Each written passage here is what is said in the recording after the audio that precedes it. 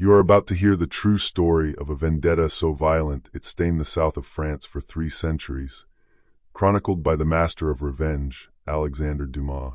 This is Celebrated Crimes, Massacres of the South. But unlike a standard documentary, this experience is engineered for sleep. The deep red visuals preserve your melatonin levels, while the narration is paced to help you drift off. Most know Dumas for The Count of Monte Cristo, but few know the real-life terror that likely inspired his greatest works. How did a single religious dispute in 1551 spiral into a bloodbath that lasted 264 years? And what details were too shocking for history textbooks? The answers lie in the shadows of the story we are about to begin. Before we descend into the past, please like this video to support the channel, comment night to let us know you're listening, and subscribe for more dark history sleep stories. Now let's begin. Massacres of the South. Chapter 1. Our listener, whose memory might stretch back to the Restoration, may be surprised by the broad scope of this narrative, spanning 2.5 centuries.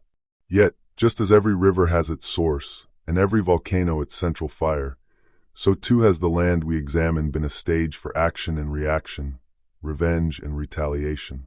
The religious history of the South resembles an account book, meticulously kept by double entry, where fanaticism records the prophets of death, one side inscribed with the blood of Catholics, the other with that of Protestants. In the great political and religious upheavals of the South, Nîmes always held a central position, its earthquake-like throes felt even in the capital. Nîmes, therefore, will be the pivot around which our story revolves. Though we may briefly depart, we shall always return. Nîmes was reunited with France by Louis VIII, its government transferred from its Viscount, Bernard Athon VI, to consuls in 1207.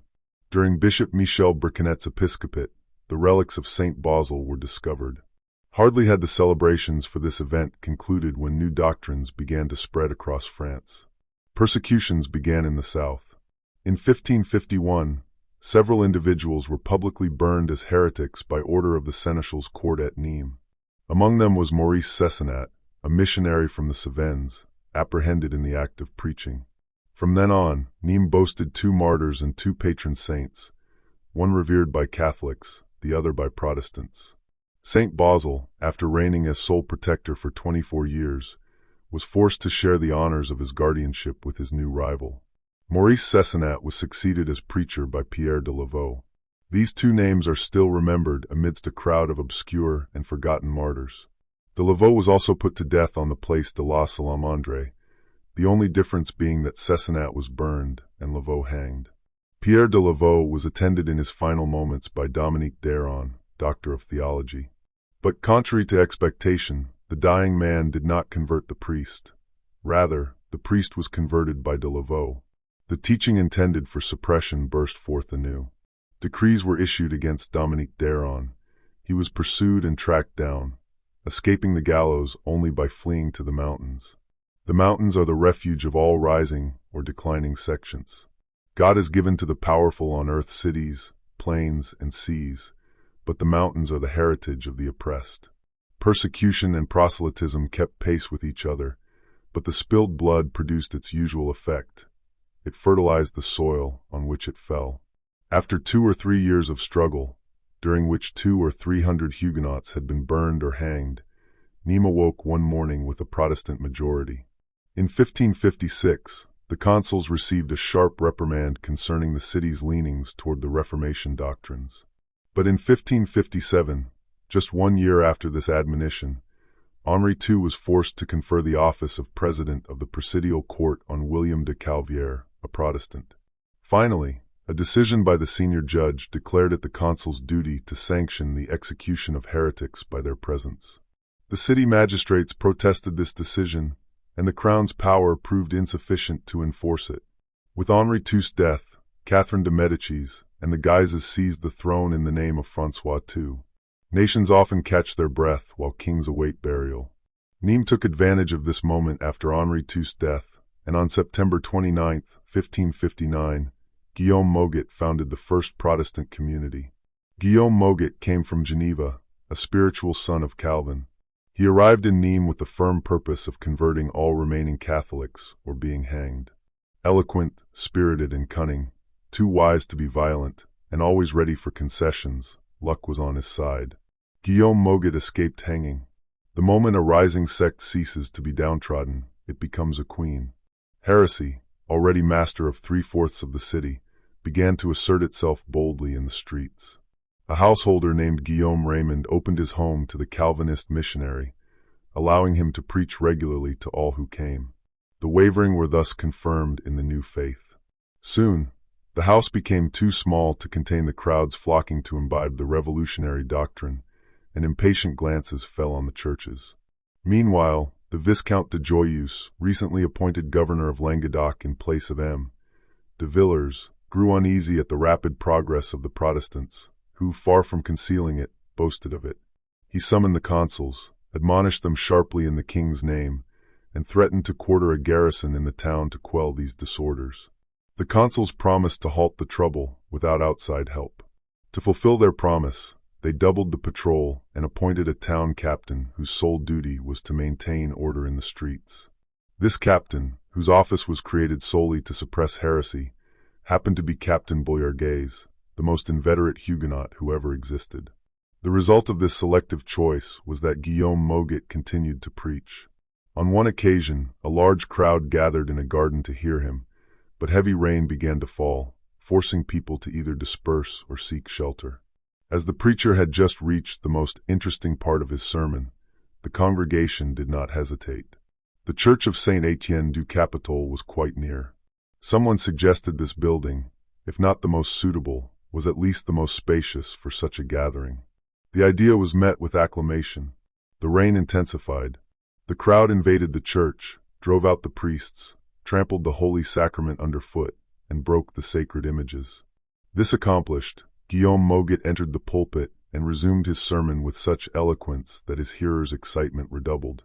Not satisfied with what had already been done, they rushed to seize the Franciscan monastery, where they immediately installed Moget and the two women who, according to Menard, the historian of Languedoc, never left him day or night.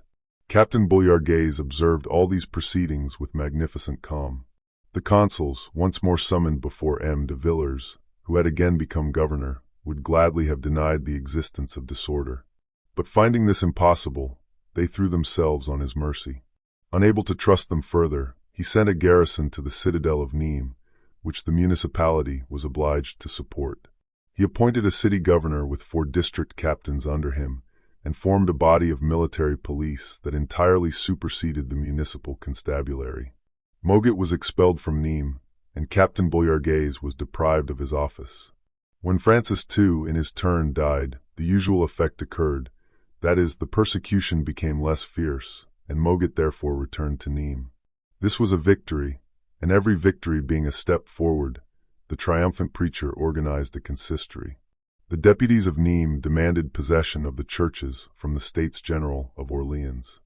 This demand was ignored, but the Protestants were not at a loss for how to proceed.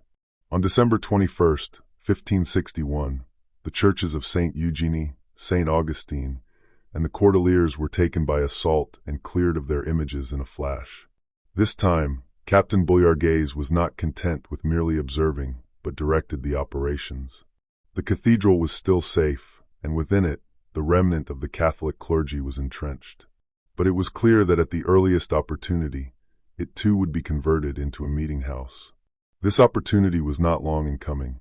One Sunday, after Bishop Bernard d'Albin had celebrated Mass, and just as the regular preacher was about to begin his sermon, some children playing nearby began to hoot at the Biganier, a contemptuous name for friars. Some of the faithful, disturbed in their meditations, left the church and chastised the young Huguenots. Their parents, consequently, felt insulted through their children. A great commotion ensued. Crowds began to form, and cries of "To the church! To the church!" were heard. Captain Boyargues happened to be in the neighborhood, and being very methodical, set about organizing the insurrection. Then, putting himself at its head, he charged the cathedral, sweeping everything before him, despite the barricades hastily erected by the papists. The assault was over in a few moments. The priests and their flock fled by one door, while the reformers entered by another. The building was adapted to the new form of worship in the twinkling of an eye. The great crucifix from above the altar was dragged through the streets at the end of a rope and scourged at every crossroads. In the evening, a large fire was lit in the square before the cathedral, and the archives of the ecclesiastical and religious houses, the sacred images, the relics of the saints, the altar decorations, the sacerdotal vestments, even the host itself, were thrown onto it without any remonstrance from the consuls. The very wind that blew upon Nîmes breathed heresy. For the moment, Nîmes was in full revolt, and the spirit of organization spread. Moguet assumed the titles of pastor and minister of the Christian Church. Captain Boullargues melted down the sacred vessels of the Catholic churches and used the metal to pay the Nîmes volunteers and German mercenaries. The stones of the demolished religious houses were used to construct fortifications, and before anyone thought of attacking it, the city was ready for a siege. It was at this moment that Guillaume Calvière, head of the presidial court, Moguet, president of the consistory, and Captain Boullargues, commander-in-chief of the armed forces, suddenly resolved to create a new authority. This body, while sharing powers previously vested solely in the consuls, would be even more devoted to Calvin. Thus, the office of les Messires came into being. This was neither more nor less than a committee of public safety, and having been formed in the stress of revolution, it acted in a revolutionary spirit, absorbing the powers of the consuls and restricting the consistory's authority to spiritual matters. In the meantime, the Edict of Amboise was promulgated, and it was announced that King Charles IX, accompanied by Catherine de' Medicis, would visit his loyal provinces in the south. Determined as Captain Boullargues was, he had to give way this time, so strong was the opposition. Therefore, despite murmurs from fanatics, the city of Nîmes resolved not only to open its gates to its sovereign, but to give him a reception that would erase any negative impression Charles might have received from recent events. The royal procession was met at the Pont du Gard, where young girls, dressed as nymphs, emerged from a grotto bearing a collation. They presented it to their majesties, who graciously and heartily partook. With the meal concluded, the illustrious travelers resumed their journey. But the imagination of the Nîmes authorities was not to be so easily constrained. At the city entrance, the king found the Porte de la Couronne transformed into a mountainside, covered with vines and olive trees, beneath which a shepherd tended his flock. As the king approached, the mountain parted as if yielding to his power. The most beautiful and noble maidens came out to meet their sovereign, presenting him the keys of the city wreathed with flowers, singing to the accompaniment of the shepherd's pipe. Passing through the mountain, Charles saw a monstrous crocodile chained to a palm tree in the depths of a grotto, spewing flames from its jaws. This represented the old coat of arms granted to the city by Octavius Caesar Augustus after the Battle of Actium, which Francis I had restored in exchange for a silver model of the amphitheater presented by the city. Lastly, the king found numerous bonfires in the Place de la Salamandre. Without waiting to inquire if these fires were made from the remains of the faggots used at Maurice Cessanat's martyrdom, he retired for the night, very pleased with his good city of Nîmes reception, certain that all unfavorable reports he had heard were slanders. Nevertheless, to prevent such rumors, however slight their foundation, from recurring, the king appointed Damville governor of Languedoc, installing him personally in the chief city of his government. He then removed every consul without exception and appointed in their place Guy Rochette, doctor and lawyer, Jean Baudin Burgess, François Aubert Mason, and Crystal Liguier, farm laborer, all Catholics. He then departed for Paris, where a short time later he concluded a treaty with the Calvinists, which the people, with their gift of prophecy, called the halting peace of unsure seat, and which ultimately led to the St. Bartholomew's Day massacre. Gracious as the king's measures to secure peace in his good city of Nîmes had been, they were nonetheless reactionary. Consequently, the Catholics, feeling the authorities now on their side, returned in crowds. Householders reclaimed their homes, priests their churches. Rendered ravenous by the bitter bread of exile, both clergy and laity pillaged the treasury. Their return, however, was not stained by bloodshed, although the Calvinists were reviled openly in the streets. A few stabs from a dagger or shots from an arquebus might have been better. Such wounds heal, while mocking words fester in memory. On the morning of Michaelmas Day, that is, September 31st, 1567, a number of conspirators were seen issuing from a house and spreading through the streets, crying, "To arms! Down with the Papists!" Captain Bouyargues was taking his revenge. As the Catholics were attacked unawares, they offered no resistance. A number of Protestants, those best armed, rushed to the house of Guy Rochette, the first consul, and seized the city keys. Guy Rochette, startled by the crowd's cries, had looked out a window. Seeing a furious mob approaching his house, and feeling their rage directed at him, he had taken refuge with his brother Gregoire. There, recovering his courage and presence of mind, he recalled the important responsibilities of his office. Resolving to fulfill them no matter what, he hastened to consult with the other magistrates. A few moments later, fresh noises were heard in the street, and the palace courtyard gates groaned under blows of axe and crowbar. Hearing these alarming sounds, the bishop, forgetting his duty to set a brave example, fled through a breach in the next house's wall. But Guy Rochette and his companions valiantly resolved not to run away, but to await their fate patiently. The gates soon yielded, and the courtyard and palace were filled with Protestants. At their head appeared Captain Bouyargues, sword in hand. Guy Rochette and his companions were seized and secured in a room under the charge of 4 guards, and the palace was looted.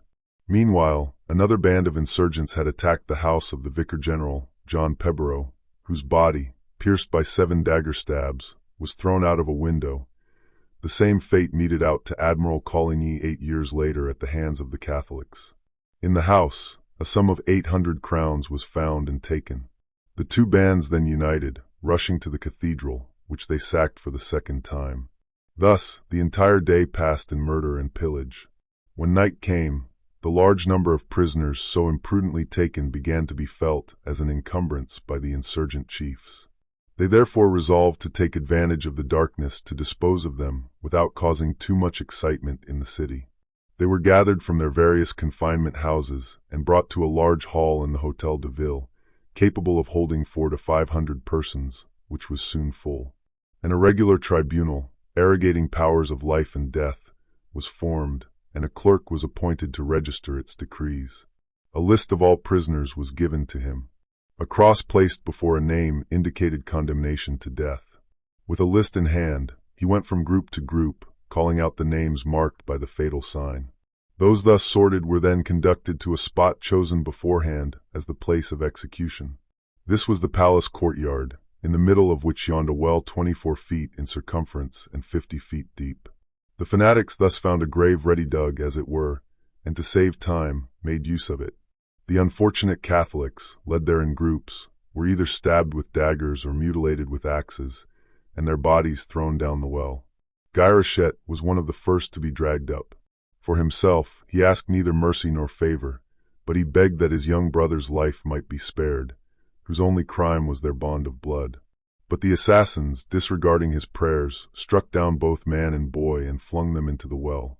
The corpse of the Vicar-General, killed the day before, was in its turn dragged there by a rope and added to the others. All night the massacre continued, the crimsoned water rising in the well as corpse after corpse was thrown in, until at break of day it overflowed, 120 bodies then hidden in its depths. The next day, October 1st, the scenes of tumult were renewed.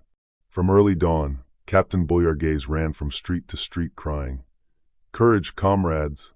Montpellier, Pézenas, Aramon, Beaucaire, Saint-Andiol, and Villeneuve are taken and are on our side. Cardinal de Lorraine is dead, and the king is in our power." This aroused the failing energies of the assassins.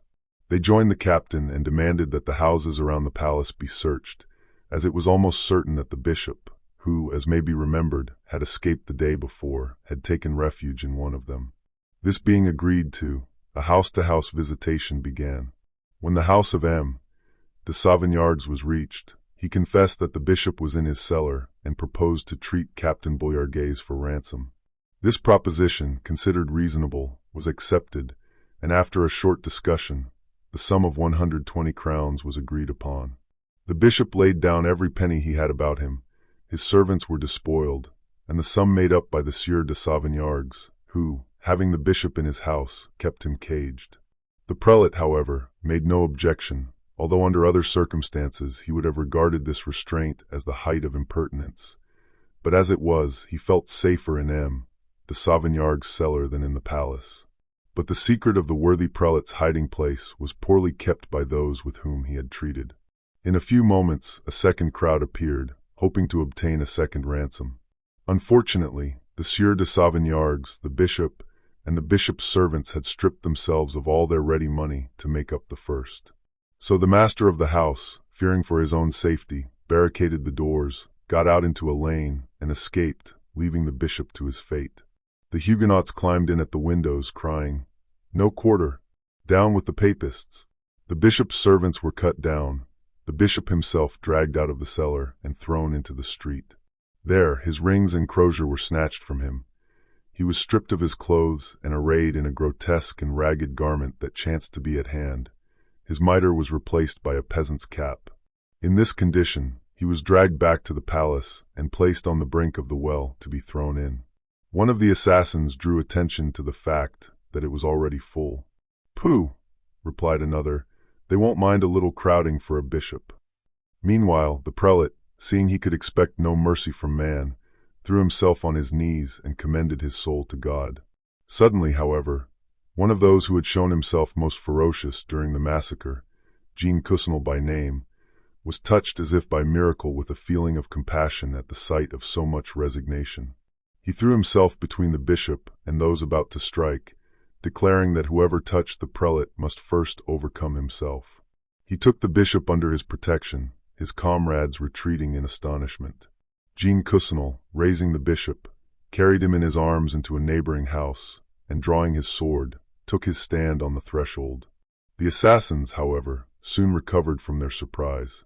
Reflecting that, when all was said and done, they were 50 to 1, they considered it shameful to let themselves be intimidated by a single opponent. So they advanced again on Coussinal, who with a backhanded stroke cut off the head of the first comer.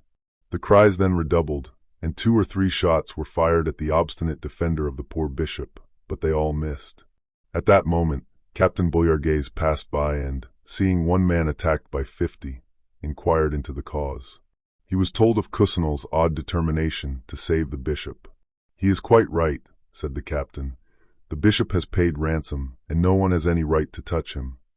Saying this, he walked up to Coussinal, gave him his hand, and the two entered the house, returning in a few moments with the bishop between them. In this order, they crossed the town, followed by the murmuring crowd, who were, however, afraid to do more than murmur. At the gate, the bishop was provided with an escort and let go, his defenders remaining there until he was out of sight. The massacres continued through the second day.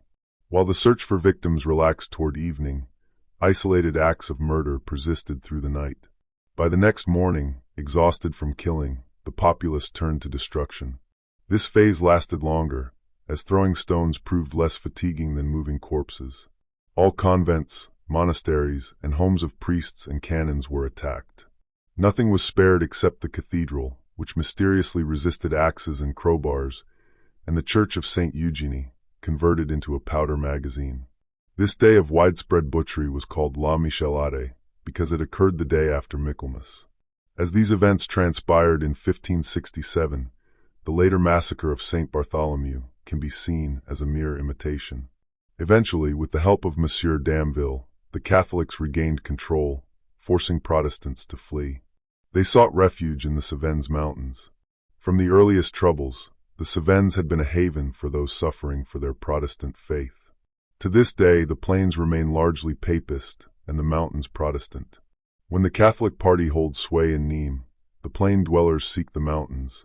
When Protestants rise to power, the mountain folk descend to the plain. Despite their defeat and flight, the Calvinists did not lose courage. Though exiled one day, they were confident their luck would turn the next. While Catholics burned or hanged them in effigy for defiance, the Protestants were already before a notary, dividing the property of their supposed executioners. However, merely buying and selling this property among themselves was not enough. They yearned to possess it. This became their singular focus. In 1569, 18 months into their exile, they achieved their wish in a remarkable way. One day, the exiles encountered a carpenter from a small village called Cavissant.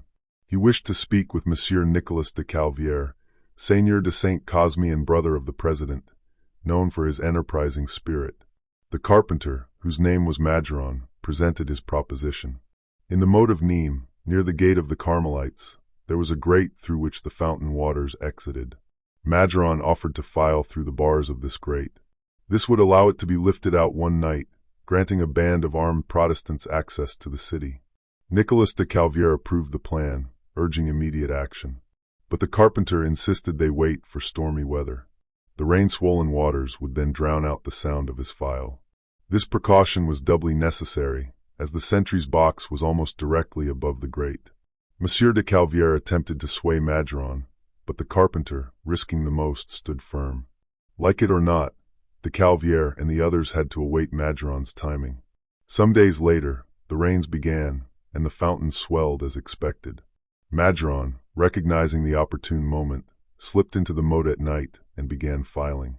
A friend, hidden on the ramparts above, tugged a cord attached to Majoron's arm each time the sentinel approached during his patrol.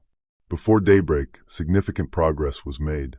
Majoron then concealed all traces of his work by daubing the bars with mud and wax before withdrawing. He returned to his task for 3 consecutive nights, taking the same precautions.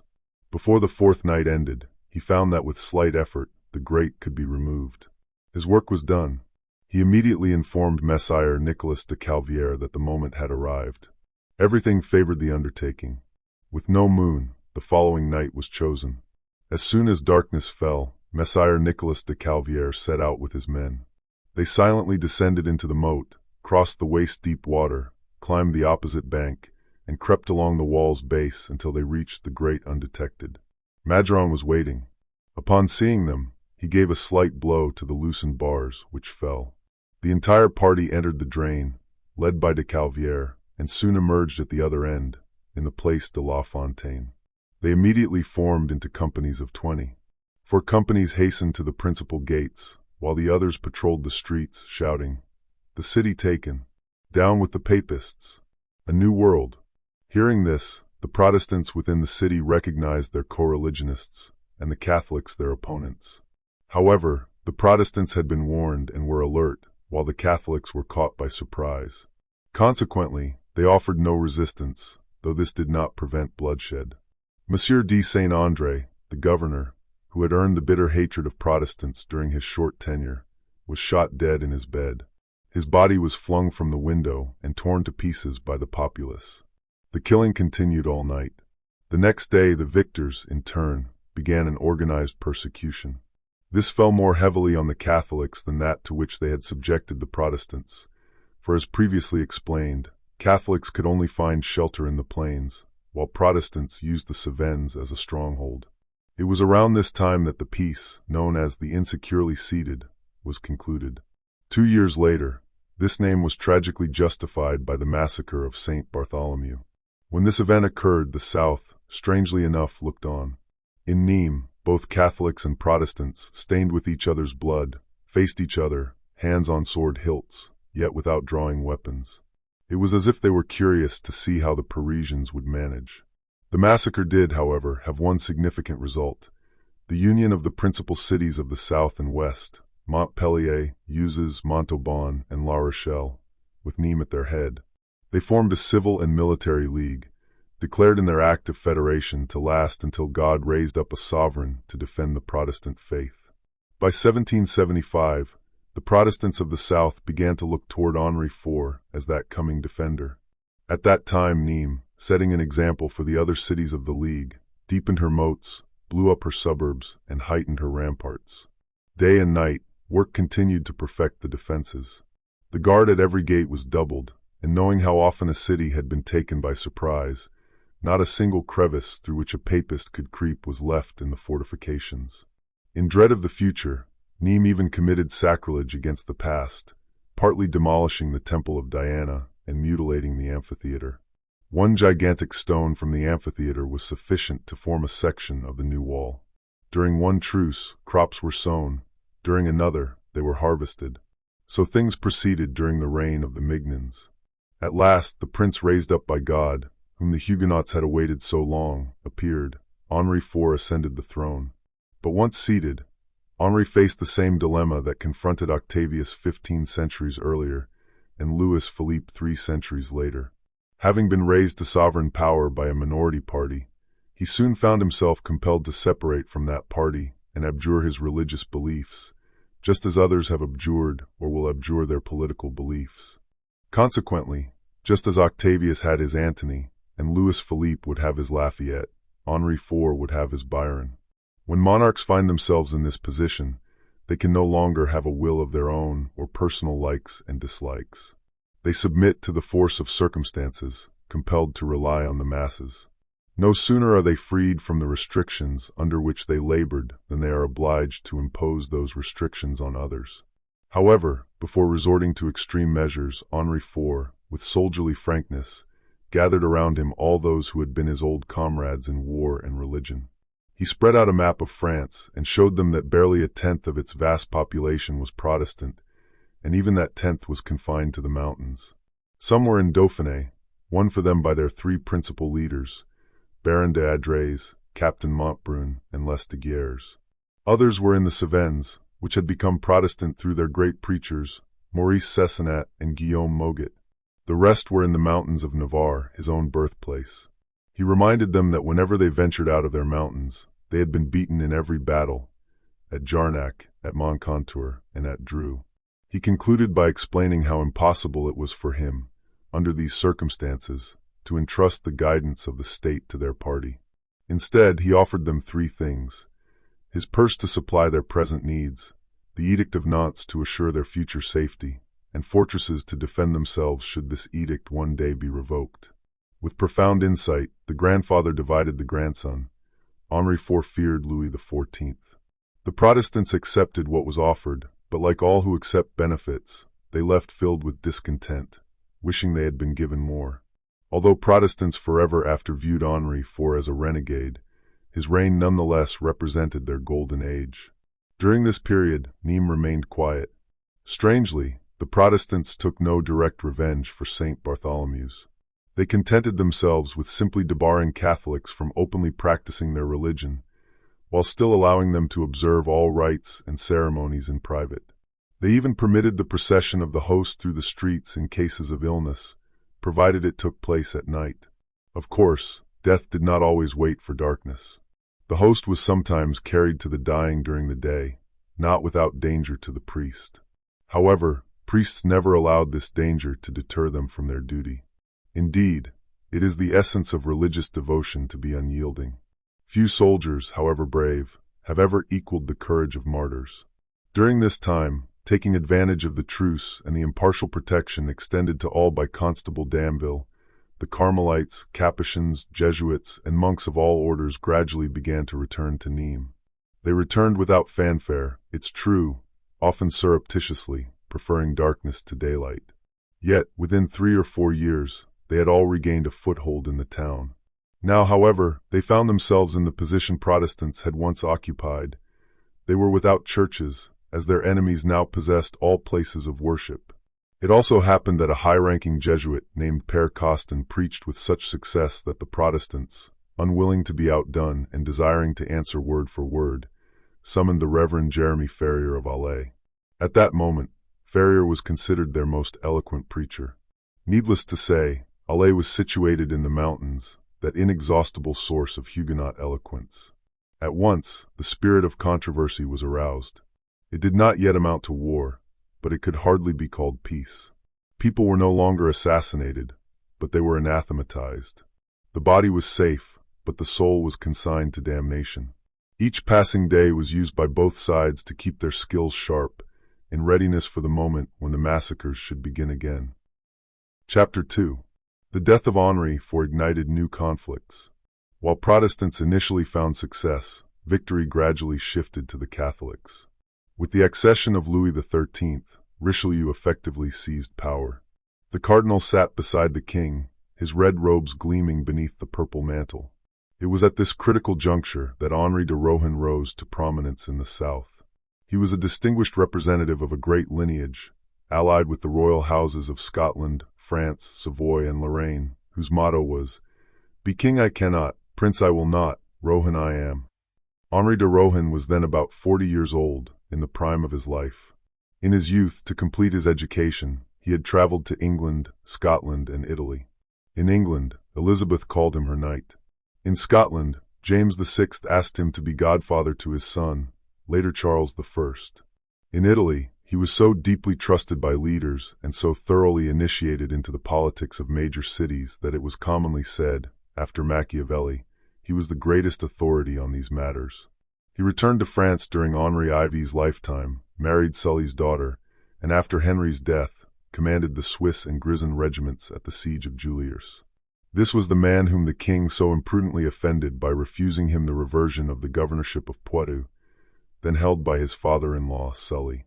To avenge the neglect he met at court, as he states in his memoirs with military candor, he wholeheartedly espoused Conde's cause, also drawn by his fondness for Conde's brother and his desire to aid those of Conde's religion. From this day forward, street disturbances and angry disputes took on a different character.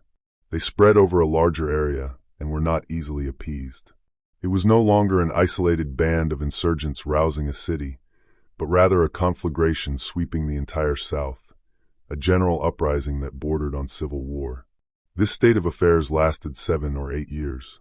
During this time, Rohan, abandoned by Chatillon and La Force, who were rewarded for their defection with field marshals' batons, and pressured by his old friend Condé and his consistent rival Montmorency, performed prodigies of courage and miracles of strategy. At last, without soldiers, ammunition, or money, he still appeared so formidable to Richelieu that all his demands for surrender were granted. The Edict of Nantes was guaranteed, all places of worship were to be restored to the reformers, and a general amnesty granted to himself and his partisans. Furthermore, he obtained an unprecedented indemnity of 300,000 livres for his expenses during the rebellion. Of this sum, he allotted 240,000 livres to his co-religionists, more than 3/4 of the total amount, and kept only 60,000 livres to restore his various chateaux and re-establish his domestic household, which had been destroyed during the war. This treaty was signed on July 27, 1629. Cardinal Richelieu, for whom no sacrifice was too great to achieve his ends, had finally reached his goal, though the peace cost him nearly 40 million livres. On the other hand, Saintonge, Poitou, and Languedoc had submitted, and the heads of the houses of La Tremouille, Condé, Bouillon, Rohan, and Soubise had come to terms with him. Organized armed opposition had disappeared. The Cardinal Duke's lofty perspective prevented him from noticing private enmities. He therefore left Nîmes free to manage her local affairs as she pleased, and very soon the old order, or rather disorder, reigned once more within her walls. At last Richelieu died, soon followed by Louis XIII. The long minority of his successor, with its inherent difficulties, left Catholics and Protestants in the South more complete liberty than ever to continue the great duel that has never ceased, even down to our own days. From this period, however, each surge and ebb bore more distinctly the character of the party momentarily triumphant. When Protestants gained the upper hand, their vengeance was marked by brutality and rage. When Catholics were victorious, the retaliation was filled with hypocrisy and greed. Protestants pulled down churches and monasteries, expelled monks, burned crucifixes, took the body of a criminal from the gallows, nailed it on a cross, pierced its side, placed a crown of thorns around its temples, and set it up in the marketplace, an effigy of Jesus on Calvary. Catholics levied contributions, reclaimed what they had been deprived of, exacted indemnities, and though ruined by each reverse, emerged richer than ever after each victory. Protestants acted openly, melting down church bells to make cannons to the sound of drums, violating agreements, warming themselves with wood taken from the houses of cathedral clergy, affixing their theses to cathedral doors, beating priests who carried the Holy Sacrament to the dying, and to crown all other insults, turning churches into slaughterhouses and sewers. Catholics, on the contrary, marched at night. Slipping in through gates left ajar for them, they made their bishop president of the council, placed Jesuits at the head of the college, bought converts with money from the treasury, and always holding influence at court, began by excluding Calvinists from favor, hoping soon to deprive them of justice. At last, on December 31st, 1657, a final struggle took place, in which the Protestants were overcome. They were only saved from destruction because, from the other side of the Channel, Cromwell intervened on their behalf. He wrote with his own hand at the end of a dispatch concerning Austrian affairs, "I learn that there have been popular disturbances in a town of Languedoc called Nîmes, and I beg that order may be restored with as much mildness as possible, and without shedding of blood." As Mazarin, fortunately for the Protestants, needed Cromwell at that moment, torture was forbidden, and only annoyances of all kinds were allowed. These annoyances henceforth were not only innumerable, but ceaseless. The Catholics, faithful to their system of constant encroachment, maintained incessant persecution, soon encouraged by the numerous ordinances issued by Louis XIV. Henri Ivy's grandson could not so far forget all ordinary respect as to destroy the Edict of Nantes at once, but he tore off clause after clause. In 1630, a year after the peace with Rohan had been signed in the preceding reign, Chalon-sur-Saône resolved that no Protestant should be allowed to participate in the town's manufactures.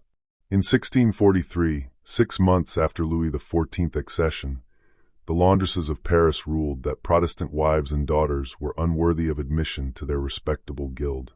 In 1654, just 1 year after reaching his majority, Louis XIV consented to a tax on the town of Nîmes of 4,000 francs to support both Catholic and Protestant hospitals. Instead of allowing each party to contribute to its own hospital, the money was raised in one sum. Thus, of the money paid by Protestants, who were twice as numerous as Catholics, 2/6 went to their enemies. On August 9th of the same year, a council decree ordered that all artisan consuls should be Catholic.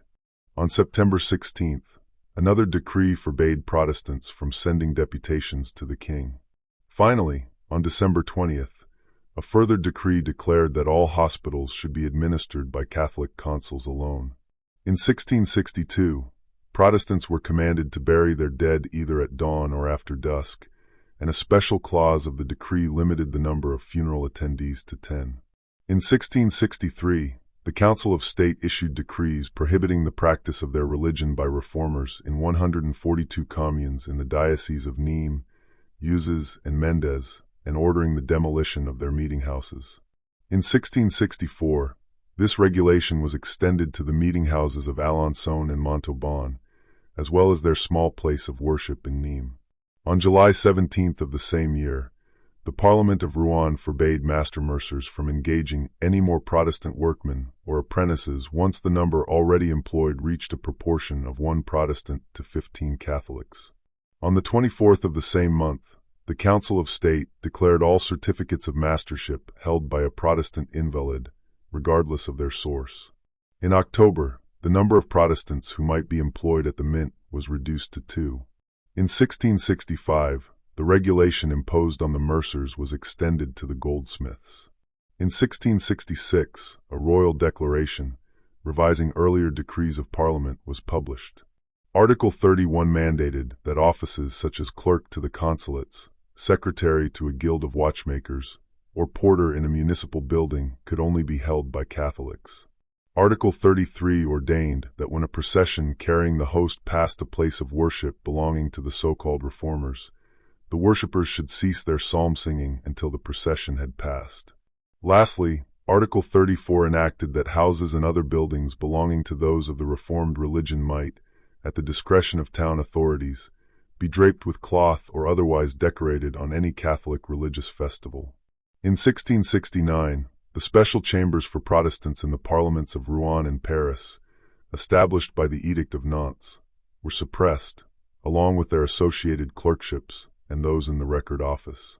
In August of the same year, as Protestant emigration was beginning, an edict was issued with the following clause: "Whereas many of our subjects have gone to foreign countries, where they continue to follow their various trades and occupations, even working as shipwrights or taking service as sailors, until they feel at home and determine never to return to France, marrying abroad and acquiring property of every description, we hereby forbid any member of the so-called Reformed Church to leave this kingdom without our permission, and we command those who have already left France to return forthwith within her boundaries."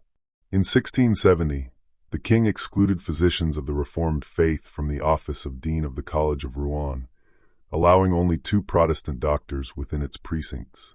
In 1671, a decree ordered the removal of the arms of France from all places of worship belonging to the pretended reformers. In 1680, a royal proclamation closed the profession of midwife to women of the Reformed faith. In 1681, those who renounced the Protestant religion were exempted for 2 years from all contributions towards supporting soldiers quartered in their town, and were for the same period relieved from the duty of providing them board and lodging. In the same year, the College of Sedan was closed, the only college remaining in the entire kingdom where Calvinist children could receive instruction.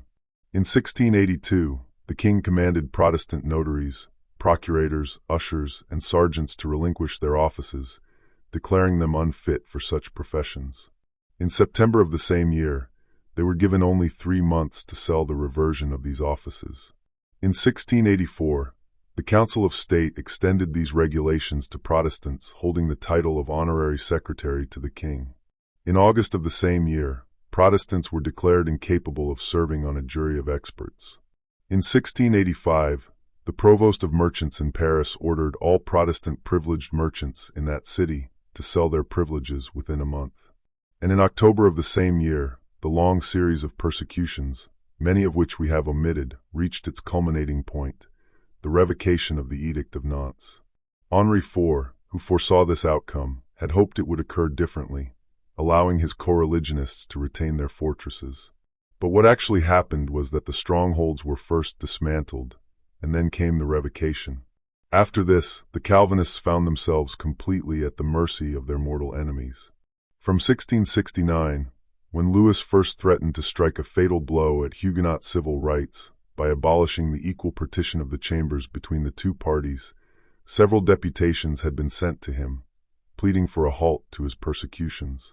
To avoid giving him any new excuse for attacking their party, these deputations addressed him in the most submissive manner, as this fragment from an address demonstrates. "In the name of God, sire," the Protestants implored the king, "listen to the last breath of our dying liberty. Have pity on our sufferings. Have pity on the great number of your poor subjects who daily water their bread with their tears. They are all filled with burning zeal and inviolable loyalty to you. Their love for your august person is only equaled by their respect. History bears witness that they contributed in no small degree to place your great and magnanimous ancestor on his rightful throne, and since your miraculous birth, they have never done anything worthy of blame. They might indeed use much stronger terms, but your majesty has spared their modesty by addressing to them on many occasions words of praise which they would never have ventured to apply to themselves. These subjects place their sole trust in your scepter for refuge and protection on earth, and their interest as well as their duty and conscience impels them to remain attached to the service of your majesty with unalterable devotion. But, as we have seen, nothing could restrain the triumvirate holding power at that time. Thanks to the suggestions of Père Lachaise and Madame de Maintenon, Louis XIV was determined to gain heaven by means of the wheel and the stake. Thus, for Protestants, thanks to these numerous decrees, persecution began at the cradle and followed them to the grave. As a boy, a Huguenot could enter no public school. As a youth, no career was open to him. He could become neither mercer nor concierge, neither apothecary nor physician, neither lawyer nor consul. As a man, he had no sacred house of prayer. No registrar would record his marriage or the birth of his children. Hourly, his liberty and his conscience were ignored. If he ventured to worship God by singing psalms, he had to be silent as the host was carried past outside. When a Catholic festival occurred, he was forced not only to swallow his rage, but to allow his house to be decorated in sign of joy. If he had inherited a fortune from his fathers, having neither social standing nor civil rights, it gradually slipped from his hands, going to support the schools and hospitals of his foes. Having reached the end of his life, his deathbed was made miserable, for dying in the faith of his fathers, he could not be laid to rest beside them. Like a pariah, he would be carried to his grave at night, with no more than 10 of those near and dear to him allowed to follow his coffin. Lastly, if at any age he attempted to quit the cruel soil on which he had no right to be born, to live, or to die, he would be declared a rebel, his goods confiscated. The lightest penalty he could expect, if he ever fell into the hands of his enemies, was to row for the rest of his life in the king's galleys, chained between a murderer and a forger. Such a state of affairs was intolerable. The cries of one man are lost in space, but the groans of a whole population are like a storm. And this time, as always, the tempest gathered in the mountains, and the rumblings of thunder began to be heard. First, texts appeared, written by invisible hands on city walls, on signposts and crossroads, on crosses and cemeteries. These warnings, like Belshazzar's mean, Tekel, Upharsin, even pursued the persecutors into the midst of their feasts and orgies. Now it was the threat. Jesus came not to send peace, but a sword. Then this consolation, for where 2 or 3 are gathered together in my name, there am I in the midst of them. Or perhaps it was this appeal for united action, which would soon become a summons to revolt. That which we have seen and heard declare we unto you, that ye also may have fellowship with us. Before these promises, taken from the New Testament, the persecuted paused, then went home inspired by faith in the prophets, who spoke, as St. Paul says in his first epistle to the Thessalonians, not the word of men but the word of God. Very soon, these words became incarnate, and what the prophet Joel foretold came to pass. Your sons and your daughters shall prophesy, your old men shall dream dreams, your young men shall see visions, and I will show wonders in the heavens and in the earth, blood and fire. And it shall come to pass that whosoever shall call on the name of the Lord shall be delivered. In 1696, reports began to circulate that men had experienced visions, seeing what was happening in the most distant places, and that the heavens themselves opened to their eyes.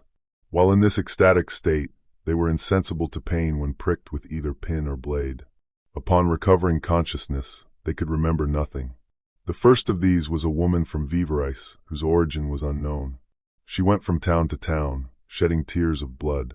Monsieur de Baville, intendant of Languedoc, had her arrested and brought to Montpellier. Though she was condemned to death and burned at the stake, her tears of blood dried by fire. After her came a second fanatic, as these popular prophets were called. He was born at Mazelon, his name was Lecoit, and he was 20 years old. The gift of prophecy had come to him in a strange manner. This is the story told about him. One day, returning from Languedoc, where he had been engaged in cultivating silkworms, upon reaching the bottom of the hill of Saint Jean, he found a man lying on the ground, trembling in every limb.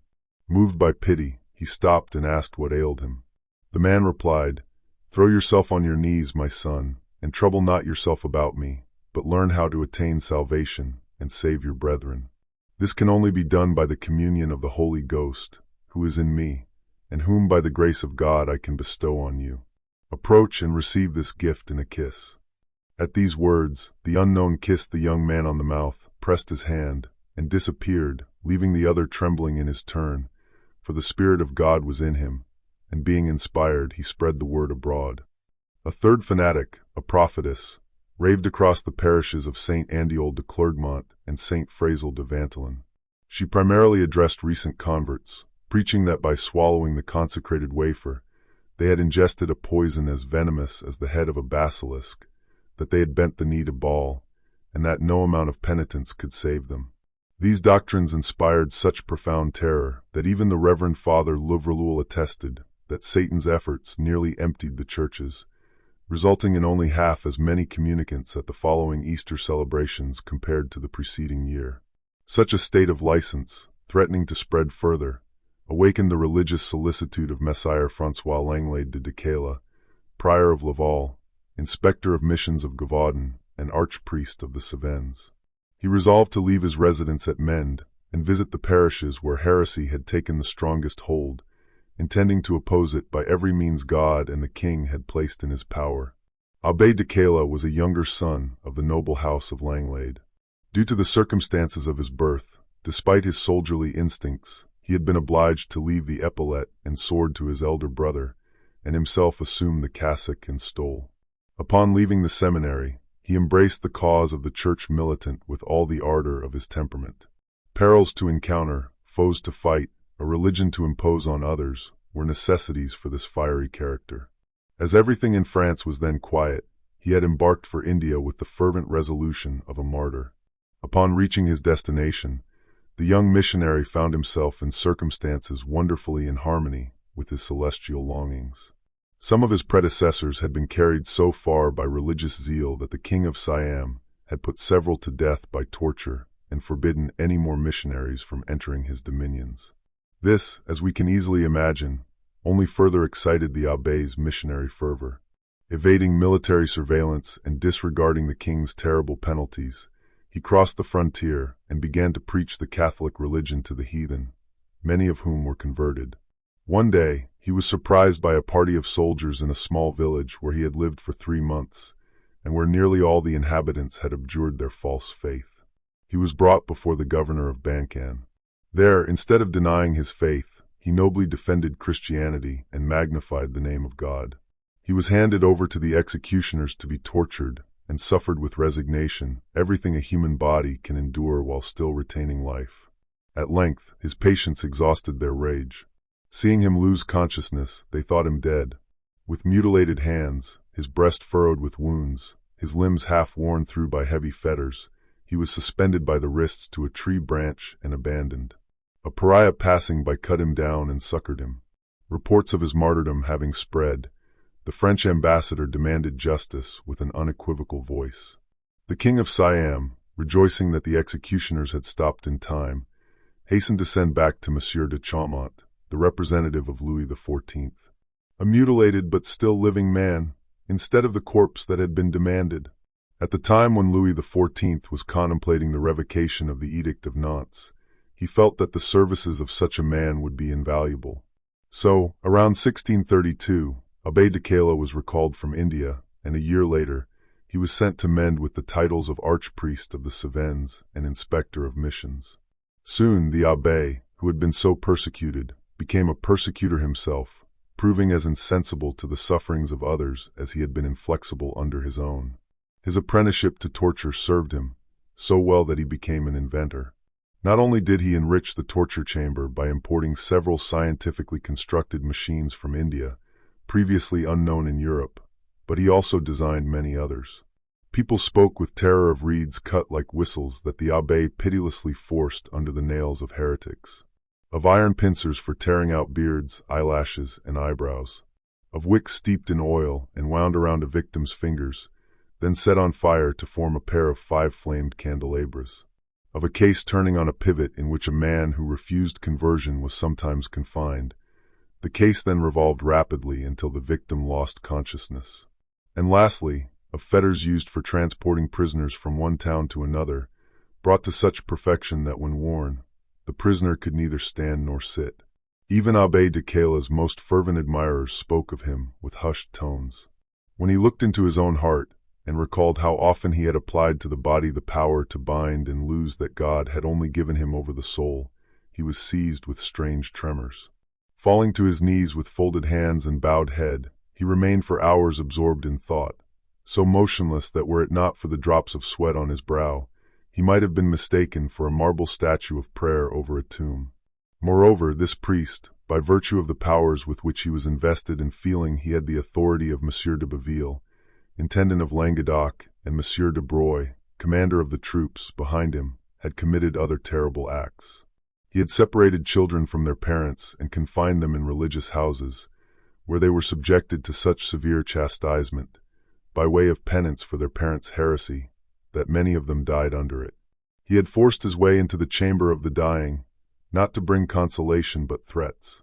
Bending over the bed, as if to hold back the angel of death, he repeated the words of the terrible decree that provided that in case of a Huguenot's death without conversion, their memory should be persecuted, and their body, denied Christian burial, should be dragged on hurdles out of the city and cast on a dung heap. Lastly, when with pious love, children tried to shield their dying parents from his threats, or their deceased parents from his justice, carrying them, dead or dying, to some refuge where they might hope to draw their last breath in peace or obtain Christian burial, he declared that anyone who hospitably opened their door to such disobedience was a traitor to religion, even though among heathens such pity would have been deemed worthy of an altar. Such was the man raised up to punish, who went on his way, preceded by terror, accompanied by torture, and followed by death, through a country already exhausted by long and bloody oppression, and where at every step he trod on half-repressed religious hate, which like a volcano was ever ready to burst out afresh, but always prepared for martyrdom. Nothing held him back, and years ago he had had his grave hollowed out in the church of Saint Germain, choosing that church for his last long sleep, because it had been built by Pope Urban IV when he was Bishop of Mende. Abbé de Cala's visitation extended over 6 months, during which every day was marked by tortures and executions. Several prophets were burned at the stake. François de Breze, who had preached that the host contained a more venomous poison than a basilisk's head, was hanged. And Lequoit, who had been confined in the citadel of Montpellier, was on the point of being broken on the wheel. However, on the eve of his execution, his cell was found empty. No one could ever discover how he escaped, and consequently, his reputation rose higher than ever. It was commonly believed that, led by the Holy Spirit as St. Peter by the angel, he had passed through the guards, invisible to all, leaving his fetters behind. This incomprehensible escape redoubled the archpriest's severity. At last, the prophets, feeling that their only chance of safety lay in getting rid of him, began to preach against him as Antichrist and advocate his death. The abbé was warned of this, but nothing could abate his zeal. In France, as in India, martyrdom was his longed-for goal, and with head erect and unfaltering step, he pressed toward the mark. At last, on the evening of July 24th, 200 conspirators met in a wood on a hilltop overlooking the bridge of Montvert, near which was the archpriest's residence. Their leader was a man named Laporte, a native of Alais, who had become a master blacksmith in the Pass of Dies. He was accompanied by an inspired man, a former wool carter born at Magistavels, named Esprit Séguier. This man was, after Lequoit, the most highly regarded of the 20 or 30 prophets who were then traversing the Cevennes in every direction. The entire party was armed with scythes, halberds, and swords. A few even had pistols and guns. On the stroke of 10, the hour fixed for their departure, they all knelt. With uncovered heads, they prayed as fervently as if performing an act most pleasing to God. Their prayers ended, they marched down the hill to the town singing psalms.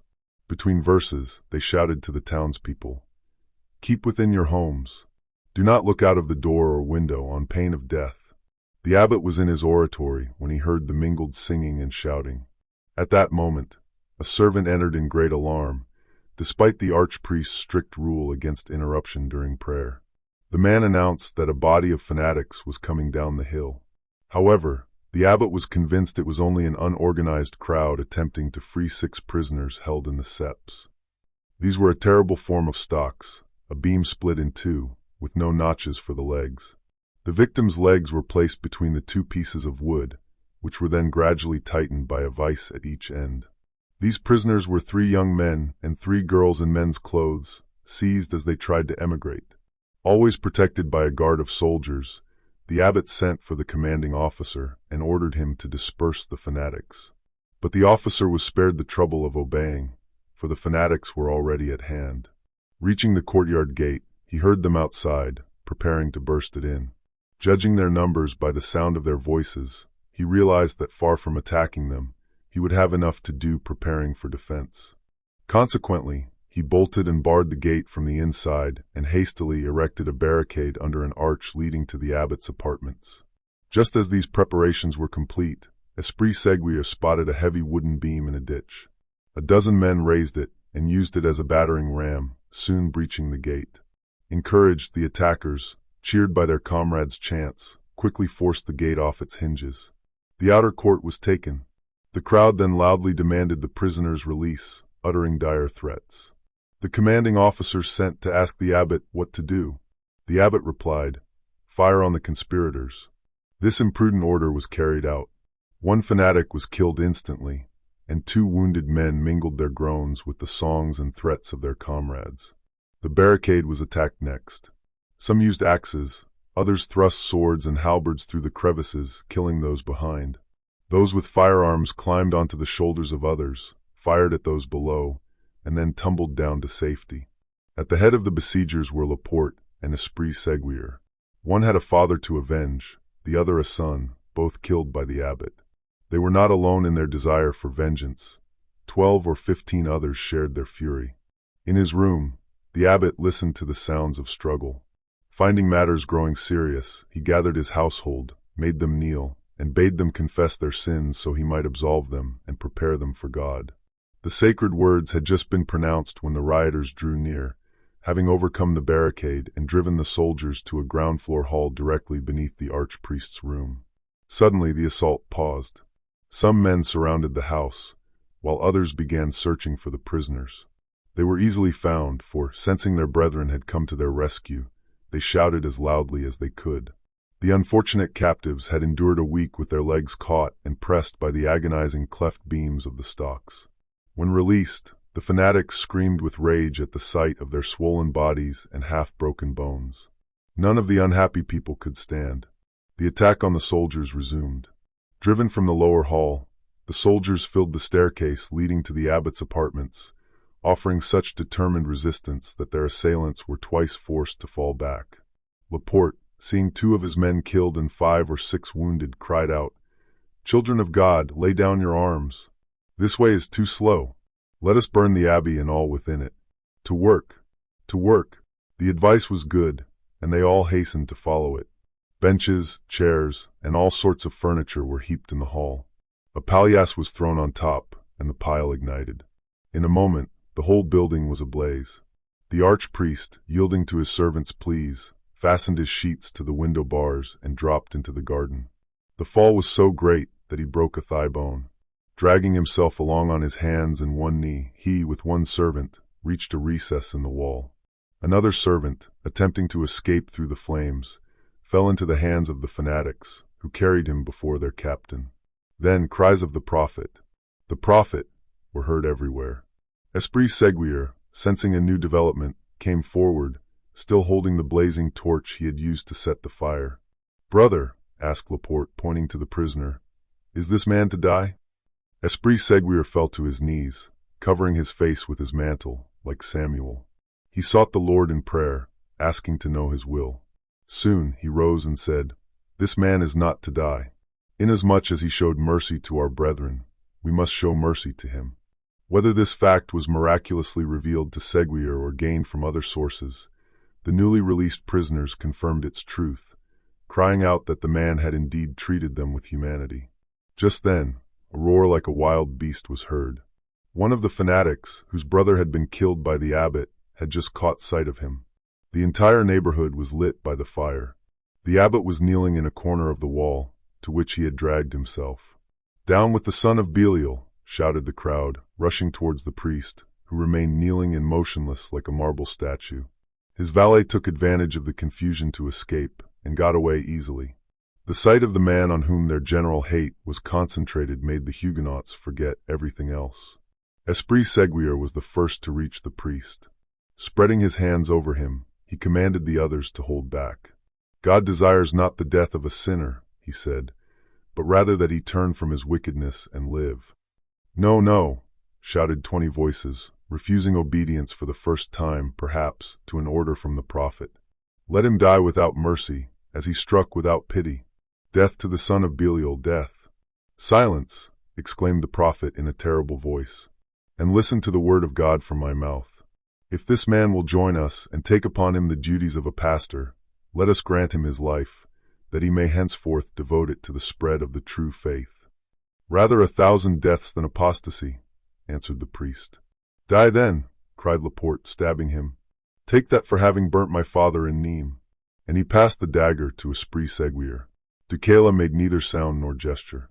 It would have seemed as if the dagger had been turned by the priest's gown as by a coat of mail, were it not that a thin stream of blood appeared. Raising his eyes to heaven, he repeated the words of the penitential psalm. "Out of the depths have I cried unto thee, O Lord. Lord, hear my voice." Then Esprit Séguier raised his arm and struck in his turn, saying, "Take that for my son, whom you broke on the wheel at Montpellier." And he passed on the dagger. But this blow also was not mortal. Only another stream of blood appeared. The abbot said in a failing voice, "Deliver me, O my Savior, out of my well-merited sufferings, and I will acknowledge their justice, for I have been a man of blood." The next who seized the dagger came near and struck, saying, "Take that for my brother, whom you let die in the septs." This time the dagger pierced the heart, and the abbot had only time to ejaculate, "Have mercy on me, O God, according to thy great mercy," before he fell back dead. But his death did not satisfy the vengeance of those who had not been able to strike him living.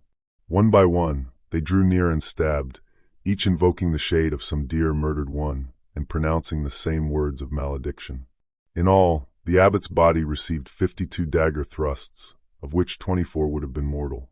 Thus perished, at the age of 55, Messire François de Langlade de Cayla, prior of Laval, inspector of missions in Gavaudan, and archpriest of the Cevennes and Mende. Their vengeance accomplished, the murderers felt there was no more safety for them in either city or plain, and they fled to the mountains. But passing near the residence of M. de Lévis, a Catholic nobleman, one of the fugitives recalled hearing that a great number of firearms were kept in the house. This seemed a lucky chance, for firearms were what the Huguenots needed most of all. They sent 2 envoys to M. de Lévis, asking him to give them at least a share of his weapons. But he, as a good Catholic, replied that it was true he had a store of arms, but they were destined for the triumph, not the desecration of religion, and he would only give them up with his life. With these words, he dismissed the envoys, barring his doors behind them. While this parley was going on, the conspirators had approached the chateau. They received the valiant answer to their demands sooner than M. de Lévis had counted on. Resolving not to give him time for defensive measures, they dashed at the house. By standing on each other's shoulders, they reached the room where M. de Lévis and his family had taken refuge. In an instant, the door was forced. The fanatics, still reeking with the lifeblood of Abbé de Cayla, resumed their work of death. No one was spared. Neither the master of the house, nor his brother, nor his uncle, nor his sister, who knelt to the assassins in vain. Even his old mother, 80 years of age, first witnessed the murder of her entire family from her bed. At last, she too was stabbed to the heart, though the attackers might have reflected that it was hardly worth anticipating death, who, by the laws of nature, must have been already at hand. The massacre finished, the fanatics spread throughout the castle, supplying themselves with arms and underlinen, being badly in need of the latter. When they left their homes, they had expected to return soon, and had taken nothing with them. They also carried off the copper kitchen utensils, intending to melt them into bullets. Finally, they seized a sum of 5,000 francs, the marriage portion of M. de Lévis' sister, who was about to be married, thus laying the foundation for a war fund. News of these 2 bloody events soon reached not only Nîmes but all the countryside, rousing the authorities to action. M. Le Comte de Broglie crossed the upper Cevennes and marched down to the bridge of Montvert, followed by several companies of fusiliers. From another direction, M.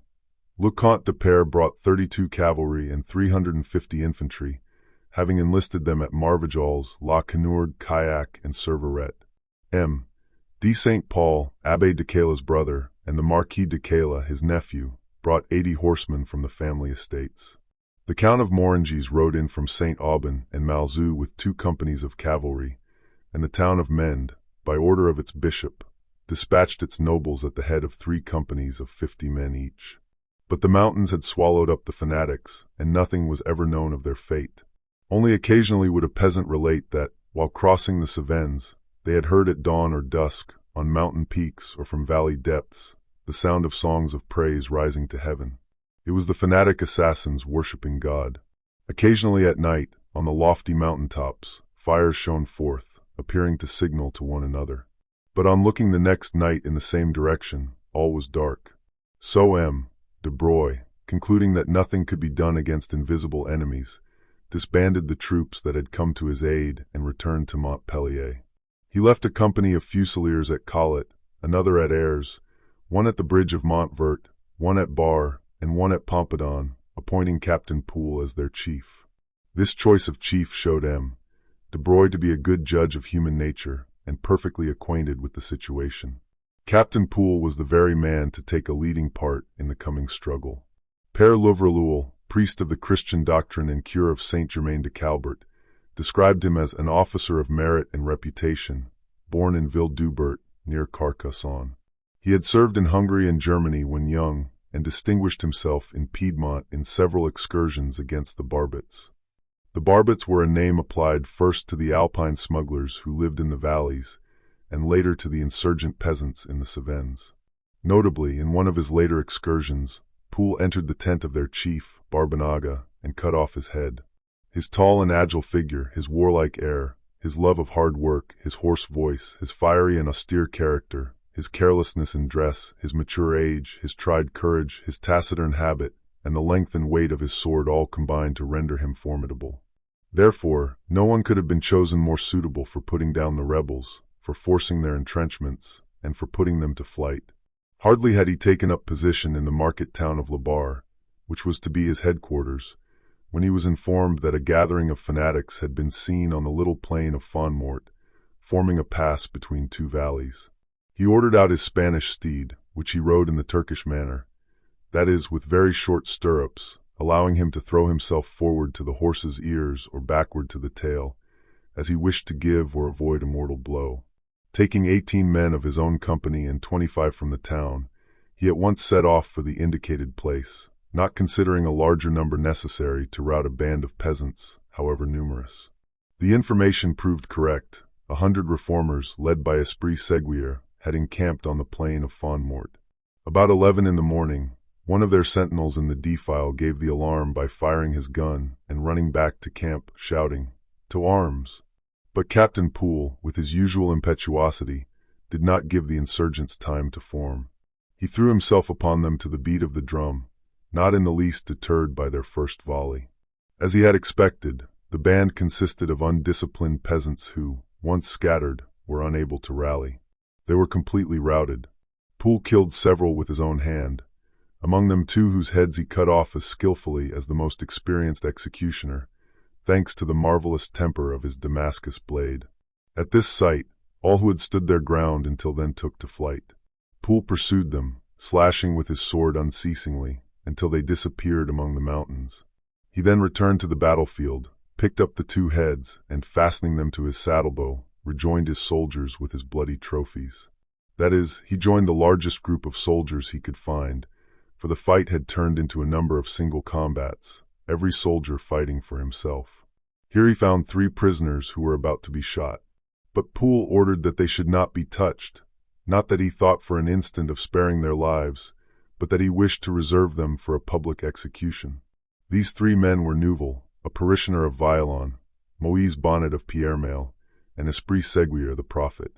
Captain Poole returned to Bar, carrying his 2 heads and his 3 prisoners, and immediately reported his important capture to M. Just de Baville, intendant of Languedoc. The prisoners were quickly tried. Pierre Nouvel was condemned to be burned alive at the bridge of Montvert, Moise Bonnet to be broken on the wheel at Devise, and Esprit Séguier to be hanged at André de Lancise. Thus, those who enjoyed executions had a sufficient choice. However, Moise Bonnet saved himself by becoming Catholic. But Pierre Nouvel and Esprit Séguier died as martyrs, professing the new faith and praising God. 2 days after Esprit Séguier's sentence had been carried out, his body disappeared from the gallows. A nephew of Laporte, named Roland, had audaciously carried it off, leaving behind a writing nailed to the gibbet. This was a challenge from Laporte to Poole, dated from the camp of the Eternal God in the desert of Cevennes. Laporte signed himself, Colonel of the Children of God who seek liberty of conscience. Poole was about to accept the challenge when he learned that the insurrection was spreading on every side. A young man of Vieljeu, 26 years of age, named Solomon Kudurk, had succeeded Esprit Séguier as prophet. 2 young lieutenants had joined Laporte. One was his nephew Roland, a man of about 30, pockmarked, fair, thin, cold, and reserved. He was not tall, but very strong, and of inflexible courage.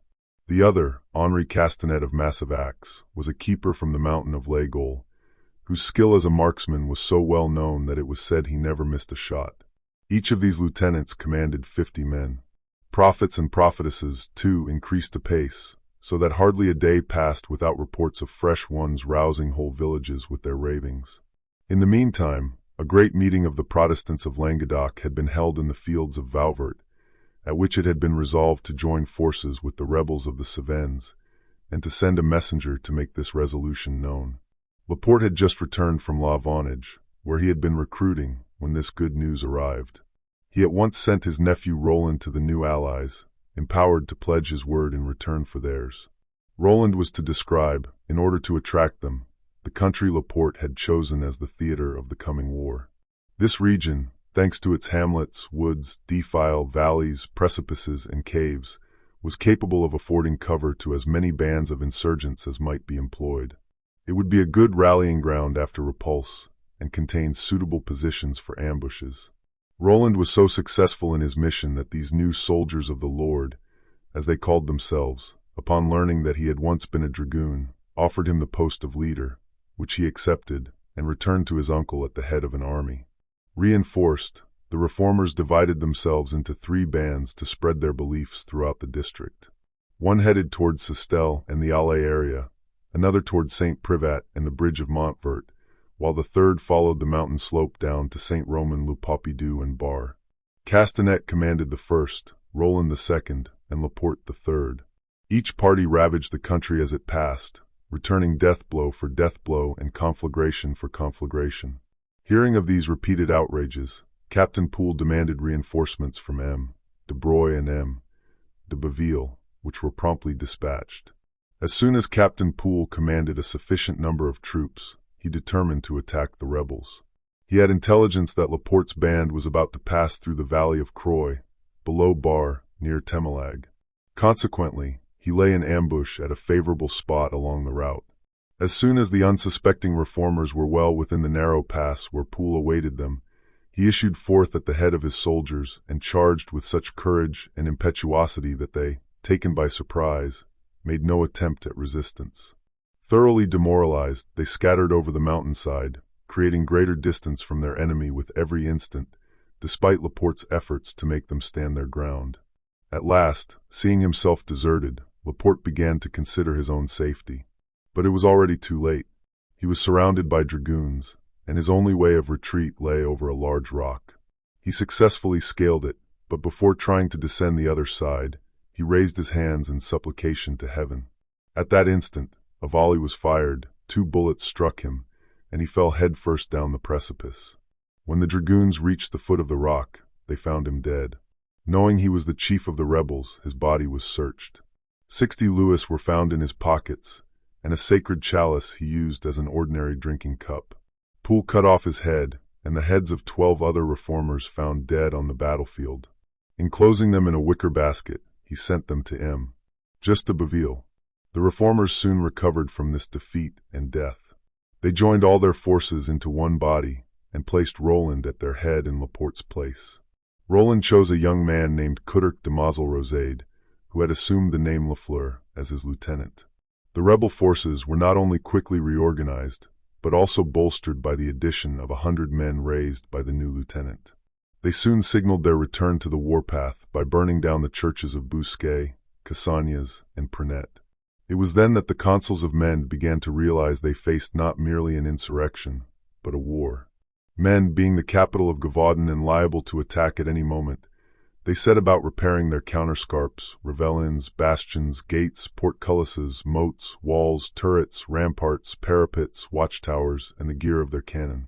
Having laid in a stock of firearms, powder, and ball, they formed 8 companies, each 50 strong, composed of townsmen, and a further band of 150 peasants drawn from the neighboring country. Lastly, the states of the province sent an envoy to the king, praying to him graciously to take measures to check the plague of heresy spreading daily. The king at once sent M. Julian in answer to the petition.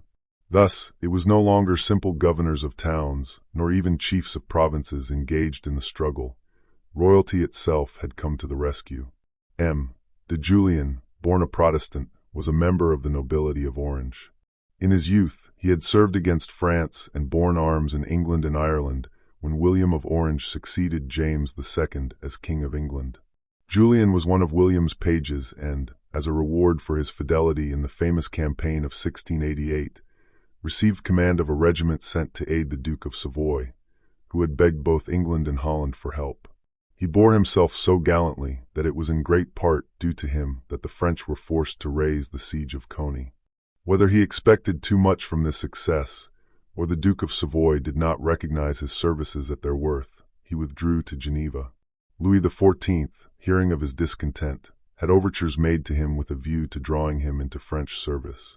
He was offered the same rank in the French army as he had held in the English, with a pension of 3,000 livres. M. de Julian accepted. Feeling that his religious belief would hinder his advancement, he changed his church when he changed his master. He was given command of the valley of Barcelonet, whence he made many excursions against the Barbets. Then he was transferred to command the Avens of the Principality of Orange, to guard the passes so that French Protestants could not cross the frontier to worship with their Dutch Protestant brethren. After trying this for a year, he went to Versailles to report to the king. While he was there, it happened that the envoy from Gevaudan arrived. The king, satisfied with de Julien's conduct since he had entered his service, made him Major General, Chevalier of the Military Order of St. Louis, and Commander-in-Chief in the Vivarais and the Cevennes. De Julien from the first felt that the situation was very grave, and saw that his predecessors had felt such great contempt for the heretics that they had not realized the danger of the revolt. He immediately proceeded to inspect in person the different points where de Broye had placed detachments of the Tournon and Marsily regiments. It is true that he arrived by the light of 30 burning village churches. De Broye, de Baville, de Julien, and Captain Poole met to consult as to the best means of ending these disorders. It was agreed that the royal troops should be divided into two bodies. One, under the command of de Julien, to advance on Alais, where large rebel meetings were reported to be taking place, and the other, under de Broye, to march about in the neighborhood of Nîmes. Consequently, the two chiefs separated. Le Comte de Broye, at the head of 62 dragoons and some companies of foot, and having under him Captain Poole and de Dourville, set out from Caverac on January 12th at 2 a.m. Having searched without finding anything in the vineyards of Nîmes and La Garrigue de Milhaud, he took the road to the bridge of Lunel. There he was informed that those he sought had been seen at the chateau of Caudillac the day before. He therefore at once set out for the forest which lies around it, not doubting to find the fanatics entrenched there. But, contrary to his expectations, it was vacant. He then pushed on to Vauvert, from Vauvert to Beauvoisin, from Beauvoisin to Generac, where he learned that a troop of rebels had passed the night there and in the morning had left for Aubord. Resolved to give them no rest, de Broye set out at once for this village. When halfway there, a member of his staff thought he could distinguish a crowd of men near a house about half a league distant. De Broye instantly ordered Sieur de Giberton, Captain Poole's lieutenant, who was riding close by at the head of his company, to take 8 dragoons and make a reconnaissance to ascertain who these men were, while the rest of the troops halted. This small band, led by its officer, crossed a clearing in the woods and advanced toward the farmhouse, called the Mas de Gaffarel, which now seemed deserted. But when they were within half a gunshot of the wall, the charge was sounded behind it, and a band of rebels rushed towards them. From a neighboring house, a second troop emerged, and looking around, he perceived a third lying on their faces in a small wood. These latter suddenly stood up and approached him, singing psalms. As it was impossible for de Giberton to hold his ground against such a large force, he ordered 2 shots to be fired as a warning to de Broye to advance to meet him, and fell back on his comrades. Indeed, the rebels had only pursued him until they had reached a favorable position, on which they took their stand. De Broye, having surveyed the entire position with the aid of a telescope, held a council of war, and it was decided that an attack should be made forthwith. They therefore advanced on the rebels in line, Captain Poole on the right, de Dourville on the left, and Count Broye in the center. As they drew near, they could see that the rebels had chosen their ground with a strategic sagacity they had never before displayed. This skill in making their dispositions was evidently due to their having found a new leader whom no one knew, not even Captain Poole, although they could see him at the head of his men, carbine in hand. These scientific preparations, however, did not deter de Broye. He gave the order to charge, and adding an example to precept, urged his horse to a gallop. The rebels in the first rank knelt on one knee, allowing the rank behind to take aim. The distance between the two bodies of troops rapidly disappeared, thanks to the dragoons' impetuosity. But suddenly, within 30 paces of the enemy, the royalists found themselves on the edge of a deep ravine that separated them from the enemy like a moat.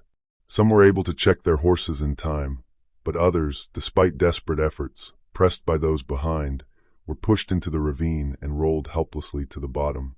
At the same moment, the order to fire was given in a sonorous voice. There was a rattle of musketry, and several dragoons near de Broye fell. "Forward!" cried Captain Poole. "Forward!" Putting his horse at a less steep part of the ravine, he was soon struggling up the opposite side, followed by a few dragoons. "Death to the son of Belial!"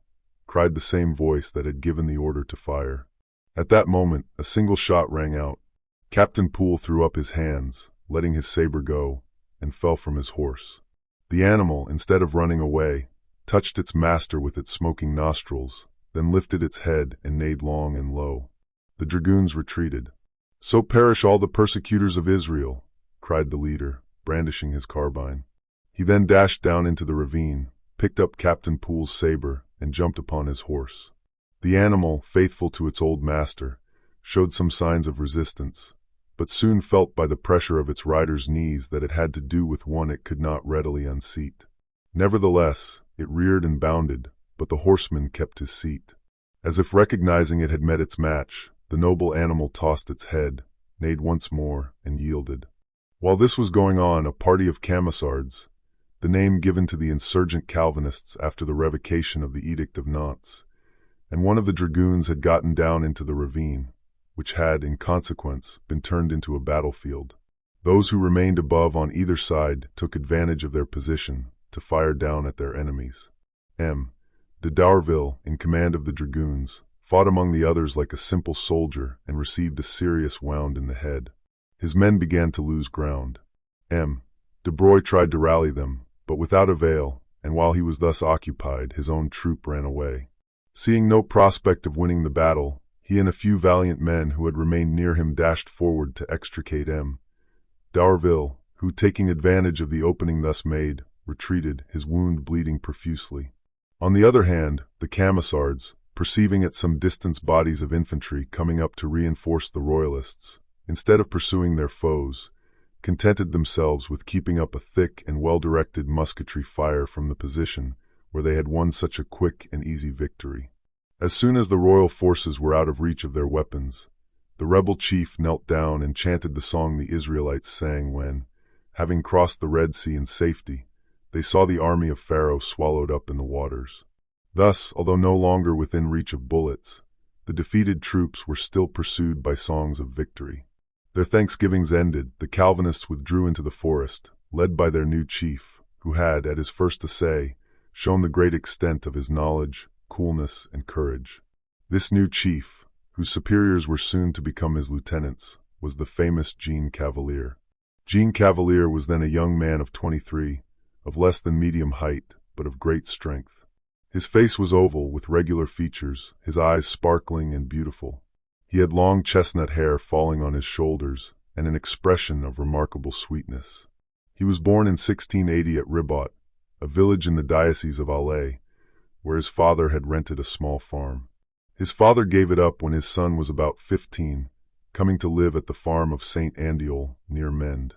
Young Cavalier, only a peasant and the son of a peasant, began life as a shepherd at the Sieur de Lacombe's, a citizen of Vezinobre. But the lonely life dissatisfied a young man eager for pleasure. Jean gave it up and apprenticed himself to a baker of Anduze. There he developed a great love for everything military. He spent all his free time watching soldiers at their drill, and soon became intimate with some of them, among others a fencing master who gave him lessons, and a dragoon who taught him to ride. On a certain Sunday, as he was taking a walk with his sweetheart on his arm, the young girl was insulted by a dragoon of the Marquis de Florac's regiment. Jean boxed the dragoon's ears, who drew his sword. Cavalier seized a sword from one of the bystanders, but Jean's friends prevented the combatants from fighting. Hearing of the quarrel, an officer hurried up. It was the Marquis de Florac himself, captain of the regiment which bore his name. But when he arrived on the scene, he found not the arrogant peasant who had dared to attack a soldier of the king, but only the young girl, who had fainted, the townspeople having persuaded her lover to decamp. The young girl was so beautiful that she was commonly called La Belle Isabeau.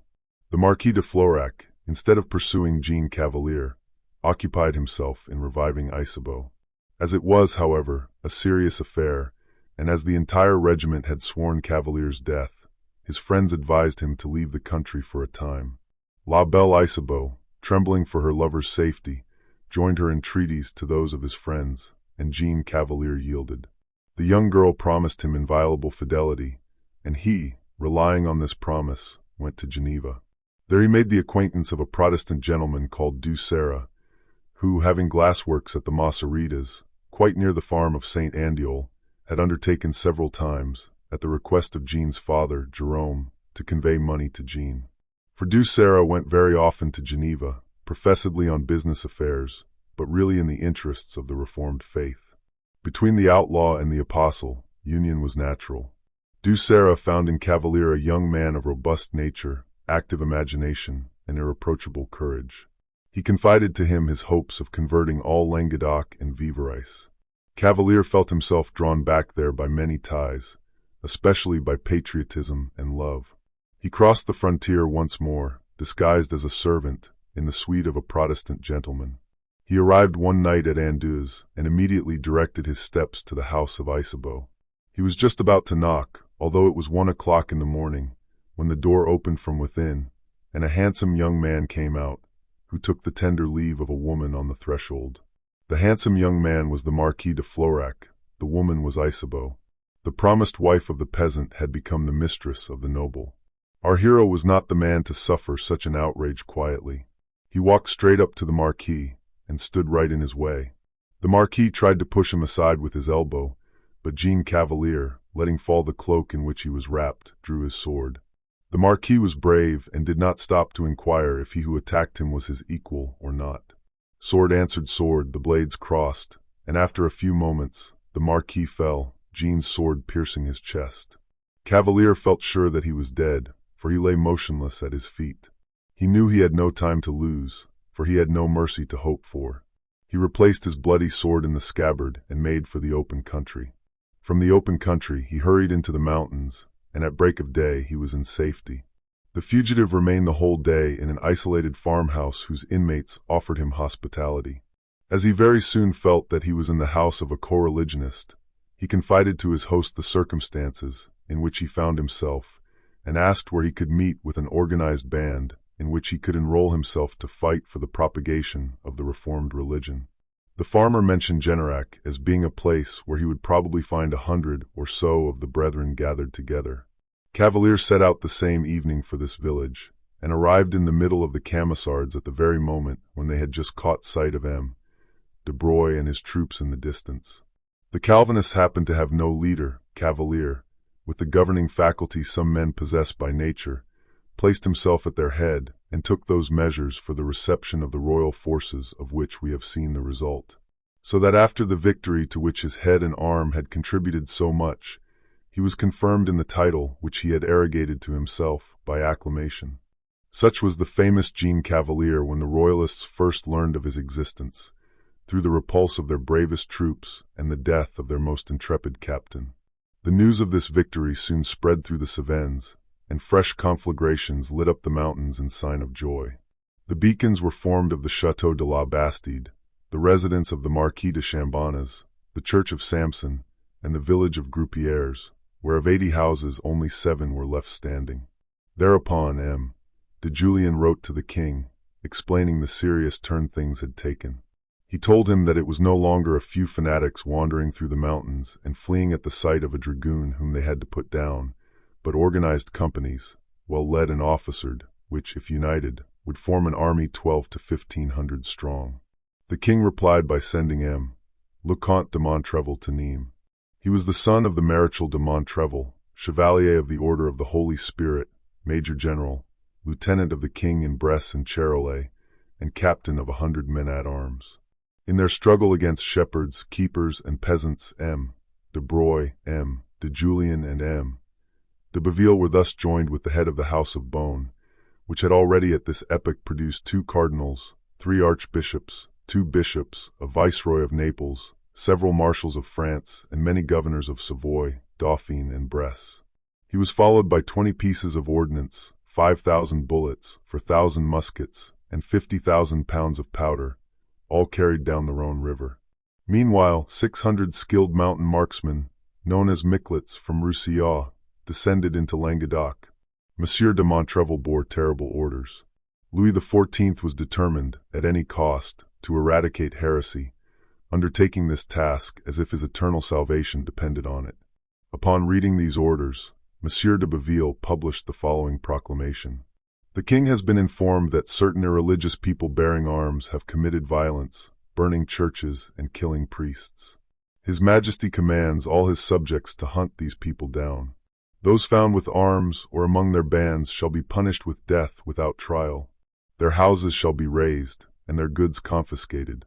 All buildings where these people have held assemblies shall be demolished.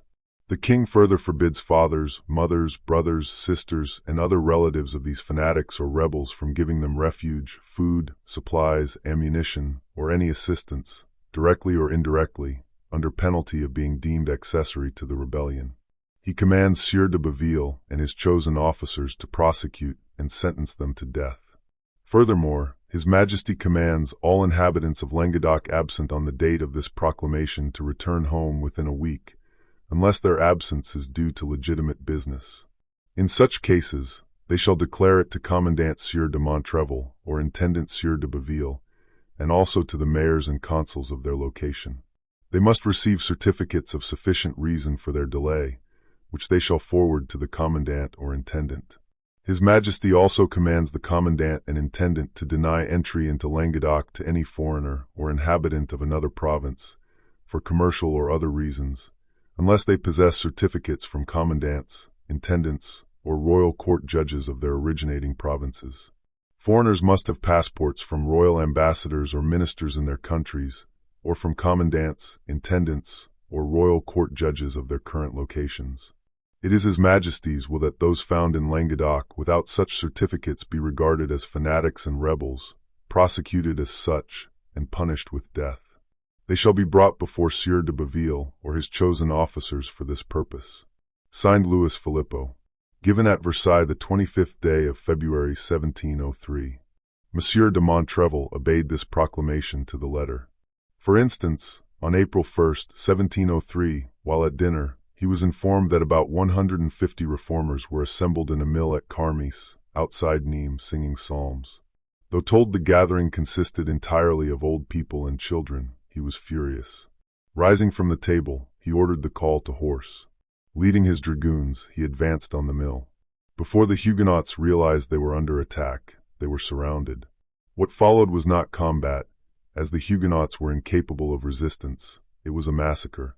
Dragoons entered the mill, swords in hand, stabbing all they could reach. The rest of the force waited outside the windows, impaling those who jumped out. But this butchery soon tired the butchers. To expedite the matter, the marshal, eager to return to dinner, ordered the mill set ablaze. As the flames rose, the dragoons, with the marshal still leading, relaxed their efforts. They merely pushed back into the inferno the few unfortunates who, scorched and burnt, rushed out, begging only for a less cruel death. Only one victim escaped, a beautiful young girl of 16, saved by the marshal's valet. Both were captured and condemned to death. The young girl was hanged. The valet was about to be executed when some sisters of mercy from the town threw themselves at the marshal's feet, pleading for his life. After long supplication, he granted their prayer, but banished the valet not only from his service but from Nîmes. That very evening at supper, word reached the marshal that another gathering had been discovered in a garden near the still-smoking mill. The indefatigable marshal again rose from the table. Taking his faithful dragoons, he surrounded the garden, capturing and shooting on the spot all who were assembled. The next day, it turned out he had made a mistake. Those he had shot were Catholics, gathered to celebrate the execution of the Calvinists. It is true they had assured the marshal they were Catholics, but he had refused to listen. However, this mistake caused the marshal no further annoyance, save for a paternal remonstrance from the Bishop of Nîmes, who begged him in the future not to confuse the sheep with the wolves. In retaliation for these bloody deeds, Cavaliers seized the chateau of Serres, occupied the town of Sauve, formed a cavalry company, and advanced on Nîmes, forcibly taking ammunition for his purposes. Lastly, he did something that, in the eyes of the courtiers, seemed the most incredible of all. He wrote a long letter to Louis XIV himself. This letter was dated from the desert, Cevennes, and signed Cavalier, commander of the troops sent by God. Its purpose was to prove, through numerous passages from Holy Writ, that Cavalier and his comrades had revolted solely from a sense of duty, believing liberty of conscience to be their right. It expounded on the persecutions suffered by Protestants, asserting that the infamous measures against them had driven them to arms. They were ready to lay down these arms if His Majesty would grant them the religious liberty they sought and release all imprisoned for their faith. If this were granted, he assured the king that His Majesty would have no more faithful subjects than themselves, ready to shed their last drop of blood in his service.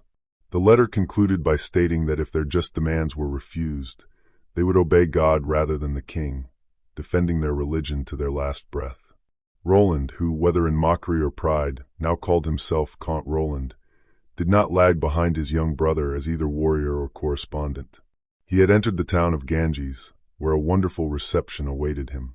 But uncertain of a similar welcome at Saint-Germain and Street André, he had written the following letters. Gentlemen and officers of the king's forces, and citizens of Saint-Germain, prepare to receive 700 troops who have vowed to set Babylon on fire. The seminary and the houses of Messrs. de Fabrigue, de Saracen, de Moles, de la Rivière, de Meuse, and de Solier will be burnt to the ground. God, by His Holy Spirit, has inspired my brother Cavalier and me with the purpose of entering your town in a few days. However strongly you fortify yourselves, the children of God will achieve victory. If you doubt this, come in your numbers, soldiers of Saint Etienne, Bar, and Florac, to the field of Domergue. We shall be there to meet you. Come, hypocrites, if your hearts do not fail. Count Roland.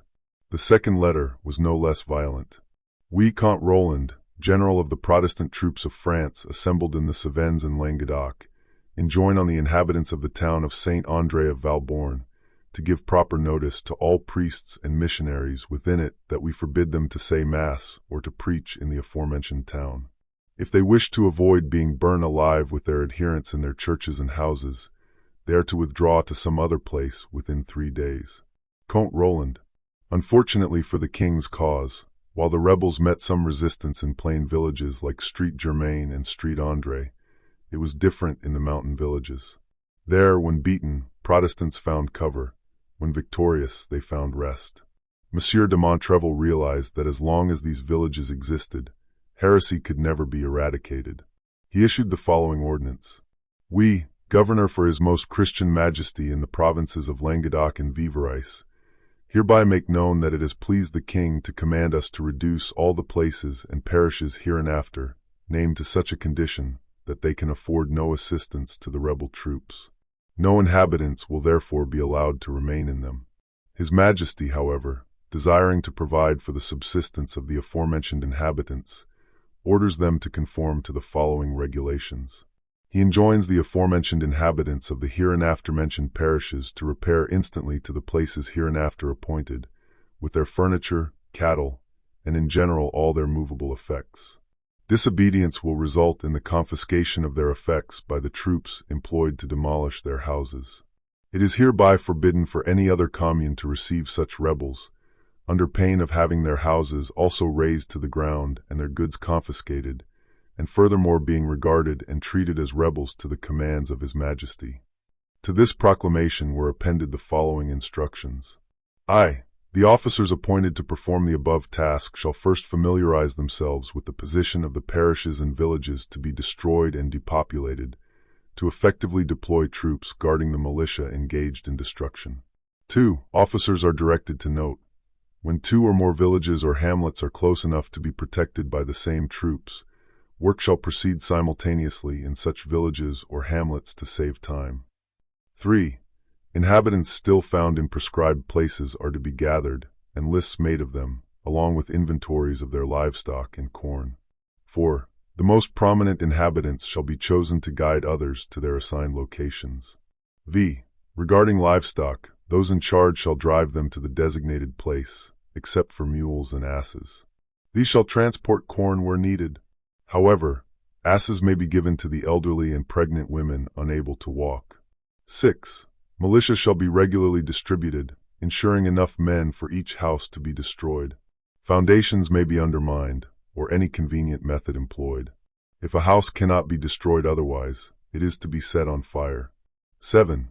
No damage is to be done to the houses of former Catholics until further notice. To ensure this, a guard is to be placed in them, and an inventory of their contents taken and sent to Marshal de Montrevel. 8. The order forbidding inhabitants from returning to their houses is to be read in each village. However, if any return, they shall not be harmed, but simply driven away with threats, for the king does not desire bloodshed. This order shall be affixed to a wall or tree in each village. 9. Where no inhabitants are found, the said order shall simply be affixed as above mentioned in each place. Signed, Maréchal de Montrevel. Under these instructions, a list of villages to be destroyed was provided. 18 in the parish of Frugères. 5 in Fressinet de Lazare. 4 in Grisac. 15 in Castagnols. 11 in Violas. 6 in Saint Julien. 8 in Saint Maurice de Vanillin. 14 in Fresel de Vanillin. 7 in Saint Hilaire de Larret. 6 in Saint Andiol de Clergues. 28 in Saint Privat de Valognes. 10 in Saint André de Lancise. 19 in Saint Germain de Calbert. 26 in Saint Etienne de Valfrancesque. 9 in the parishes of Prunet and Montvalent. 16 in the parish of Florac. This totaled 202 villages. A second list was soon published. It included the parishes of Frugères, Pompadour, Saint Martin, Lancel, Saint Laurent, Treves, Vibren, Rons, Bar, Montlezun, Bousquet, La Barths, Baume, Saint Julien d'Espagne, Cassagnes, Saint Croix de Valfrancesque, Cabriac, Moissac, Saint Roman, Saint Martin, Delaware, Robox, La Melis, Le Collet de Diz, Saint Michel de Diz, and the villages of Saliages, Rampon, Ruas, Chavriers, Tourgazelle, Genestus, Fressinet, Forks, Malbos, Jusenel, Campis, Camperdon, La Saubres, La Croix de Fer, Le Cap de Coste, Marquères, Le Cazeral, and Le Pujol. In all, 466 market towns, hamlets, and villages, with 19,500 inhabitants, were slated for destruction. To personally supervise the work, Marshal de Montrevel set out for Aix on September 26, 1703. He was accompanied by Messrs de Vergetot and de Marsilly, infantry colonels, 2 battalions of the Royal Comtois, 2 of the Soissonnais infantry, the Languedoc regiment of dragoons, and 200 dragoons from the Fimercon regiment. Simultaneously, Monsieur de Julien departed for Pont de Montvert with 2 battalions from Hainaut. He was joined by the Marquis of Canillac, an infantry colonel leading 2 battalions from his own regiment in Rouergue, and Comte de Pere, who brought 55 companies of militia from Gavaudan. A number of mules laden with crowbars, axes, and other iron instruments for demolishing houses followed them. The approach of these troops, closely following the terrible proclamations, produced the opposite effect to what was intended. The inhabitants of the proscribed districts believed the order to gather in certain places was a trap for convenient massacre. Consequently, all those capable of bearing arms retreated deeper into the mountains, joining the forces of Cavalier and Roland, thereby reinforcing them to 1,500 men. Hardly had Monsieur de Julien begun his work when he received word from Monsieur de Montrevel, who had heard through a letter from Fletchier, that while royal troops were busy in the mountains, the Camisards had descended into the plain, swarming over La Camargue, and had been seen near St. Gilles. At the same time, he was informed that 2 ships had been spotted offset, likely carrying English and Dutch troops sent to aid the Camisards. Monsieur de Montrevel, leaving the expedition's further conduct to Messrs de Julien and de Canillac, hastened to set with 800 men and 10 guns. The ships were still in sight and were indeed, as surmised, 2 vessels detached from the combined English and Dutch fleets by Admiral Schowell, bearing money, arms, and ammunition for the Huguenots. They continued to cruise and signal, but as the rebels were forced by Monsieur de Montrevel's presence to keep away from the coast and could make no answer, the ships eventually put out into the open sea and rejoined the fleet. Fearing their retreat might be a feint, Monsieur de Montrevel ordered all fishermen's huts from Aigues-Mortes to St. Gilles destroyed, lest they offer shelter to the Camisards. Concurrently, he rounded up the inhabitants of the Guillain district, imprisoning them in the chateau of Saumarez after demolishing their villages. Finally, he ordered all those living in homesteads, farms, or hamlets to evacuate to a large town, taking all their provisions. He also forbade any workmen leaving town for work to carry more than 1 day's provisions. These measures achieved the desired effect, but their results were terrible. They deprived the Camisards of shelter, but ruined the province. Monsieur de Baville, despite his known severity, attempted remonstrances. But Monsieur de Montrevel took them badly, telling the intendant to mind his own business, which was confined to civil matters, and to leave military matters in his, Monsieur de Montrevel's, hands. Thereupon, the commandant joined Monsieur de Julien, who was carrying on the work of destruction with indefatigable vigor. Despite Monsieur de Julien's great enthusiasm for his mission, being a new convert, it was, of course, very strong. Material hindrances plagued him at every step. Almost all the condemned houses were built on vaulted foundations, making them difficult to demolish. The distance between houses and their nearly inaccessible positions, on high mountain peaks, in rocky valleys, or buried deep within concealing forests, further increased the difficulty. Whole days were often lost by workmen and militia searching for the dwellings they were meant to destroy. The immense size of the parishes also caused delay. That of Saint-Germain-de-Calbert, for instance, was 9 leagues in circumference and contained 111 hamlets, inhabited by 275 families, only 9 of whom were Catholic. Saint-Étienne-de-Valfrancesque was even larger, and its population a third greater, multiplying obstacles remarkably. For the first few days, soldiers and workmen found food in and around the villages, but this supply soon ended. As they could hardly expect peasants to maintain the supply, and their own provisions were exhausted, they were soon reduced to biscuit and water. They couldn't even make it a warm meal, as they had no vessels. Moreover, after a hard day's work, they had only a handful of straw on which to lie.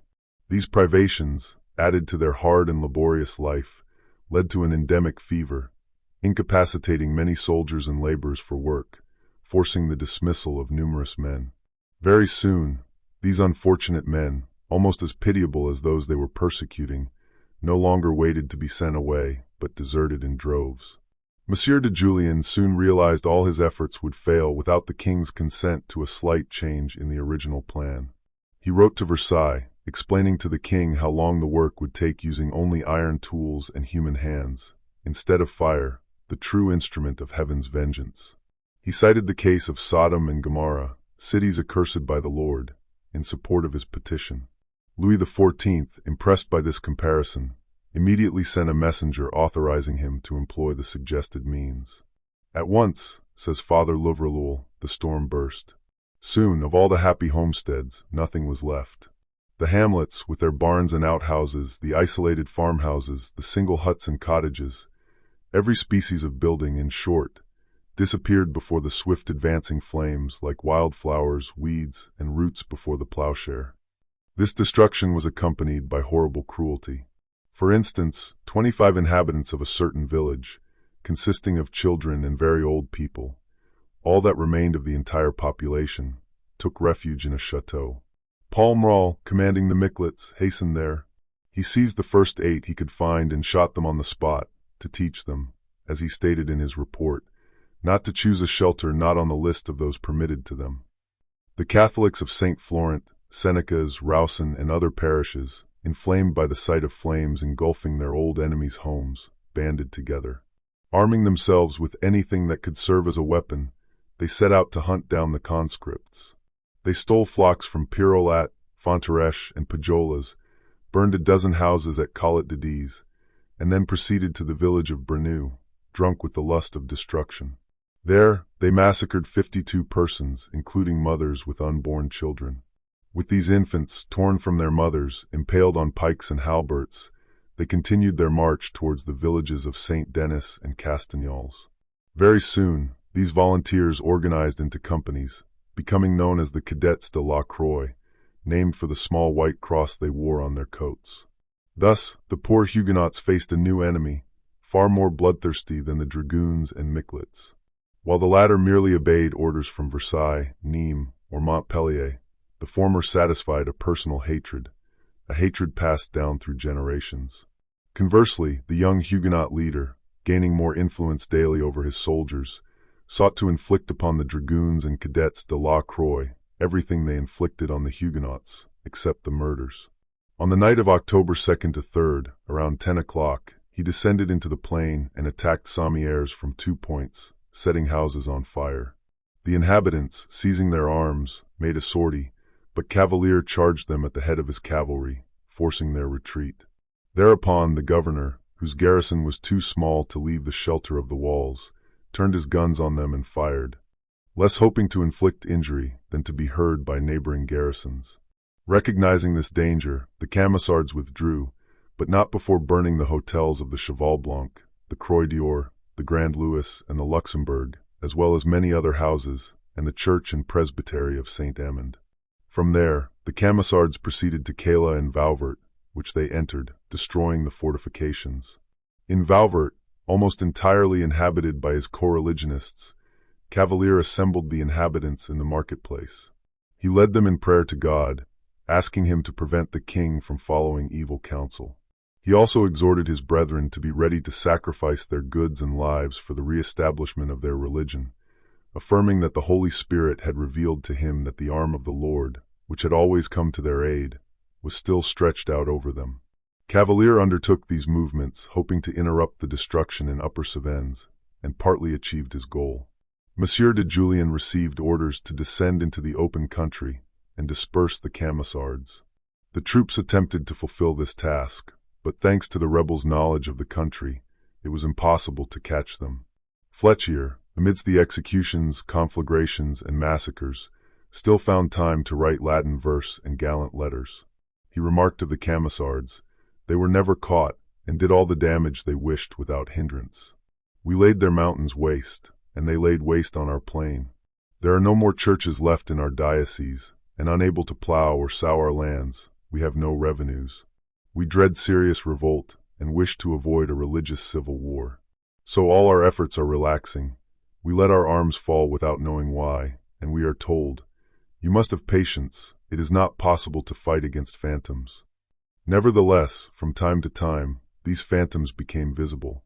Towards the end of October, Cavalier descended to Uzes, capturing 2 sentinels guarding the gates. Hearing the call to arms within, he shouted that he would await the city's governor, Monsieur de Vergetot, near Lussan. Indeed, Cavalier, accompanied by his 2 lieutenants, Ravanel and Catinat, made his way towards this small town, between Uzes and Bargic. It stands on an eminence, surrounded by cliffs that serve as ramparts, rendering it very difficult to access.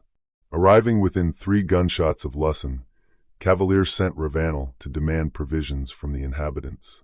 But they, proud of their natural ramparts and believing their town impregnable, not only refused the requisition, but fired several shots at the envoy. One shot wounded a Camisard named La Granger, who had accompanied Ravanel. Ravanel withdrew, supporting his wounded comrade, followed by shots and the inhabitants' jeers. When they rejoined Cavalier and reported, the young commander ordered his soldiers to prepare to take the town the next morning. As night was already falling, he did not venture to start in the dark. Meanwhile, the besieged sent post-haste to Monsieur de Vergetot to warn him of their situation. Resolving to defend themselves as long as they could, while awaiting a response, they barricaded their gates, sharpened scythes into weapons, fastened large hooks onto long poles, and gathered all instruments they could find for attack or defense. As for the Camisards, they camped for the night near an old chateau called Fan, about a gunshot from Lussan. At daybreak, loud shouts from the town informed the Camisards that the expected relief was in sight. Looking out, they saw in the distance a troop of soldiers advancing towards them. It was Monsieur de Vergetot at the head of his regiment, accompanied by 40 Irish officers. The Protestants prepared themselves, as usual, by reciting psalms and prayers, heedless of the townspeople's shouts and threats. Having finished their invocations, they marched out to meet the approaching column. The cavalry, commanded by Catinat, made a detour, taking a sheltered path to an unguarded bridge over a small river nearby. Their aim was to outflank the royal forces, attacking them in the rear as soon as Cavalier and Ravanel engaged them from the front. Monsieur de Vergetot, for his part, continued to advance, bringing Calvinists and Catholics face to face. The battle began with a volley from both sides. But Cavalier, seeing his cavalry emerging from a neighboring wood and counting on their assistance, charged the enemy at a double-quick pace. Catinat, judging by the sound of gunfire that his presence was necessary, also charged at a gallop, falling on the flank of the Catholics. In this charge, one of Monsieur de Vergetot's captains was killed by a bullet and another by a saber cut. The grenadiers, falling into disorder, first lost ground and then fled, pursued by Catinat and his horsemen, who seized them by the hair and dispatched them with their swords. Having tried in vain to rally his men, Monsieur de Vergetot, surrounded by a few Irish, was forced in turn to flee. He was hotly pursued and on the verge of capture when, by good luck, he reached the height of Gamine with its rock walls. Jumping off his horse, he entered the narrow pathway leading to the top and entrenched himself with about 100 men in this natural fort. Cavalier, perceiving that further pursuit would be dangerous, resolved to be satisfied with his victory. Knowing from his own experience that neither men nor horses had eaten for 18 hours, he gave the signal for retreat and retired to Seine, where he hoped to find provisions. This defeat deeply mortified the royal forces, and they resolved to take their revenge. Learning from their spies that on a certain November night, Cavalier and his band intended to sleep on a mountain called Nages, they surrounded the mountain during the night. At dawn, Cavalier found himself encircled.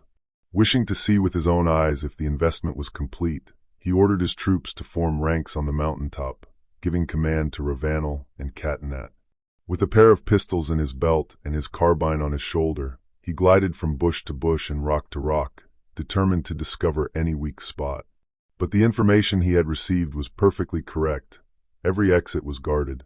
Cavalier then set off to rejoin his troops, passing through a ravine. But he had hardly taken 30 steps when he found himself confronted by a cornet and 2 dragoons lying in ambush. There was no time to run, and indeed such a thought never entered the young commander's head. He walked straight up to them. On their side, the dragoons advanced towards him. The cornet, covering him with his pistol, called out, "Halt! You are Cavalier, I know you. It is not possible for you to escape. Surrender at discretion." Cavalier's answer was to blow out the cornet's brains with a shot from his carbine. Then, throwing it behind him as useless, he drew his 2 pistols from his belt, shot both dragoons dead, and rejoined his comrades unwounded. Those who had believed him lost welcomed him with cheers. But Cavalier had something else to do than celebrate his return. Mounting his horse, he put himself at the head of his men and fell upon the royal troops with such impetuosity that they gave way at the first onset. Then a strange incident occurred. About 30 women who had come to the camp with provisions, carried away by their enthusiasm at the sight of this success, threw themselves upon the enemy, fighting like men. One young girl of about 17, Lucrece Gigan by name, distinguished herself by her great valor. Not content with encouraging her brethren with the cry of "the sword of the Lord and of Gideon," she tore sabers from the hands of dead dragoons to dispatch the dying. Catinat, followed by 10 of his men, pursued the fleeing troops as far as the plain of Calvisson. There they were able to rally, thanks to the advance of the garrison to meet them. 80 dragoons lay dead on the field of battle, while Cavalier had lost only 5 men. As we shall see, Cavalier was not only a brave soldier and a skillful captain, but also a just judge. A few days after the skirmish we have just related, he learned that a horrible murder had been committed by 4 Camisards, who had then retreated into the forest of Bouquet. He sent a detachment of 20 men with orders to arrest the murderers and bring them before him. The details of the crime were as follows. The daughter of Baron Mayrargues, recently married to Monsieur de Miraman, had set out on November 29th for Ambroix to join her husband, who awaited her there. Her coachman, who had often encountered Camisards without harm despite being Catholic, encouraged her journey. She traveled in her own carriage, accompanied by a maid, a nurse, a footman, and the coachman. 2/3 of the journey was safely behind them when, between Lussan and Vaudreuil, she was stopped by 4 men. They forced her from her carriage and into the neighboring forest. The maid's deposition recounts what happened next, word for word. "These wretches," she says, "forced us to walk into the forest until we were some distance from the high road. My poor mistress grew so tired that she begged the man walking beside her to allow her to lean on his shoulder. He looked around, saw they had reached a lonely spot, and replied, 'We hardly need to go any farther,' making us sit down on a patch of grass that would be the scene of our martyrdom. My poor mistress began to plead with the barbarians most touchingly, and so sweetly that she would have softened a demon's heart. She offered them her purse, her gold waistband, and a fine diamond she drew from her finger. But nothing could move these tigers. One of them said, 'I am going to kill all the Catholics at once, and shall begin with you.' 'What will you gain by my death?' my mistress asked. 'Spare my life.' 'No, shut up,' he replied. 'You shall die by my hand. Say your prayers.' My good mistress immediately fell to her knees and prayed aloud that God would show mercy to her and to her murderers. While she was praying, she received a pistol shot in her left breast and fell. A second assassin cut her face with his sword, and a third dropped a large stone on her head, while the fourth killed the nurse with a pistol shot. Whether they had no more loaded firearms or wished to save their ammunition, they were satisfied with giving me several bayonet wounds. I pretended to be dead. They believed it and left. Some time later, seeing that everything had become quiet and hearing no sound, I dragged myself, dying as I was, to where my dear mistress lay and called her. As it happened, she was not quite dead, and she said in a faint voice, "Stay with me, Susan, till I die." She added, after a short pause, for she was hardly able to speak, "I die for my religion, and I hope that God will have pity on me. Tell my husband that I confide our little one to his care." Having said this, she turned her thoughts from the world, praying to God in broken and tender words, and drew her last breath as night fell. In obedience to Cavalier's orders, the 4 criminals were captured and brought before him. He was then with his troops near Saint Maurice de Caissevielle. He called a council of war, tried the prisoners for their atrocious deed, and summarized the evidence as clearly as any lawyer. He then called upon the judges to pronounce the sentence. All judges agreed that the prisoners should be put to death. But just as the sentence was announced, one of the assassins pushed aside his 2 guards and jumped down a rock, disappearing into the forest before any attempt could be made to stop him. The 3 others were shot. The Catholics also condemned many to be executed, but their trials were far from as honorable and just as the one we have just described. For instance, the trial of a poor boy of 14, the son of a miller of St. Crystal, whose father had been broken on the wheel just a month before. For a moment, the judges hesitated to condemn such a young boy to death. But a witness testified that the little fellow was employed by the fanatics to strangle Catholic children. Although no one believed the evidence, it was seized upon as a pretext. The unfortunate boy was condemned to death and hanged without mercy an hour later. Many people from the parishes devastated by Monsieur de Julien had sought refuge in Ausselargues, in the parish of Saint André. Driven by hunger and misery, they ventured beyond the prescribed limits in search of sustenance. Planquet, hearing of this, resolved in his burning zeal for the Catholic faith not to leave such a crime unpunished. He dispatched a detachment of soldiers to arrest the culprits. The task was easy, for they were all once more inside the barrier and in their beds. They were seized, brought to St. André's church, and confined. Then, without any trial, they were taken 5 at a time and massacred. Some were shot, some cut down with sword or axe. All were killed without exception, old and young, women and children. One of the children, having received 3 shots, was still able to raise his head and cry, "Where is father? Why doesn't he come and take me away?" For men and a young girl who had taken refuge in the town of La Salle, one of the places granted as asylum to the houseless villagers, asked and received formal permission from Captain Laplace of the Soissonnais regiment to go home on important private business, on condition that they return the same night.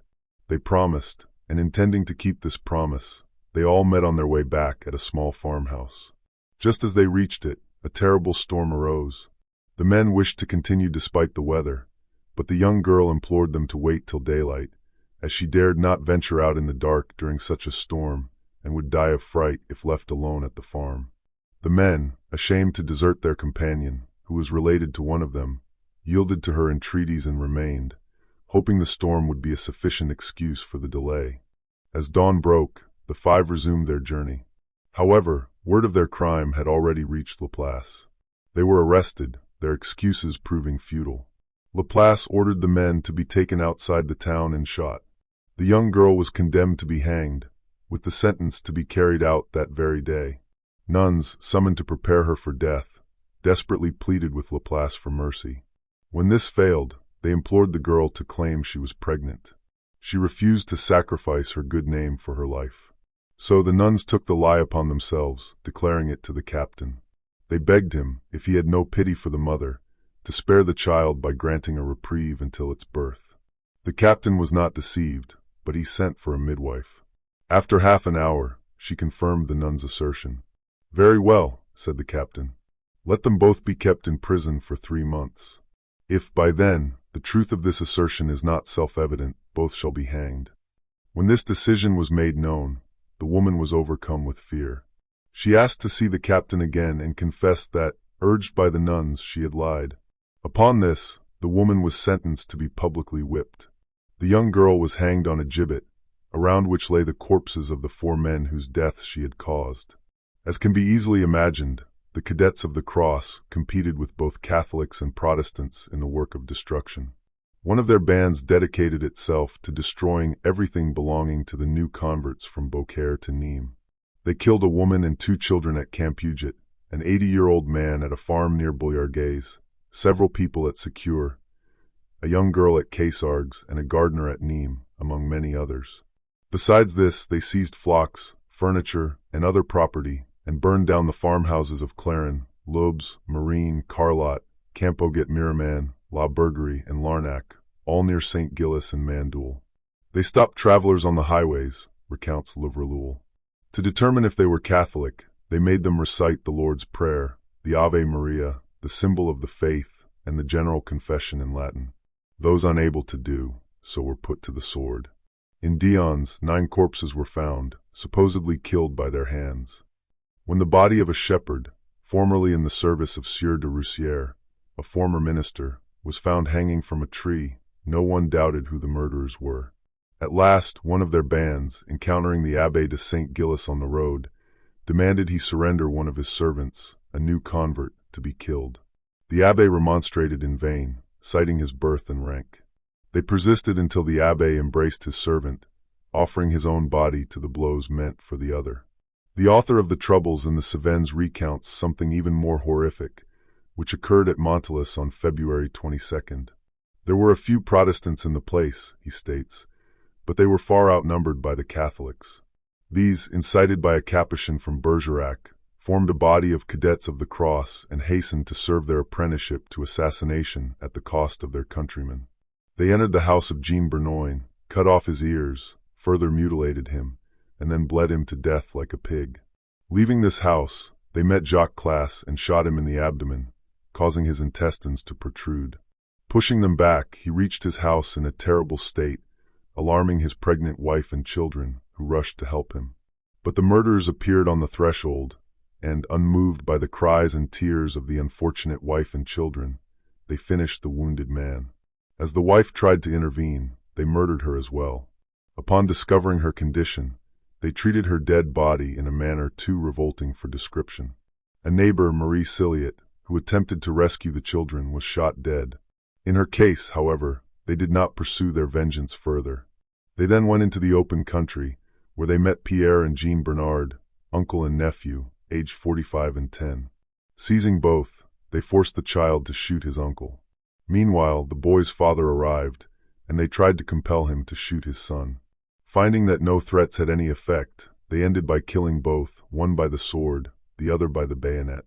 The reason they put an end to father and son so quickly, the account continues, was that they had noticed 3 young girls from Bagnol's heading towards a grove of mulberry trees where they were raising silkworms. The men followed them, and as it was broad daylight, the girls were not afraid, so they were quickly overtaken. After first violating them, they hung them by their feet from a tree and put them to death in a horrible manner. All this took place in the reign of Louis the Great, for the greater glory of the Catholic religion. History has preserved the names of the 5 wretches who perpetrated these crimes: Pierre Vignot, Antoine Rey, Jean de Hugon, Guillaume, and Gontanil. Chapter 3. Such crimes, of which only a few have been described, inspired horror in those not consumed by fanaticism or vengeance. One such person, the Protestant Baron d'Aiguillers, resolved to dedicate his life to the pacification of the Cevennes.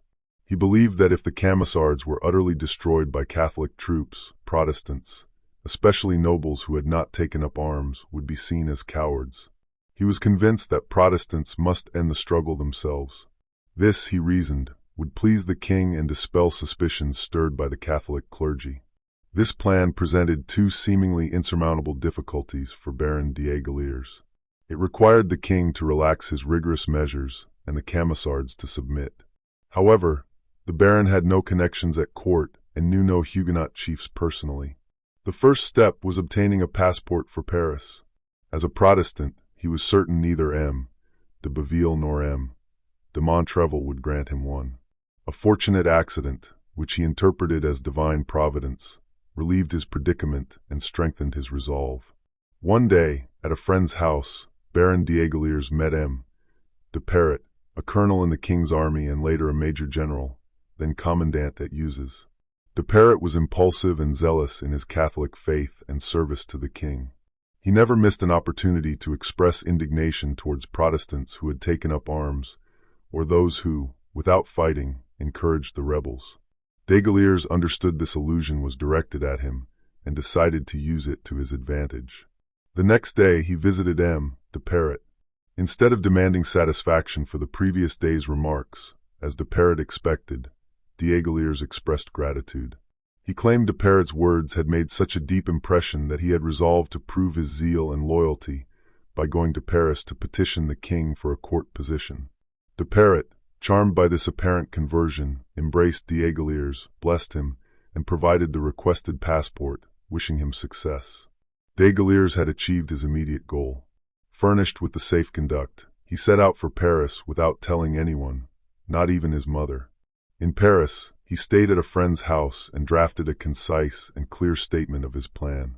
The undersigned humbly points out to His Majesty that the severities and persecutions employed by some village priests have driven many rural inhabitants to take up arms. The suspicions aroused by new converts have led many to join the insurgents. They also sought to avoid imprisonment or displacement, measures used to maintain the old faith. Therefore, the undersigned believes the best way to end this situation is to implement measures contrary to those that caused it. This includes ending persecutions and allowing a certain number of Reformed Protestants to bear arms.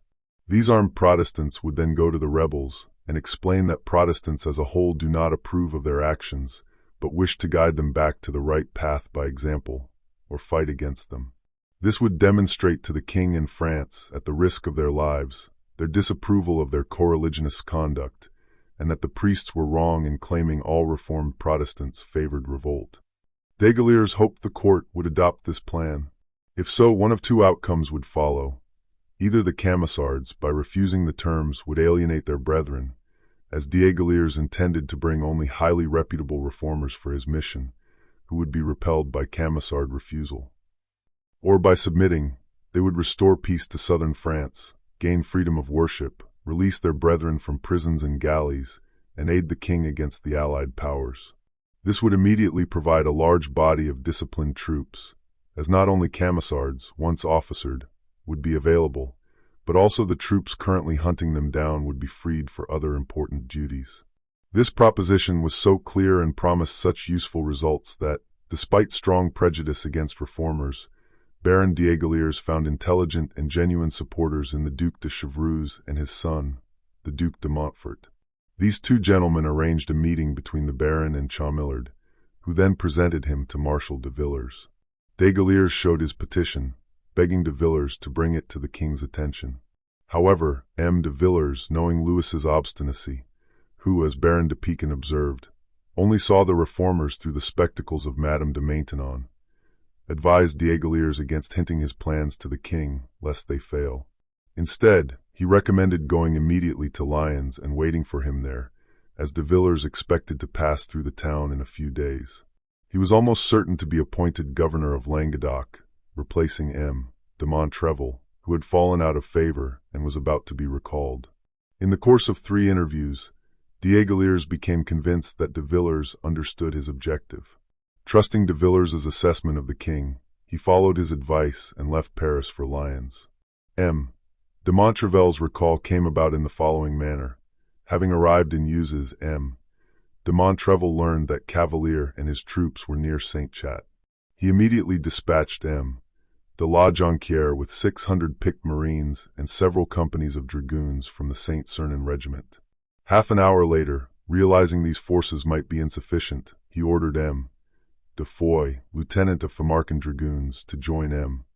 de la Jonquière at Saint-Chat with 100 soldiers from his regiment, to remain if needed, or return that same night. M.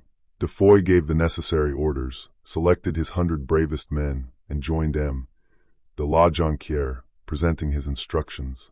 However, de la Jonquière, confident in his soldiers' courage and unwilling to share the glory of an assured victory, not only dismissed M. de Foy but urged him to return to Uzes. He declared he had enough troops to fight and conquer all Camisards he might encounter, deeming de Foy's 100 dragoons useless at Saint-Chat when they might be needed elsewhere. M. de Foy did not feel it was his duty to insist on remaining under these circumstances and returned to Uzes. M. de la Jonquière continued his route to spend the night at Massacres. Cavalier left the town by one gate, just as M. de la Jonquière entered by the other. The young Catholic commander's wishes seemed likely to be fulfilled, as he would, in all probability, encounter his enemy the next day. As the village was inhabited mostly by new converts, the night, instead of being spent in repose, was given over to pillage. The next day, the Catholic troops reached Moussac, finding it deserted.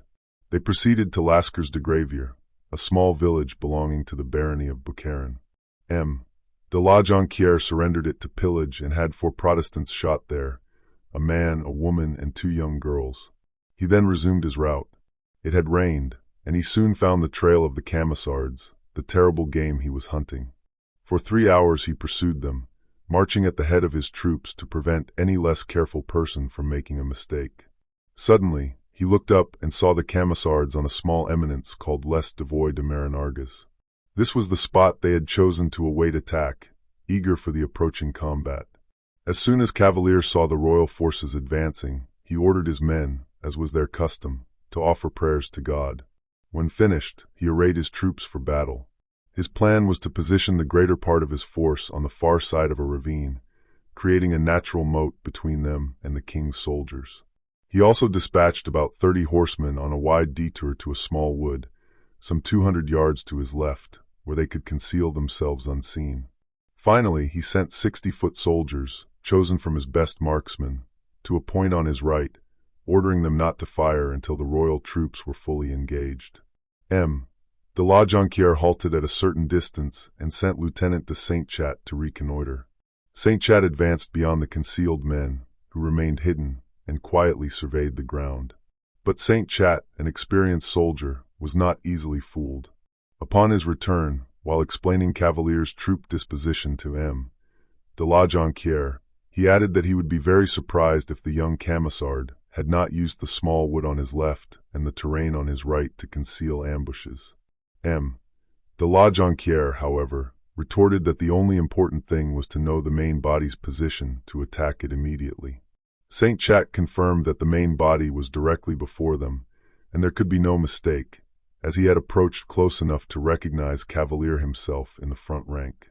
This was enough for M. de la Jonquière. He placed himself at the head of his men and rode straight for the ravine, beyond which Cavalier and his comrades awaited in battle formation. Within pistol shot, M. de la Jonquière gave the order to fire. Cavalier, hearing the command and seeing the men prepare, swiftly signaled his troops, who, along with their leader, dropped to the ground. The bullets passed harmlessly over them. M. de la Jonquière, believing them all dead, was astonished when Cavalier and his Camisards rose, advancing to the sound of a psalm, and rushed upon the royal troops. At a distance of 10 paces, they fired, then charged with bayonets. At that moment, the 60 men ambushed on the right opened fire, while the 30 horsemen on the left, shouting loudly, charged at a gallop. Hearing the noise and seeing death approach from 3 directions, the royal soldiers believed themselves surrounded and made no attempt to stand. They threw away their weapons and fled. Only the officers and a few dragoons they managed to rally offered desperate resistance. Cavalier rode across the battlefield, sabring fugitives, when he spotted a group of 10 naval officers. They stood close, back to back, spontoon in hand, facing the surrounding Camisards. He spurred his horse through his soldiers' ranks, not stopping until he was 15 paces from them, despite their raised weapons. Signaling that he wished to speak, he said, "Gentlemen, surrender. I shall give quarter, and in return for the 10 lives I now spare, I ask that my father, who is imprisoned at Nîmes, be released." For a sole reply, one officer fired, wounding the young chief's horse in the head. Cavalier drew a pistol, aimed, and killed the officer. Turning to the others, he asked, Gentlemen, are you as obstinate as your comrade, or do you accept my offer? A second shot was the reply, a bullet grazing his shoulder. Seeing no other answer was forthcoming, Cavalier turned to his soldiers.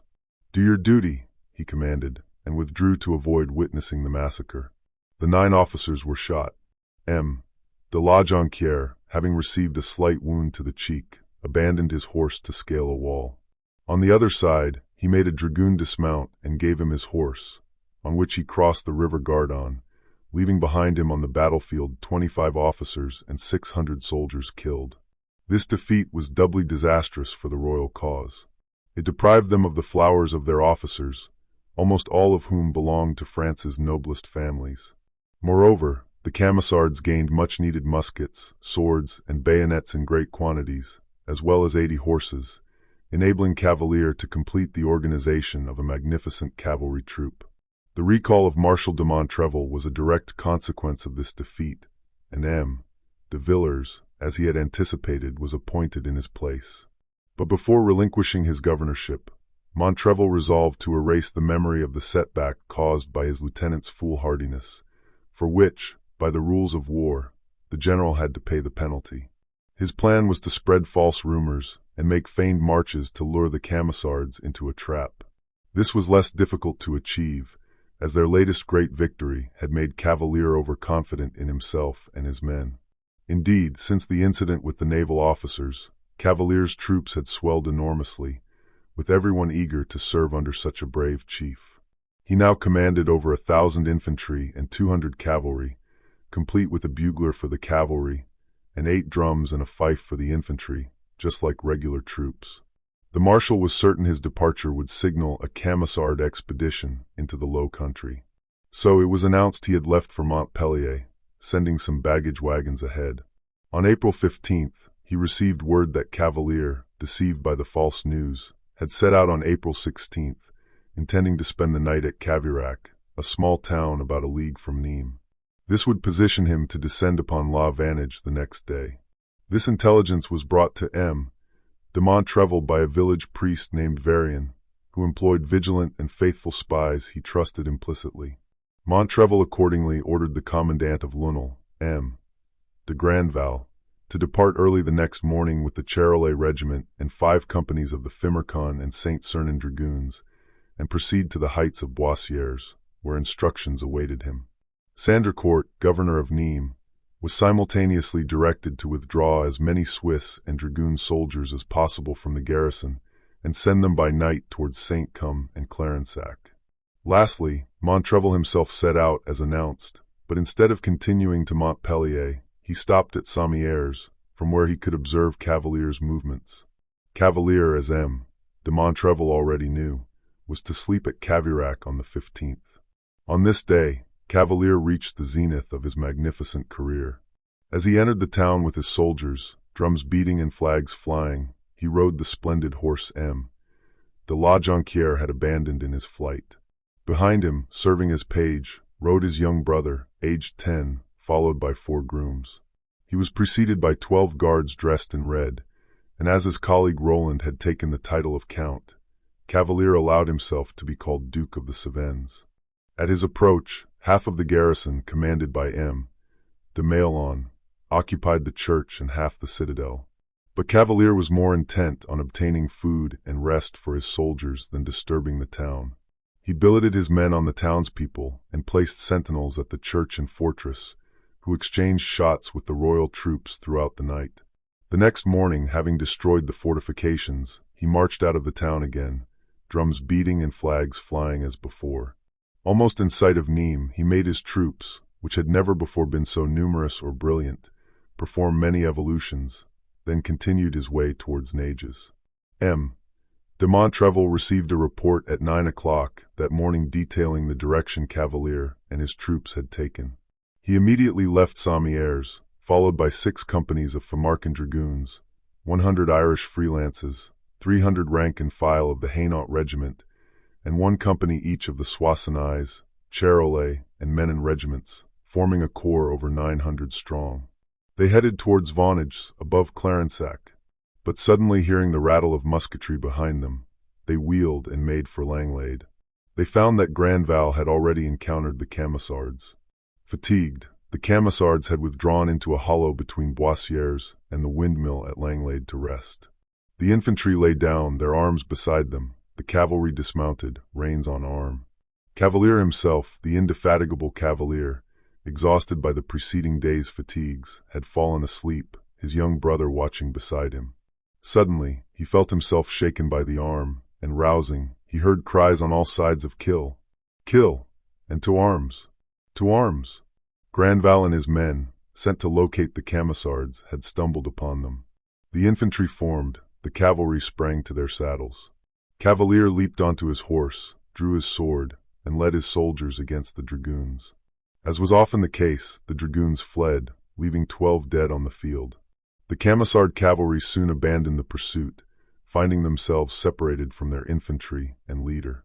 Cavalier, whose horse had taken a bullet to the neck, was unable to keep pace. Still, they pursued the fleeing dragoons for a full hour, with wounded dragoons falling from their horses. Finally, the Camisard cavalry found themselves facing the Charolais regiment, drawn up in battle array, with the Royal Dragoons reforming behind them. Carried by their momentum, the Camisards could not stop until they were within 100 yards of the enemy.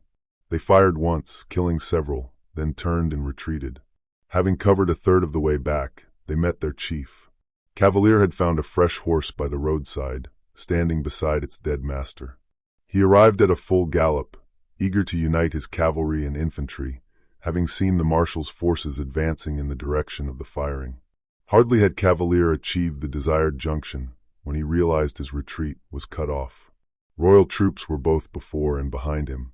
The young chief saw that a desperate dash to the right or left was his only option. Unfamiliar with this country as he was with the Cevennes, he asked a peasant the way from Saudorgues to Nages, the only possible escape route. There was no time to ascertain if the peasant was Catholic or Protestant. He could only trust to chance and follow the indicated road. However, a few yards from where the Saudorgues-Nages road met the Nîmes road, he found himself facing Marshal Montrevel's troops under Menon's command. Yet, as they hardly outnumbered the Camisards, they did not pause to seek another route.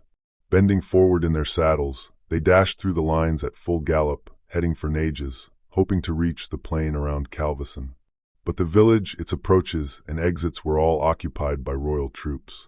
At the same time, Grandval and the marshal joined forces, while Menon gathered his men and pushed forward. Cavalier was completely surrounded, his foes outnumbering him 5-1. Rising in his stirrups to see over every head, Cavalier shouted so loudly that both his men and the enemy heard. "My children, if our hearts fail us now, we shall be taken and broken on the wheel. There is only one means of safety. We must cut our way at full gallop through these people. Follow me and keep close order." So speaking, he dashed at the nearest group, followed by all his men, who formed a compact mass around which the 3 royal corps closed. A hand-to-hand battle erupted everywhere. There was no time to load and fire. Swords flashed and fell, bayonets stabbed, royals and Camisards grappled. For an hour, this demonic fight raged. Cavalier lost 500 men and slew 1,000 of the enemy. At last, he broke through, followed by about 200 of his troops, and took a long breath. Finding himself in the center of a large circle of soldiers, he made for a bridge, which seemed the only possible point of breakthrough, guarded by only 100 dragoons. He divided his men into 2 divisions, one to force the bridge, the other to cover the retreat. Then he faced his foes like a wild boar at bay. Suddenly, loud shouts behind him announced the bridge was forced. But the Camisards, instead of keeping the passage open for their leader, scattered over the plain and sought safety in flight. A child, however, threw himself before them, pistol in hand. It was Cavalier's young brother, mounted on one of the small wild horses of Camargue, an Arab breed introduced into Languedoc by the Moors from Spain. Carrying a sword and carbine proportioned to his size, the boy addressed the fleeing men. "Where are you going?" he cried. "Instead of running away like cowards, line the river banks and oppose the enemy to facilitate my brother's escape." Ashamed of such reproaches, the Camisards stopped, rallied, lined the river banks, and by maintaining steady fire, covered Cavalier's retreat. He crossed without a single wound, though his horse was riddled with bullets, and he had been forced to change his sword 3 times. Still, the combat raged, but Cavalier gradually managed to retreat. A plain cut by trenches, the falling darkness, and a wood offering cover all combined to finally aid him. His rear guard, harassed by the enemy, still dotted the ground with its dead until both victors and vanquished were swallowed by night. The fight had lasted 10 hours. Cavalier had lost more than 500 men, and the Royalists about 1,000. Cavalier, recounts M. de Villers in his memoirs, acted on this day in a way which astonished everyone. For who could help being astonished to see a nobody, inexperienced in the art of warfare, bear himself in such difficult and trying circumstances like some great general? At one period of the day he was followed everywhere by a dragoon. Cavalier shot at him and killed his horse. The dragoon returned the shot, but missed. Cavalier had 2 horses killed under him. The first time he caught a dragoon's horse. The second time he made one of his own men dismount and go on foot. M. de Montrevel also proved himself a gallant soldier. Wherever there was danger, he was there, encouraging officers and soldiers by his example. One Irish captain was killed at his side, another fatally wounded, and a third slightly hurt. Grandval, for his part, performed miracles. His horse was shot under him, and M. de Montrevel replaced it with a valuable one, on which he joined the pursuit of the Camisards. After this affair, M. de Montrevel relinquished his place to M. de Villers, leaving word for Cavalier that this was how he bade farewell to his friends. Although Cavalier emerged from this battle with honor, compelling even his enemies to regard him as worthy of their steel, it had nevertheless shattered the best part of his hopes. He halted near Pierdon to gather the remnant of his troops, and truly it was but a remnant. Of those who returned, most were without weapons, having discarded them in their flight.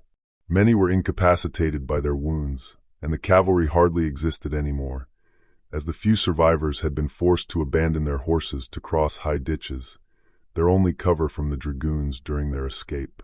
Meanwhile, the Royalists were very active, and Cavalier felt it would be imprudent to remain long at Pierdon. So, setting out during the night and crossing the Gardon, he buried himself in the forest of Huset, hoping his enemies would not venture to follow. Indeed, the first 2 days were quiet, and his troops benefited greatly from the rest, especially as they could draw stores of all kinds, wheat, hay, arms, and ammunition, from an immense cave the Camisards had long used as a magazine and arsenal. Cavalier now also used it as a hospital, having the wounded carried there for attention. Unfortunately, Cavalier was soon obliged to leave the forest, despite his hopes of peace. One day, returning from visiting the wounded in the secret cave, he encountered 100 Micklets who had penetrated that far. They would have taken him prisoner had he not, with his customary presence of mind and courage, leaped from a 20-foot high rock. The Micklets fired, but no bullet reached him. Cavalier rejoined his troops, but, fearing to attract the rest of the Royalists to the area, retreated some distance from the cave. Its discovery was of utmost importance, as it contained all his resources. Cavalier had now reached a point when fortune, tired of bestowing favors, turned her back on her favorite. The Royalists had often noticed an old woman from the village of Huset going towards the forest, sometimes carrying a basket, sometimes a hamper on her head. It occurred to them she was supplying the hidden Camisards. She was arrested and brought before General Lalande, who began his examination by threatening to hang her if she did not immediately and fully reveal the purpose of her frequent forest journeys. At first, she offered various pretexts, only strengthening Lalande's suspicions. He ceased his questions and ordered her taken to the gallows. The old woman walked to the place of execution with such a firm step that the general began to think he would get no information from her. But at the foot of the ladder, her courage failed. She asked to be taken back before the general, and having been promised her life, she revealed everything. M. de Lalande immediately led a strong detachment of Micklets, forcing the woman to guide them to the cavern. Without her, they would never have discovered the entrance, so cleverly it was hidden by rocks and brushwood. Upon entering, the first sight was about 30 wounded men. The Micklets fell upon them and slaughtered them. This accomplished, they ventured deeper into the cave, surprised to find 1,000 unexpected items. Heaps of grain, sacks of flour, barrels of wine, casks of brandy, quantities of chestnuts and potatoes. Beyond this were chests containing ointments, drugs, and lint, and a complete arsenal of muskets, swords and bayonets, ready-made powder, and sulfur, saltpeter, and charcoal, everything needed for manufacturing more, down to small hand mills. Lalande kept his word. An old woman's life was a small price for such a treasure. Meanwhile, de Villers, as promised, picked up Baron d'Aiguillers while passing through Lyons. During the rest of the journey, the peacemaker had ample time to elaborate on his plans. De Villers, a man of tact and justice, eager to approach his new office with the right spirit where his predecessors had failed, promised the Baron to keep his 2 ears open and listen to both sides. As a first proof of impartiality, he refused to offer an opinion until he had heard de Julien, who was coming to meet him at Tournon. When they arrived at Tournon, de Julien was there to receive them, and he had a very different story to tell from what de Villers had heard from d'Aiguillers. According to him, the only possible pacification was the complete extermination of the Camisards. He felt harshly treated that he had been allowed to destroy only 400 villages and hamlets in the Upper Cevennes, confidently assuring de Villers that all should have been demolished without exception, and every peasant killed. Thus, de Villers arrived at Beaucaire, placed like Don Juan between spirits of good and evil, one advising clemency, the other murder. Unable to make up his mind, upon reaching Nîmes, d'Aiguillers gathered the town's principal Protestants. He explained his plan, demonstrating its practicality, so they too joined the cause. They drafted a document asking the marshal to allow them to take up arms and march against the rebels. They were determined either to bring them back to the right path by example, or to fight them as proof of their loyalty. This petition, signed by several nobles and almost all the lawyers and merchants of Nîmes, was presented to de Villers on Tuesday, April 22, 1704 by d'Albinaz, leading 700 or 800 Reformed Protestants. De Villers received the request kindly, thanked its bearer and his companions, assuring them he had no doubt of their sincerity. He stated that if he needed help, he would turn to them with as much confidence as if they were old Catholics. However, he hoped to win the rebels back through leniency and begged them to assist his efforts by spreading news of an amnesty offered to all who would lay down arms and return home within a week. The very next day, de Villers departed Nîmes to visit all the principal towns, familiarizing himself with men, matters, and places. Although the petition received a delicate refusal, d'Aiguillers was not discouraged. He followed de Villers everywhere. When the new governor arrived at Alais, he sent for de Lalande and de Baville to consult them on the best means of inducing the Camisards to lay down their arms. Baron d'Aiguillers was summoned to this consultation and described his plan to the two gentlemen. As he expected, both opposed it. He tried to win them over with what he considered cogent reasons for its adoption, but de Lalande and de Baville dismissed all his arguments and rejected his proposals with such vehemence that the marshal, however inclined toward d'Aiguillers' side, did not venture to act alone. He stated he would not decide on any course until he reached Uzes. d'Aiguillers clearly understood that until he gained the approval of either the general or the intendant, he would get nothing from the marshal. He considered which of the two he should try to persuade. Although de Baville was his personal enemy, having repeatedly shown hatred for him and his family, d'Aiguillers decided to approach him. Consequently, the next day, to de Baville's great astonishment, d'Aiguillers paid him a visit. The intendant received him coldly but politely, invited him to sit, and once seated, inquired about the motive for his visit. "Sir," replied the Baron, "you have given my family and me such cause for offense that I had resolved never to ask a favor of you. As you may have observed during our journey with Le Marshal, I would rather have died of thirst than accept a glass of water from you. But I have come here today not on any private matter, to achieve my own ends, but on a matter concerning the welfare of the state.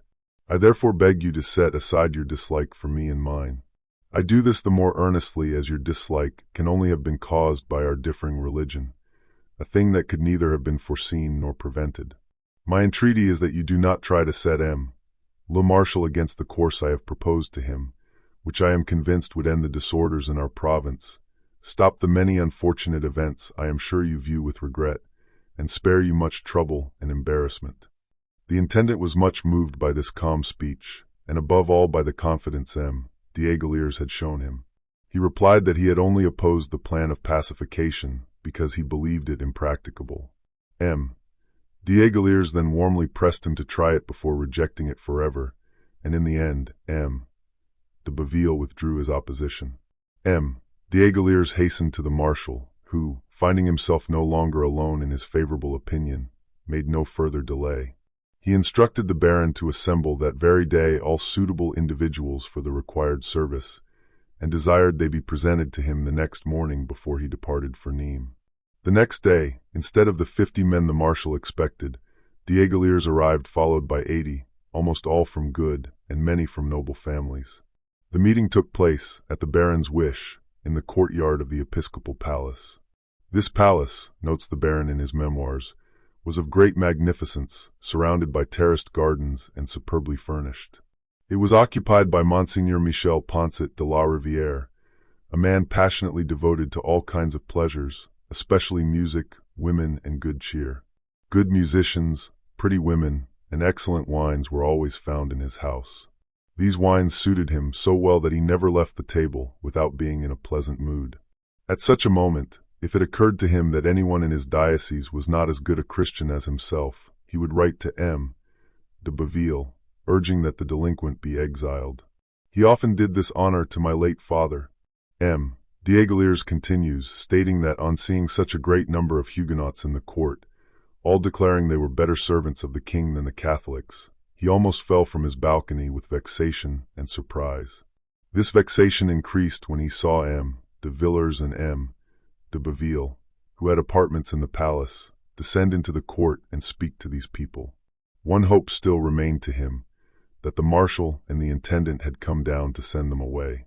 But this last hope was cruelly disappointed when he heard de Villers say that he accepted their service and expected them to obey Diegoliers in all matters concerning the service of the king. But arming the Protestants presented a significant challenge.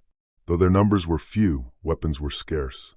The Calvinists had been disarmed so frequently that even their household knives had been confiscated. Searching their homes for guns and sabers proved futile. Diegoliers proposed taking arms from the townspeople.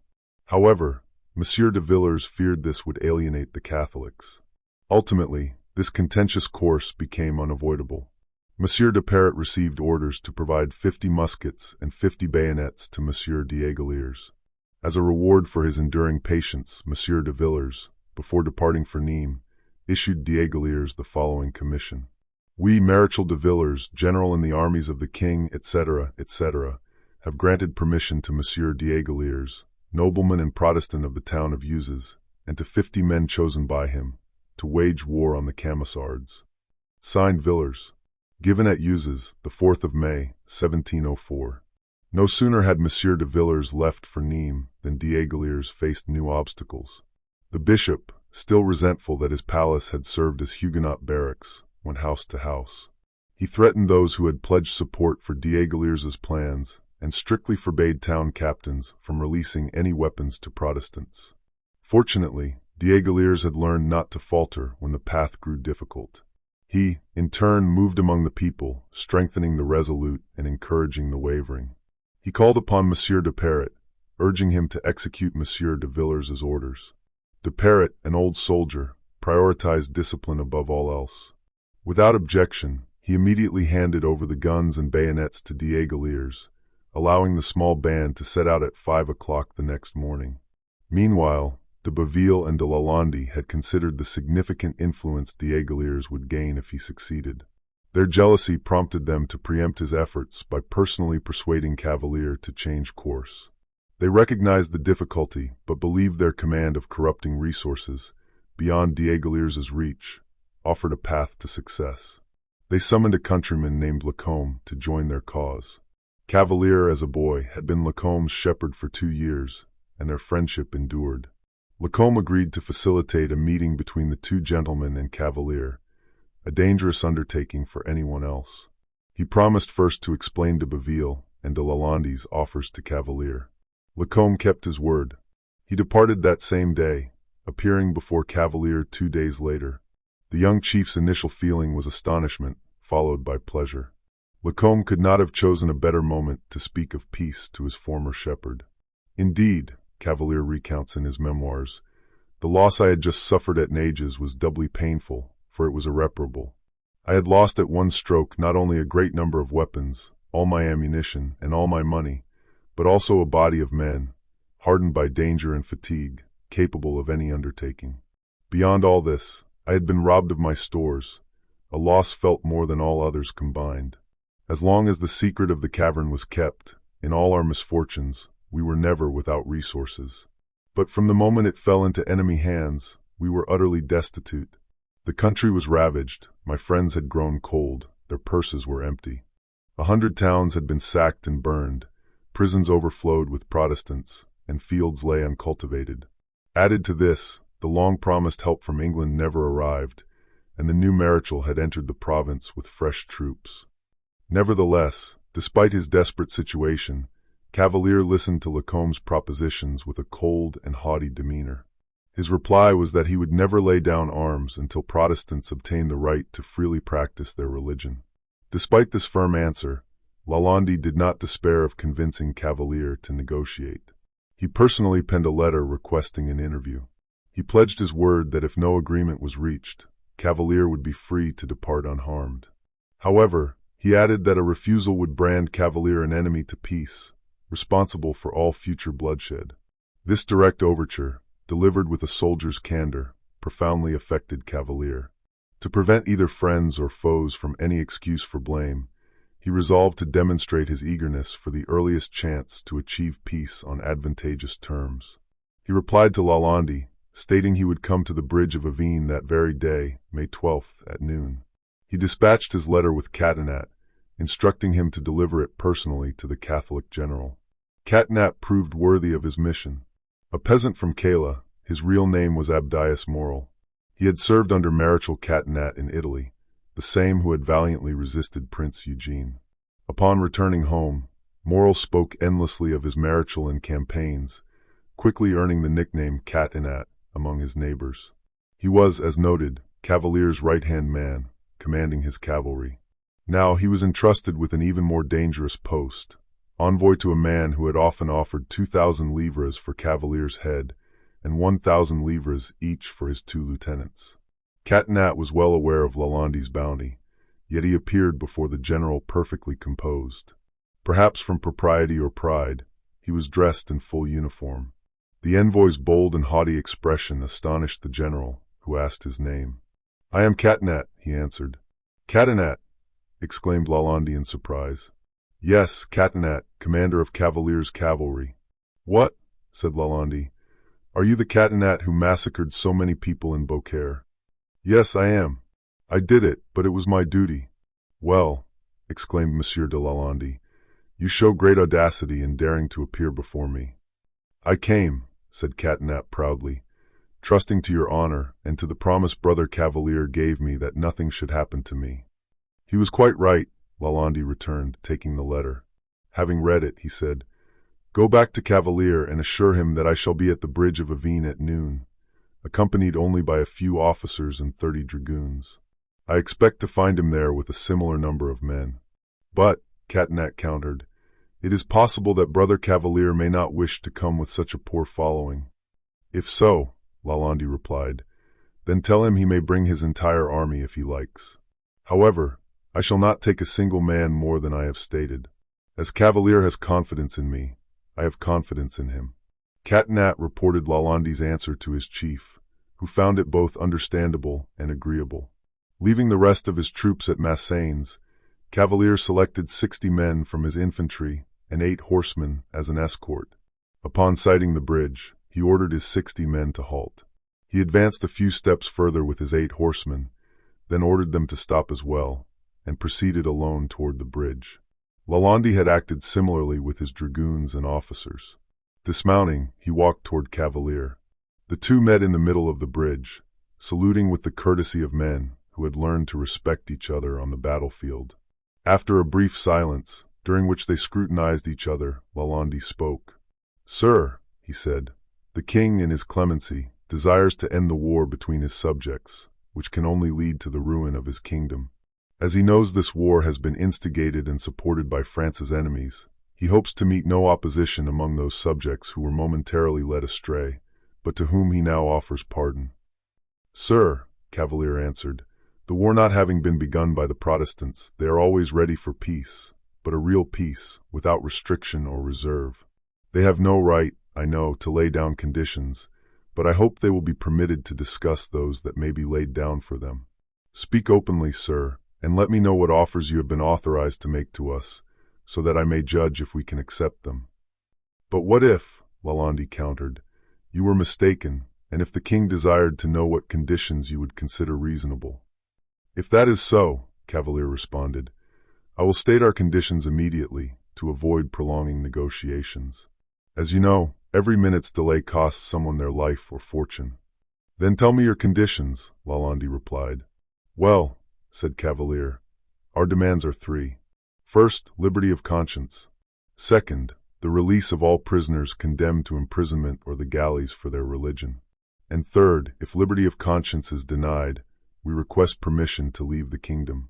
As far as I can judge, Lalande said, I do not believe the king will accept the first proposition.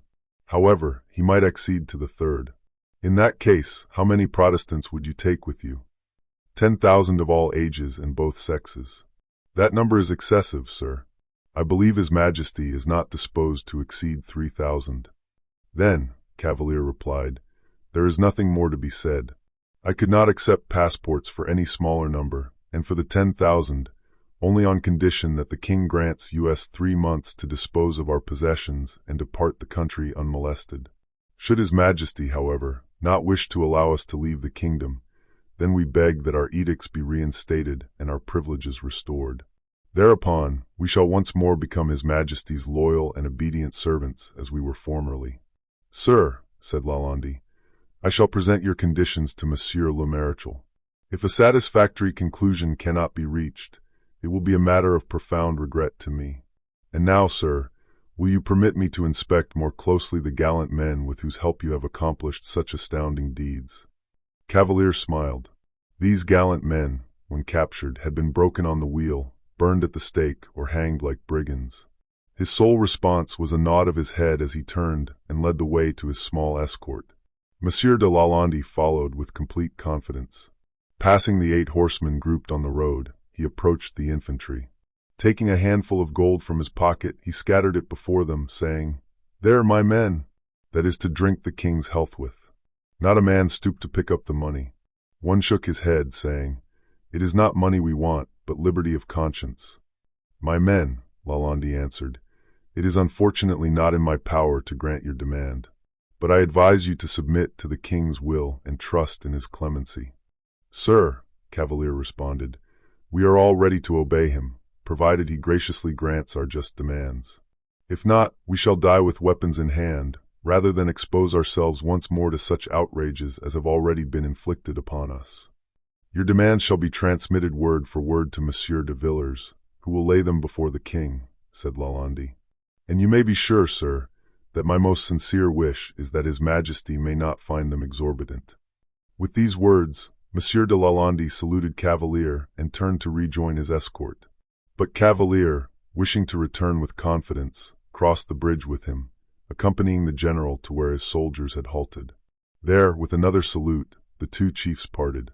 Monsieur de Lalande took the road to Uzes, while Cavalier rejoined his comrades. Meanwhile, d'Aiguillers, who had left Uzes on May 5th to join Cavalier, did not meet him until May 13th, the day after Cavalier's conference with Lalande. D'Aiguillers recorded their interview, which we shall now quote. Although it was the first time we had met face to face, we embraced each other as if we were old acquaintances.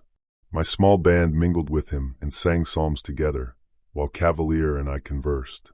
I was very pleased with what he said, and convinced him without difficulty that he should submit for the sake of the brethren. They could then choose whichever course best suited them, either leave the kingdom or serve the king. I believed the latter course to be the best, provided we were allowed to worship God according to our consciences. I hoped that, seeing their faithful service, His Majesty would recognize he had been misled by those who described us as disloyal subjects. Thus, we would obtain for the entire nation the liberty of conscience granted to us. In no other way, as far as I could see, could our deplorable condition be ameliorated. For although Cavalier and his men might survive for some time longer in the forests and mountains, they would never be strong enough to save the inhabitants of towns and other enclosed places from perishing. Upon this, he replied that although Catholics seldom kept promises made to those of our religion, he was willing to risk his life for the welfare of his brethren and the province. But he trusted that if he confided in the clemency of the king, for whom he had never ceased to pray, no harm would befall him. Thereupon d'Aiguillers, delighted to find him so favorably disposed of, begged him for a letter to Monsieur de Villers. As Cavalier knew the Marechal to be loyal and zealous, and had great confidence in him, he wrote, without hesitation, the following letter. Monseigneur, permit me to address your Excellency to humbly beg the favor of your protection for myself and for my soldiers. We are filled with the most ardent desire to atone for the fault we have committed by bearing arms. Not against the king, as our enemies have so falsely asserted, but to defend our lives against those who persecuted us, attacking us so fiercely that we believed it was done by order of His Majesty. We know that it was written by St. Paul that subjects ought to submit themselves to their king. If, despite these sincere protestations, our sovereign should still demand our blood, we shall soon be ready to throw ourselves on his justice or his mercy. But we should, Monseigneur, regard ourselves as happy if His Majesty, moved by our repentance, would grant us his pardon and receive us into his service, following the example of the God of mercy, whose representative His Majesty is on earth. We trust, Monseigneur, by our faithfulness and zeal, to acquire the honor of your protection, and we glory in the thought of being permitted, under the command of such an illustrious and noble-minded general as yourself, to shed our blood for the king. This being so, I hope that your Excellency will be pleased to allow me to inscribe myself with profound respect and humility, Monseigneur, your most humble and obedient servant, Cavalier. D'Aiguillers, upon receiving this letter, set out for Nîmes in high spirits. He felt certain he was bringing Monsieur de Villers more than he had expected. Indeed, as soon as the Marechal saw how far things had progressed, despite Lalande's jealous assertions that d'Aiguillers would spoil everything, he sent d'Aiguillers back to Cavalier with an invitation to come to Nîmes. D'Aiguillers departed at once, promising to return with the young chief. Lalande laughed loudly, feigning amusement at the Baron's confident manner, and insisted that Cavalier would not come. Meanwhile, events in the mountains could easily have altered the young chief's state of mind. The Comte de Tournan, commanding at Florac, had encountered Roland's army in the plain of Fondmorts. He lost 200 men, a considerable sum of money, and 80 mules laden with provisions. The anxiety this news caused Monsieur de Villers was soon relieved. 6 days after the defeat, he received a letter from Cavalier, delivered by Lacombe, the same man who had arranged the meeting at the bridge of Avesnes. In this letter, Cavalier expressed the greatest regret for what had just occurred. D'Aiguillers, therefore, found Cavalier in excellent spirits when he joined him at Tarnac. The young chief's initial reaction to the invitation was stupefaction. An interview with the Marechal was an honor so unexpected and grand that he suspected treachery. However, he was soon reassured upon recalling the Marechal's reputation for loyalty and the impossibility of d'Aiguillers participating in deceit. So Cavalier sent word back that he would obey the Marechal's orders and placed himself entirely in his hands regarding the arrangements for the interview. Monsieur de Villers informed him that he would expect him on the 16th in the garden of the Recollets convent in Nîmes, just outside the city, between the gates of Beaucaire and the Madeleine. Lalande would meet him beyond Cariac to receive him and provide hostages. Chapter 4. On May 15th, Cavalier departed from Tarnac with 160 foot soldiers and 50 horsemen. He was accompanied by his younger brother, d'Aiguillers, and Lacombe. They spent the night at Langlade. The next day, en route to Nîmes, they were met by Lalande, as arranged, between Saint-Césaire and Cariac. Lalande advanced to greet Cavalier and present the hostages. These included Monsieur de la Duretière, captain of the Fimercon regiment, an infantry captain, several other officers, and 10 dragoons. Cavalier entrusted them to his lieutenant, Ravanel, who commanded the infantry, and left them in his care at Saint-Césaire. The cavalry escorted Cavalier to within a musket shot of Nîmes and encamped on the heights. Cavalier further posted sentinels and mounted orderlies at all approaches to the camp, even as far as the Fountain of Diana and the tennis court. With these precautions taken, Cavalier entered the city, accompanied by his brother, d'Aiguillers Lacombe, and a bodyguard of 18 cavalry led by Catinat. Lalande rode ahead to announce their arrival to the Maréchal. He found Monsieur de Villars waiting with Messrs de Baville and Sandricourt in the Recollets' garden, fearing at any moment to hear that Cavalier had refused to come.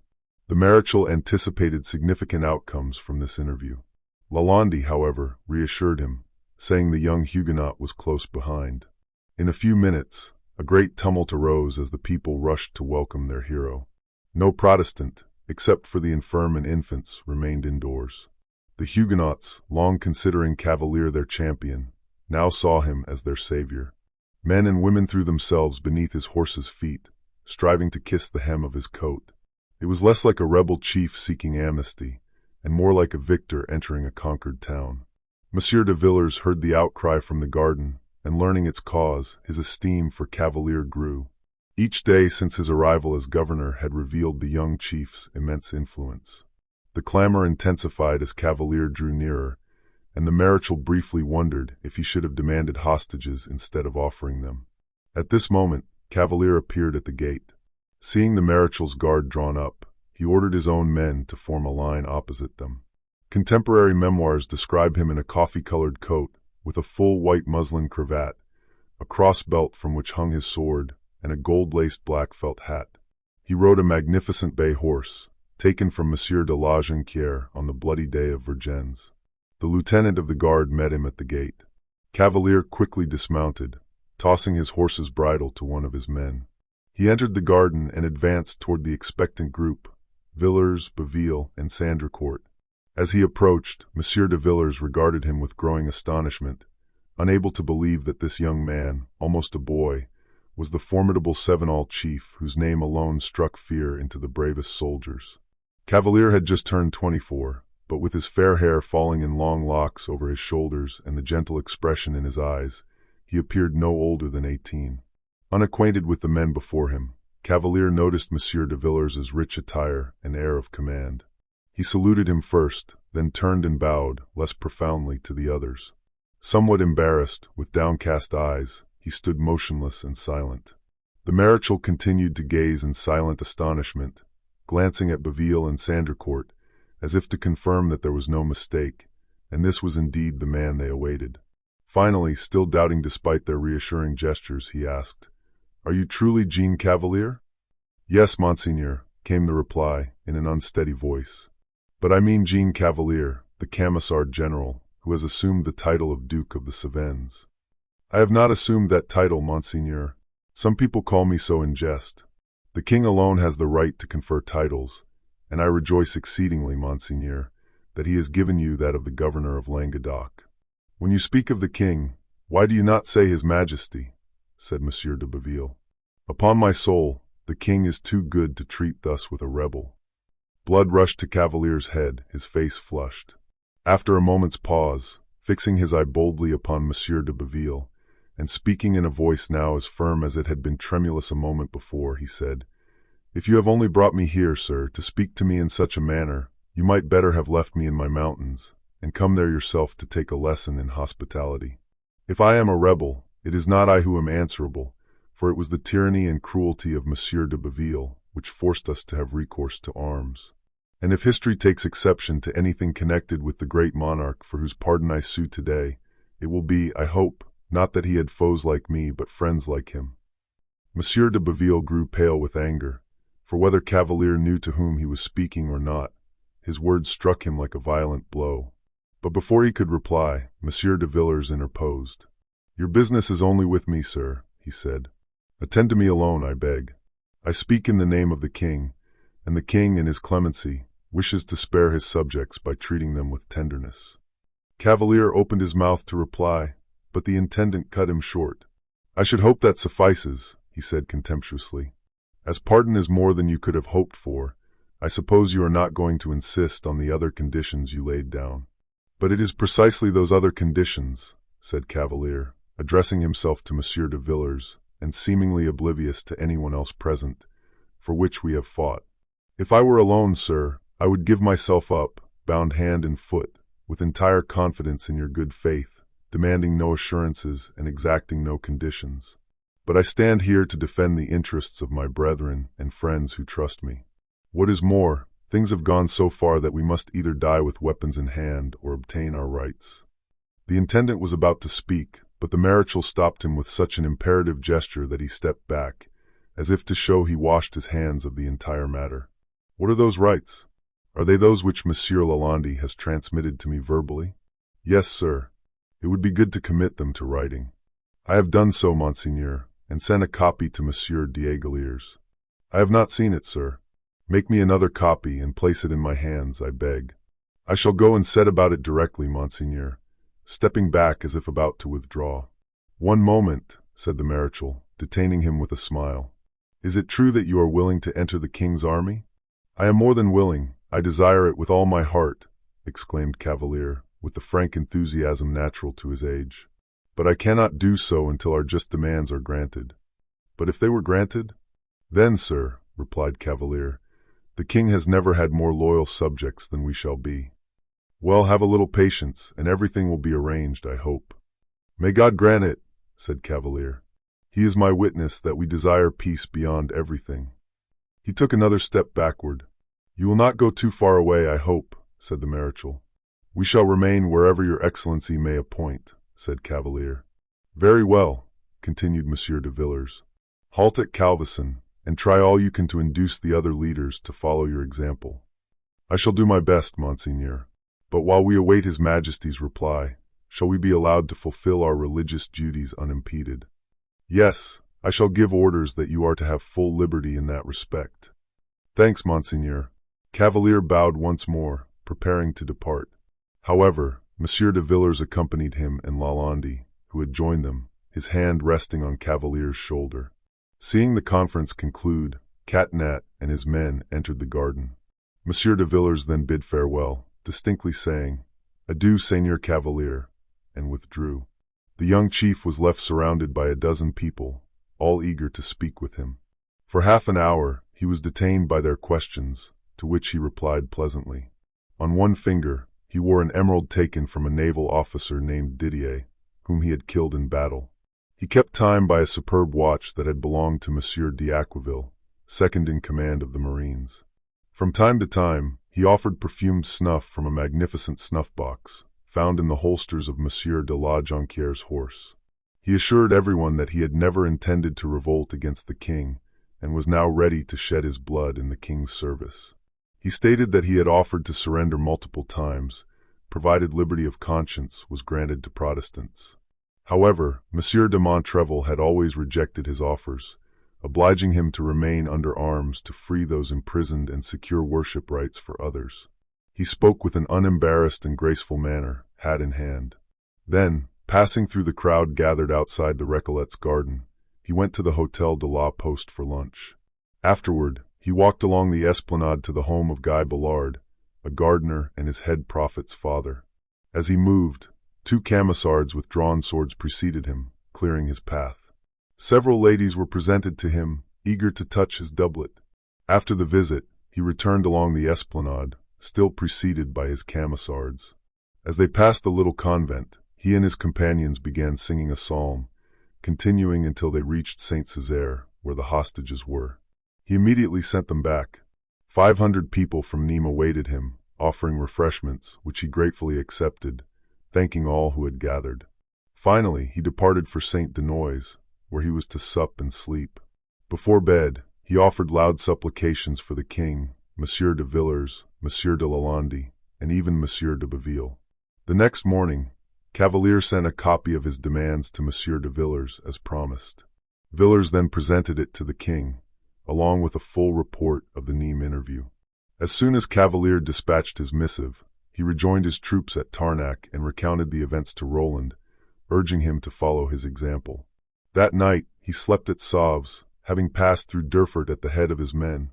A captain of dragoons named Montgros, with 25 soldiers, accompanied him everywhere by Monsieur de Villers' orders, ensuring villages provided all necessities. They left Sauves very early on May 16th for Calvisson, the appointed residence for Cavalier during the truce. In Quissac, where they stopped for refreshments, Castanet joined them and delivered a long sermon to all the local Protestants. The 2 battalions of the Charolais regiment, quartered at Calvisson, had received orders on the evening of the 17th to march out the next morning, making way for the Camisards.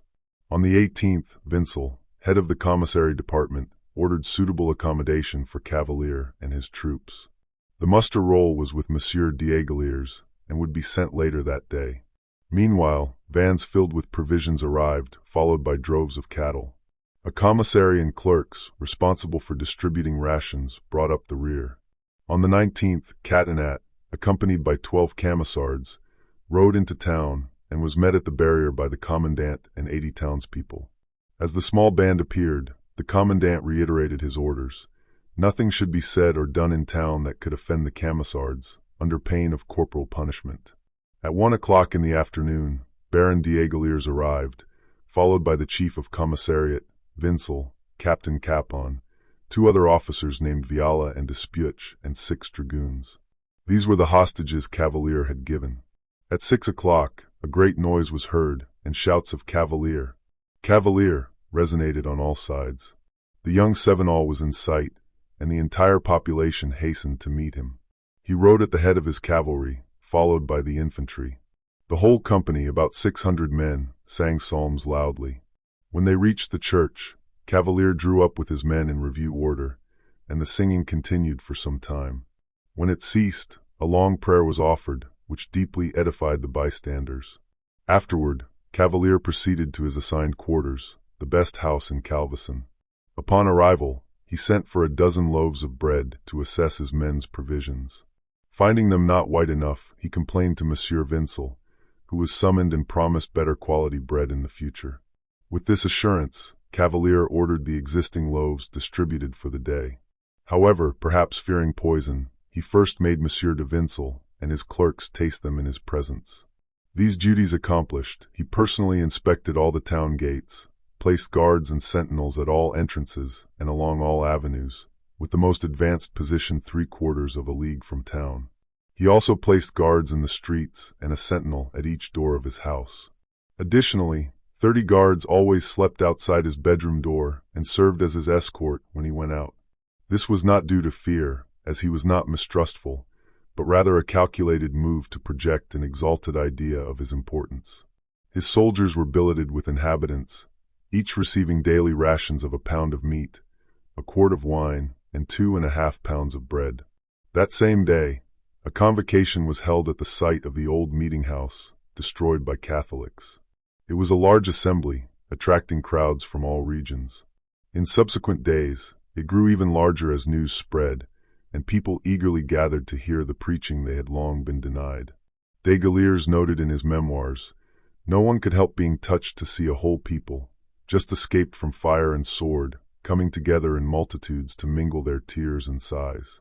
So famished were they for divine manna, that they were like people emerging from a besieged city after a long and cruel famine, to whom peace has brought food in abundance. They first devour it with their eyes, then throw themselves upon it, devouring it physically, meat, bread, and fruit, as it comes to hand. So it was with the unfortunate inhabitants of La Vantage, and even more distant places. They saw their brethren assembling in the meadows and at the gates of Calvisson, gathering in crowds and pressing around anyone who started singing a psalm, until at last 4,000 or 5,000 persons, singing, weeping, and praying, were gathered together, and remained there all day, supplicating God with a devotion that went to every heart and made a deep impression. All night, the same things went on. Nothing was to be heard but preaching, singing, praying, and prophesying. But if it was a time of joy for Protestants, it was a time of humiliation for Catholics.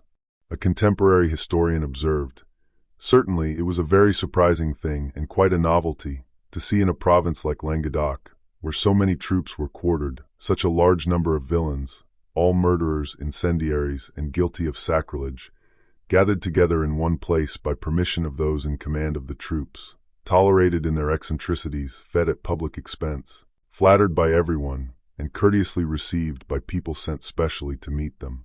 One of the most indignant at this situation was Monsieur de Baville. So eager to end it, he visited the governor, stating that the scandal was becoming too great. He argued that the assemblies should be dispersed by allowing troops to attack them. However, the governor thought otherwise, telling Baville that such an action would reignite the province and scatter those they had so painstakingly gathered. He reminded Baville that the objectionable situation would conclude in a few days. His opinion was that Baville might suppress his dissatisfaction for a short while to achieve a greater good. The marshal added, "The impatience of the priests is most ridiculous. Besides your remonstrances, which I hope I have now heard the last of, I have received countless letters full of such complaints that it would seem as if the prayers of the Camisards not only grated on the ears of the clergy but flayed them alive. I would like above everything to find out the writers of these letters, in order to have them flogged, but they have taken good care to put no signatures. I regard it as a very great impertinence for those who cause these disturbances to grumble and express their disapproval at my efforts to bring them to an end." After this speech, Monsieur de Baville understood there was nothing for him to do but let things take their course. The privileges afforded to Cavalier increasingly went to his head. Thanks to Monsieur de Villars' directives, all of Cavalier's orders were obeyed as if they originated from the governor himself. He maintained a court like a prince, lieutenants like a general, and secretaries like a statesman. One secretary's duty was to grant leave of absence to Camisards with business, or those wishing to visit relatives. The passports used for these safe conducts read as follows: "We, the undersigned, Secretary to Brother Cavalier, Generalissimo of the Huguenots, permit by this order given by him to absent himself on business for 3 days. Signed, Dupont. Calvison this." These safe conducts were respected as thoroughly as if signed by Marechal de Villars. On the 22nd, Monsieur de Saint-Pierre arrived from court, bearing the king's reply to Cavalier's proposals submitted to Monsieur de Lalande. The contents of this reply remained undisclosed, likely because it did not align with the marshal's peaceful intentions. Finally, on the 25th, the answer to Cavalier's direct demands to Monsieur de Villars arrived. The original document, penned by the Camisard chief, had been sent to Louis XIV, who returned it with his own handwritten notes. Thus, these two hands, one wielding a shepherd's crook, the other a scepter, had touched the same sheet of paper. The agreement, as recorded by Cavalier in his memoirs, stated, "The humble petition of the reformers of Languedoc to the king, that it may please the king to grant us liberty of conscience throughout the province, and to permit us to hold religious meetings in every suitable place, except fortified places and walled cities. Granted on condition that no churches be built. That all those in prison or at the galleys who have been sent there since the revocation of the Edict of Nantes, because of their religion, be set at liberty within 6 weeks from the date of this petition. Granted. That all those who have left the kingdom because of their religion be allowed to return in freedom and safety, and that their goods and privileges be restored to them. Granted on condition that they take the oath of fidelity to the king.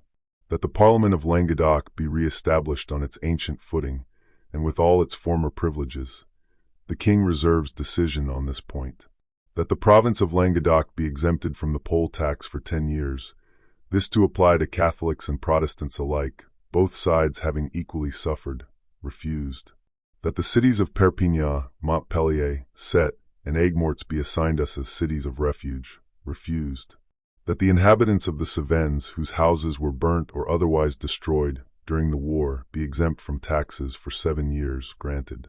That it may please His Majesty to permit Cavalier to choose 2,000 men, both from among his own troops and from among those who may be delivered from the prisons and galleys, to form a regiment of dragoons for the service of His Majesty, and that this regiment when formed may at once be ordered to serve His Majesty in Portugal. Asterisk granted, and on condition that all the Huguenots everywhere lay down their arms. The king will permit them to live quietly in the free exercise of their religion. Cavalier recounted in his memoirs, "I had been a week at Calvison when I received a letter from M. Le Marechal de Villars ordering me to repair to Nîmes, as he wished to see me, the answer to my demands having arrived. I obeyed at once, and was very much displeased to find that several of my demands, and in particular the one relating to the cities of refuge, had been refused. But M. Le Marechal assured me that the king's word was better than 20 cities of refuge, and that after all the trouble we had given him, we should regard it as showing great clemency on his part that he had granted us the greater part of what we had asked. This reasoning was not entirely convincing, but as there was no more time for deliberation, and as I was as anxious for peace as the king himself, I decided to accept gracefully what was offered.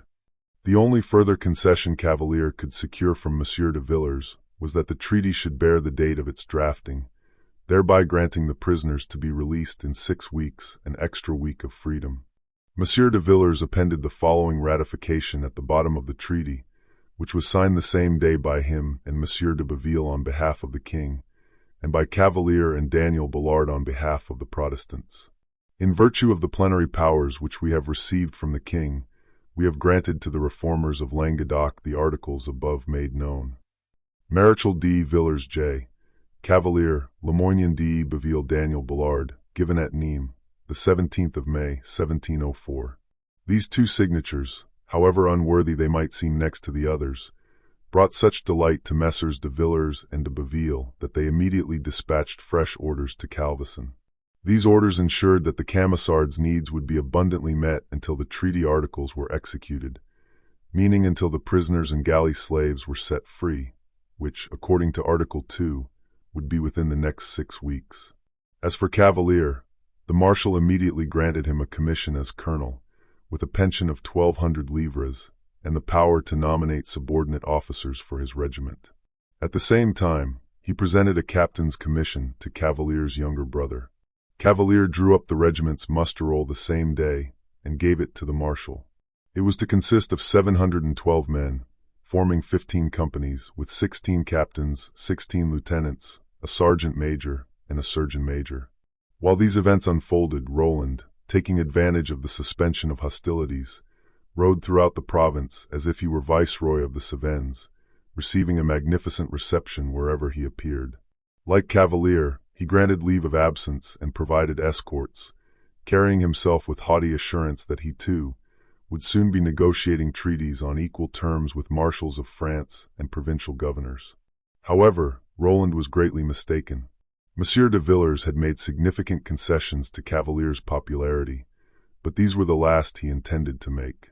Instead of being summoned to Nîmes or Uzes to confer with Monsieur de Villars, Roland merely received an intimation from Cavalier, who wished to speak with him on important business. They met near Anduze, and Cavalier, faithful to his promise to Monsieur de Villars, exhausted every argument to persuade Roland to follow his example. But Roland would not listen. When Cavalier saw that arguments and promises were futile, he raised his voice in anger. Roland, placing a hand on his shoulder, told him that his head was turned, and reminded him that he, Roland, was his senior in command. Therefore, Roland was not bound by promises made in his name by his junior. He declared he had vowed to heaven that nothing would persuade him to make peace unless complete liberty of conscience was granted to all. The young Cevenol, unaccustomed to such language, laid his hand on the hilt of his sword. Roland, stepping back, drew his own. The consultation would have ended in a duel had not the prophets intervened. They succeeded in convincing Roland to allow one of their number, a highly esteemed Huguenot named Salomon, to return to Nîmes with Cavalier. Salomon's purpose was to hear from Monsieur de Villars' own mouth the exact terms Cavalier had accepted and now offered to Roland. Within a couple of hours, Cavalier and Salomon set out together, arriving at Nîmes on May 27th, escorted by 25 men. They halted at the Tower of Magna, where the city's Protestants came out to meet them with refreshments. After prayers and a hasty meal, they advanced to the barracks and crossed the courtyards. The crowd and enthusiasm were no less fervent than during Cavalier's first entry, with over 300 people kissing his hands and knees. On this occasion, Cavalier was dressed in a doublet of gray cloth and a beaver hat laced with gold and adorned with a white feather. Cavalier and his companion proceeded directly to the Recollets' garden. Scarcely had they arrived when Messrs. de Villars and de Baville, accompanied by Lalande and Sandricourt, came out to meet them. The conference lasted 3 hours, but all that could be learned of the outcome was Salomon's declaration. His brethren would never lay down their arms until full liberty of conscience was secured. Consequently, it was decided that Cavalier and his regiment should be dispatched to Spain without delay, thereby weakening the Calvinist forces. Meanwhile, Salomon was sent back to Roland with a firm promise. If he surrendered, as Cavalier had, he would receive the same conditions, a colonel's commission, the right to name his regiment's officers, and a pension of 1,200 livres. Upon leaving the Recollets' garden, Cavalier found an equally large crowd awaiting him. They pressed so closely that 2 of his men had to ride before him with drawn sabers to clear a path until they reached the Montpellier road. He spent that night at Langlade, intending to rejoin his troops early the next morning. However, in Cavalier's absence, unexpected events had transpired among his men, who had previously obeyed him without question. He had left Ravanel in command, as usual. But no sooner had Cavalier departed than Ravanel began taking precautions, ordering the men to remain armed. The negotiations with Monsieur de Villars deeply troubled him. He viewed all promises as traps and saw his chief's compromise as a defection. Therefore, he gathered all the officers and men, expressed his fears, and successfully instilled his suspicions. This was easily achieved, as it was well known that Cavalier had joined the Huguenots less out of religious devotion and more to avenge a personal wrong. On many occasions, remarks had been made that he possessed more genius than piety. Thus, upon returning to Calvisson, Cavalier found his principal officers, led by Ravanel, assembled in the marketplace awaiting him. As he approached, they declared their immediate demand to know the conditions of the treaty he had signed with the Marshal, insisting on a clear and prompt answer. Such an unusual and unexpected address caused Cavalier to shrug, replying that these matters were not their concern, being beyond their comprehension. He asserted that it was his business to decide the course of action, and theirs to follow it, as it had always been, and with God's help and his own goodwill, it would remain so. Having spoken, he ordered them to disperse.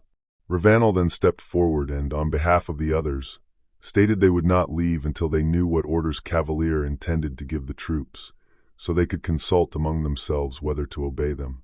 This insubordination was too much for Cavalier's patience. "The orders are," he declared, "to put on the uniforms that are being made for you, and to follow me to Portugal."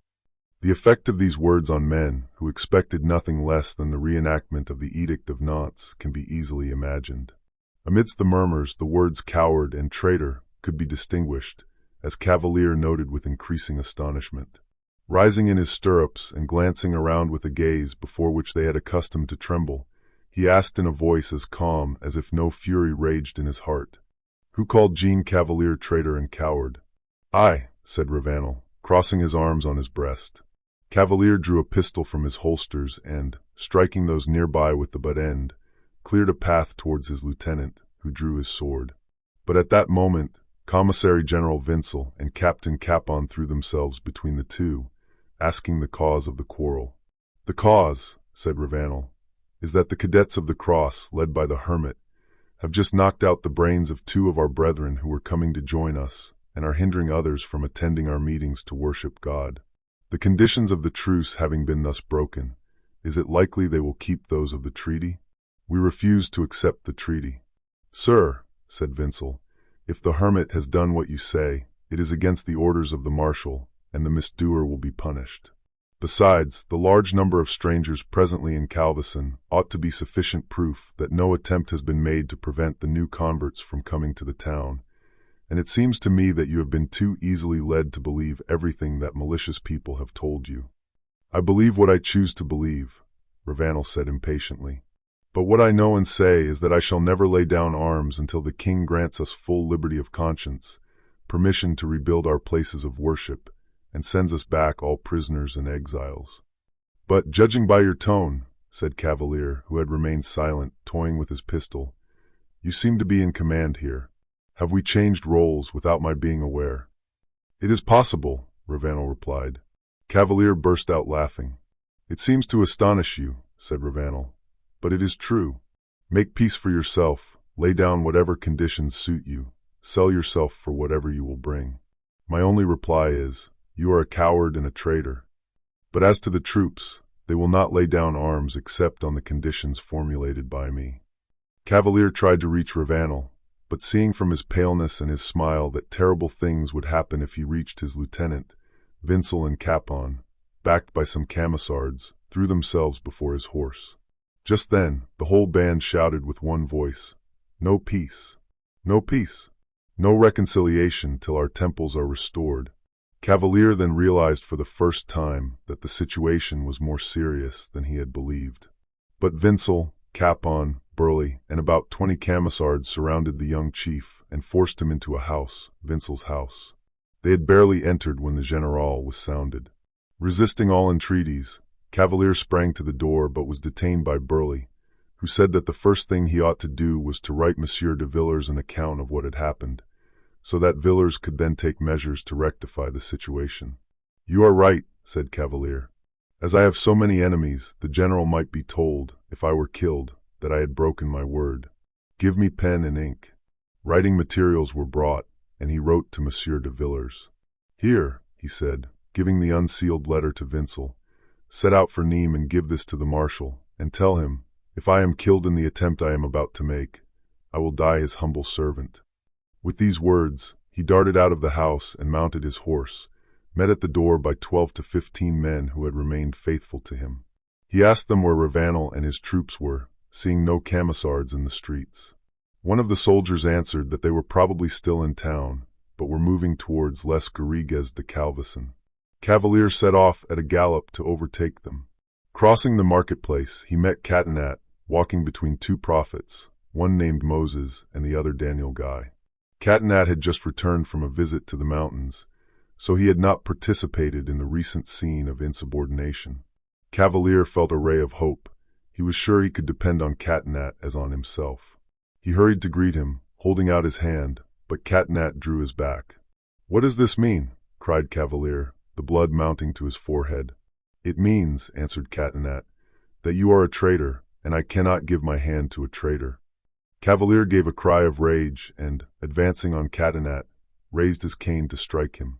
But Moses and Daniel Guy threw themselves between them, so the blow aimed at Catinat fell on Moses. At the same moment, Catinat, seeing Cavalier's gesture, drew a pistol from his belt. As it was fully cocked, it discharged in his hand, a bullet piercing Guy's hat without, however, wounding him. At the sound of the shot, shouts were heard about 100 yards away. It was the Camisards, who had been on the point of leaving the town, but hearing the shot, had turned back, believing some of their brethren were being murdered. Upon seeing them appear, Cavalier forgot Catinat and rode straight towards them. As soon as they caught sight of him, they halted, and Ravanel advanced before them, ready for any danger. "Brethren," he cried, "the traitor has come once more to tempt us. Begone, Judas! You have no business here." "But I have," exclaimed Cavalier. "I have to punish a scoundrel called Ravanel, if he has courage to follow me." "Come on, then," cried Ravanel, darting down a small side street, "and let us be done with it." The Camisards made a motion as if to follow them, but Ravanel turned towards them and ordered them to remain where they were. They obeyed, and thus Cavalier could see that, insubordinate as they had been towards him, they were ready to obey another. Just as he turned into the narrow street where the dispute was to be settled once and for all, Moses and Guy came up and, seizing the bridle of his horse, stopped him. Meanwhile, the Camisards who were on Cavalier's side surrounded Ravanel and forced him to return to his soldiers. The troops struck up a psalm and resumed their march while Cavalier was held back by force. At last, the young Sevenol managed to break free from those around him. The street the Camisards had taken was blocked, so he dashed down another. The two prophets, suspecting his intention, hurried after the troops by the most direct route. They caught up just as Cavalier, who had circled the town, came galloping across the plain to intercept them. The troops halted, and Ravanel gave orders to fire. The first rank raised their muskets, ready to obey. But such a danger did not frighten Cavalier. He continued to advance. Then Moses, seeing his peril, threw himself between Cavalier and the Camisards, stretching out his arms and shouting, "Stop! Stop! Misguided men! Are you going to kill brother Cavalier like a highwayman and thief? You must pardon him, my brethren. You must pardon him. If he has done wrong in the past, he will do better in future." Those who had aimed at the Cavalier lowered their muskets. Cavalier, shifting from menace to entreaty, begged them not to break the promise he had made in their name. Thereupon, the prophets struck up a psalm, and the other soldiers joined in, completely drowning his voice. Nevertheless, Cavalier did not lose heart. He accompanied them on their march to Saint Esteve, about a league farther on, unable to abandon all hope. Upon reaching Saint Esteve, The singing paused for a moment, and he made another attempt to recall them to obedience. Seeing it was all in vain, he gave up hope, calling out, "At least defend yourselves as well as you can, for the dragoons will soon be on you." He turned his horse towards the town. Then, for the last time, he said, "Brethren, let those who love me follow me." He spoke these words with such grief and affection that many were swayed. But Ravanel and Moses, seeing the effect he had produced, began to shout, "The sword of the Lord!"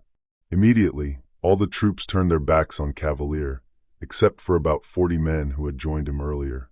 Cavalier entered a nearby house and wrote another letter to M. de Villars. In it, he described what had just happened, his efforts to win back his troops, and the conditions they demanded. He ended by assuring Villars of further efforts and promised to keep him informed of everything. He then withdrew to Cardet, not daring to return to Calvisson. Both of Cavalier's letters reached M. de Villars at the same time. In an initial surge of anger from this unexpected setback, he issued the following order. "Since arriving in this province and taking over the government by order of the king, our sole thought has been to end the disorders existing here through gentle measures, to restore peace, and to preserve the property of those uninvolved in the disturbances. To that end, we obtained His Majesty's pardon for rebels persuaded by their chiefs to lay down arms. The only condition was that they submit to the king's clemency and beg permission to atone for their crime by serving in his army. However, we are informed that instead of keeping their signed petitions, letters, and spoken commitments, some among them have tried to delude the people with false hopes of full liberty for their so-called reformed religion. This was never intended to be granted, and we have always declared it contrary to the king's will, likely to cause great evils difficult to remedy.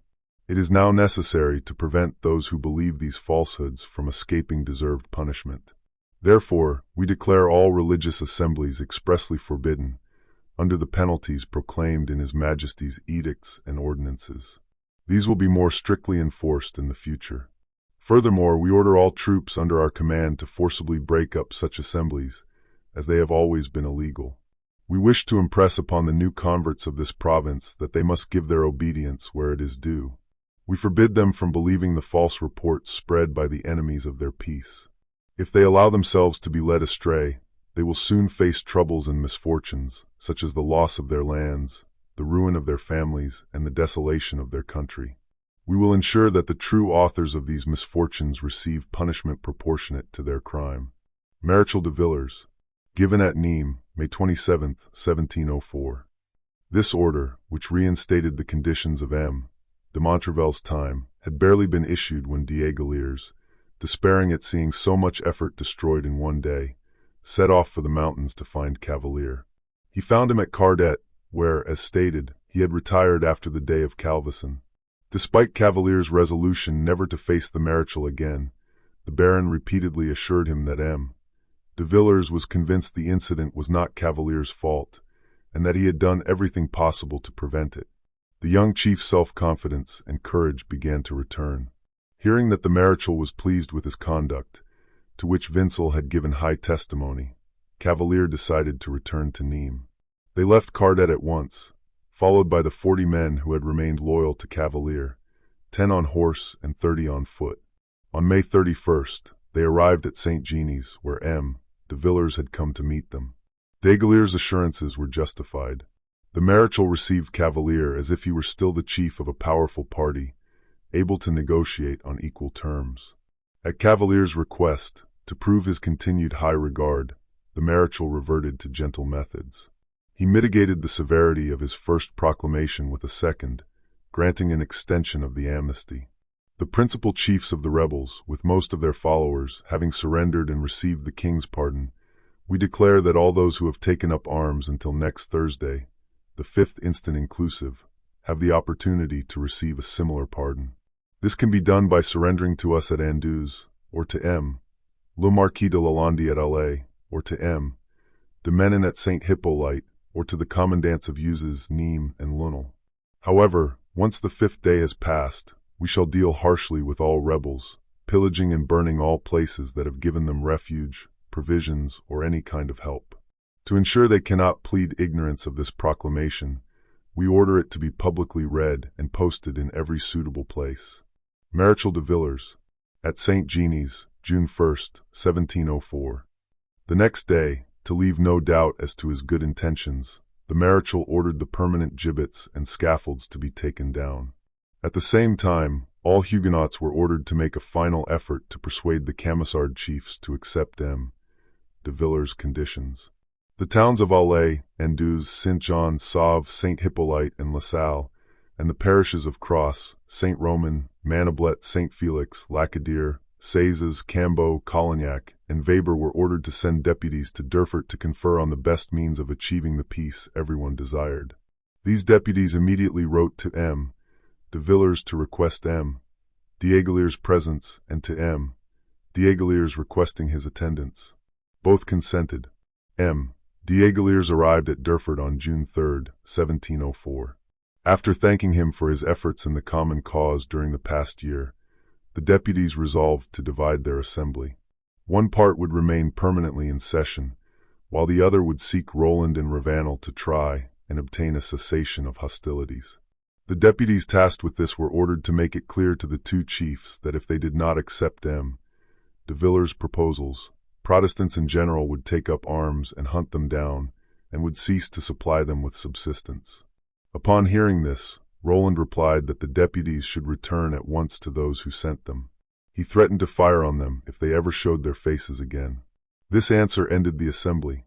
The deputies dispersed, and d'Aiguillier's returned to Maréchal de Villars to make his report. Hardly had he done so when a letter arrived from Roland. In it, the Camisard chief asked de Villars for an interview, similar to the one granted to Cavalier. This letter was addressed to d'Aiguillier's, who immediately communicated its contents to the Maréchal. From him, d'Aiguillier's received orders to set out at once to find Roland, and spare no pains to bring him around. D'Aiguillier's, tirelessly working for his country, departed the same day. He traveled to a mountain 3/4 of a league from Anduze, where Roland awaited him. After a 2-hour conference, they agreed to exchange hostages and begin negotiations. Consequently, de Villars sent Roland de Montrevel, an officer commanding a battalion of Marines, and de la Maison Blanche, captain of the Frolay regiment. In return, Roland sent de Villars 4 of his principal officers, designated as plenipotentiaries. Though these envoys lacked diplomatic skill and appeared laughable to contemporary historians, they nonetheless secured the Maréchal's consent to the following conditions. Cavalier and Roland would each command a regiment serving abroad, and each would be allowed a minister. All prisoners would be released, and exiles recalled. Protestants would be permitted to leave the kingdom with their possessions.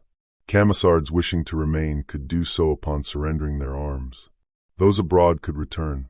No one would be harassed for their religion, provided they remained peaceably at home. Indemnities would be borne by the whole province, not solely exacted from Protestants. A general amnesty would be granted to all without reservation. These articles were presented to Roland and Ravanel by d'Aiguillier's.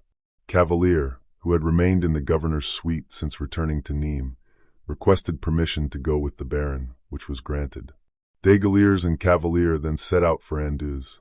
About a 1/4 league from town, they met Roland and Ravanel, who were awaiting the negotiation results. They were accompanied by de Montbel and de Maison Blanche, the Catholic hostages. As soon as Cavalier and Roland met, they erupted into recriminations and reproaches. However, through d'Aiguillier's efforts, they soon became more amicable, even embracing upon parting. But Ravanel was of a harder disposition. As soon as he saw Cavalier, he called him traitor, stating he would never surrender until the Edict of Nantes was reenacted. He then warned them that the governor's promises could not be trusted and predicted they would regret their overconfidence. He then left the conference and rejoined his troops, who, with Roland's, were gathered on a mountain 3/4 of a league away. The negotiators did not despair. Ravanel had left, but Roland had debated at length. So they decided to speak to the brethren, the troops under Roland and Ravanel, whose headquarters were then at Luzes. They aimed to inform them exactly of the articles agreed upon between Roland's envoys and the Maréchal. Those who decided to take this step were Cavalier, Roland, Moise, Saint Paul, Laforet, Maille, and d'Aiguillier's. We take the following account from d'Aiguillier's memoirs. No sooner had we decided on this plan than, Eager to execute it, we set off. We followed a narrow mountain path on the face of the cliff that rose to our right. To our left flowed the Gardon. Having traveled about a league, we sighted the troops, approximately 3,000 strong. An advanced post blocked our way. Thinking it was placed there in our honor, I was advancing without suspicion when suddenly our road was cut off by camisards, right and left. They threw themselves on Roland and forced him among their troops. Mail and Malploch were dragged from their horses. As for Cavalier, who was somewhat behind, as soon as he saw people approaching him with uplifted sabers and shouting "Traitor," he spurred his horse and galloped away, followed by some townspeople from Anduze who had accompanied us and who, seeing our reception, were terrified. I was too far forward to escape. 5 or 6 muskets rested on my breast, and a pistol pressed each ear. So, I resolved to be bold. I told the troopers to fire. I was willing to die in the service of my prince, my country, and my religion, as well as for themselves, whom I was trying to benefit by securing the king's goodwill. These words, which I repeated several times amidst the greatest uproar, made them pause. They commanded me to retreat, saying they did not want to kill me. I replied I would do nothing of the kind. I was going into the midst of the troops to defend Roland against the charge of treason, or be put to death myself, unless I could convince them that what I had proposed to him and Cavalier was for the good of the country, our religion, and the brethren. Having thus protested at the top of my voice against 30 voices, all trying to drown mine for about an hour, I offered to fight the man who had induced them to oppose us. At this offer, they pointed their muskets at me once more, but Mail, Malploch, and some others threw themselves before me, and although unarmed, had enough influence to prevent me from being insulted. I was forced, however, to retreat. As I left, I warned them they were about to bring great misfortunes upon the province. Whereupon a man named Claris stepped out from among the troops and approaching me exclaimed, "Go on, sir, and God bless you. We know that you mean well, and we're the first to be taken in. But go on working for the good of the country, and God will bless you." Degaliers returned to the Maréchal, who, furious at the turn of events, resolved instantly to break off all negotiations and revert to severe measures. However, before acting on this determination, he wrote the following letter to the king. "Sire, it is always my glory to faithfully execute your Majesty's orders, whatever those orders may be. But I could have, on many occasions since arriving here, displayed my zeal for your Majesty's service in other ways if I had not had to deal with madmen on whom no dependence could be placed. As soon as we were ready to attack them, they offered to submit, but a little later changed their minds again. Nothing could be greater proof of madness than their hesitation to accept a pardon of which they were unworthy, and which was so generously offered by your Majesty. If they do not soon make up their minds, I shall bring them back to the paths of duty by force, and thus restore this province to the state of peace that has been disturbed by these fools." The day after writing this letter to the king, Roland sent mail to M. de Villers. He begged him to wait until Saturday and Sunday, June 7th and 8th, before resorting to severity, as that marked the end of the truce. Roland solemnly promised that, in the interim, he would either bring in his troops to the last man or surrender himself with 150 followers. The Maréchal agreed to wait until Saturday morning. But as soon as Saturday arrived, he gave orders to attack the Camisards. The next day, he led a considerable body of troops to Carnoulet, intending to surprise the Huguenots, as word had arrived that they were all gathered there. They, however, received intelligence of his plan and evacuated the village during the night. The village paid dearly for its hospitality. It was pillaged and burned down. The Miclets even murdered 2 women they found there, and Degaliers failed to obtain any satisfaction for this crime. In this manner, M. de Villers kept the fatal promise he had given, and internecine war raged once more. Furious at having missed the Camisards, de Menin heard from his scouts that Roland was to sleep the next night at the Château de Prade. He went to M. de Villers and requested leave to conduct an expedition against the chief. He was almost sure of surprising Roland, having secured a guide with minute knowledge of the country. The Maréchal gave him carte blanche. In the evening, Menin set out with 200 grenadiers. He had already covered 3/4 of the way without being discovered when an Englishman met them by chance. This man was serving under Roland, but had been visiting his sweetheart in a neighboring village, and was on his way home, when he stumbled upon Menin's grenadiers. Without a thought for his own safety, he fired his gun, shouting, "Fly! Fly! The royals are upon you!" The sentinels took up the cry. Roland jumped out of bed, and without waiting for clothes or horse, ran off in his shirt, escaping through a postern gate that opened into the forest, just as de Menin entered by another. Menin found Roland's bed still warm, and took possession of his clothes, finding in a coat pocket a purse containing 35 louis, and in the stables 3 superb horses. The Camisards answered this beginning of hostilities with a murder. 4 of them, believing they had reasons for displeasure against one of M. de Baville's subordinates named Dodd, who was both mayor and magistrate at Le Vigan, hid in a cornfield he had to pass on his way back from La Valette, his country estate. Their plan succeeded. Dodd came along as expected, and, having no suspicion of the impending danger, continued conversing with M. de Mondardier, a gentleman of the neighborhood who had that very day asked for Dodd's daughter in marriage. Suddenly, he found himself surrounded by 4 men who, upbraiding him for his exactions and cruelties, shot him twice through the head with a pistol. They offered no violence to M. de Mondardier except to deprive him of his laced hat and sword.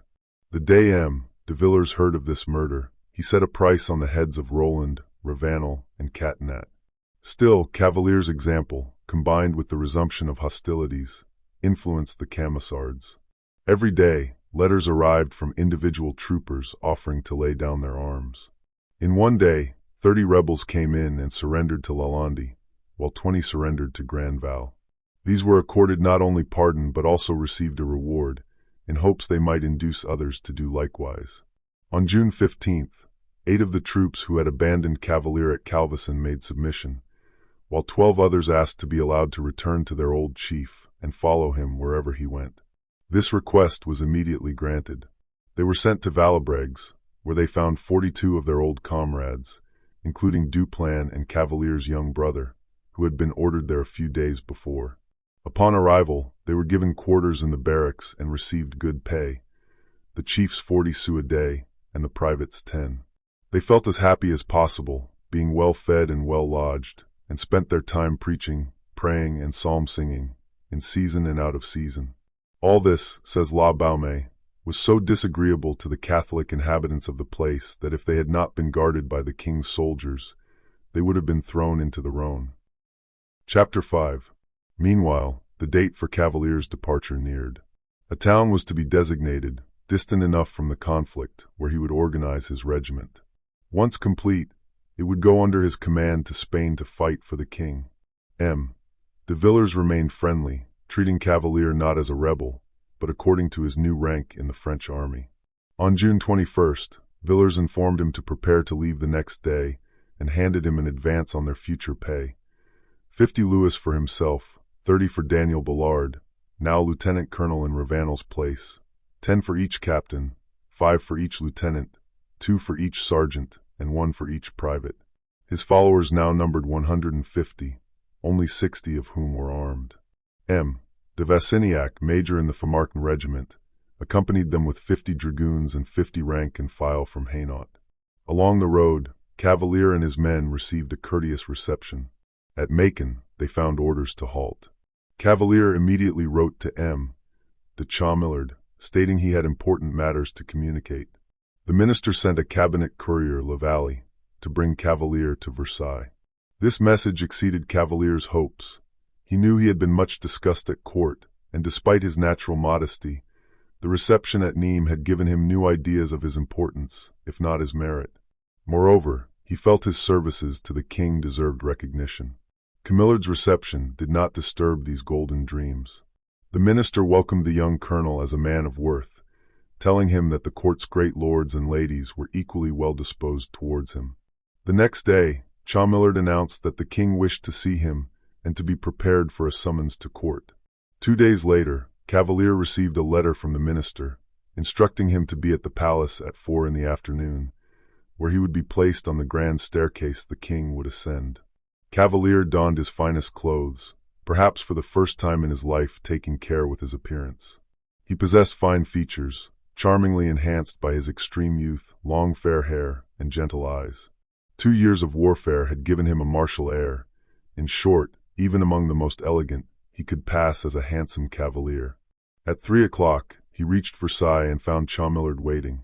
All courtiers of every rank were greatly excited, having learned that the great Louis wished to meet the former Sevenol chief, whose name had resonated so loudly and often in the mountains of Languedoc that its echoes reached the halls of Versailles.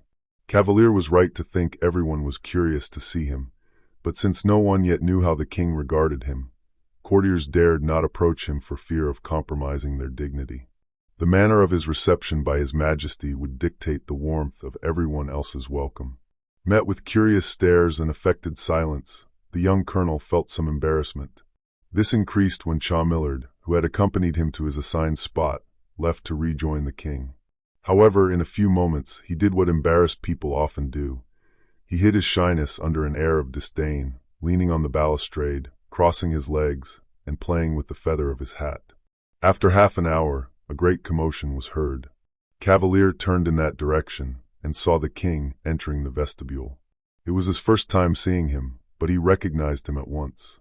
Cavalier's knees knocked together, and his face flushed. The king ascended the stairs step by step with his usual dignity, stopping occasionally to speak a word or make a gesture. Behind him, 2 steps lower, came Chaumillard, moving and stopping with the king, answering His Majesty's questions respectfully, but formally and precisely. Reaching Cavalier's level, the king paused, pretending to point out a new ceiling Lebrun had just finished. In reality, he wanted a good look at the singular man who had fought against 2 marshals of France and negotiated with a third as an equal. After examining him at his leisure, he turned to Chaumillard, feigning only just noticing the stranger, and asked, "Who is this young gentleman?" "Sire," answered the minister, stepping forward to present him, "this is Colonel Jean Cavalier." "Ah, yes," said the king contemptuously, "the former baker of Anduze," and shrugging his shoulders disdainfully, he passed on. Cavalier, like Chaumillard, had taken a step forward, but the great king's scornful answer turned him to stone. For an instant, he stood motionless and pale as death. Then, instinctively, he laid his hand on his sword. Realizing he was lost if he remained another moment among these people, who missed none of his movements despite pretending to despise him too much to be aware of his presence, he dashed down the staircase and through the hall, knocking over 2 or 3 footmen. He hurried into the garden, ran across it at full speed, and regaining his hotel room, threw himself on the floor, where he writhed like a maniac, uttering cries of rage and cursing the hour when, trusting de Villars' promises, he had abandoned the mountains where he was as much a king as Louis XIV at Versailles. The same evening, he received orders to leave Paris and rejoin his regiment at Macon. He therefore set out the next morning, without seeing de Chaumillard again. Upon arriving at Macon, Cavalier found his comrades had been visited by d'Aiguillers, who had also come to Paris hoping to obtain more from the king than de Villars could or would grant. Cavalier, without telling his comrades of the king's strange reception, made them understand he feared that not only would their promises be broken, but some trick would be played upon them. Thereupon these men, of whom he had long been chief and oracle, asked what they should do. Cavalier replied that if they would follow him, their best course would be to seize the first opportunity to reach the frontier and leave the country. They all declared themselves ready to follow him anywhere. This caused Cavalier a new pang of regret, for he could not help recalling that he had once commanded 1,500 men like these. The next day, Cavalier and his comrades set out without knowing their destination, unable to get any information from their escort, a silence that strengthened their resolve. As soon as they reached Annan, Cavalier declared that the looked-for opportunity had arrived, asking if they were still of the same mind. They replied they would do whatever he advised. Cavalier then ordered them to hold themselves in readiness. Daniel offered a prayer, and when it ended, the whole company deserted in a body. Crossing Montbéliard, they entered Porrentruy and took the road to Lausanne. Meanwhile, d'Aiguillers, in his turn, arrived at Versailles with letters from de Villars for the Duke of Beauvilliers, President of the King's Council, and for Chaumillard.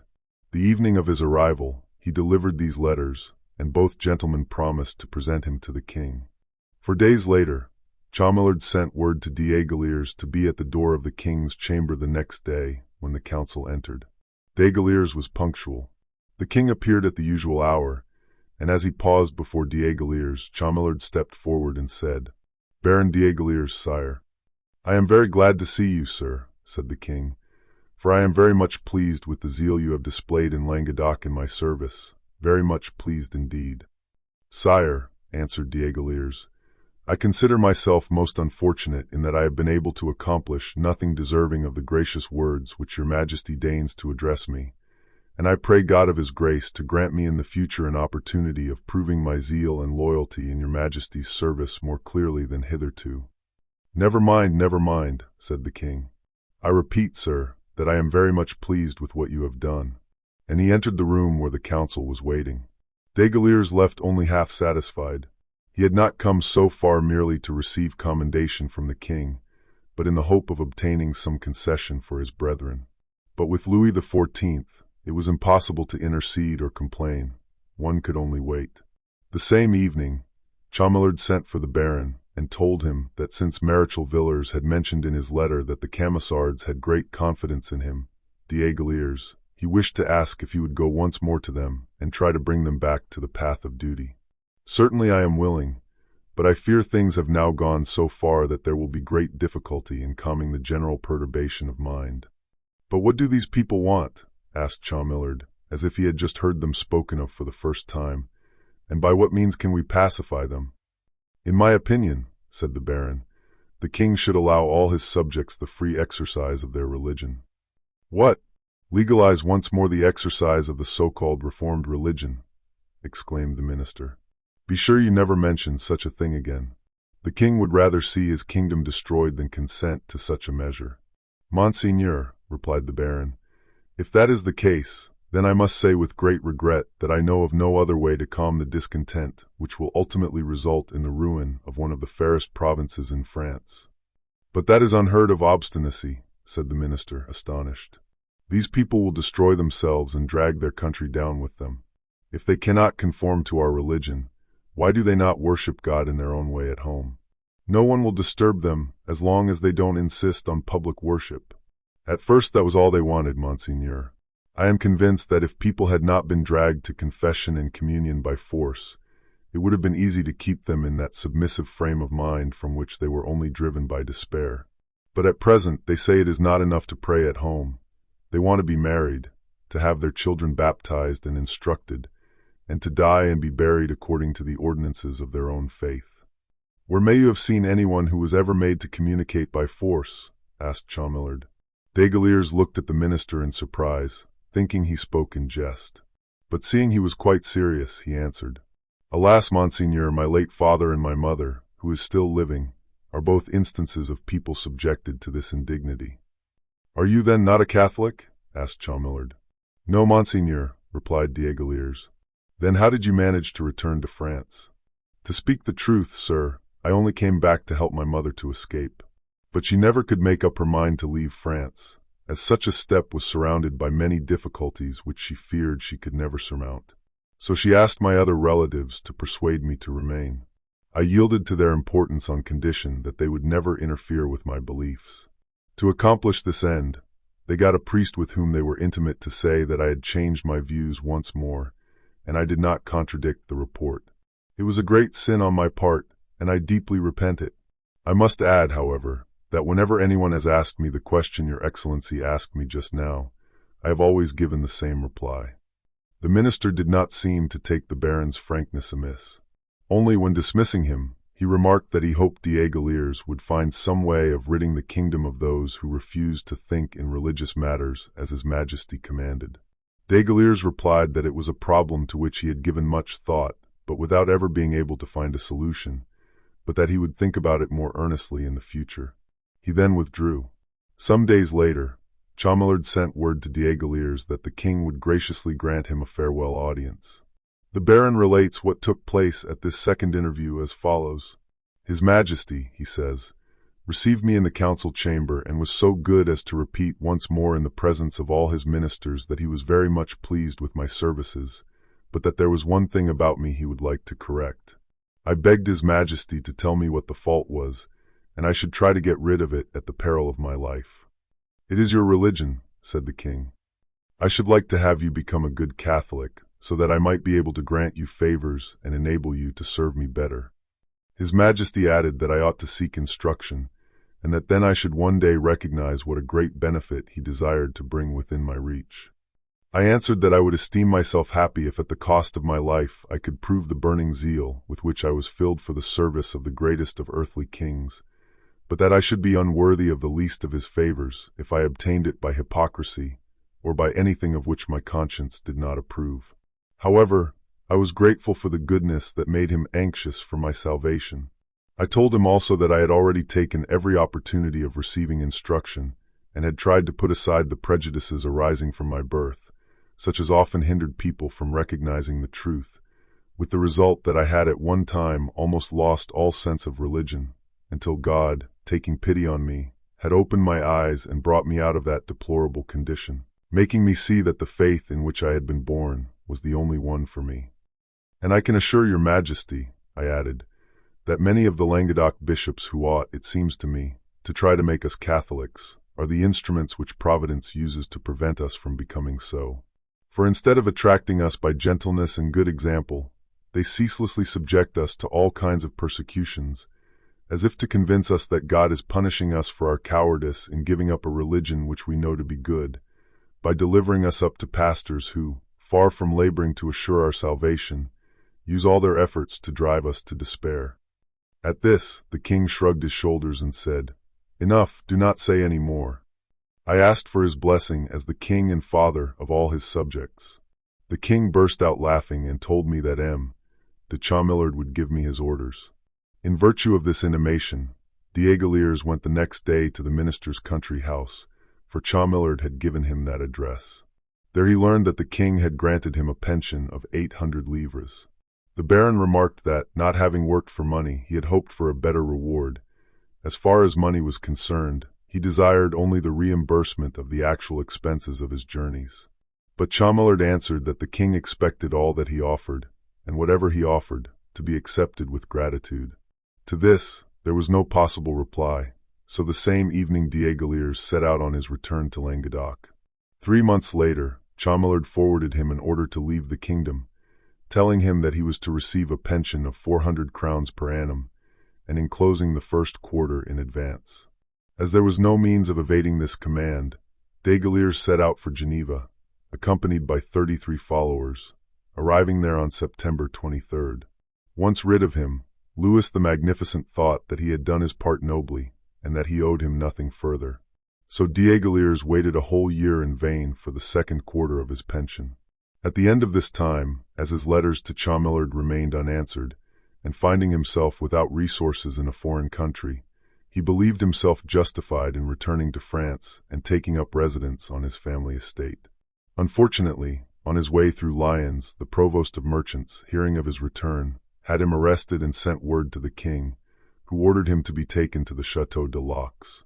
After a year's imprisonment, Diegaliers, who had just entered his 35th year, resolved to try and escape, preferring to die in the attempt rather than remain a prisoner for life. He succeeded in getting possession of a file with which he removed one of the bars of his window. By knotting his sheets together, he descended, taking the loosened bar with him to serve, if needed, as a weapon. A nearby sentinel cried, "Who goes there?" But Diegaliers stunned him with his bar. The cry, however, had raised the alarm. A second sentinel saw a man fleeing, fired at him, and killed him on the spot. Such was the reward of the devoted patriotism of Baron Diegaliers. Meanwhile, Roland's troops had greatly increased in number, having been joined by the main body of those who had once been commanded by Cavalier, so that he had about 800 men at his disposal. Some distance away, another chief, named Joanny, had 400. Larose, to whom Castanet had transferred his command, found himself at the head of 300.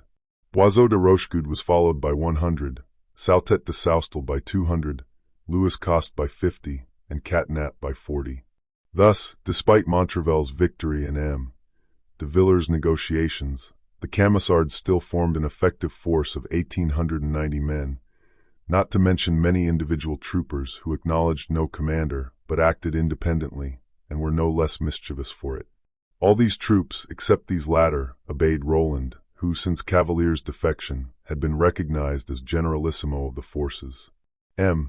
De Villers thought if he could separate Roland from his troops, as he had separated Cavalier, his plans would be easier to execute. So he used every means available to win over Roland. As soon as one plan failed, he tried another. At one moment, he was almost sure of achieving his objective with the help of a certain Jordan de Mionnet, a great friend of his, who offered his services as an intermediary. But he failed like all the others, receiving a definite refusal from Roland, making it evident that other means than persuasion would be necessary. A sum of 100 louis had already been placed on Roland's head. This sum was now doubled. 3 days afterward, a young man from Uzes named Malarte, in whom Roland had complete confidence, wrote to M. de Perret that the Camisard general intended to spend the night of August 14th at the Château Castelnau.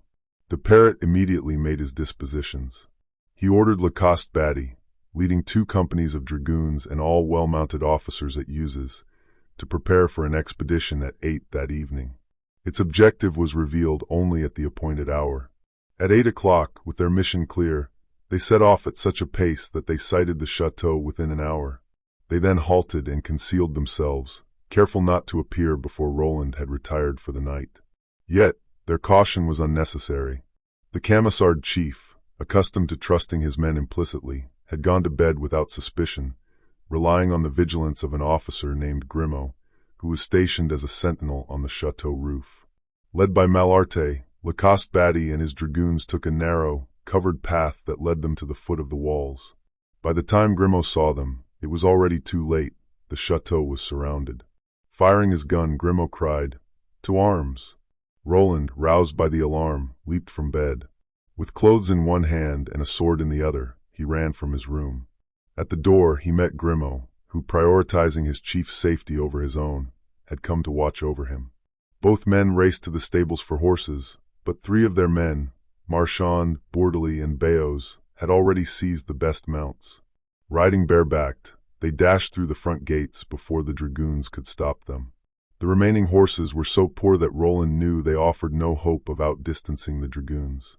He resolved to flee on foot, avoiding open roads to take refuge in ravines and bushes. He hastened with Grimaud and 4 other officers, who had gathered around him, towards a small back gate leading to the fields. However, a ring of dragoons surrounded the chateau in addition to the troops who had entered it. They immediately fell into an ambush. Seeing himself surrounded, Roland dropped the clothes he hadn't had time to put on. He placed his back against a tree, drew his sword, and challenged the boldest, officer or private, to approach. His features expressed such resolve that, as he stood alone and half-naked, defying them all, a moment of hesitation fell upon the attackers. No one dared to step forward. But this pause was broken by a gunshot. The arm Roland had stretched out against his adversaries fell to his side. The sword with which he had threatened them escaped his hand. His knees gave way, and his body, supported only by the tree, remained erect for an instant before gradually sinking to the ground. Gathering his last strength, Roland raised both hands to heaven, as if to invoke divine vengeance upon his murderers. Then, without uttering a single word, he fell forward, dead, shot through the heart. The dragon who killed him was named Subirand. Maillai, Grimaud, Coudreau, Guerin, and Rezsal, the 5 Camisard officers, seeing their chief dead, surrendered without resistance, like children. Roland's dead body was carried in triumph to Uzes, and from there to Nîmes, where it was put on trial as if still alive. It was sentenced to be dragged on hurdles and then burned. The execution of this sentence was carried out with such pomp that it ensured neither side would forget the punishment or the martyrdom. In the end, Roland's ashes were scattered to the 4 winds. The execution of the 5 officers closely followed that of their chief's body. They were condemned to be broken on the wheel, and the sentence was carried out all at once. Yet their death, instead of inspiring terror in the Calvinists, gave them fresh courage. As an eyewitness recounted, the 5 Camisards endured their tortures not only with fortitude, but with a light-heartedness that astonished all present, especially those unfamiliar with Camisard executions. Malarte received his 200 louis, but to this day, his name is coupled with that of Judas in the minds of his countrymen. From this time onward, fortune ceased to smile on the Camisards. Genius had departed with Cavalier, and faith with Roland. On the very day of Roland's death, one of their stores, containing over 80 sacks of corn, was seized at Tuares. The next day, Catinat, with a dozen men, hidden in a vineyard of Lavonnage, was surprised by a detachment of Soissonnais. 11 of his men were killed, the 12th taken prisoner, and Catinat himself barely escaped with a severe wound. On the 25th of the same month, a cavern near Sauve, used by the rebels as a store and containing 150 sacks of fine wheat, was discovered. Lastly, Chevalier de Froulet found a third hiding place near Milet. This location, used as both a store and a hospital, contained not only salt beef, wine, and flour, but also 6 wounded Camisards, who were instantly shot as they lay. The only band that remained unbroken was Ravanel's, but since Cavalier's departure, things had not gone well for his lieutenant. In consequence of these setbacks, and the successive checks met by other Camisard troops, Ravanel proclaimed a solemn fast. He intended to intercede with God for the protection of the Huguenot cause. On Saturday, September 13th, he led his entire force to the wood of Saint Benezet, planning to spend the whole of the next day there in prayer. But treason was rife. 2 peasants, aware of this plan, informed Monsieur Lenoir, mayor of Le Vigan. Lenoir sent word to the Marechal and Monsieur de Seville, who were in Anduze. Nothing could have been more welcome to the governor than this vital information. He made the most careful dispositions of his forces, hoping to destroy the rebellion in one blow. He ordered Monsieur de Courten, a brigadier colonel commanding at Alais, to take a detachment of his troops and patrol the banks of the Gardon between Nuz and Castagnols. His strategy was that if the Camisards were attacked from the other side by a body of soldiers drawn from Anduze, whom he had stationed during the night at Domersargues, they would attempt to retreat towards the river.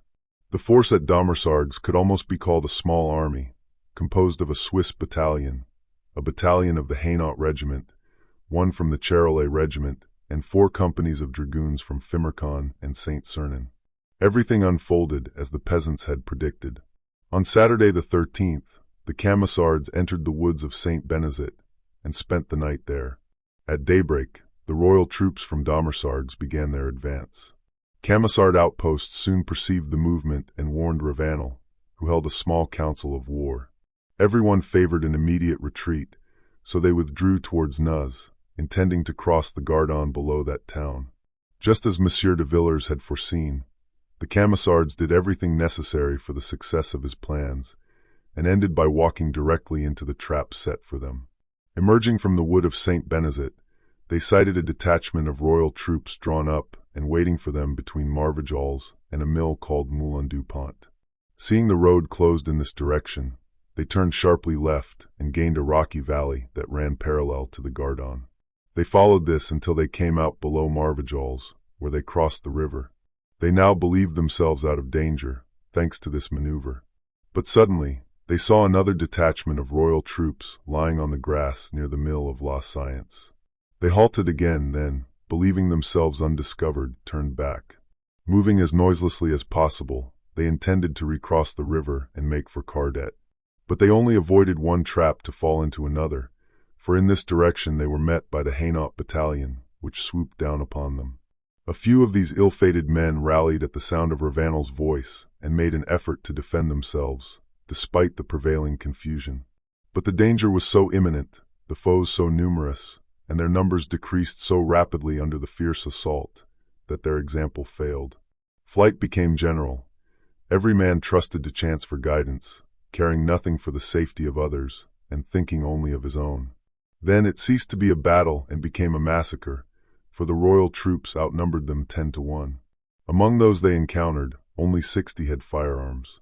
The rest, since the discovery of their various magazines, had been reduced to arming themselves with poor swords, pitchforks, and bayonets attached to sticks. Hardly a man survived the fray. Ravanel himself only succeeded in escaping by throwing himself into the river, where he remained underwater between 2 rocks for 7 hours, only coming to the surface to breathe. When night fell and the dragoons had retired, he also fled. This was the last battle of the war, which had lasted 4 years. With Cavalier and Roland, those 2 mountain giants, the power of the rebels disappeared. As news of the defeat spread, the Camisard chiefs and soldiers, convinced that the Lord had hidden his face from them, surrendered one by one. The first to set an example was Castanet. On September 6th, a week after Ravanel's defeat, he surrendered to the Maréchal.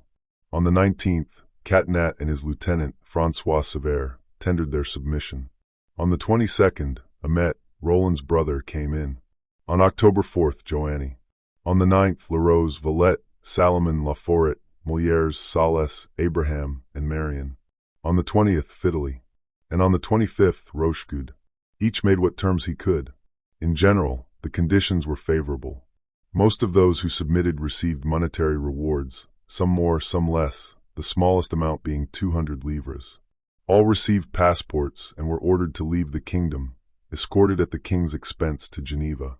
The following is Marion's account of the agreement he reached with the Marquis Lalande. Probably all the others were of the same nature. I was deputed, he recounts, to negotiate with this lieutenant general regarding the surrender of my own troops and those of Larose. I also arranged terms for the inhabitants of 35 parishes who had supported us during the war. The outcome of these negotiations was that all prisoners from our cantons would be freed and reinstated in their possessions, along with everyone else. Inhabitants of fire-ravaged parishes were to be exempt from land tax for 3 years. Furthermore, no parishioner was to be taunted about the past or molested concerning religion. They would be free to worship God in their homes according to their consciences. These agreements were fulfilled with such punctuality that Larose was permitted to open the prison doors of St. Hippolyte to 40 prisoners on the very day he submitted. As stated, the Camisards, upon their surrender, were sent to Geneva.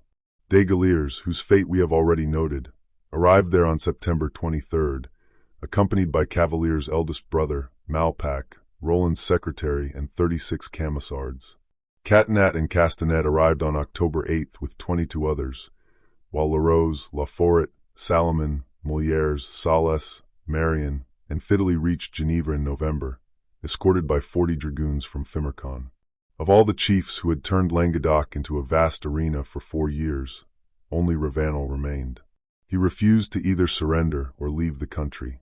On October 8th, the Maréchal issued an order declaring he had forfeited all right to amnesty. A reward of 1,500 louis was offered for his capture alive, and 2,400 livres for his dead body. Any hamlet, village, or town offering him refuge would be burned to the ground, and its inhabitants put to the sword. The revolt seemed over, and peace established. Thus, the Maréchal was recalled to court, departing Nîmes on January 6th. Before his departure, he received the states of Languedoc, who not only praised him for tempering severity with mercy, but also presented him with a purse of 12,000 livres. A sum of 8,000 livres was given to his wife. Yet, this was merely a prelude to the favors awaiting him at court. On the day he returned to Paris, the king decorated him with all royal orders and created him a duke. The following day, the king received him and addressed him thus: "Sir, your past services lead me to expect much from those you will render me in the future. The affairs of my kingdom would be better conducted if I had several villers at my disposal. Having only one, I must always send him where he is most needed. It was for that reason I sent you to Languedoc. While there you have restored tranquility to my subjects, you must now defend them against their enemies. For I shall send you to command my army on the Moselle in the next campaign." The Duke of Berwick arrived in Montpellier on March 17th to replace Maréchal Villars. His first concern was to ascertain the exact state of affairs from Monsieur de Baville. Monsieur de Baville informed him that things were not as settled as they appeared on the surface. In fact, England and Holland, keen to see intestine war weaken France, were ceaselessly encouraging exiles to return home. They promised genuine support this time, offering arms, ammunition, and men. It was rumored that some, including Castanet, were already on their way back. Indeed, the former rebel chief, tired of inaction, had left Geneva in late February and arrived safely in Vivarais. He held a religious meeting in a cave near La Gorie, attracting Valette of Vals and Boyer of Valin to his side. Just as the three were determined to penetrate the Cevennes, they were denounced by peasants to a Swiss officer named Muller, who commanded a detachment of troops in the village of Rivière. Muller immediately mounted his horse, guided by the informers, and made his way into the small wood where the Camisards had taken refuge. He fell upon them unexpectedly. Boyer was killed attempting to escape. Castanet was captured and brought to the nearest prison, where he was joined the next day by Valette, who had also been betrayed by peasants he had asked for assistance. The first punishment inflicted on Castanet was the forced transportation of Boyer's head in his hand from La Gorie to Montpellier. He protested vehemently at first, but in vain. It was fastened to his wrist by the hair. Thereupon, he kissed it on both cheeks and endured the ordeal as if it were a religious act, addressing words of prayer to the head as he might have done to a martyr's relic. Upon arriving at Montpellier, Castanet was examined. At first, he insisted he had only returned from exile due to lack of means to live abroad. But under torture, he endured such agony that, despite his courage and constancy, he confessed to a plan. He had intended to introduce a band of Huguenot soldiers with their officers into the Cevennes via Dauphine, or by water. While awaiting their arrival, he had sent emissaries ahead to rouse the people to revolt. He admitted to participating in this work himself. He also revealed that Castanet was currently in Languedoc or Vivarais, engaged in the same task, and supplied with a considerable sum of money sent by foreigners for distribution. Several persons of even greater importance, he disclosed, would soon cross the frontier to join him. Castanet was condemned to be broken on the wheel. As he was led to execution, Abbé Tremendy, the curé of Notre Dame, and Abbé Plomet, canon of the cathedral, came to his cell for a final attempt at conversion, but he refused to speak. They therefore went ahead and awaited him on the scaffold. There, they appeared to inspire Castanet with more horror than the instruments of torture. While he addressed the executioner as brother, he cried out to the priests, "Go away out of my sight, imps from the bottomless pit. What are you doing here, you accursed tempters? I will die in the religion in which I was born. Leave me alone, ye hypocrites, leave me alone." But the two abbés remained unmoved, and Castanet expired cursing, not the executioner, but the two priests whose presence during his death agony disturbed his soul, turning it away from things which should have filled it. Villette was sentenced to be hanged, and was executed on the same day as Castanet. Despite the admissions wrung from Castanet in March, nearly a month passed without any sign of fresh intrigues or rebellion. But on April 17th, around 7 in the evening, Monsieur de Baville received intelligence. Several Camisards had recently returned from abroad and were hiding somewhere, though their precise retreat was unknown. This information was brought before the Duke of Berwick. He and Monsieur de Baville ordered searches of certain houses whose owners, in their opinion, were likely to have given refuge to the malcontents. At midnight, all available forces were divided into 12 detachments of archers and soldiers, each led by a dependable man. Demain, the king's lieutenant, assigned each detachment its search district. They all set out at once from the town hall at 12:30, marching in silence and separating at signals from their leaders, anxious to make no noise. Initially, their efforts were fruitless. Several houses were searched without result. But at length, Josserand, the diocesan provost, entered one of the houses assigned to him and Villa, captain of the town troops. They found 3 men sleeping on mattresses laid on the floor. The provost roused them, asking who they were, whence they came, and what they were doing in Montpellier. As they, still half asleep, did not reply promptly, he ordered them to dress and follow him. These 3 men were Flessier, Gallard, and Jean-Louis. Flessier was a deserter from the Fimercon regiment, and possessed the most knowledge of the plot. Gallard had formerly served in the Hainaut regiment, and Jean-Louis, commonly called the Genevois, was a deserter from the Courten regiment. Flessier, the leader, felt it would be a great disgrace to be taken without resistance. He pretended to obey, but while lifting his clothes from a trunk, he managed to secure and cock 2 pistols. The noise of the hammers aroused the provost's suspicions. Throwing himself on Flessier, he seized him around the waist from behind. Flessier, unable to turn, raised his arm and fired over his shoulder. The shot missed the provost, merely burning a lock of his hair, but slightly wounded one of his servants who was carrying a lantern. He then tried to fire a second shot, but Josserand, seizing his wrist with one hand, blew out his brains with the other. While Josserand and Flessier struggled, Gallard threw himself on Villa, pinning his arms to his sides. Having no weapons, he tried to push Villa against the wall to stun him by knocking his head. But when the wounded servant dropped the lantern, Gallard took advantage of the darkness to dash for the door, releasing his grip on his antagonist. Unfortunately for him, the 2 doors were guarded. The guards, seeing a half-naked man running at top speed, pursued him, firing several shots. He received a wound which, though not dangerous, impeded his flight, so he was soon overtaken and captured. They brought him back a prisoner to the town hall, where Flessier's dead body already lay.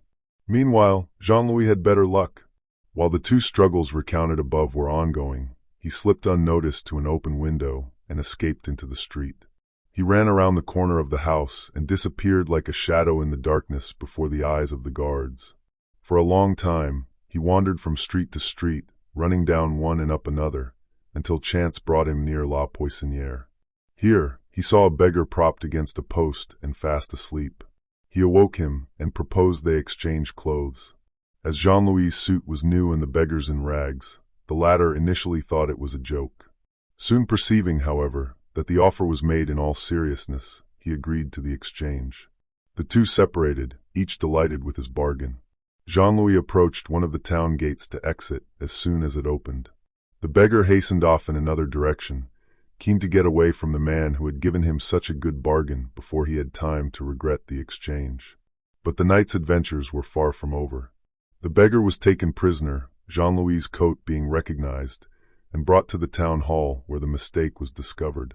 Meanwhile, the Genevois, now in a dark street, lost his way. Seeing three men approach, one carrying a lantern, he moved towards the light to find out where he was. To his surprise, he saw that one of the men was the servant Flessier had wounded, now on his way to have his injury dressed. The Genevois tried to retreat into the shade, but it was too late. The servant had recognized him. He then tried to flee, but the wounded man soon overtook him. Although one of his hands was disabled, he held Jean-Louis fast with the other, allowing the two men with him to easily secure him. He too was brought to the town hall, where he found the Duke of Berwick and Monsieur de Baville, awaiting the outcome of the affray. Hardly had the prisoner caught sight of them than, seeing himself already hanged, which was no wonder, considering the marvelous swiftness of executions in that era, he threw himself on his knees. He confessed his identity and explained why he had joined the fanatics.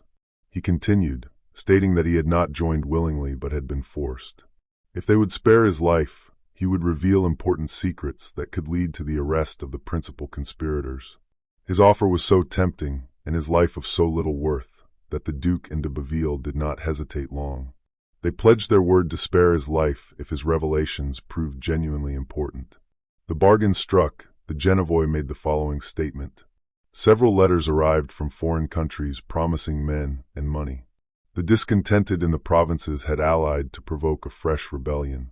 These letters and other scattered documents raised hopes that Monsieur de Miremont, the last Protestant prince of the House of Bourbon, would bring reinforcements of 5,000 or 6,000 strong. These reinforcements were to arrive by sea and land at Aigues-Mortes or Sète. 2,000 Huguenots were to arrive simultaneously via Dauphine and join the others upon disembarkation. In this hope, Catinat, Clary, and Jonquet had left Geneva and returned to France. Having joined Ravenel, they had secretly traversed areas known to be infected with fanaticism, making all necessary arrangements. This included amassing powder, lead, munitions, and stores of all kinds, as well as enrolling all men of age to bear arms. Furthermore, they had estimated what each city, town, and village ought to contribute in money or kind to the League of the Children of God. They could thus count on having 8,000 to 10,000 men ready to rise at the first signal. They had also resolved that uprisings should occur simultaneously in several chosen locations, with each participant knowing his exact duty. In Montpellier, 100 of the most determined among the disaffected were to set fire to Catholic houses in different quarters, killing all who attempted to extinguish the fires. With the help of Huguenot inhabitants, they were to slaughter the garrison, seize the citadel, and carry off the Duke of Berwick and Monsieur de Baville.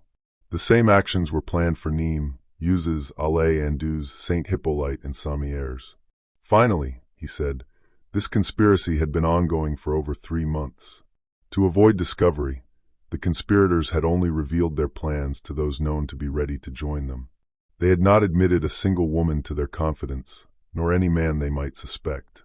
Moreover, they had met only at night, a few persons at a time, in certain country houses, gaining admittance by a countersign. April 25th was the day fixed for the general rising and the execution of these projects. As evident, the danger was imminent, with only a 6-day interval between the revelation and the expected outbreak. The Genevois was consulted, under renewed promises of safety, on the best means of seizing the principal chiefs in the shortest possible time. He replied that he saw no other way but to accompany them himself to Nîmes, where Catinat and Ravanel were hiding. He did not know the house number or street name, but was sure he would recognize them. If this advice was to be of any use, there was no time to lose, for Ravanel and Catinat were to leave Nîmes on the 20th or 21st at the latest. Consequently, if they did not set off at once, the chiefs would be gone upon their arrival. The advice seemed sound, so the Marechal and the intendant hastened to follow it. The informer was sent to Nîmes, guarded by 6 archers. The expedition's command was given to Barnier, the provost's lieutenant, a man of intellect and common sense in whom the provost had full confidence. He carried letters for the Marquis of Sandricourt. Arriving late on the evening of the 19th, the Genevois was immediately led through the streets of Nîmes. As he had promised, he pointed out several houses in the Saint Eugenie district. Sandricourt at once ordered the garrison officers, as well as those of the municipal and Courten regiments, to arm all their soldiers and quietly station them throughout the town to surround that district. At 10 o'clock, the Marquis of Sandricourt, having confirmed his instructions were carefully carried out, ordered Messrs de Lestrade, Barnier, Joseph Martin, Eusebe, the major of the Swiss regiment, and several other officers, along with 10 picked men, to proceed to the house of one Allison, a silk merchant, as this house had been specifically pointed out by the prisoner. They did so, but seeing the door open, they had little hope of finding the conspiracy chiefs in such a poorly guarded place. Nevertheless, determined to obey their instructions, they glided softly into the hall. In a few moments, during which silence and darkness reigned, they heard people speaking rather loudly in an adjoining room. Listening intently, they caught the following words: "It is quite sure that in less than 3 weeks the king will no longer be master of Dauphine, Vivarais, and Languedoc. I am being sought everywhere, and here I am in Nîmes, with nothing to fear." It was now clear to the listeners that at least some of those they sought were close at hand. They ran to the door, which was ajar, and entered the room, sword in hand. They found Ravanel, Jonquet, and Villas talking together, one sitting on a table, another standing on the hearth, and the third lolling on a bed. Jonquet was a young man from Saint Chat, highly regarded among the Camisards. He had, as may be remembered, been one of Cavalier's principal officers. Villas was the son of a doctor in Saint Hippolyte. He was still young, though he had seen 10 years' service, having been a cornet in England in the Galloway regiment. Ravanel is sufficiently known to our readers to make any introduction unnecessary. De Lestrade threw himself on the nearest of the 3, and without using his sword, struck him with his fist. Ravanel, for it was he, half stunned, fell back a step and asked the reason for this violent assault. Meanwhile Barnier exclaimed, "Hold him fast, Monsieur de Lestrade. It is Ravanel." "Well, yes, I am Ravanel," said the Camisard, "but that is no reason for making so much noise." As he spoke, he attempted to reach his weapons, but de Lestrade and Barnier prevented him by throwing themselves on him, succeeding in knocking him down after a fierce struggle. While this occurred, his 2 companions were secured, and all 3 were removed to the fort, where their guard never left them, night or day. The Marquis of Sandricourt immediately dispatched a courier to the Duke of Berwick and Monsieur de Baville to inform them of the important capture. They were so delighted by the news that they came to Nîmes the next day. They found the town intensely excited, soldiers with fixed bayonets at every street corner, all houses shut, and the town gates closed, with no one allowed to leave without written permission from Sandricourt. On the 20th and during the following night, more than 50 persons were arrested. Among them were Allison, the merchant in whose house Ravanel, Villas, and Jonquet were found, Delacroix, Allison's brother-in-law, who, hearing the noise of the struggle, had hidden on the roof and was not discovered until the next day, Jean Laws, accused of preparing Ravanel's supper, Laws's mother, a widow, Tourelle, the maidservant, the host of the Coupe d'Or, and a preacher named La Jeunesse. Great as was the joy felt by the Duke, the Marquis, and de Baville, it fell short of full perfection, for the most dangerous man among the rebels was still at large. Despite every effort, Catinat's hiding place had not yet been discovered. The Duke issued a proclamation, a reward of 100 louis d'or for Catinat's capture. A free pardon was offered to anyone who had sheltered him, provided they denounced him before a house-to-house search began. Once the search commenced, harboring Catinat meant dire consequences. The master of the house would be hanged at his own door, his family imprisoned, goods confiscated, and the house razed, all without trial. This proclamation had its desired effect. Whether Catinat's host grew fearful, or Catinat himself decided escape was best, he prepared to leave the town. One morning he visited a barber, who shaved and styled him, altering his face to give him a noble appearance. With remarkable assurance, Catinat then ventured into the streets. Pulling his hat low and feigning to read a paper, he crossed the town towards the gate of Saint Antoine. He was almost through when Chiraud, the captain of the guard, noticed him. A comrade had drawn his attention, leading Chiraud to suspect Catinat was attempting an escape. Catinat inquired what was wanted, and Chiraud replied that he would learn in the guardhouse. Avoiding examination was paramount, so Catinat tried to force his way out. He was promptly seized by Chiraud and his fellow officer. Seeing resistance was futile, Catinat allowed himself to be taken to the guardroom.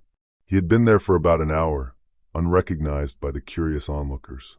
As one visitor departed, he remarked on Catinat's strong resemblance to the fugitive. Hearing this, children began to shout, "Catinat is taken! Catinat is taken!" This cry drew a large crowd to the guardhouse, including a man named Inglages, who, upon closer inspection, recognized Catinat and called him by name.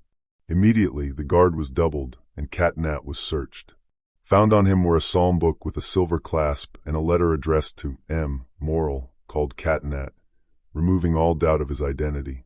Impatient, and wishing to end the investigation, Catinat himself confessed to being Catinat and no other.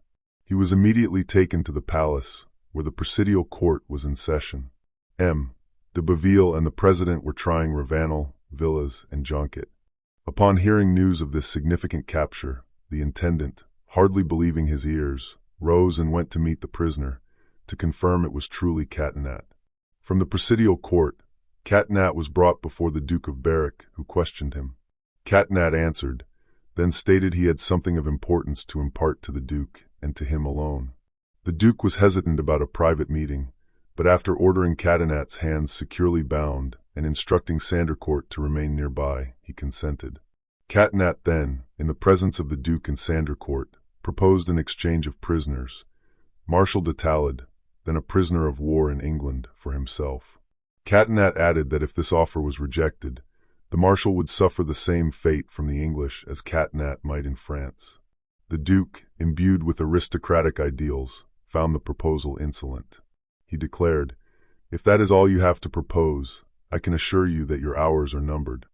Catinat was promptly sent back to the palace, where his trial was swift. The trials of the other three had concluded, and soon his was also finished. All that remained was to pronounce sentences on the four. Catinat and Ravanel, deemed most guilty, were condemned to be burned at the stake. Some councillors argued Catinat should be torn apart by 4 horses, but the majority favored the stake, believing the agony would be longer, more violent, and more exquisite. Villars and Jonquet were sentenced to be broken on the wheel alive. The grim distinction for Jonquet was that he would be taken while still living and thrown into the fire kindled for Catinat and Ravanel. It was also decreed that all 4 condemned men would undergo both ordinary and extraordinary torture before their execution.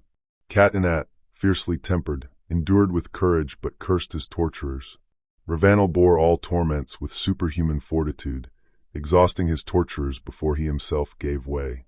Jonquet spoke little, and his revelations were of minor consequence. Villas confessed that the conspirators planned to abduct the Duke and M. de Baville during their outings, adding that this plot was conceived at the home of a certain Botan de Saint-Laurent-d'Agazray in Millau-Rouergue. Meanwhile, the torturing and questioning consumed so much time that by the time the stake and scaffold were ready, it was almost dark. The Duke postponed the executions until the next day, rather than conducting them by torchlight.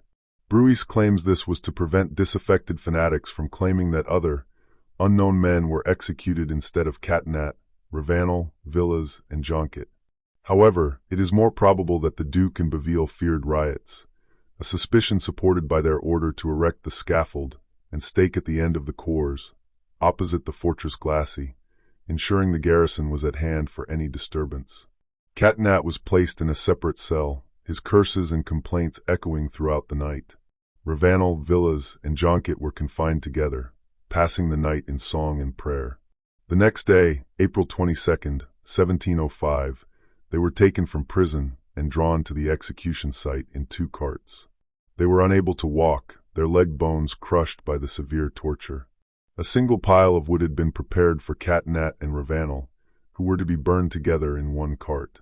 Villas and Jonquet, for whom 2 wheels awaited, were in the other. The first act was to bind Catinat and Ravanel back to back to the same stake. Care was taken to place Catinat facing windward, ensuring his agony would be prolonged. Then, the pile was lit under Ravanel. As anticipated, this precaution greatly pleased those who delighted in witnessing executions. The high wind blew the flames away from Catinat, initially burning only his legs. This circumstance, the author of the History of the Camisards recounts, intensified Catinat's impatience. Ravanel, however, endured everything with supreme heroism, pausing his singing only to offer words of encouragement to his unseen companion, whose groans and curses he could hear. He then returned to his psalms, singing until his voice was stifled by the flames. Just as he expired, Jonquet was removed from the wheel, his broken limbs dangling, and thrown onto the burning pyre. From the midst of the flames, his voice was heard, saying, "Courage, Catinat, we shall soon meet in heaven." Moments later, the stake, burned through at its base, broke. Catinat fell into the flames, quickly suffocating. This unforeseen accident, and the lack of proper precautions, greatly displeased spectators, who found the 3/4 of an hour the spectacle had lasted far too brief.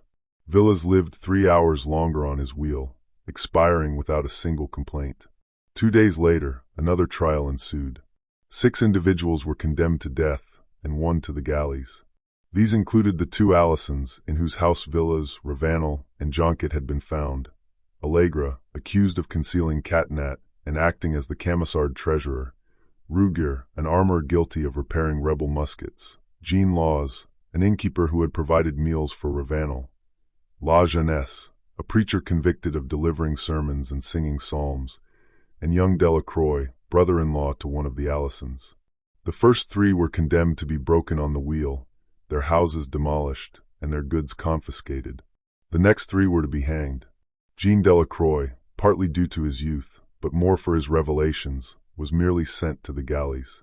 Several years later, he was liberated, returned to Alls, and succumbed to the plague in 1720. All these sentences were carried out with the utmost rigor.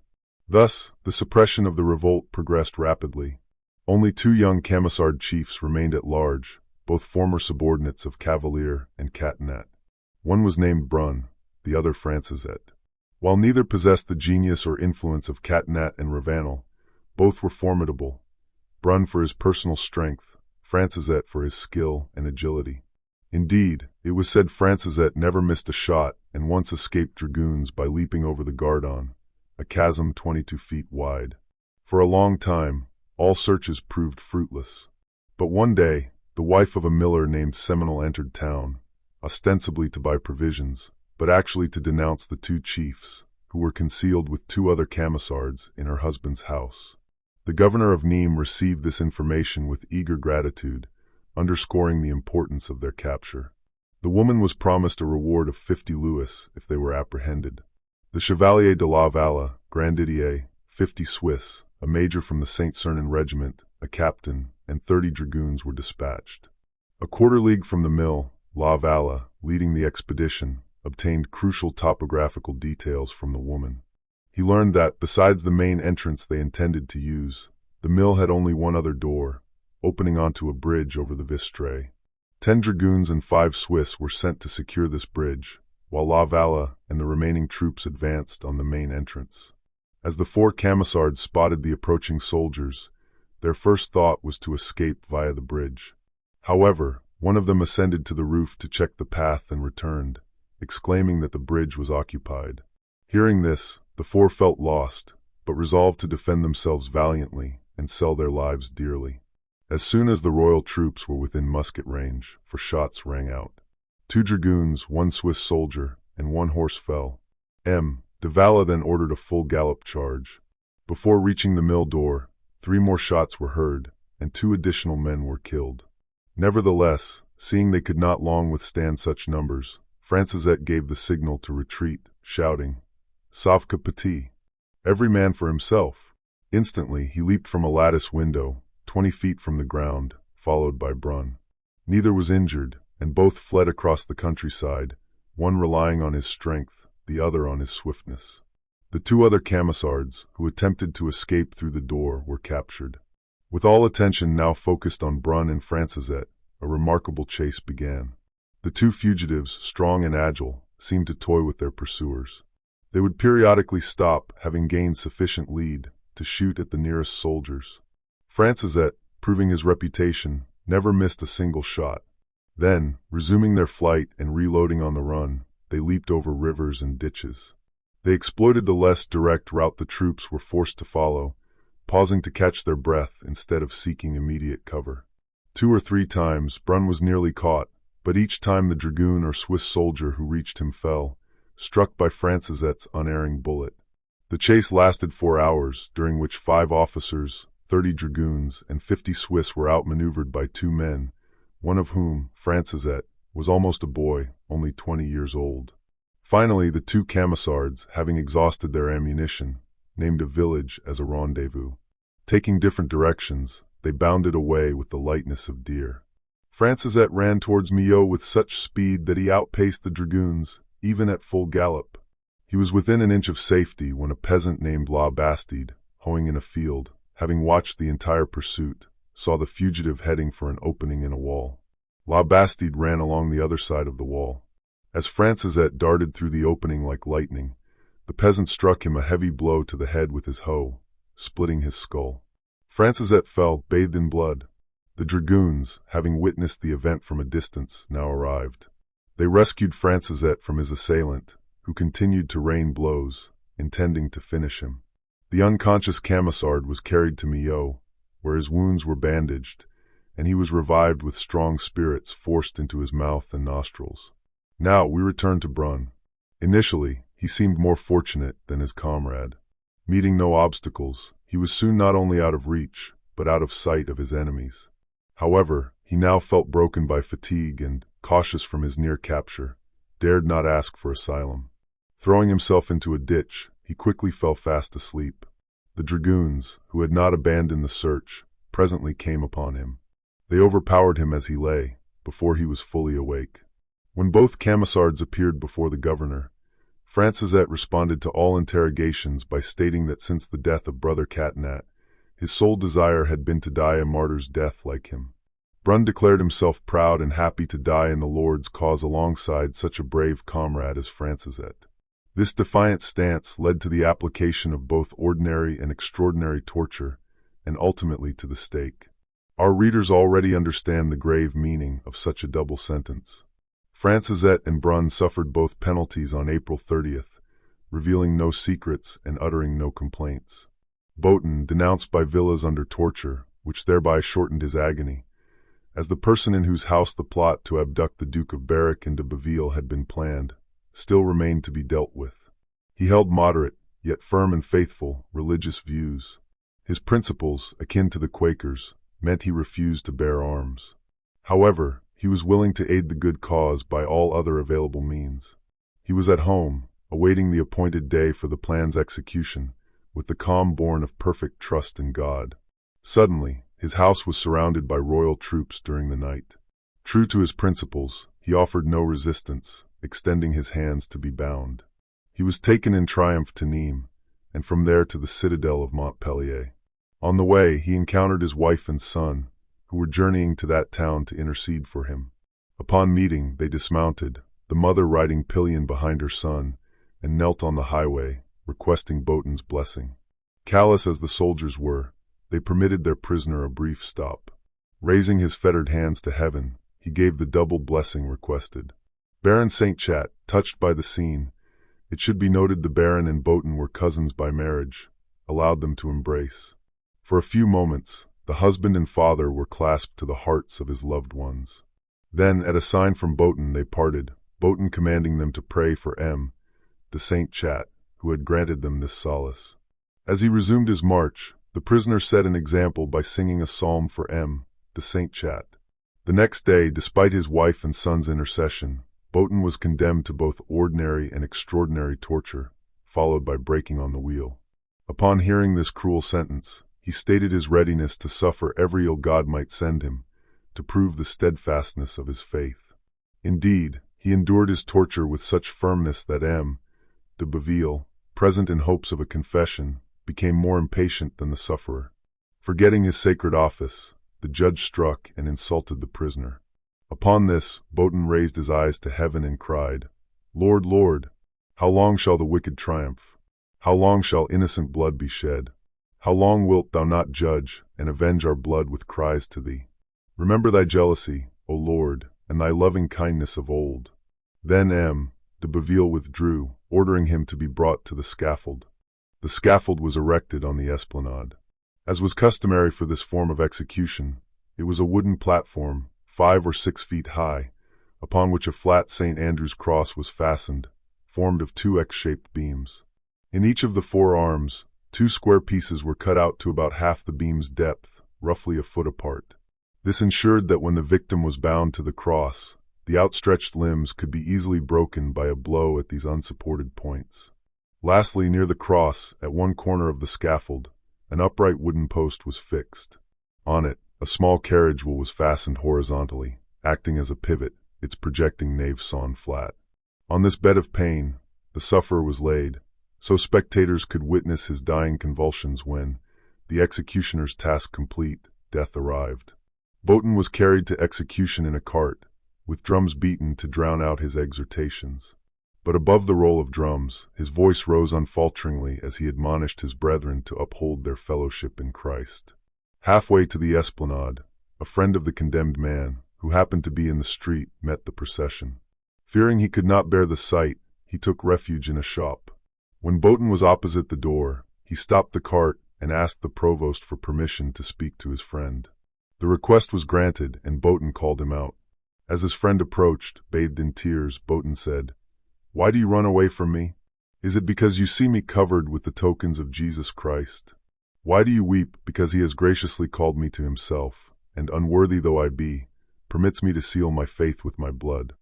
As the friend threw himself into Botan's arms, sympathetic emotion appeared among the crowd. The procession was abruptly ordered to move on. Yet, though the leave-taking was roughly broken short, no murmur passed Botan's lips. Turning out of the first street, the scaffold came into view. The condemned man raised his hands toward heaven and exclaimed in a cheerful voice, a smile lighting his face, "Courage, my soul! I see your place of triumph, whence, released from earthly bonds, you shall take flight to heaven." When he reached the foot of the scaffold, it was found he could not mount without assistance. His limbs, crushed in the terrible boot, could no longer sustain his weight. While they prepared to carry him up, he exhorted and comforted the Protestants who wept around him. Upon reaching the platform, he laid himself of his own accord on the cross. But, hearing from the executioner that he must first be undressed, he raised himself again with a smile, allowing the executioner's assistant to remove his doublet and small clothes. As he wore no stockings, his legs being bandaged, the man also unwound these bandages and rolled up Botan's shirt sleeves to the elbow. Then he ordered him to lie down again on the cross. Botan did so with unbroken calm. All his limbs were then bound to the beams with cords at every joint. This accomplished, the assistant retired, and the executioner came forward. He held in his hand a square bar of iron, 1.5 inches thick, 3 feet long, and rounded at one end to form a handle. When Botan saw it, he began singing a psalm. Almost immediately, the melody was interrupted by a cry. The executioner had broken a bone of Botan's right leg. But the singing was at once resumed and continued without interruption until each limb had been broken in 2 places. Then the executioner unbound the formless but still living body from the cross. While words of faith in God issued from its lips, he laid it on the wheel, bending it back on the legs in such a manner that the heels and head met.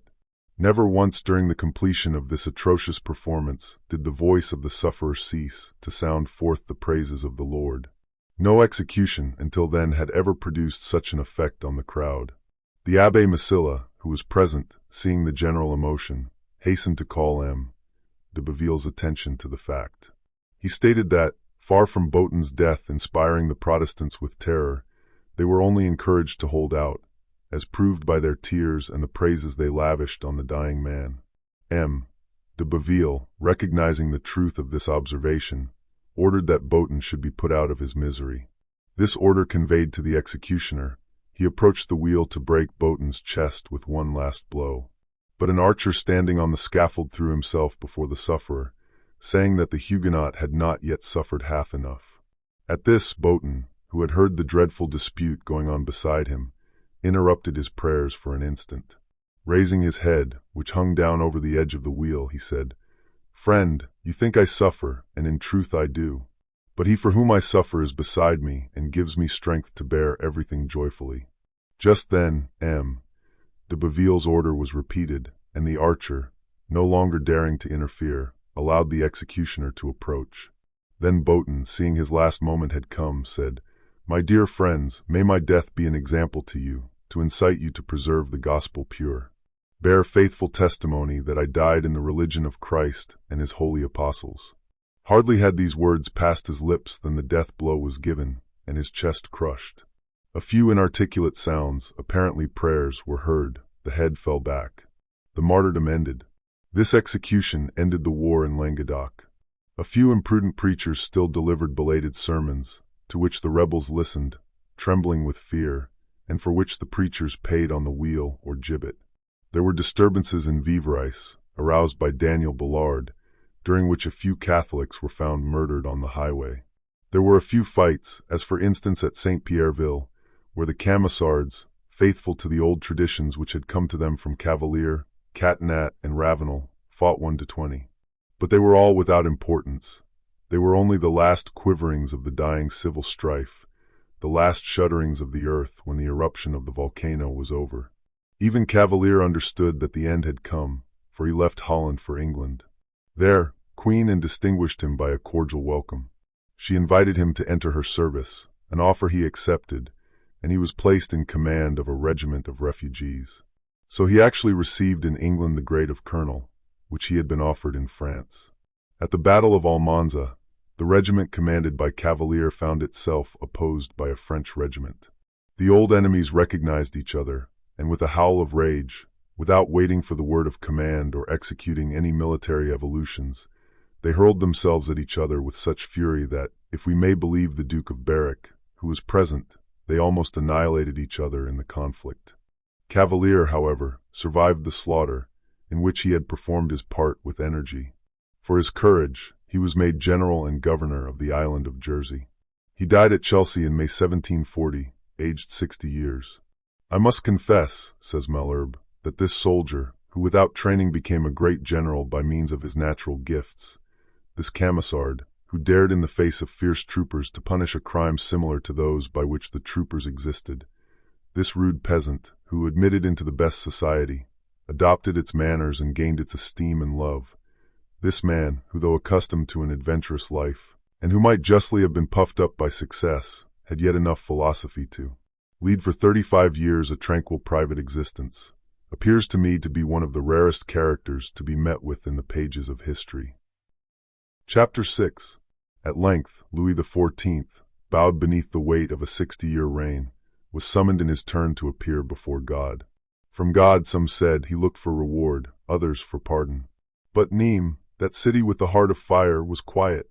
Like the wounded who have lost the best part of their blood, she thought only, with the egotism of a convalescent, of being left in peace to regain strength.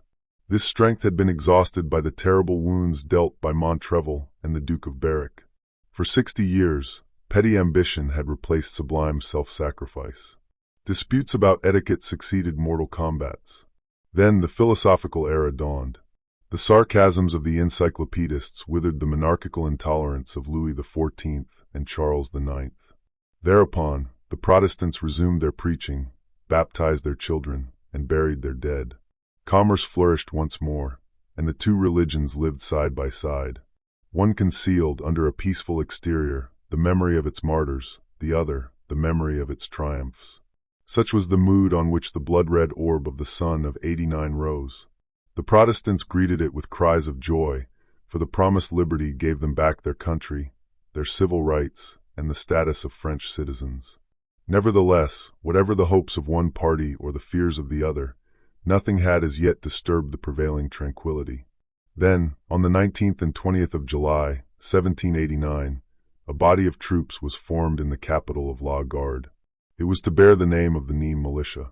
The resolution authorizing this act was passed by the citizens of the three orders sitting in the hall of the palace.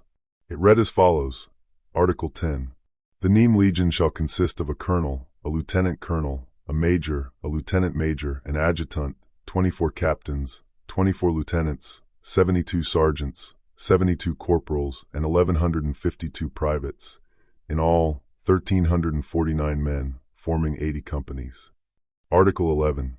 The place of General Assembly shall be the Esplanade. Article 12. The 80 companies shall be attached to the 4 quarters of the town mentioned below, namely, Place de l'Hôtel de Ville, Place de la Maison Carré, Place Saint-Jean, and Place du Château. Article 13. The companies as they are formed by the Permanent Council shall each choose its own captain, lieutenant, sergeants and corporals, and from the date of his nomination, the captain shall have a seat on the Permanent Council. The Nîmes militia was deliberately formed upon certain lines which brought Catholics and Protestants closely together as allies, with weapons in their hands. But they stood over a mine, which was bound to explode some day, as the slightest friction between the two parties would produce a spark. This state of concealed enmity lasted for nearly a year, augmented by political antipathies, for the Protestants were almost to a man Republicans, and the Catholics Royalists. In the interval, that is to say, toward January 1790, a Catholic named François Froment was entrusted by the Marquis de Foucault with the task of raising, organizing, and commanding a Royalist party in the South. This we learned from one of his own letters to the Marquis, printed in Paris in 1817. He describes his mode of action in the following words: "It is not difficult to understand that being faithful to my religion and my king, and shocked at the seditious ideas disseminated on all sides, I should try to inspire others with the same spirit with which I myself was animated. So, during the year 1789, I published several articles in which I exposed the dangers threatening the altar and throne. Struck with the justice of my criticisms, my countrymen displayed the most zealous ardor in their efforts to restore to the king the full exercise of all his rights. Being anxious to take advantage of this favorable state of feeling, and thinking it would be dangerous to hold communication with the ministers of Louis XVI, who were watched by the conspirators, I went secretly to Turin. There, I solicited the approbation and support of the French princes. At a consultation held just after my arrival, I showed them that if they would arm not only the partisans of the throne but those of the altar, and advance the interests of religion while advancing the interests of royalty, it would be easy to save both. My plan had for its sole object to bind a party together and give it, as far as I was able, breadth and stability. As the revolutionists placed their chief dependence on force, I felt that they could only be met by force.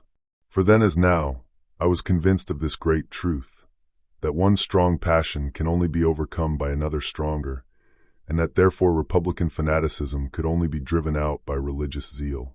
The princes, convinced of the correctness of my reasoning and the efficacy of my remedies, promised me the arms and supplies necessary to stem the tide of faction. The Comte d'Artois gave me letters of recommendation to the chief nobles in Upper Languedoc, that I might take concert measures with them. For the nobles in that part of the country had assembled at Toulouse to deliberate on the best way of inducing the other orders to unite in restoring to the Catholic religion its useful influence, to the laws their power, and to the king his liberty and authority. On my return to Languedoc, I went from town to town to meet those gentlemen to whom the Comte d'Artois had written, among whom were many of the most influential royalists and some members of the States of Parliament. Having decided on a general plan, and agreed on a method of carrying on secret correspondence with each other, I went to Nîmes to wait for the assistance promised from Turin, but which I never received. While waiting, I devoted myself to awakening and sustaining the zeal of the inhabitants, who, at my suggestion, on the 20th of April, passed a resolution which was signed by 5,000 inhabitants. This resolution, at once a religious and political manifesto, was drafted by Viala, M., Froment's secretary, and lay for signature in his office. Many Catholics signed it without even reading it, for a short paragraph prefixed to the document contained all the information they seemed to desire. Gentlemen, the aspirations of a great number of our Catholic and patriotic fellow citizens are expressed in the resolution which we have the honor of laying before you. They felt that under present circumstances such a resolution was necessary, and they feel convinced that if you give it your support, as they do not doubt you will, knowing your patriotism, your religious zeal, and your love for our august sovereign, it will conduce to the happiness of France, the maintenance of the true religion, and the rightful authority of the king. We are, gentlemen, with respect, your very humble and obedient servants, the President and Commissioners of the Catholic Assembly of Nîmes. Signed Fromont, Commissioner Lapierre, President Folicher, Levelut, Commissioner for Melchand, Robin, Vigna. At the same time, a number of pamphlets, entitled Pierre Roman to the Catholics of Nîmes, were distributed to the people in the streets. These contained, among other attacks on the Protestants, the following passages. If the door to high positions and civil and military honors were closed to the Protestants, and a powerful tribunal established at Nîmes to see that this rule were strictly kept, you would soon see Protestantism disappear. The Protestants demand to share all the privileges which you enjoy, but if you grant them this, their one thought will then be to dispossess you entirely, and they will soon succeed.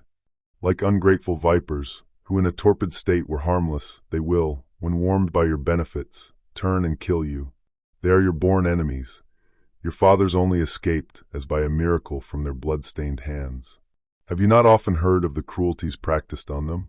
It was a slight thing when the Protestants inflicted death alone, unaccompanied by the most horrible tortures. Such as they were, such they are. It may easily be imagined that such attacks soon embittered minds already disposed to find new causes for the old hatred. Besides, the Catholics did not long confine themselves to resolutions and pamphlets. Fromont, who had already got himself appointed Receiver General of the chapter and captain of one of the Catholic companies, insisted on being present at the installation of the town council. He brought his company with him, armed with pitchforks, in spite of the express prohibition of the colonel of the legion. These forks were terrible weapons and had been fabricated in a particular form for the Catholics of Nîmes, Uzes, and Alais. But Fromont and his company paid no attention to the prohibition. This disobedience made a great impression on the Protestants, who began to divine the hostility of their adversaries. It is very possible that if the new town council had not shut their eyes to this act of insubordination, civil war might have burst forth in Nîmes that very day. The next day at roll call, a sergeant of another company, one Allian, a cooper by trade, taunted one of the men with having carried a pitchfork the day before, in disobedience to orders. He replied that the mayor had permitted him to carry it. Allian, not believing this, proposed to some of the men to go with him to the mayor's and ask if it were true. When they saw Marguerite, he said that he had permitted nothing of the kind and sent the delinquent to prison. Half an hour later, however, he gave orders for his release. As soon as he was free, he set off to find his comrades and told them what had occurred. They, considering that an insult to one was an insult to the whole company, determined on having satisfaction at once. So about 11 o'clock p.m., they went to the cooper's house, carrying with them a gallows and ropes ready greased. But quietly as they approached, Allian heard them, for his door, being bolted from within, had to be forced. Looking out of the window, he saw a great crowd, and as he suspected that his life was in danger, he got out of a back window into the yard, and so escaped. The militia, thus disappointed, wreaked their vengeance on some passing Protestants, whose unlucky stars had led them that way. They knocked about and even stabbed one of them 3 times with a knife. On April 22, 1790, the Royalists, that is to say the Catholics, assumed the white cockade, though it was no longer the national emblem. On May 1st, some of the militia, who had planted a maypole at the mayor's door, were invited to lunch with him. On the 2nd, the company on guard at the mayor's official residence shouted several times during the day, "Long live the king! Up with the cross and down with the black throats." This was the name they had given to the Calvinists. 3 cheers for the white cockade. Before we are done, it will be red with the blood of the Protestants. However, on May 5th they ceased to wear it, replacing it with a scarlet tuft, which in their patois they called the red pouf, and which was immediately adopted as the Catholic emblem. Each passing day brought forth fresh brawls and provocations. Libels were invented by the Capuchins and spread abroad by 3 of their number. Meetings were held every day, and at last became so numerous that the town authorities called in the aid of the militia dragoons to disperse them. These gatherings consisted chiefly of those tillers of the soil called sabets, from a Provençal word sebe, meaning onion. They could easily be recognized as Catholics by their red pouf, which they wore both in and out of uniform. The dragoons, on the other hand, were all Protestants. However, the dragoons were so very gentle in their admonitions that, although the 2 parties found themselves, so to speak, constantly face to face and armed, for several days the meetings were dispersed without bloodshed. But this was exactly what the sabets did not want, so they began to insult the dragoons and turn them into ridicule. Consequently, one morning they gathered together in great numbers, mounted on asses, and with drawn swords began to patrol the city. At the same time, the lower classes, who were nearly all Catholics, joined the burlesque patrols in complaining loudly of the dragoons. Some said that their horses had trampled on their children, and others that they had frightened their wives. The Protestants contradicted them, both parties grew angry, and swords were half drawn. Then the municipal authorities came on the scene. Instead of apprehending the ringleaders, they forbade the dragoons to patrol the town any more, ordering them in future to do nothing more than send 20 men every day to mount guard at the episcopal palace, and to undertake no other duty except at the express request of the town council. Although it was expected that the dragoons would revolt against such a humiliation, they submitted, which was a great disappointment to the sabets, who had been longing for a chance to indulge in new outrages. For all that, the Catholics did not consider themselves beaten. They felt sure of being able to find some other way of driving their quarry to bay. Sunday, June 13th, arrived. This day had been selected by the Catholics for a great demonstration. Towards 10 o'clock in the morning, some companies wearing the red tuft, under pretext of going to Mass, marched through the city armed and uttering threats. The few dragoons, on the other hand, who were on guard at the palace, had not even a sentinel posted, and had only 5 muskets in the guardhouse. At 2:00 p.m., a meeting was held in the Jacobin church, consisting almost exclusively of militia wearing the red tuft. The mayor pronounced a panegyric on those who wore it, and was followed by Pierre Froment, who explained his mission in much the same words as those quoted above. He then ordered a cask of wine to be broached and distributed among the sabets, and told them to walk about the streets in threes, and to disarm all the dragoons whom they might meet away from their post. About 6 o'clock in the evening, a red tuft volunteer presented himself at the gate of the palace and ordered the porter to sweep the courtyard, saying that the volunteers were going to get up a ball for the dragoons. After this piece of bravado, he went away, and in a few moments a note arrived, couched in the following terms: "The bishop's porter is warned to let no dragoon on horse or on foot enter or leave the palace this evening, on pain of death. 13th June 1790. This note being brought to the lieutenant, he came out and reminded the volunteer that nobody but the town authorities could give orders to the servants at the palace. The volunteer gave an insolent answer. The lieutenant advised him to go away quietly, threatening if he did not put him out by force. This altercation attracted a great many of the red tufts from outside, while the dragoons, hearing the noise, came down into the yard. The quarrel became more lively, stones were thrown, the call to arms was heard, and in a few moments about 40 sabets, who were prowling around in the neighborhood of the palace, rushed into the yard carrying guns and swords. The lieutenant, who had only about a dozen dragoons at his back, ordered the bugle to sound, to recall those who had gone out. The volunteers threw themselves upon the bugler, dragged his instrument from his hands, and broke it to pieces. Then several shots were fired by the militia. The dragoons returned them, and a regular battle began. The lieutenant soon saw that this was no mere street row, but a deliberate rising plan beforehand, and realizing that very serious consequences were likely to ensue, he sent a dragoon to the town hall by a back way to give notice to the authorities. M. de Saint Pons, major of the Nîmes Legion, hearing some noise outside, opened his window and found the whole city in a tumult. People were running in every direction, shouting as they ran that the dragoons were being killed at the palace. The major rushed out into the streets at once, gathered together 12 to 15 patriotic citizens without weapons, and hurried to the town hall. There he found 2 officials of the town and begged them to go at once to the place de l'Evêche, escorted by the first company, which was on guard at the town hall. They agreed and set off. On the way, several shots were fired at them, but no one was hit. When they arrived at the square, the sabettes fired a volley at them with the same negative result. Up the 3 principal streets which led to the palace, numerous red tufts were hurrying. The first company took possession of the ends of the streets, and being fired at, returned the fire, repulsing the assailants and clearing the square, with the loss of one of their men, while several of the retreating sabettes were wounded. While this struggle was going on at the palace, the spirit of murder broke loose in the town, that at the gate of the Madeleine, de Jalibert's house was broken into by the red tufts. The unfortunate old man came out to meet them and asked what they wanted. "Your life and the lives of all the other dogs of Protestants," was the reply. Whereupon he was seized and dragged through the streets, 15 insurgents hacking at him with their swords. At last, he managed to escape from their hands, but died 2 days later of his wounds. Another old man named Estruc, who was bowed beneath the weight of 72 years and whose white hair covered his shoulders, was met as he was on his way to the gate of Carmis. Being recognized as a Protestant, he received 5 wounds from some of the famous pitchforks belonging to the company of Froment. He fell, but the assassins picked him up and, throwing him into the moat, amused themselves by flinging stones at him, till one of them, with more humanity than his fellows, put a bullet through his head.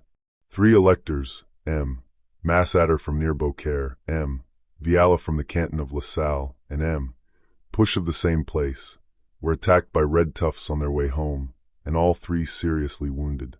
The captain who had been in command of the detachment on guard at the Electoral Assembly was returning to his quarters, accompanied by a sergeant and 3 volunteers of his own company. They were stopped on the Petit Cours by Froment, commonly called Damblay, who, pressing the barrel of a pistol to the captain's breast, said, "Stand, you rascal, and give up your arms." At the same time, the red tufts, seizing the captain from behind by the hair, pulled him down. Froment fired his pistol, but missed. As he fell, the captain drew his sword, but it was torn from his hands, and he received a cut from Froment's sword. Upon this, the captain made a great effort, and getting one of his arms free, drew a pistol from his pocket, drove back his assassins, fired at Froment, and missed him. One of the men by his side was wounded and disarmed. A patrol of the regiment of Guyenne, attached to which was Boudin, a dragoon officer, was passing the Calquiers. Boudin was attacked by a band of red tufts, and his casque and musket were carried off. Several shots were fired at him, but none of them hit him. The patrol surrounded him to save him, but as he had received 2 bayonet wounds, he desired revenge, and, breaking through his protectors, darted forward to regain possession of his musket, and was killed in a moment. One of his fingers was cut off to get at a diamond ring which he wore. His pockets were rifled of his purse and watch, and his body was thrown into the moat. Meantime, the Place de Récollets, the Cours, the Place de Carmis, the Grand Rue, and Rue de Notre Dame de l'Esplanade were filled with men armed with guns, pitchforks, and swords. They had all come from Froment's house, which overlooked that part of Nîmes called Les Calquiers, and the entrance to which was on the ramparts near the Dominican towers. The 3 leaders of the insurrection, Froment, Folicher, and Descombes, took possession of these towers, which formed a part of the old castle. From this position, the Catholics could sweep the entire quay of Les Calquiers and the steps of the Salle de Spectacle with their guns. If it should turn out that the insurrection they had excited did not attain the dimensions they expected nor gain such enthusiastic adherents, it would be quite feasible for them to defend themselves in such a position until relief came. These arrangements were either the result of long meditation or the inspiration of some clever strategist. The fact is, everything leads one to believe it was a plan formed with great care. The rapidity with which all approaches to the fortress were lined with a double row of militiamen, all wearing the red tuft, the care taken to place the most eager next to the barracks where the artillery was stationed, and lastly, the manner in which the approach to the citadel was barred by an entire company, this being the only place where patriots could procure arms. All combined to prove this plan was the result of much forethought. While it appeared to be only defensive, It enabled the insurrectionists to attack without much danger. It caused others to believe they had been first attacked. It was successfully carried out before the citizens were armed. Until then, only a part of the foot guard and the 12 dragoons at the palace had offered any resistance to the conspirators. The red flag, around which, in case of civil war, all good citizens were expected to gather, was kept at the town hall. It should have been brought out at the first shot, and now it was loudly called for. The Abbé de Belmont, a canon, vicar general, and municipal official, was persuaded, almost forced, to become standard bearer. He was deemed most likely, on account of his ecclesiastical position, to all rebels who had taken up arms in the name of religion. The abbé himself gives the following account of the manner in which he fulfilled this mandate. About 7 o'clock in the evening, I was engaged with M.M. Porthier and Farrand in auditing accounts, when we heard a noise in the court. Going out of the lobby, we saw several dragoons coming upstairs, amongst whom was M. Paris. They told us that fighting was going on in the Place de l'Evêché because someone or other had brought a note to the porter ordering him to admit no more dragoons to the palace on pain of death. At this point, I interrupted their story by asking why the gates had not been closed and the bearer of the letter arrested. But they replied that it had not been possible. Thereupon M.M. Farrand and Ponthieu put on their scarves and went out. A few instants later, several dragoons, amongst whom I recognized none but M.M. Lezen du Pontet, Paris Jr., and Boudin, accompanied by a great number of the militia, entered, demanding that the red flag should be brought out. They tried to open the door of the council hall, and finding it locked, they called upon me for the key. I asked that one of the attendants should be sent for, but they were all out. Then I went to the hall porter to see if he knew where the key was. He said M. Berdang had taken it. Meanwhile, just as the volunteers were about to force an entrance, someone ran up with the key. The door was opened, and the red flag seized and forced into my hands. I was then dragged down into the courtyard, and from there to the square. It was all in vain to tell them that they ought first to get authority, and to represent to them that I was no suitable standard-bearer on account of my profession. But they would not listen to any objection, saying that my life depended upon my obedience, and that my profession would overawe the disturbances of the public peace. So I went on, followed by a detachment of the Guienne regiment, part of the 1st Company of the Legion, and several dragoons. A young man with a fixed bayonet kept always at my side. Rage was depicted on the faces of all those who accompanied me, and they indulged in oaths and threats, to which I paid no attention. In passing through the Rue de Greffes, they complained that I did not carry the red flag high enough nor unfurl it fully. When we got to the guardhouse at the Crown Gate, the guard turned out, and the officer was commanded to follow us with his men. He replied that he could not do that without a written order from a member of the town council. Thereupon, those around me told me I must write such an order, but I asked for a pen and ink. Everybody was furious because I had none with me. So offensive were the remarks indulged in by the volunteers and some soldiers of the Guienne regiment, and so threatening their gestures, that I grew alarmed. I was hustled and even received several blows, but at length M. de Boudin brought me paper and a pen, and I wrote, "I require the troops to assist us to maintain order by force if necessary." Upon this, the officer consented to accompany us. We had hardly taken half a dozen steps when they all began to ask what had become of the order I had just written, for it could not be found. They surrounded me, saying that I had not written it at all, and I was on the point of being trampled underfoot, when a militiaman found it all crumpled up in his pocket. The threats grew louder, and once more it was because I did not carry the flag high enough, everyone insisting that I was quite tall enough to display it to better advantage. However, at this point, the militiamen with the red tufts made their appearance, a few armed with muskets, but a greater number with swords.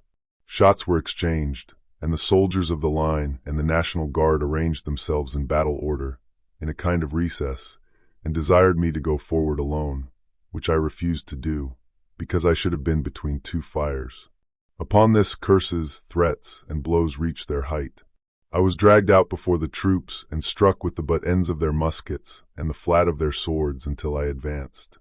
One blow that I received between the shoulders filled my mouth with blood. All this time, those of the opposite party were coming nearer, and those with whom I was continuing to yell at me to go on. I went on until I met them. I begged them to retire, even throwing myself at their feet. But all persuasion was in vain. They swept me along with them, making me enter by the Carmelite gate, where they took the flag from me and allowed me to enter the house of a woman whose name I have never known. I was spitting such a quantity of blood that she took pity on me and brought me everything she could think of as likely to do me good, and as soon as I was a little revived, I asked to be shown the way to M. Ponthieu's. While Abbé de Belmont was carrying the red flag, the militia forced the town councillors to proclaim martial law. This had just been done when word was brought that the first red flag had been carried off. So M. Farron de Mizsol got out another, and, followed by a considerable escort, took the same road as his colleague, Abbé de Belmont. When he arrived at the Calquiers, the red tufts, who still adorned the ramparts and towers, began to fire upon the procession, and one of the militia was disabled.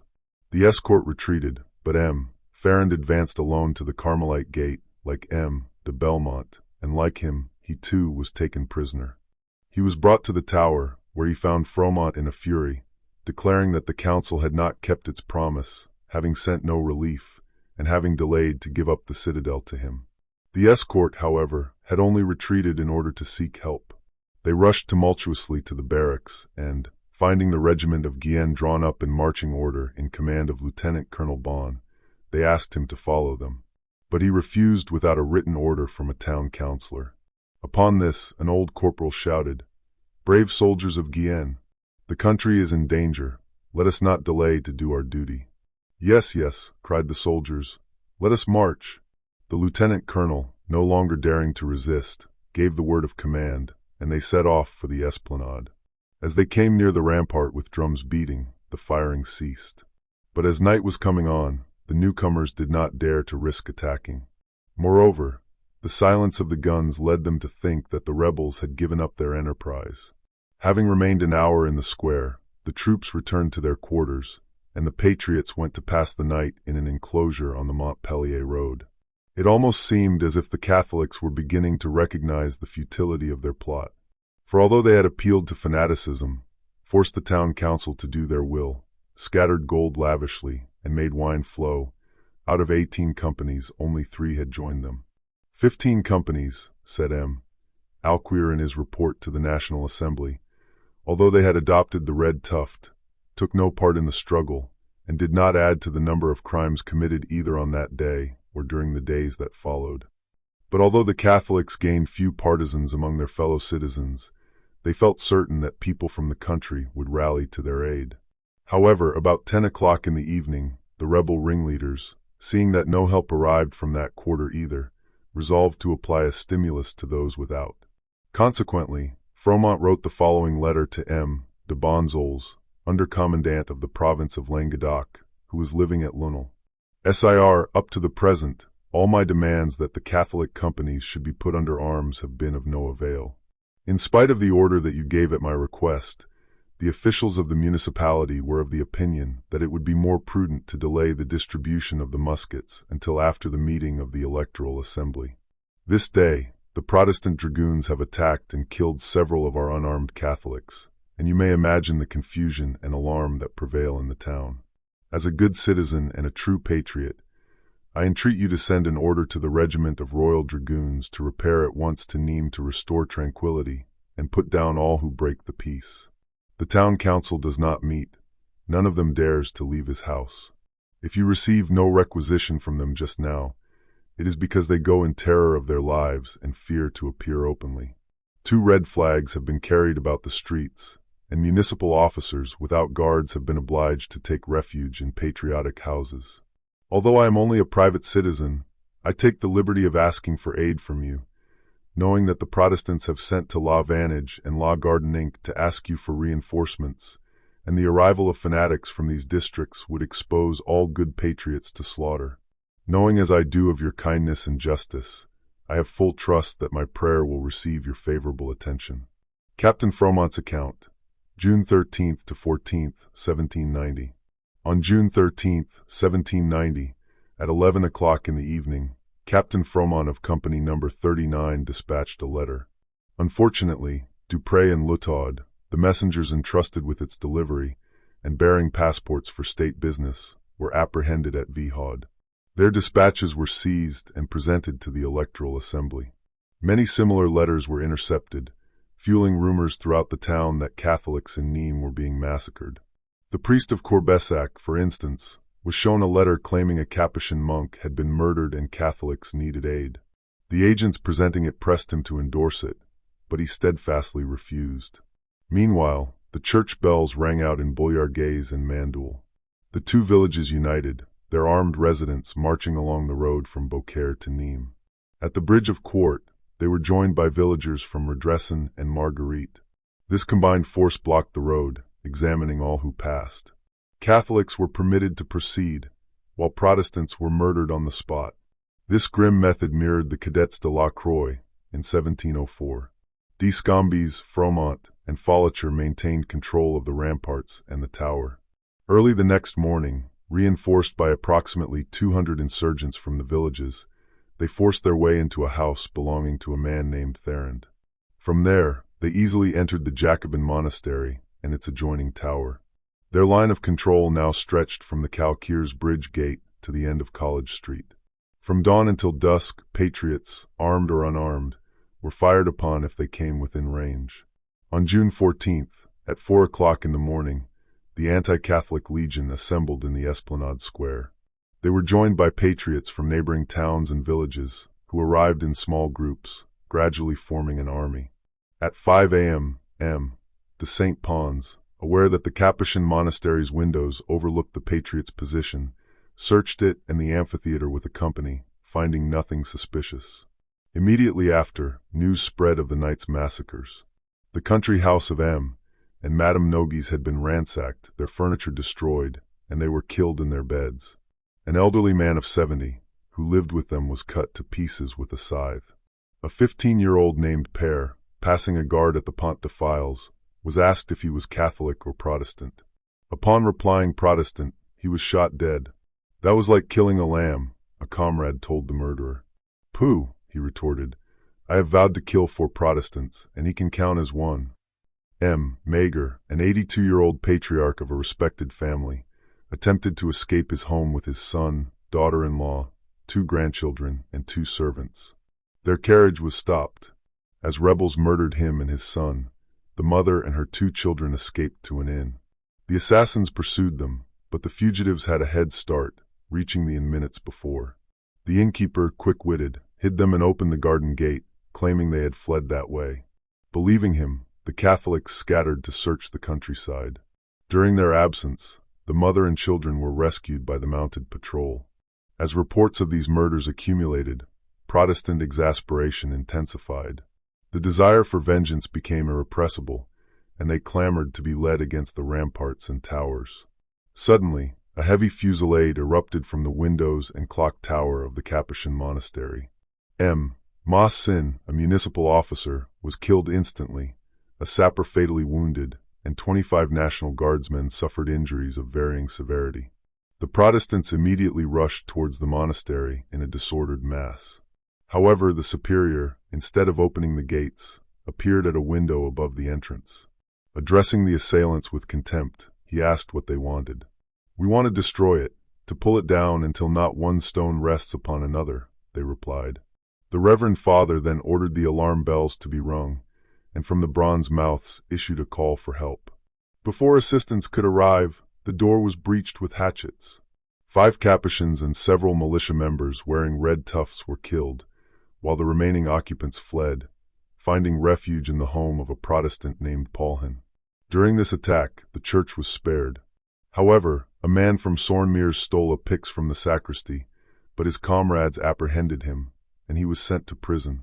Inside the monastery, doors were broken, furniture smashed, and the library and dispensary wrecked. The sacristy itself was not spared.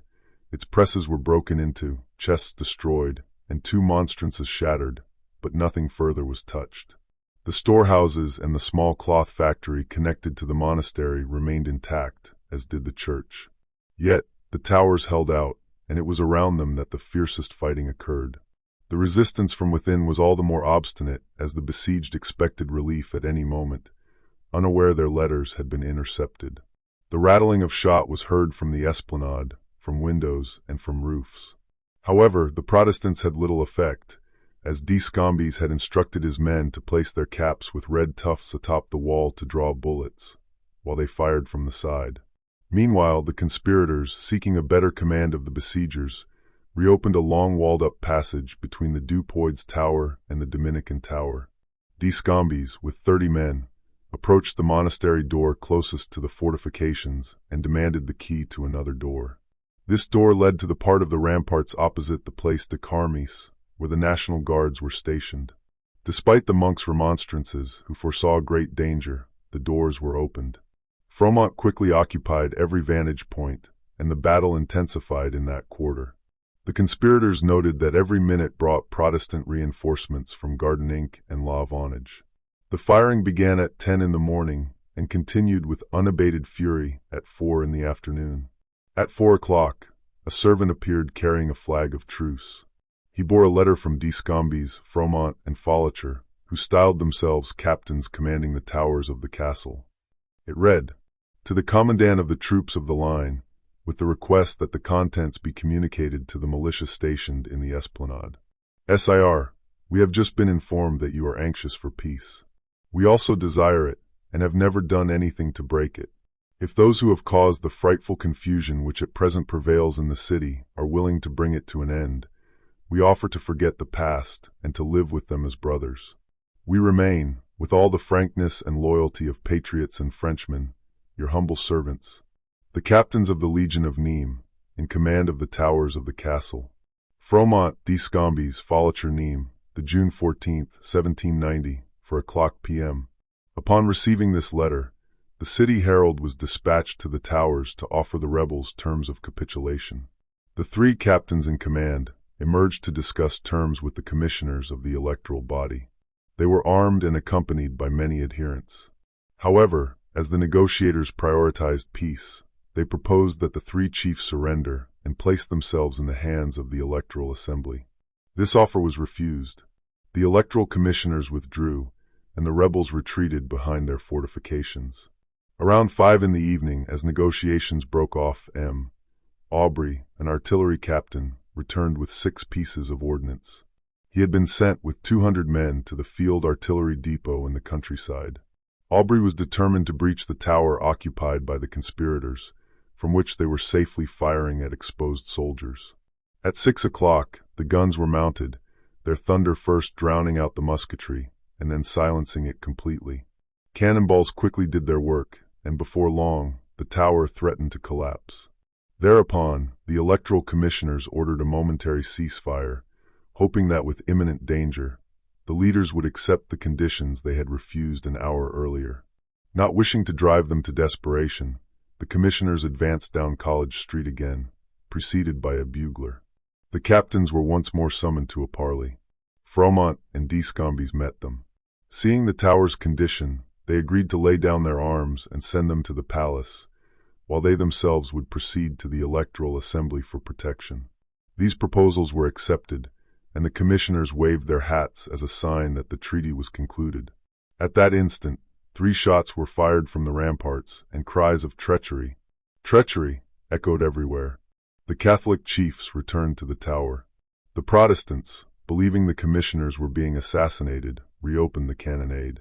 However, finding the breach too slow to complete, ladders were brought, walls scaled, and the towers taken by assault. Some Catholics were killed, others reached Froment's house, where, encouraged by him, they attempted to organize resistance.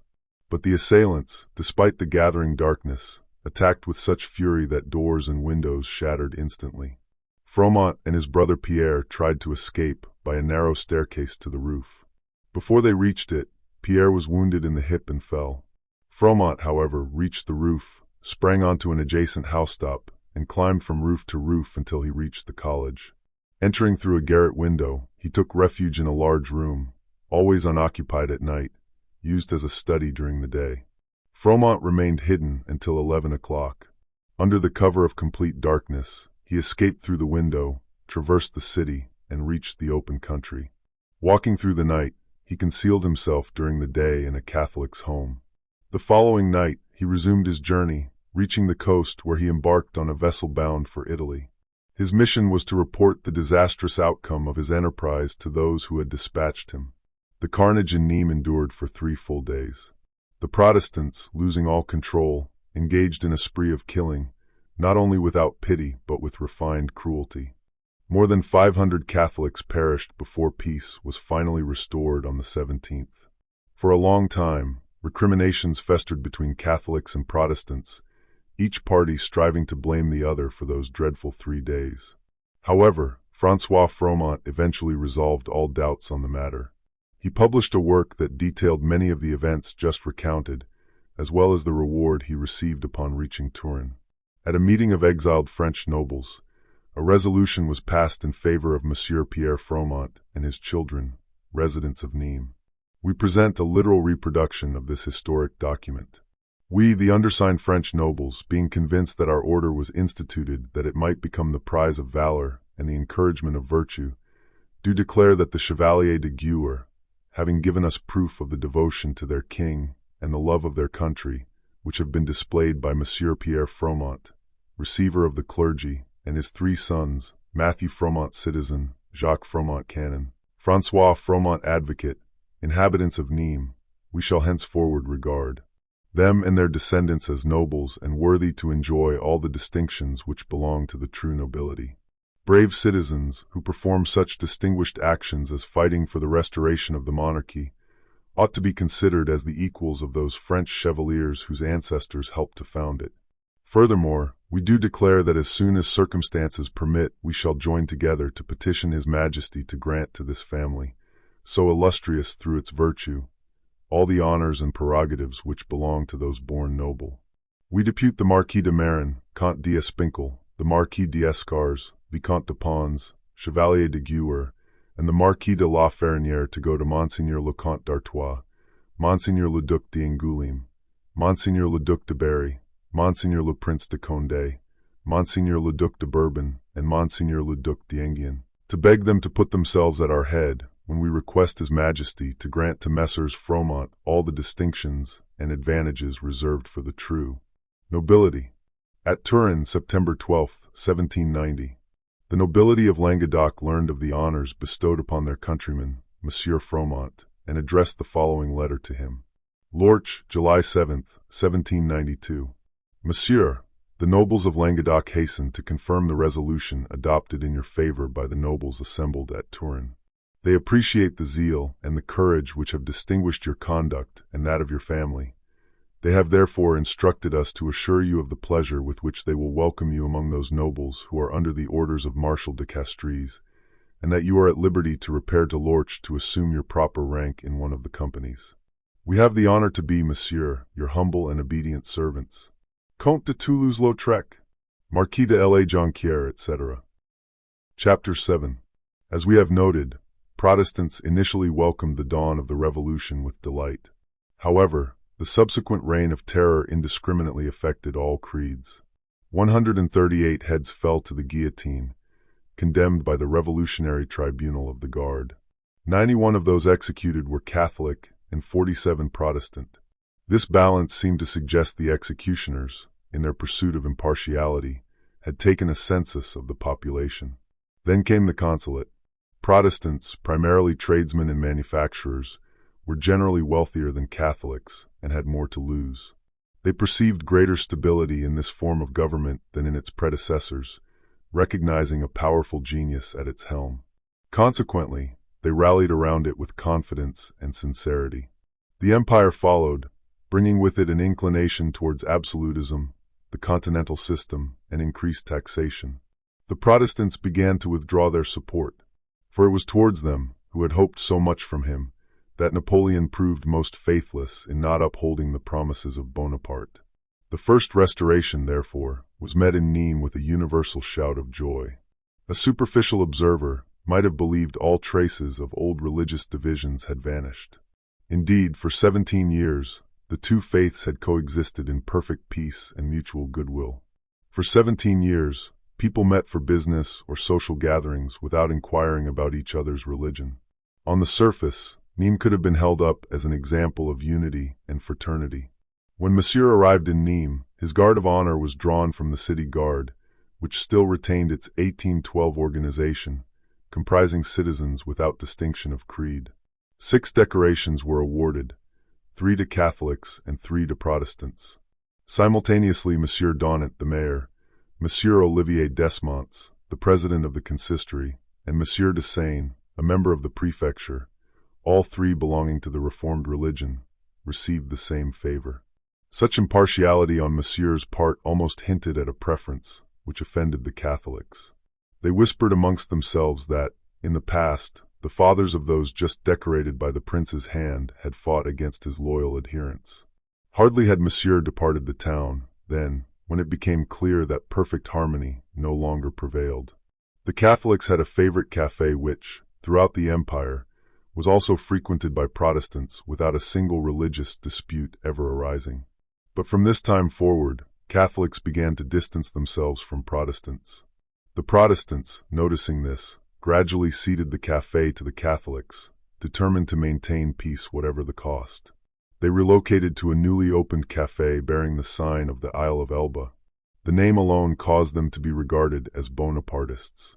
As the cry "Long live the King" was considered offensive to Bonapartists, they were greeted at every turn with these words, pronounced in an increasingly menacing tone. At first they echoed the cry, "Long live the King," but then they were branded as cowards, uttering sentiments that did not come from their hearts. Feeling some truth in this accusation, they fell silent. Yet then they were accused of hating the royal family. Eventually, the cry, which had initially sprung from full hearts in a universal chorus, devolved into a mere expression of party hatred. So much so that on February 21, 1815, Mayor Donat, by decree, prohibited its public use, as it had become a means of inciting sedition. Party feeling had reached this height in Nîmes when, on March 4th, news of Napoleon's landing arrived.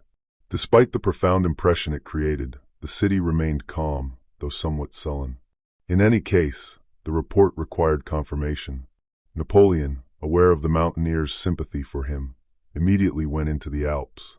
His eagle had not yet soared so high as to be seen hovering above Mount Genève. On the 12th, the Duc d'Angoulême arrived. 2 proclamations, calling citizens to arms, marked his presence. The citizens answered the call with true Southern ardor. An army was formed. However, although Protestants and Catholics presented themselves for enrollment with equal alacrity, Protestants were excluded.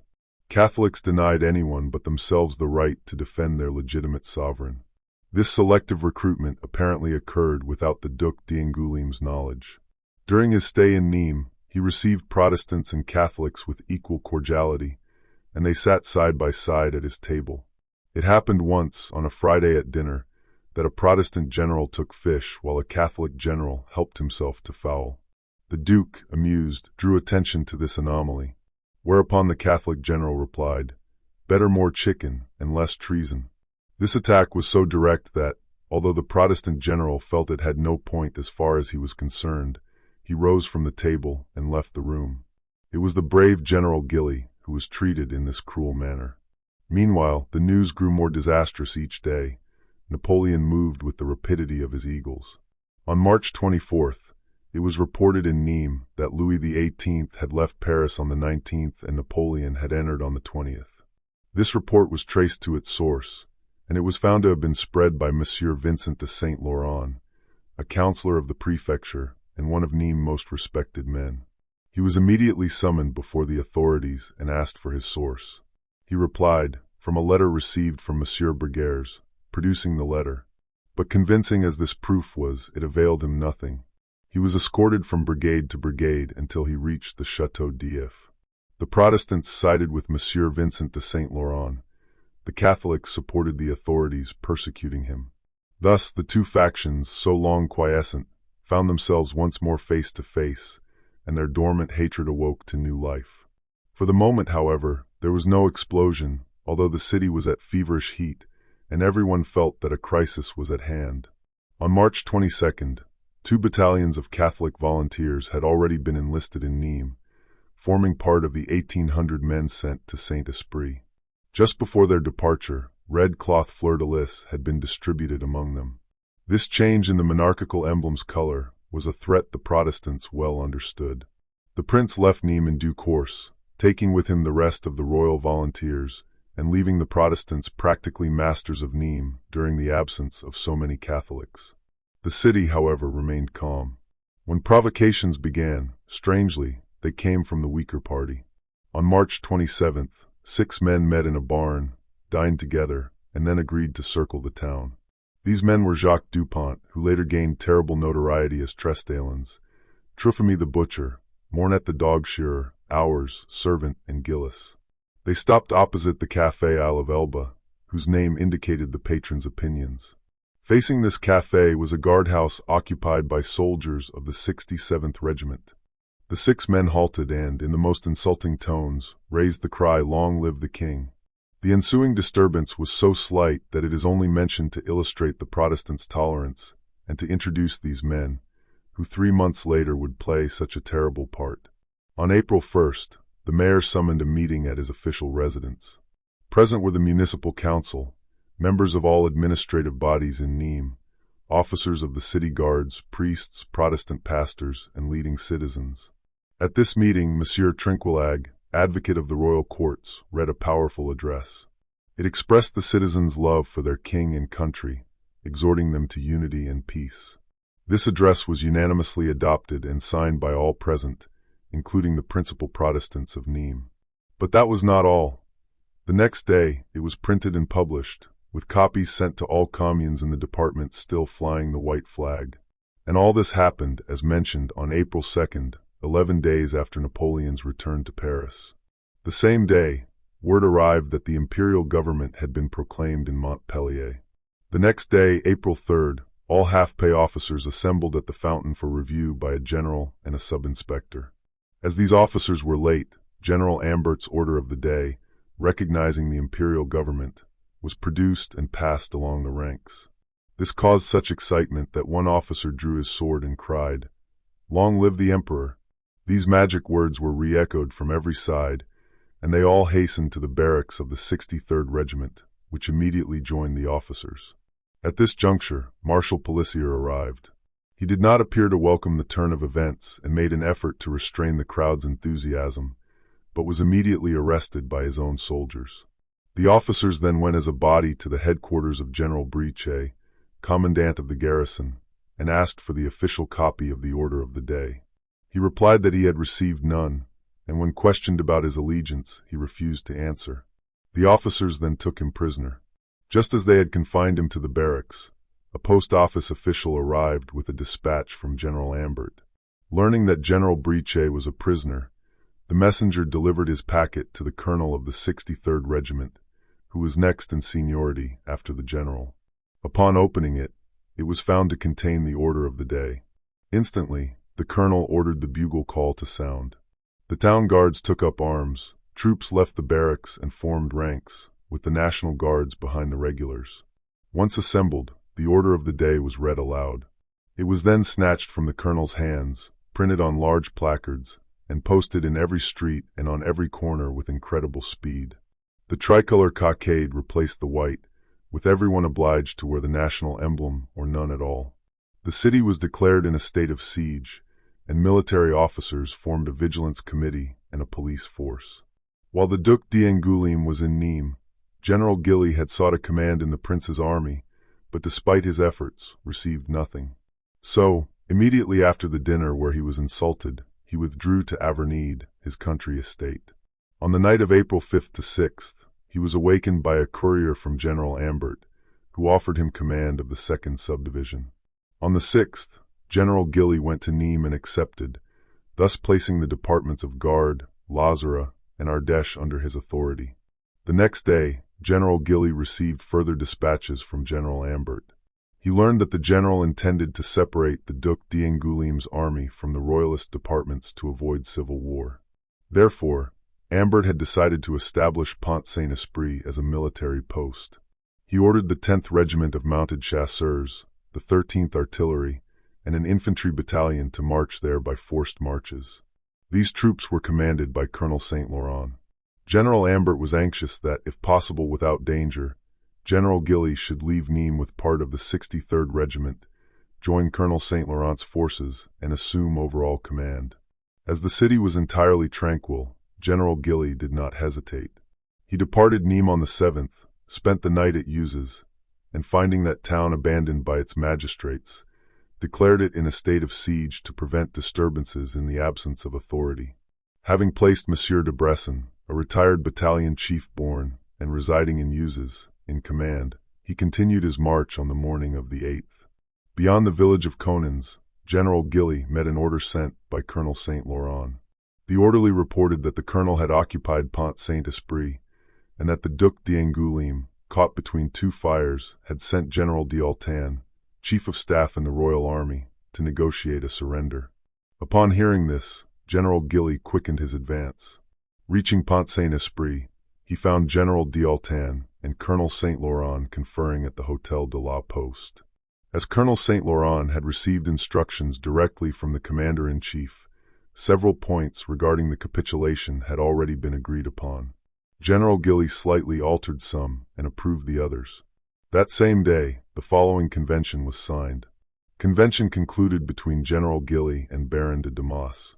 His Royal Highness Monseigneur le Duc d'Angoulême, Commander-in-Chief of the Royal Army in the South, and Baron de Gilly, General of Division and Commander-in-Chief of the First Corps of the Imperial Army, being most anxiously desirous to prevent any further effusion of French blood, have given plenary powers to arrange the terms of a convention to His Royal Highness Monsieur le Baron de Dumas, Field Marshal and Under Chief of Staff, and General de Gilly and Adjutant Lefebvre, Chevalier of the Legion of Honor, and Chief of the Staff of the First Army Corps, who, having shown each other their respective credentials, have agreed on the following terms.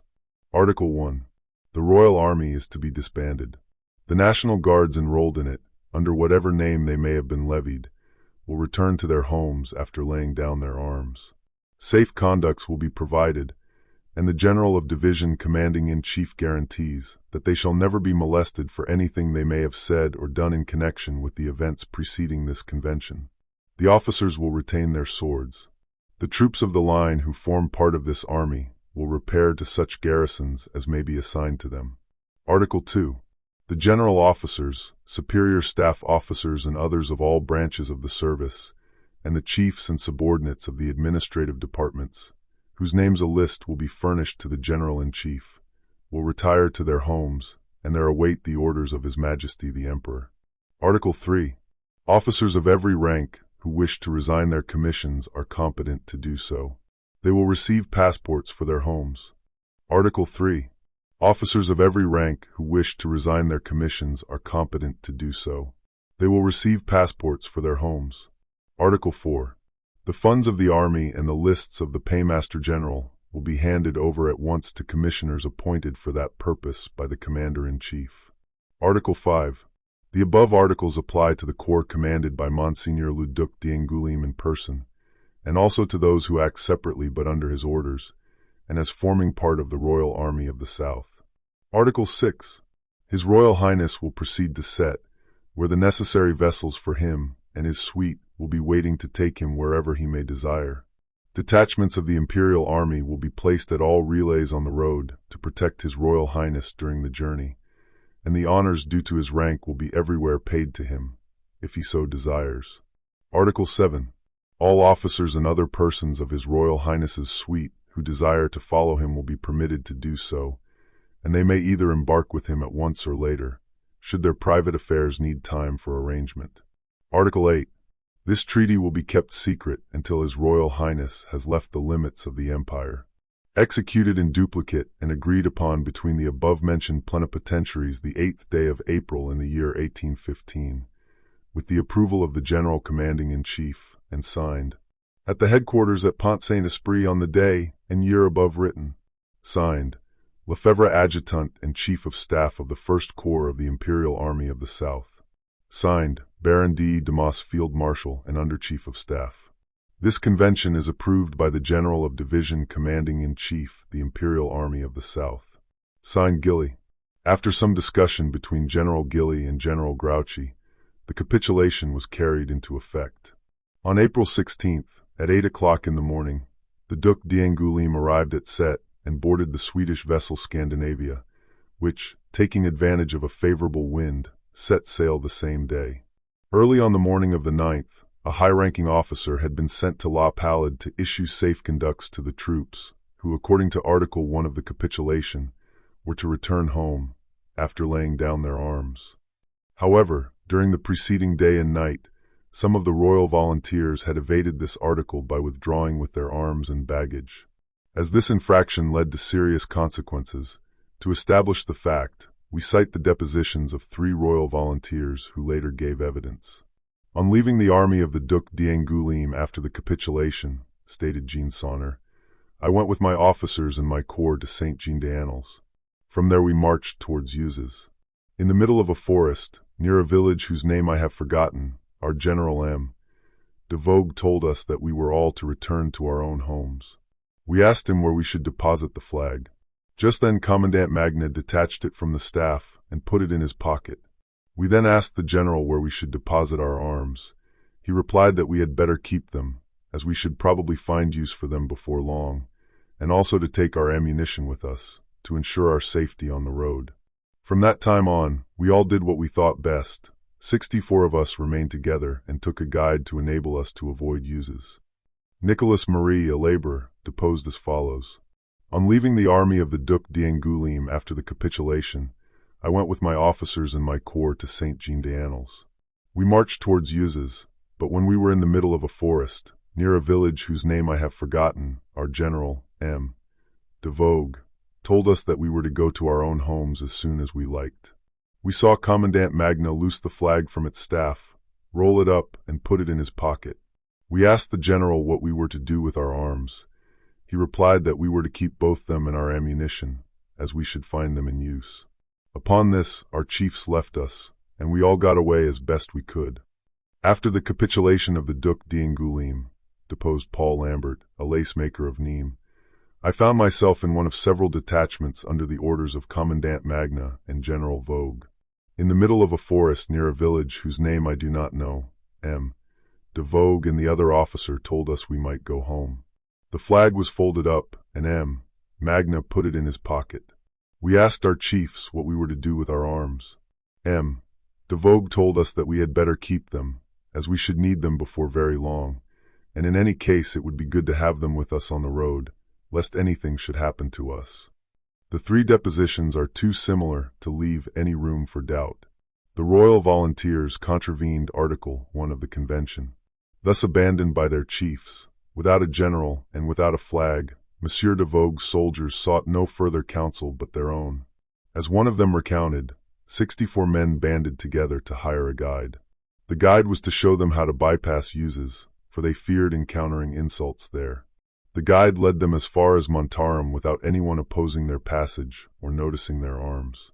Suddenly, a coachman named Bertrand galloped into the village of Arpélargues. He was a confidential servant to both Abbé Raffin and Baroness Arnaud Wormser, the abbey administering their estate.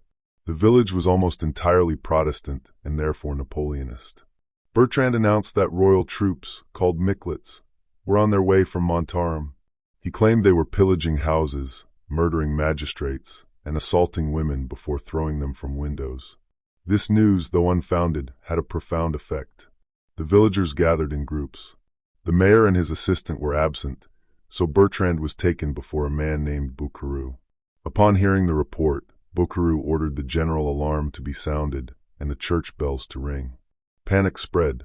Men seized their muskets, while women and children grabbed stones and pitchforks. Everyone prepared to face a danger that existed only in Bertrand's imagination. As the village remained in this state of feverish excitement, the royal volunteers came into view. The cry, "There they are! There they are!" arose on all sides. Streets were barricaded with carts, the church bells rang with renewed frenzy, and all who could carry arms rushed to the village entrance. Hearing the commotion and seeing the hostile preparations, the volunteers halted. To show their peaceful intentions, they placed their shakos on their musket stocks, waving them above their heads and shouting that no one should fear them. But the villagers, alarmed by Bertrand's stories, shouted back that they could not trust such assurances. They demanded that the volunteers surrender their weapons if they wished to pass.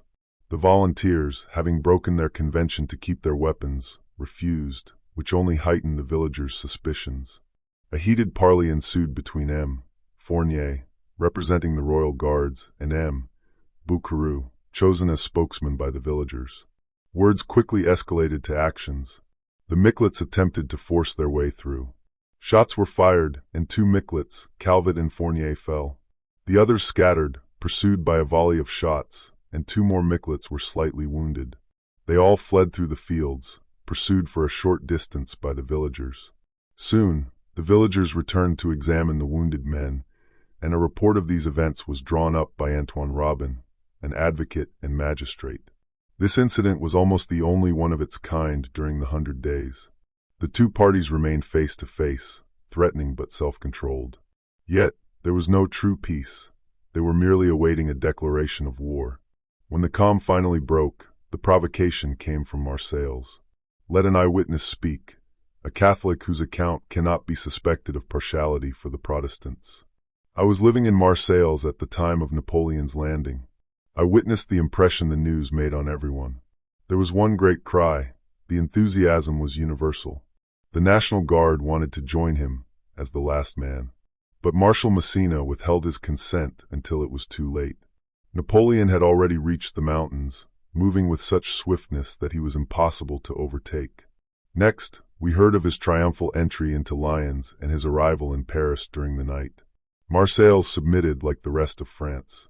Prince d'Essling was recalled to the capital, and Marshal Brune, who commanded the 6th Corps of Observation, fixed his headquarters in Marseilles. With incomprehensible fickleness, Marseilles, whose name during the Terror had symbolized the most advanced opinions, had become almost entirely royalist by 1815. Nevertheless, its inhabitants saw the tricolor flag, after a year's absence, float once more above the walls without a murmur. No arbitrary interference from authorities, no threats, and no brawling between citizens and soldiers disturbed the peace of old Phocea. No revolution ever occurred with such quietness and ease. It must be said that Marshal Brune was the ideal man to accomplish such a transformation without friction. In him, the frankness and loyalty of an old soldier combined with other qualities, more solid than brilliant. Tacitus in hand, he observed modern revolutions as they passed, interfering only when his country called him to its defense. The conqueror of Haarlem and Bakken had been forgotten in retirement, or rather in exile, for 4 years when the same voice that sent him away recalled him. At the summons, Cincinnatus left his plow and grasped his weapons. Physically, he was about 55 at this period, with a frank and open face framed by large whiskers. His head was bald except for a little grizzled hair at the temples. He was tall and active, with a remarkably soldierly bearing. I had been brought into contact with him by a report one of my friends and I had drawn up on the opinions of the people of the South, a copy of which he had requested. In a long conversation with us, he discussed the subject with the impartiality of a man bringing an open mind to a debate. He invited us to visit him often. We enjoyed his company so much that we made a habit of going to his house nearly every evening. Upon his arrival in the South, an old calumny that had formerly pursued him reappeared, rejuvenated by its long sleep. A writer, whose name I have forgotten, describing the massacres of the 2nd of September and the death of the unfortunate Princess de Lamballe, had written, "Some people thought they recognized the man who carried her head impaled on a pike, General Brune in disguise." This accusation, eagerly adopted under the consulate, still followed him so relentlessly in 1815 that hardly a day passed without his receiving an anonymous letter, threatening him with the same fate that had overtaken the princess. One evening, while we were with him, such a letter arrived. Having read it, he passed it on to us. It read, "Wretch, we are acquainted with all your crimes, for which you will soon receive the chastisement you well deserve. It was you who during the Revolution brought about the death of the Princess de Lamballe. It was you who carried her head on a pike. But your head will be impaled on something longer. If you are so rash as to be present at the review of the Allies, it is all up to you, and your head will be stuck on the steeple of the Écoles. Farewell, scoundrel." We advised him to trace this calumny to its source, and then take signal vengeance on the authors. He paused for an instant to reflect. Then, lighting the letter with a candle, and watching it thoughtfully as it turned to ashes in his hand, he said, "Vengeance? Yes, perhaps by seeking that I could silence the authors of these slanders and preserve the public tranquility they constantly imperil. but I prefer persuasion to severity. My principle is that it is better to bring men's heads back to a right way of thinking than to cut them off, and to be regarded as a weak man rather than as a bloodthirsty one. The essence of Marshal Brun's character was contained in these words. Public tranquility was indeed twice endangered in Marseilles during the 100 Days, both times in the same manner. Garrison officers would gather at a coffee house in the Place Necker and sing songs reflecting current events. This provoked an attack by townspeople, who broke windows by throwing stones, some of which struck the officers. The officers rushed out, crying, "To arms!" The townspeople quickly responded, but the commandant ordered the general alarm, sent out numerous patrols, and succeeded in calming the excitement and restoring quiet without casualties. On the day of the Champ du Mai, orders were given for a general illumination and for the tricolor flag to be displayed from windows. Most inhabitants ignored the authorities' desires.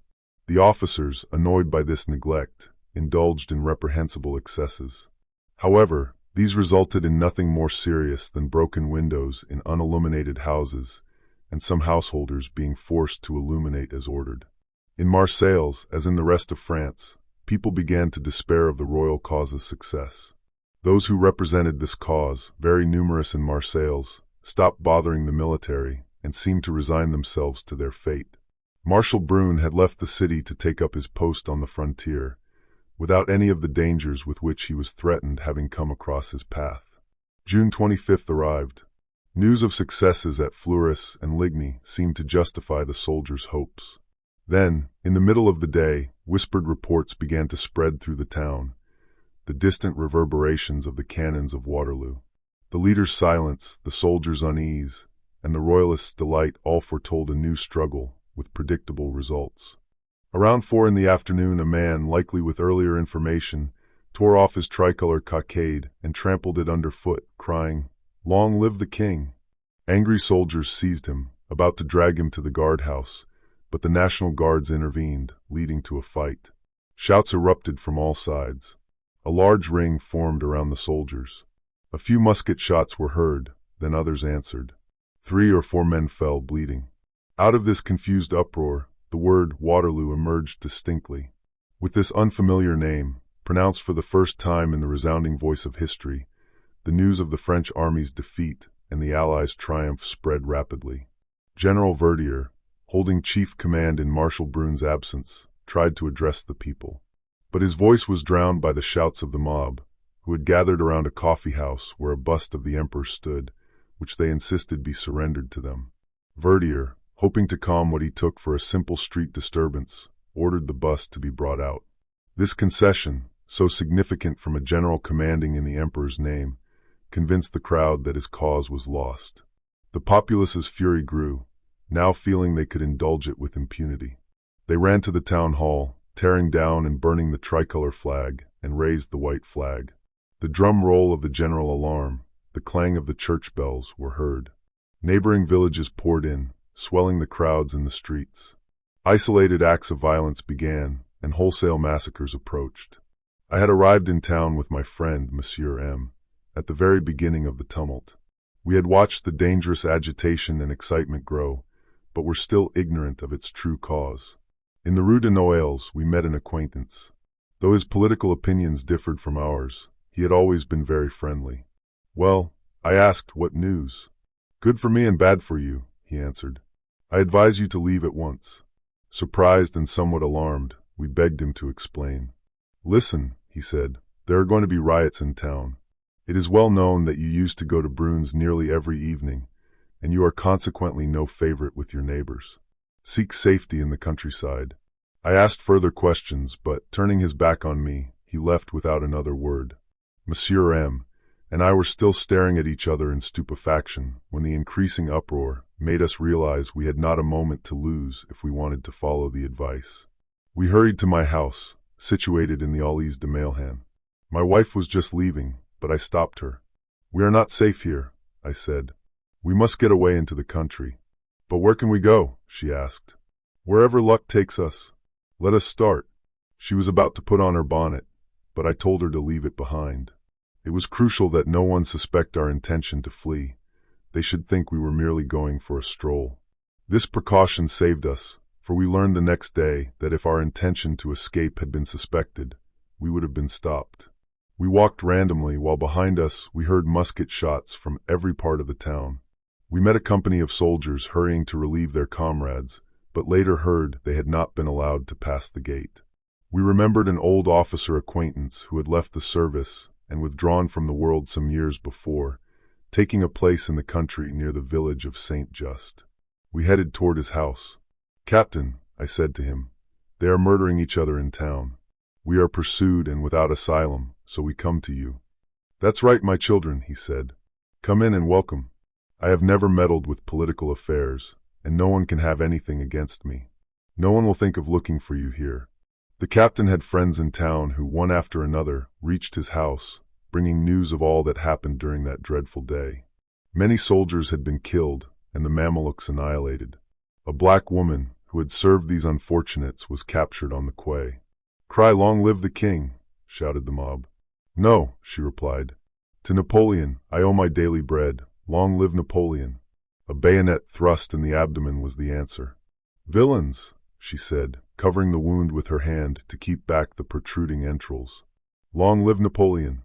A push sent her into the water. She sank but rose again to the surface, and waving her hand, she cried for the last time, "Long live Napoleon!" A bullet shot ended her life. Several townspeople met with shocking deaths. For instance, Monsieur Angles, my neighbor, an old man and a considerable scholar, had unfortunately, some days before at the palace, expressed before witnesses the sentiment that Napoleon was a great man. He learned that he was about to be arrested for this crime. Yielding to his family's prayers, he disguised himself and, getting into a wagon, set off to seek safety in the country. However, he was recognized and brought prisoner to the Place du Chapiter, where, after being jostled and insulted for an hour by the populace, he was finally murdered. It can be easily imagined that, although no one came to disturb us, we did not sleep much that night. The ladies rested on sofas or in armchairs without undressing, while our host, Monsieur M., and I took turns guarding the door, gun in hand. As soon as it was light, we consulted on our next course of action. I was of the opinion that we ought to try to reach Aix by unfrequented paths. Having friends there, we would be able to procure a carriage and get to Nîmes, where my family lived. But my wife disagreed. "I must go back to town for our things," she said. "We have no clothes but those on our backs. Let us send to the village to ask if Marseilles is quieter today than yesterday." So we sent off a messenger. The news he brought back was favorable. Order was completely restored. I could not quite believe this, and still refused to let my wife return to town unless I accompanied her. But everyone was against me. My presence, they argued, would create dangers that would not exist without me. Or were the miscreants cowardly enough to murder an 18-year-old woman who belonged to no party and had never injured anyone? As for me, my opinions were well known.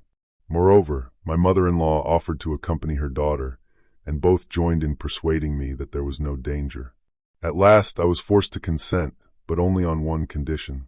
"I cannot say," I observed, "whether there is any foundation for the reassuring tidings we have heard. But of one thing you may be sure. It is now 7 o'clock in the morning.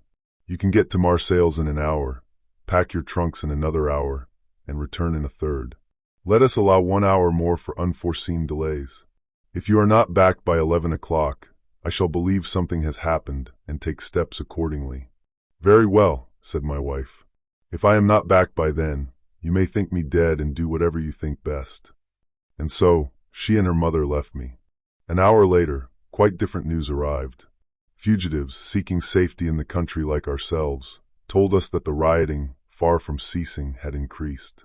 The streets were encumbered with corpses, and 2 people had been murdered with unheard-of cruelty.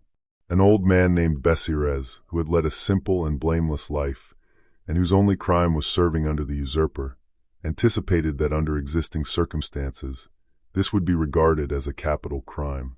He made his will, which was afterwards found among his papers. It began with the following words: "As it is possible that during this revolution I may meet my death, as a partisan of Napoleon, although I have never loved him, I give and bequeath, etc., etc." The day before, his brother-in-law, knowing he had private enemies, had come to the house and spent the night trying to induce him to flee, but all in vain. But the next morning, his house being attacked, he yielded and tried to escape by the back door. He was stopped by some of the National Guard and placed himself under their protection. They took him to the Cours St. Louis, where, hustled by the crowd and ineffectively defended by the guards, he tried to enter the Café Mercantier, but the door was shut in his face. Broken by fatigue, breathless, and covered with dust and sweat, he threw himself on one of the benches placed against the wall outside the house. Here he was wounded by a musket bullet, but not killed. At the sight of his blood, shrieks of joy were heard. Then a young man with a pistol in each hand forced his way through the throng and killed the old man with 2 shots fired point-blank in his face. Another still more atrocious murder took place that same morning. A father and son, bound back to back, were delivered to the mob's tender mercies. Stoned and beaten and covered with each other's blood, their death agony endured for 2 long hours. All the while, those who could not get near enough to strike danced around them. Our time passed listening to such stories. Suddenly, I saw a friend running toward the house. I went to meet him. He was so pale that I hardly dared to question him. He came from the city and had been at my house to see what had become of me. There was no one in it, but across the door lay 2 corpses wrapped in a blood-stained sheet that he had not dared to lift. At these terrible words, nothing could hold me back. I set off for Marseilles. Monsieur M., who would not consent to let me return alone, accompanied me. Passing through the village of Saint-Just, we encountered a crowd of armed peasants in the main street, who appeared to belong to free companies. Although this circumstance was rather alarming, it would have been dangerous to turn back, so we continued as if unconcerned. They examined our bearing and our dress closely, then exchanged low-voiced sentences. We only caught the word Austineers. The name Bonapartists were called by the peasants, meaning eaters of chestnuts, a food brought from Corsica to France. However, we were not molested, for as we were going towards the city, they did not think we could be fugitives. 100 yards beyond the village, we caught up with a crowd of peasants, also on their way to Marseilles. It was clear they had just been pillaging a country house, for they were laden with rich fabrics, chandeliers, and jewels. It proved to be that of Monsieur R., an inspector of reviews. Several carried muskets. I pointed out to my companion a bloodstain on one man's trousers.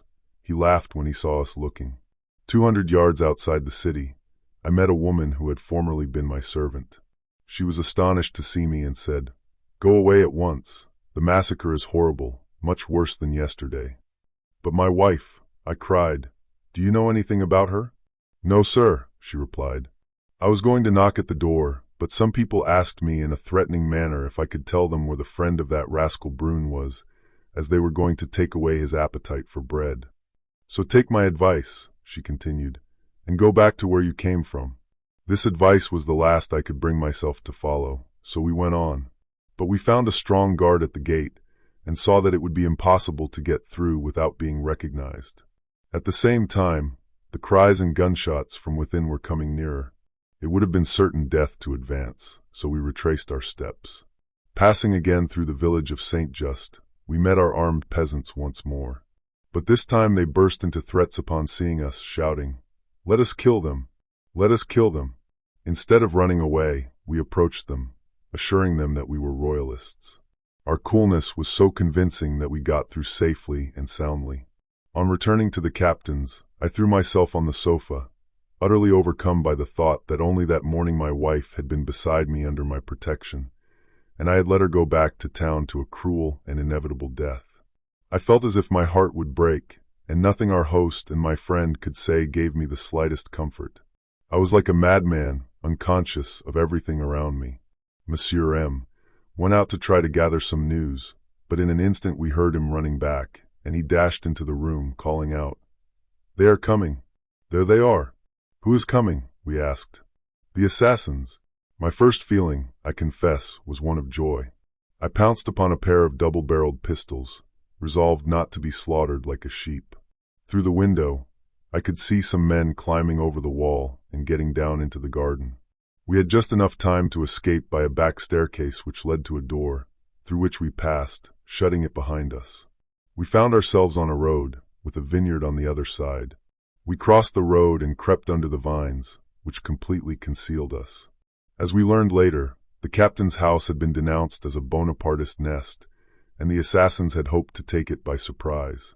Indeed, if they had come a little sooner, we would have been lost. Before we had been 5 minutes in our hiding place, the murderers rushed out onto the road, looking for us in every direction, without the slightest suspicion that we were not 6 yards distant. Though they did not see us, I could see them, and I held my pistols ready cocked, determined to kill the first who came near. However, in a short time, they went away. As soon as they were out of hearing, we began to consider our situation and weigh our chances. There was no use in going back to the captain's, for he was no longer there, having also succeeded in getting away. If we were to wander about the country, we would be recognized as fugitives. The fate that awaited us as such was at that moment brought home to us. For a few yards away, we suddenly heard the shrieks of a man being murdered. They were the first cries of agony I had ever heard, and for a few moments, I confess, I was frozen with terror. But soon, a violent reaction took place within me, and I felt that it would be better to march straight to meet peril than to await its coming. Although I knew the danger of trying to go through Saint-Just again, I resolved to risk it and to get to Marseilles at all costs. So turning to Monsieur M., I said, "You can remain here without danger until the evening, but I am going to Marseilles at once, for I cannot endure this uncertainty any longer. If I find Saint-Just clear, I shall come back and rejoin you. But if not, I shall get away as best I can alone." Knowing the danger we were running, and how little chance there was that we should ever see each other again, he held out his hand to me. But I threw myself into his arms and gave him a last embrace. I started at once. When I reached Saint-Just, I found the freebooters still there. So I walked up to them, trolling a melody. But one of them seized me by the collar, and 2 others took aim at me with their muskets.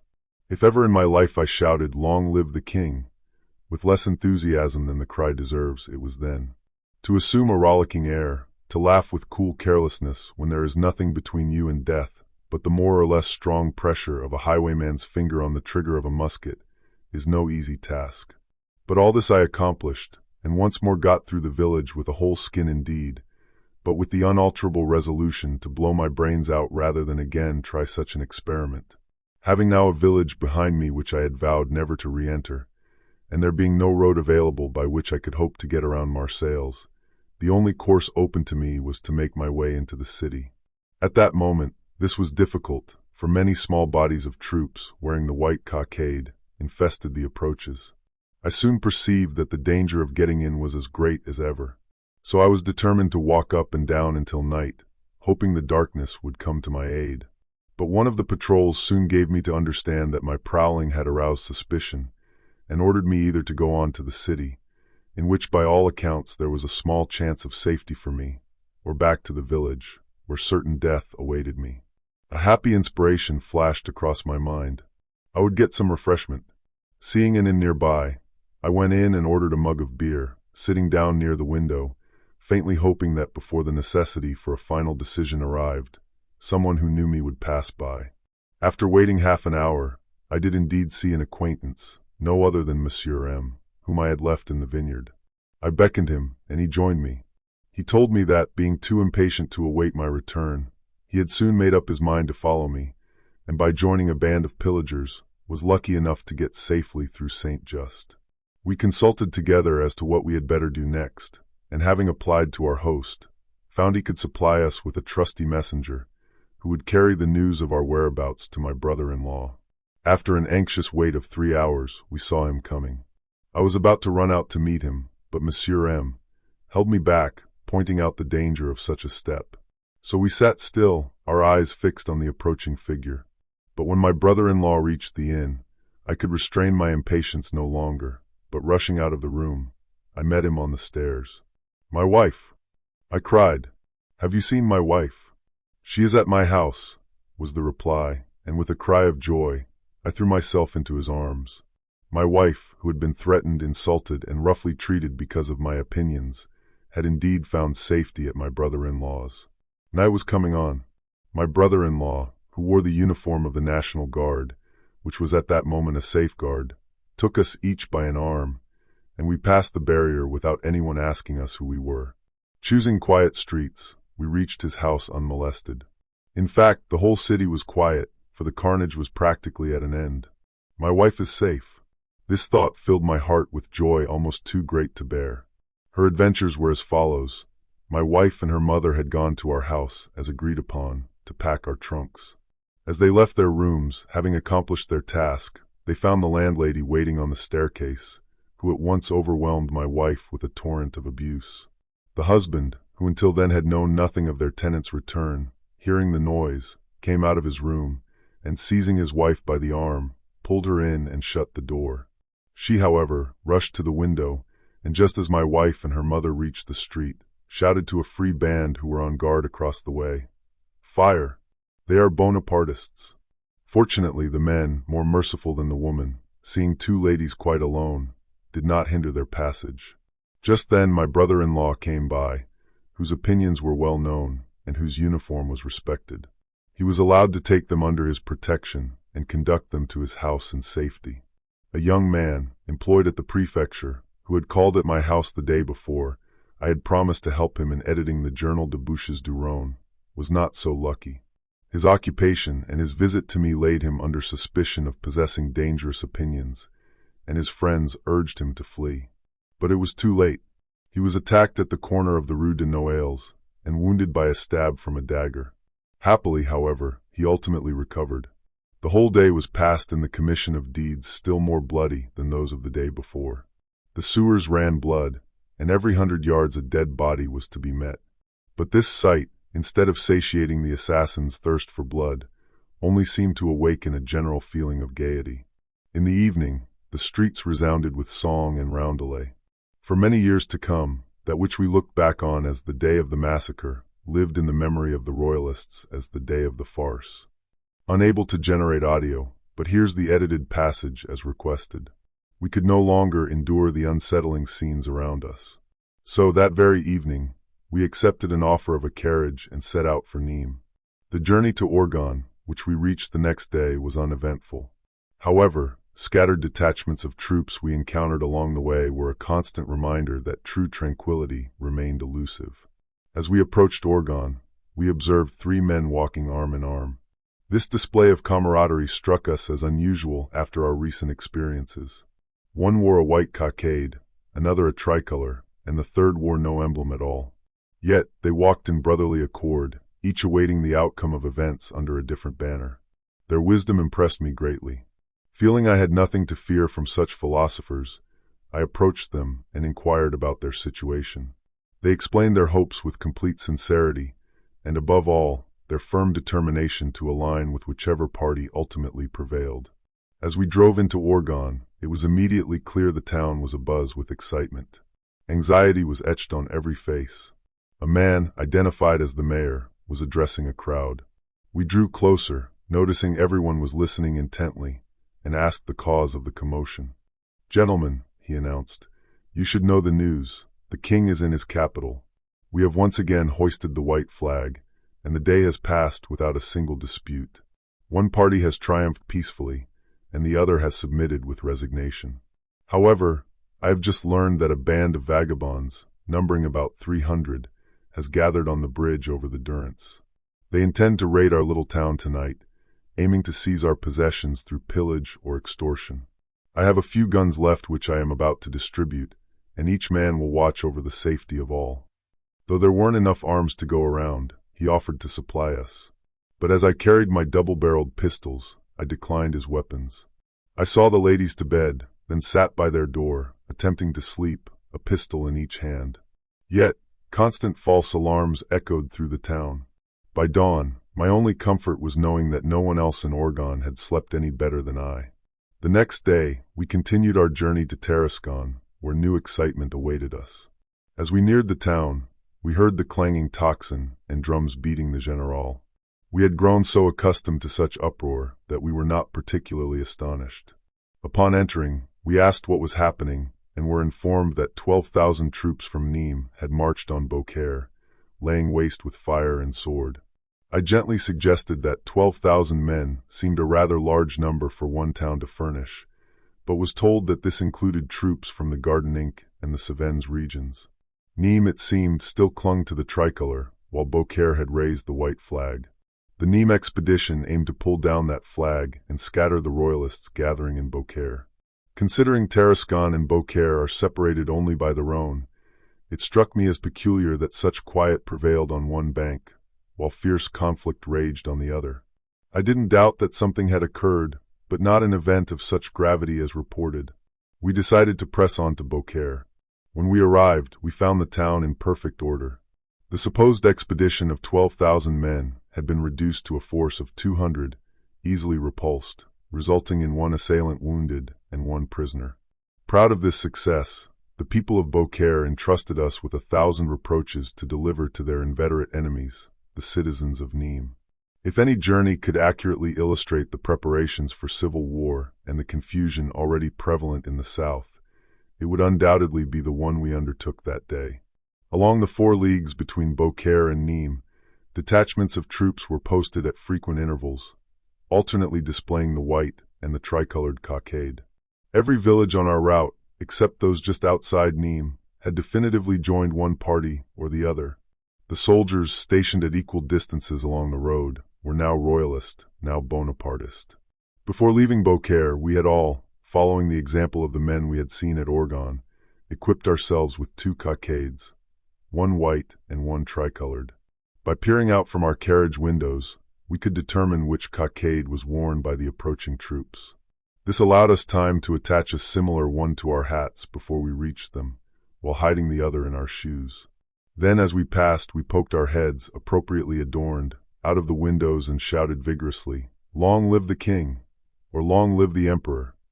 as the situation demanded.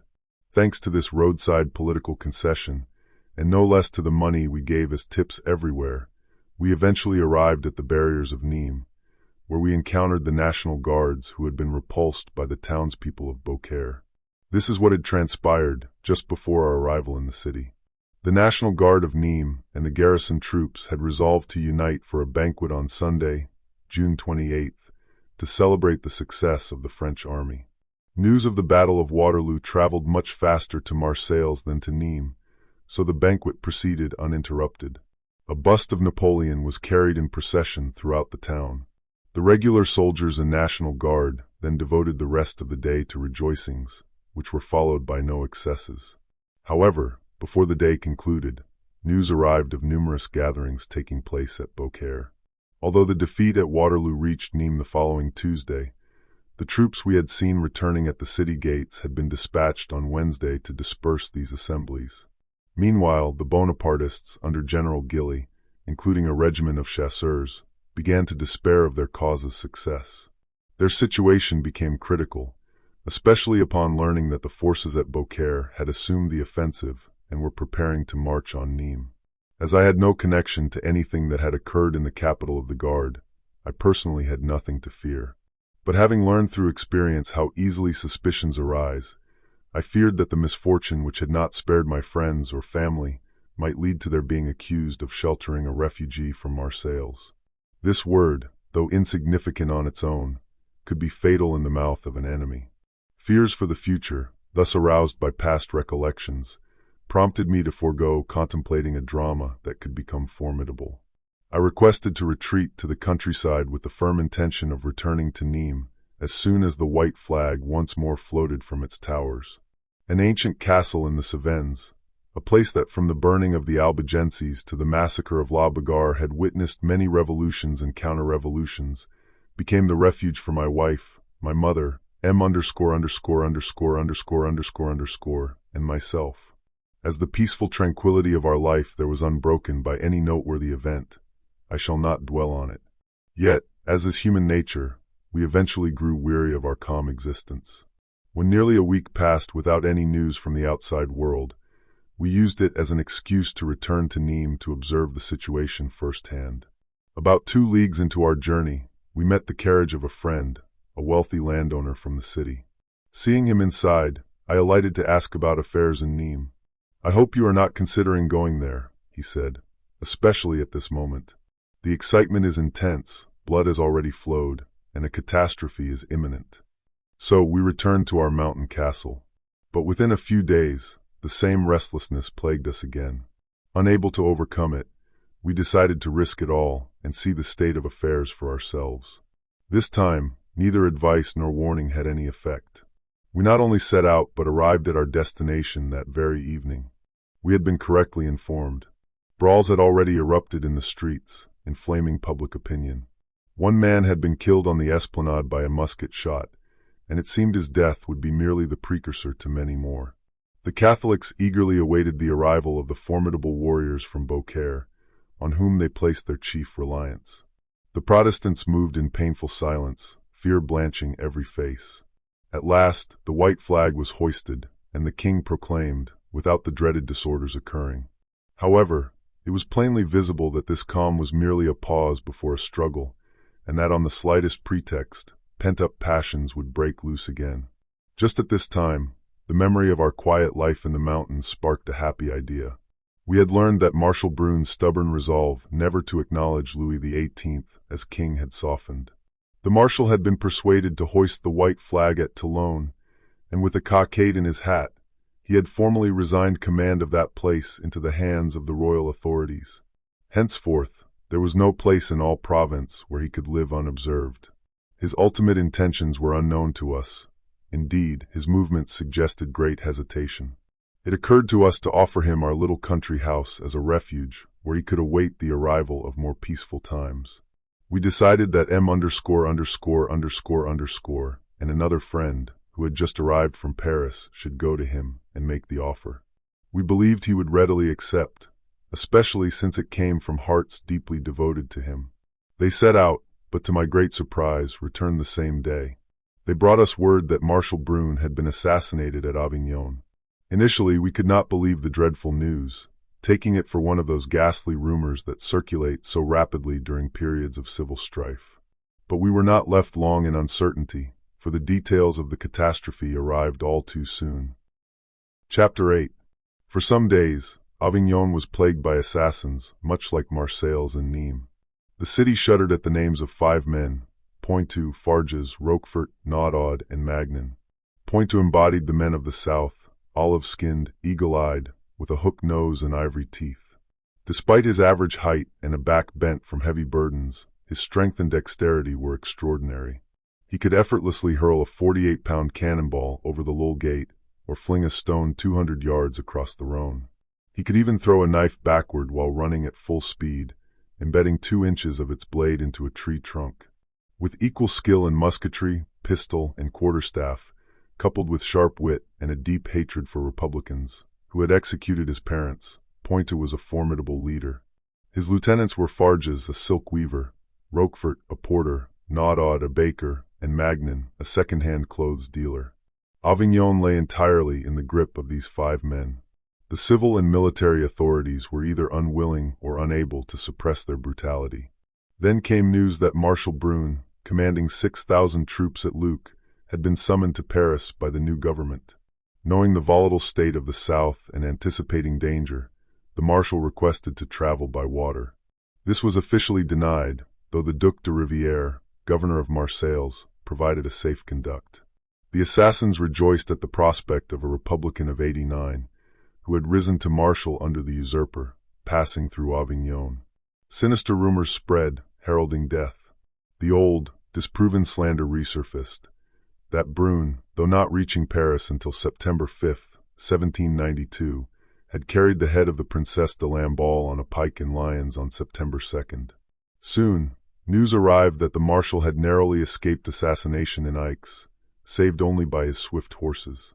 Pointu, Farges, and Roquefort swore they would succeed where others failed in Avignon. The marshal had 2 possible routes to Lyons, through Avignon, or a crossroad branching off the Pointet highway 2 leagues outside town.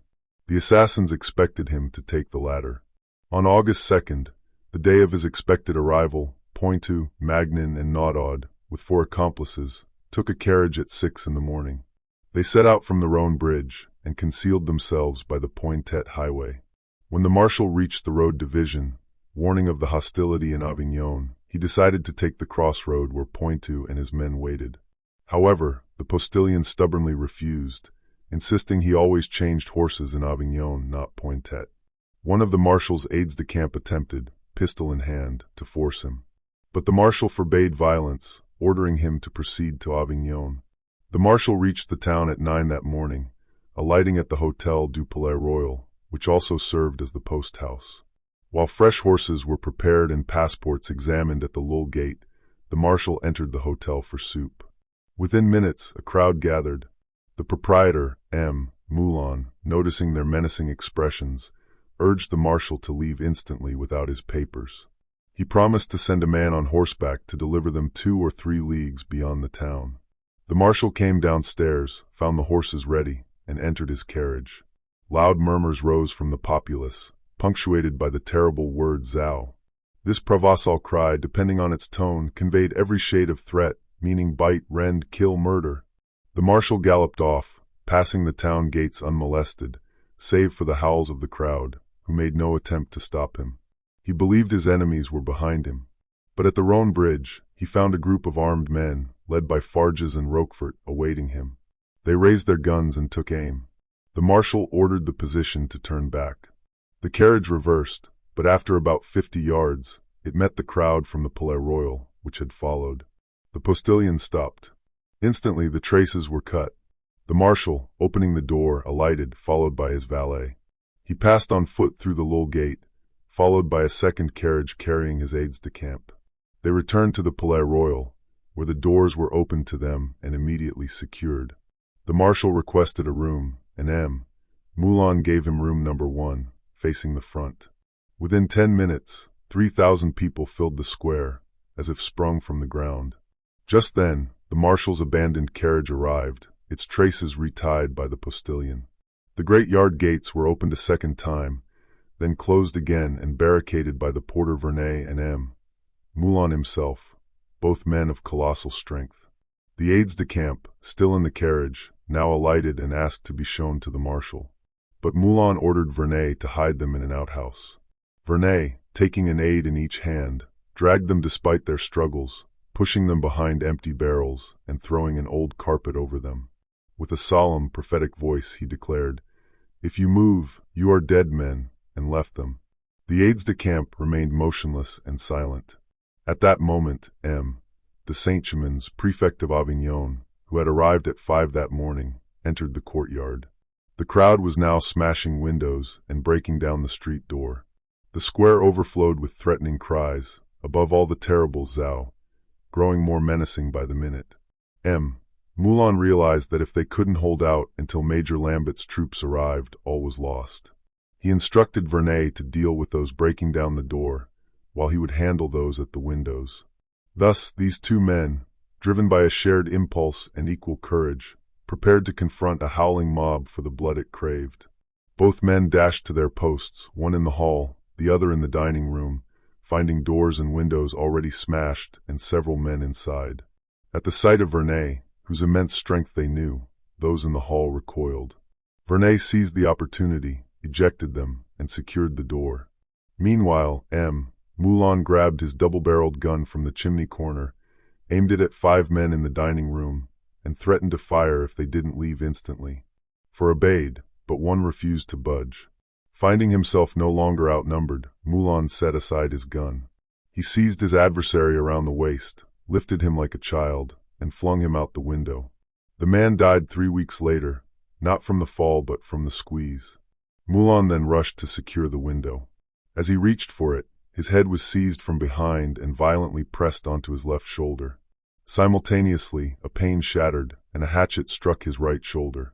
M. de Saint-Chamans, who had followed him into the room, had seen the weapon aimed at Moulin's head.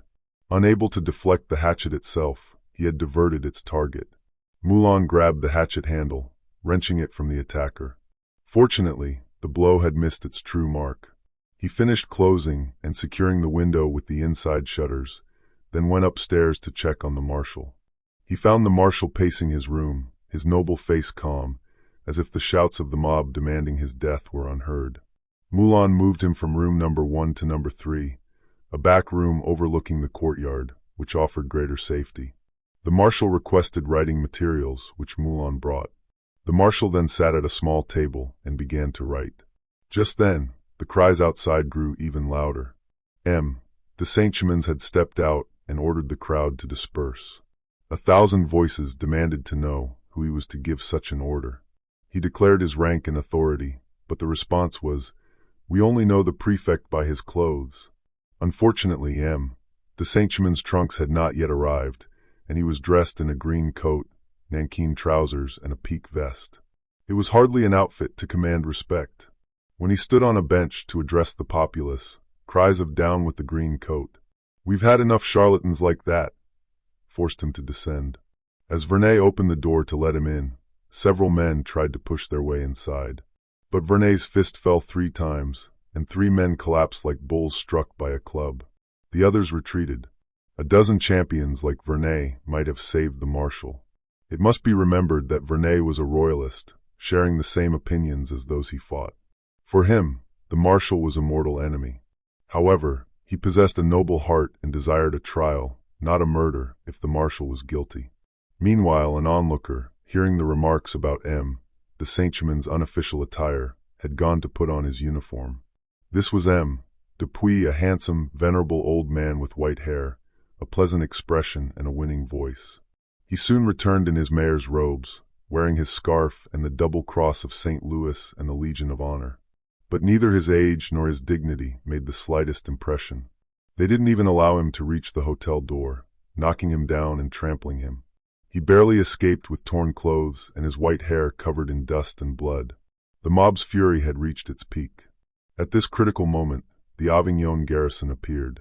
It comprised 400 volunteers, forming a battalion known as the Royal Angoulême, commanded by a man who had assumed the title of Lieutenant General of the Emancipating Army of Vaucluse. These forces lined up beneath the windows of the Palais Royal. Composed almost entirely of Provençals, they spoke the same dialect as the common people. The crowd asked the soldiers why they had come, why they didn't allow them to carry out an act of justice and peace, and if they intended to interfere. "Quite the contrary," a soldier replied.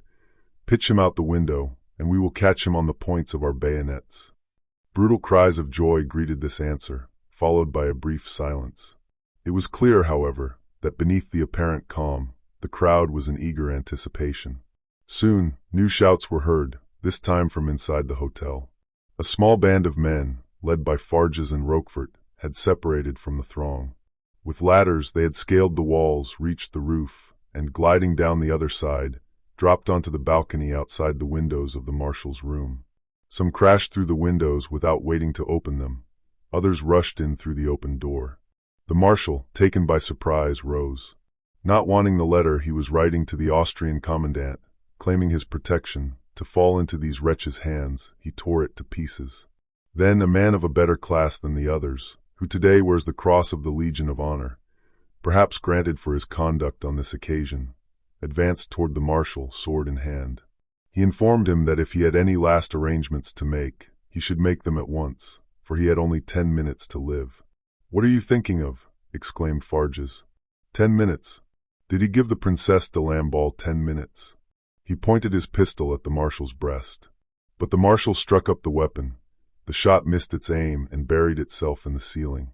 "Clumsy fellow," the marshal said, shrugging his shoulders, "not to be able to kill a man at such close range." "That's true," Roquefort replied in his patois. "I'll show you how to do it." Stepping back, he aimed his carbine at his victim, whose back was partly toward him. A report rang out, and the marshal fell dead on the spot. The bullet entered his shoulder, passed through his body, and struck the opposite wall. The 2 shots, heard in the street, made the howling mob dance for joy.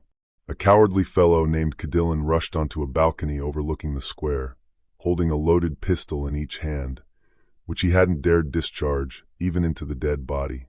He cut a caper, held up the innocent weapons, and called out, "These have done the business." But he lied, the braggart, boasting of a crime committed by braver cutthroats than he. Behind him came the general of the Emancipating Army of Vaucluse.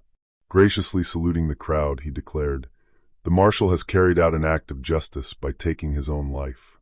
Shouts of mingled joy, revenge, and hatred rose from the crowd. The king's attorney and the examining magistrate proceeded to draw up a report of suicide. Now that all was over, and there was no longer any question of saving the marshal, Moulin desired at least to save the valuables in his carriage. In a cash box, he found 40,000 francs, In the pockets were a diamond-set snuff-box, a pair of pistols, and 2 swords.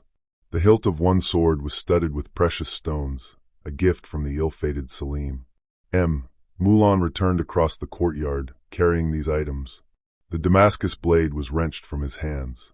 The robber kept it for 5 years as a trophy, only being forced to surrender it to the marshal's widow's representative in 1820. Yet this man was an officer, retained his rank throughout the Restoration, and was not dismissed from the army until 1830. When Moulin had placed the other objects in safety, he requested the magistrate to have the corpse removed, hoping the crowds would disperse so he could tend to the aides-de-camp. While undressing the marshal to certify the cause of death, a leather belt containing 5,536 francs was found on him. The body was carried downstairs by grave diggers without opposition. But hardly had they advanced 10 yards into the square when shouts of "To the Rhone! To the Rhone!" echoed on all sides. A police officer who tried to intervene was knocked down. The bearers were ordered to turn around. They obeyed, and the crowd carried them toward the wooden bridge. When the 14th arch was reached, the bier was torn from the bearers' hands, and the corpse was flung into the river. "Military honors!" someone shouted, and all who had guns fired at the dead body, striking it twice. "Tomb of Marshal Brune" was then written on the arch, and the crowd dispersed, spending the rest of the day in celebration. Meanwhile, the Rhone, refusing to be an accomplice in such a crime, bore away the corpse, which the assassins believed had been swallowed forever. The next day, it was found on the sandy shore at Tarascon. But news of the murder had preceded it.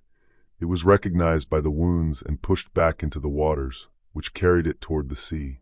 3 leagues farther on, it stopped again, this time by a grassy bank. It was found by a man of 40 and another of 18. They also recognized it, but instead of shoving it back into the current, they gently drew it onto the bank and carried it to a small property belonging to one of them, where they reverently interred it.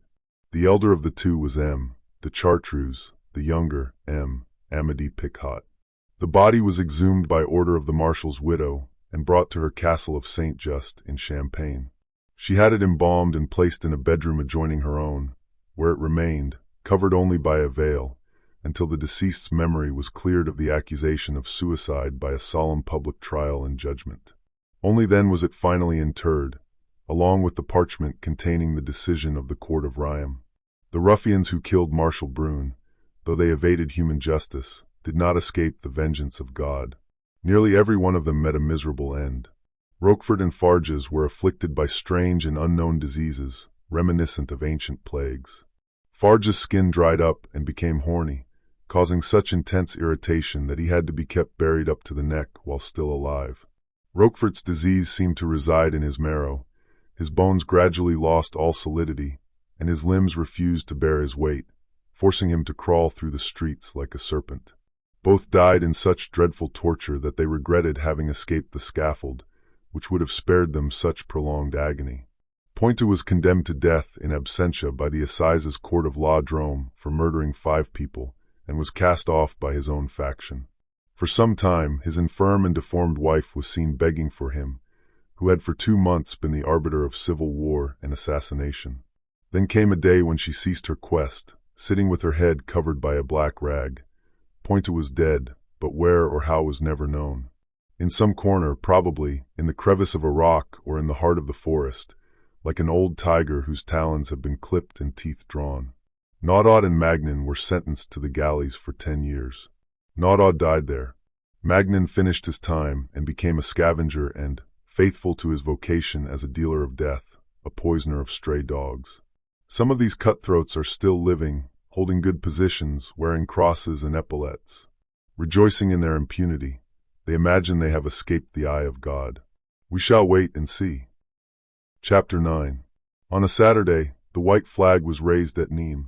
The following day, a crowd of Catholic peasants from the surrounding areas marched into the city, anticipating the arrival of the royalist army from Beaucaire. Excitement was fever pitch. A desire for revenge filled every heart. The inherited hatred, dormant during the Empire, reawakened stronger than ever.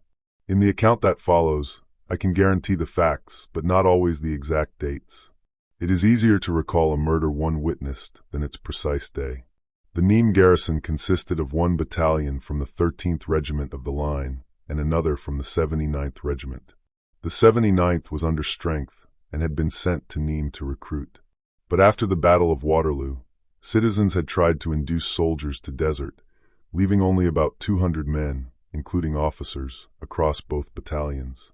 When news of Napoleon II's proclamation reached Nîmes, Brigadier General Malmont, the departmental commandant, had him proclaimed in the city without incident. It was only some days later that rumors began to circulate about a royal army gathering at Beaucaire, and that the populace would use its arrival to indulge in excesses. Faced with this double threat, General Malmont ordered regular troops and a portion of the National Guard of the 100 Days to assemble under arms behind the barracks, on an elevated position where he had mounted 5 cannons. This arrangement was held for 2 days and a night. But as the populace remained quiet, the troops returned to the barracks and the guards to their homes. However, on Monday, a gathering of people, who had heard the Beaucaire army would arrive the next day, made a hostile demonstration before the barracks. They demanded the 5 cannons with shouts and threats. The general and officers quartered in town, hearing the commotion, immediately went to the barracks. They soon emerged, approaching the crowd, attempting to persuade them to disperse. Their only answer was a shower of bullets. Convinced by this, knowing the character of the people he dealt with, that the struggle had genuinely begun and would be fought to the bitter end, the general retreated with his officers, step by step, to the barracks. Once inside, he closed and bolted the gates. He then decided it was his duty to repel force with force. Everyone was determined to defend, at any cost, a position that, from the first moment of revolt, was fraught with such peril. Without waiting for orders, the soldiers, seeing some of their windows shattered by outside shots, returned fire. Being better marksmen than the townspeople, they soon brought many down. At this, the alarmed crowd withdrew out of musket range and entrenched themselves in neighboring houses. Around 9 that evening, a man bearing something resembling a white flag approached the walls and asked to speak to the general. He brought a message inquiring about the terms under which the troops would evacuate Nîmes. The general's reply stipulated that the troops be allowed to march out fully armed with all their baggage, leaving only the 5 guns behind. Once the forces reached a specific valley outside the city, they would halt, allowing men to be supplied with means to rejoin their regiments or return home. At 2 in the morning, the same envoy returned, announcing that the conditions had been accepted with one alteration. The troops, before marching out, must lay down their arms. The messenger also intimated that if the offer wasn't quickly accepted, within 2 hours, for example, the time for capitulation would pass, and he could not be held responsible for what the furious people might then do. The general accepted the amended conditions, and the envoy disappeared. When the troops heard of the agreement, that they should be disarmed before being allowed to leave, their first impulse was to refuse to lay down their weapons before a rabble that had fled from a few musket shots. But the general succeeded in soothing their sense of humiliation and winning their consent. He argued that there could be nothing dishonorable in an action that prevented children of a common fatherland from shedding each other's blood. The gendarmerie, according to one article of the treaty, were to close ranks at the rear of the evacuating column. This was to prevent the populace from molesting the departing troops. This was the only concession gained in return for the abandoned arms. The gendarmes were already drawn up in formation, apparently waiting to escort the troops out of the city. At 4 p.m., the troops prepared. Each company stacked its arms in the courtyard before marching out. But hardly 40 or 50 men passed the gates, then fire was opened on them at such close range that half were killed or disabled in the first volley. At this, those still inside closed the courtyard gates, cutting off any chance of retreat for their comrades. However, several of the latter managed to escape with their lives, losing nothing by being prevented from returning. As soon as the mob saw that 10 or 12 of their victims had slipped through their hands, they launched a furious attack on the barracks, bursting through the gates and scaling the walls with such rapidity that the soldiers had no time to repossess their muskets. Even if they had, they would have been of little use, as ammunition was entirely lacking. The barracks were thus carried by assault. A horrible massacre ensued, lasting for 3 hours. Some wretched men, hunted from room to room, jumped from the first window they could reach, without pausing to gauge the height. They were either impaled on bayonets held ready below, or, falling on the pavement, broke their limbs and were mercilessly dispatched. The gendarmes, actually called to protect the garrison's retreat, seemed to believe they were witnessing a judicial execution. They stood immobile and impassive as these horrid deeds unfolded before their eyes. But the penalty for this indifference was swiftly exacted. As soon as the soldiers were dealt with, the mob, finding their thirst for blood unslaked, turned on the gendarmes. The majority were wounded, all lost their horses, and some their lives. The populace was still engaged in its bloody task when news arrived that the army from Beaucaire was in sight of the town. The murderers, hastening to dispatch some wounded who still showed signs of life, went forth to meet the long-expected reinforcements. Only those who saw the advancing army firsthand can grasp its condition and appearance, with the exception of the First Corps. This corps was commanded by M. de Bar, who had taken the lead with the noble purpose of preventing, as far as he could, massacre and pillage. He was supported by his officers, who shared his philanthropic motives. Due to their efforts, the men advanced in fairly regular order, maintaining good discipline. All carried muskets. But the First Corps was merely a vanguard to the Second, which was the true army, an astonishing sight and sound. Never before or since had so many different kinds of howls, so many threats of death, so many rags, so many odd weapons been gathered. From the matchlock of the Michelotte era to the steel-tipped goad of the Camargue bullock drovers. When the Nîmes mob, which was howling and ragged enough, rushed out to offer a brotherly welcome to the strangers, its first feeling was one of astonishment and dismay at the sight of the motley crew extending the hand of fellowship. The newcomers soon showed that their disreputable appearance was due to necessity, not choice. They were barely within the gates before demanding that the houses of the old Protestant National Guard members be pointed out to them. This done, they promptly exacted from each household a musket, a coat, a complete kit, or a sum of money, according to their mood. Before evening, those who had arrived naked and penniless were in full uniform with money in their pockets. These exactions were levied as contributions, but before the day ended, naked and undisguised pillage began. Someone asserted that during the barracks assault, an individual had fired from a specific house on the assailants. The indignant people rushed to the indicated house, soon leaving nothing but its walls. A little later, it was clearly proven that the accused individual was entirely innocent. The house of a rich merchant lay in the path of the advancing army.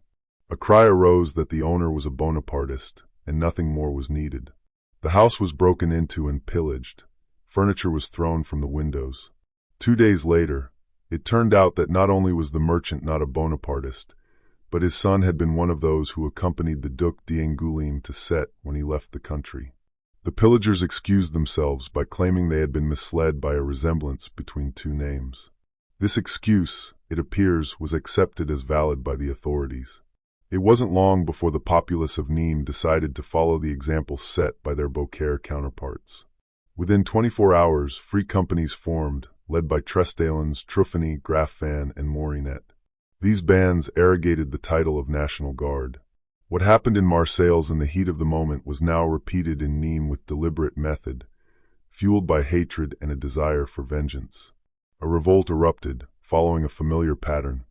First pillage, then fire, then murder, laying waste to the city. V__________________________________________________________________________ house, in the town center, was sacked and burned to the ground.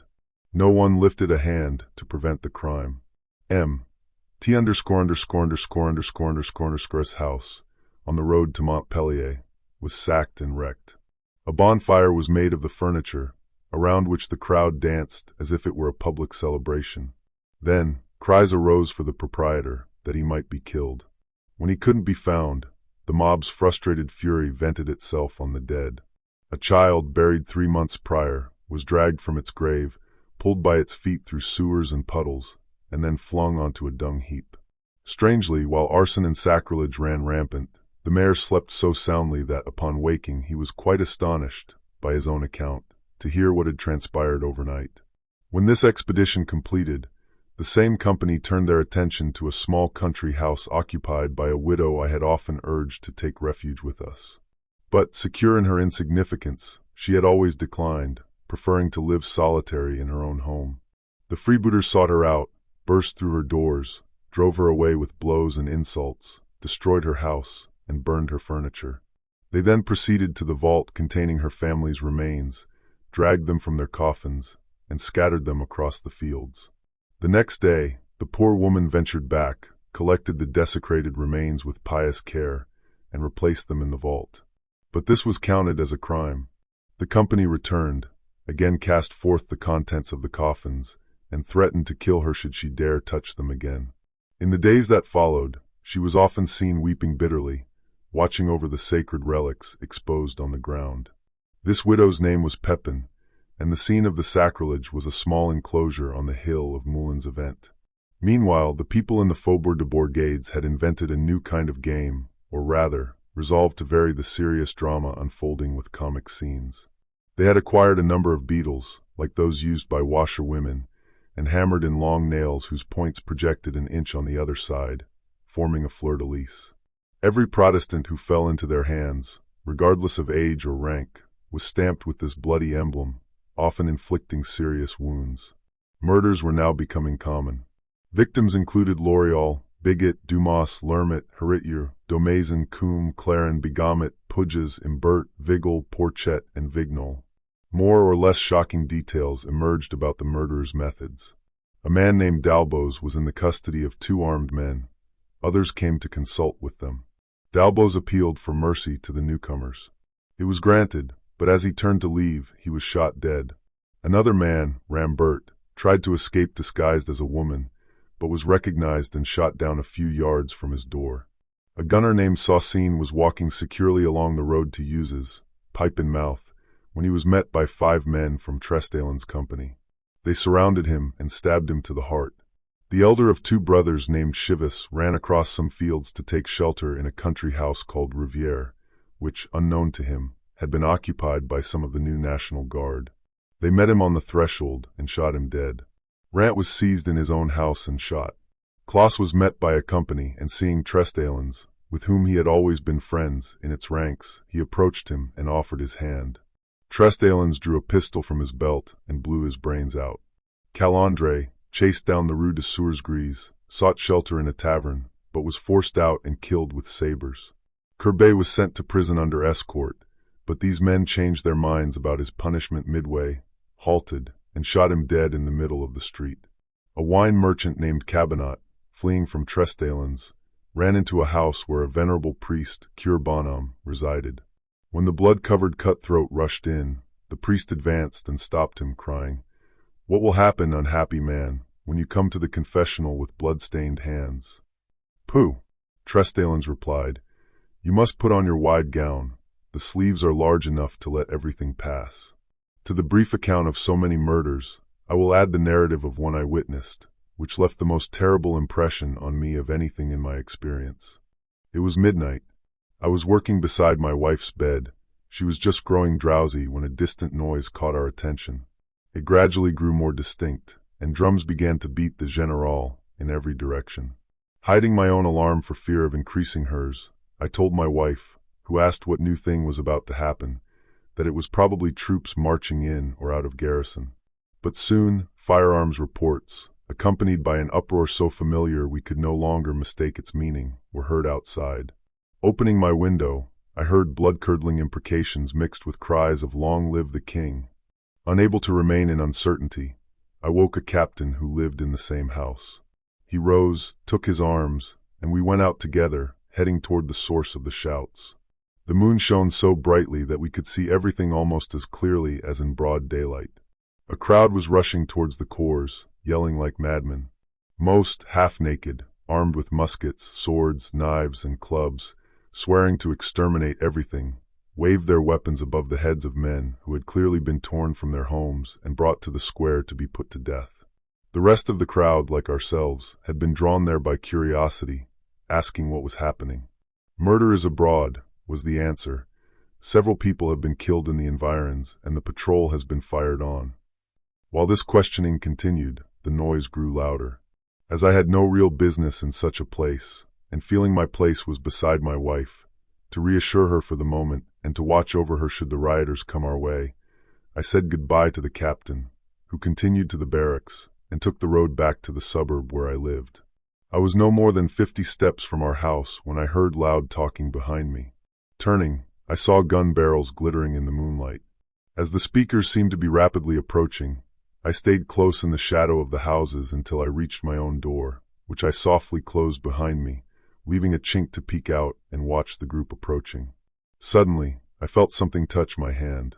It was a large Corsican dog, let loose at night, so fierce it was a great protection for our house. I was glad to have it by my side, for in case of a struggle, it would be no despicable ally. Those approaching were 3 armed men leading a 4th, disarmed and a prisoner. They all stopped directly opposite my door, which I gently closed and locked.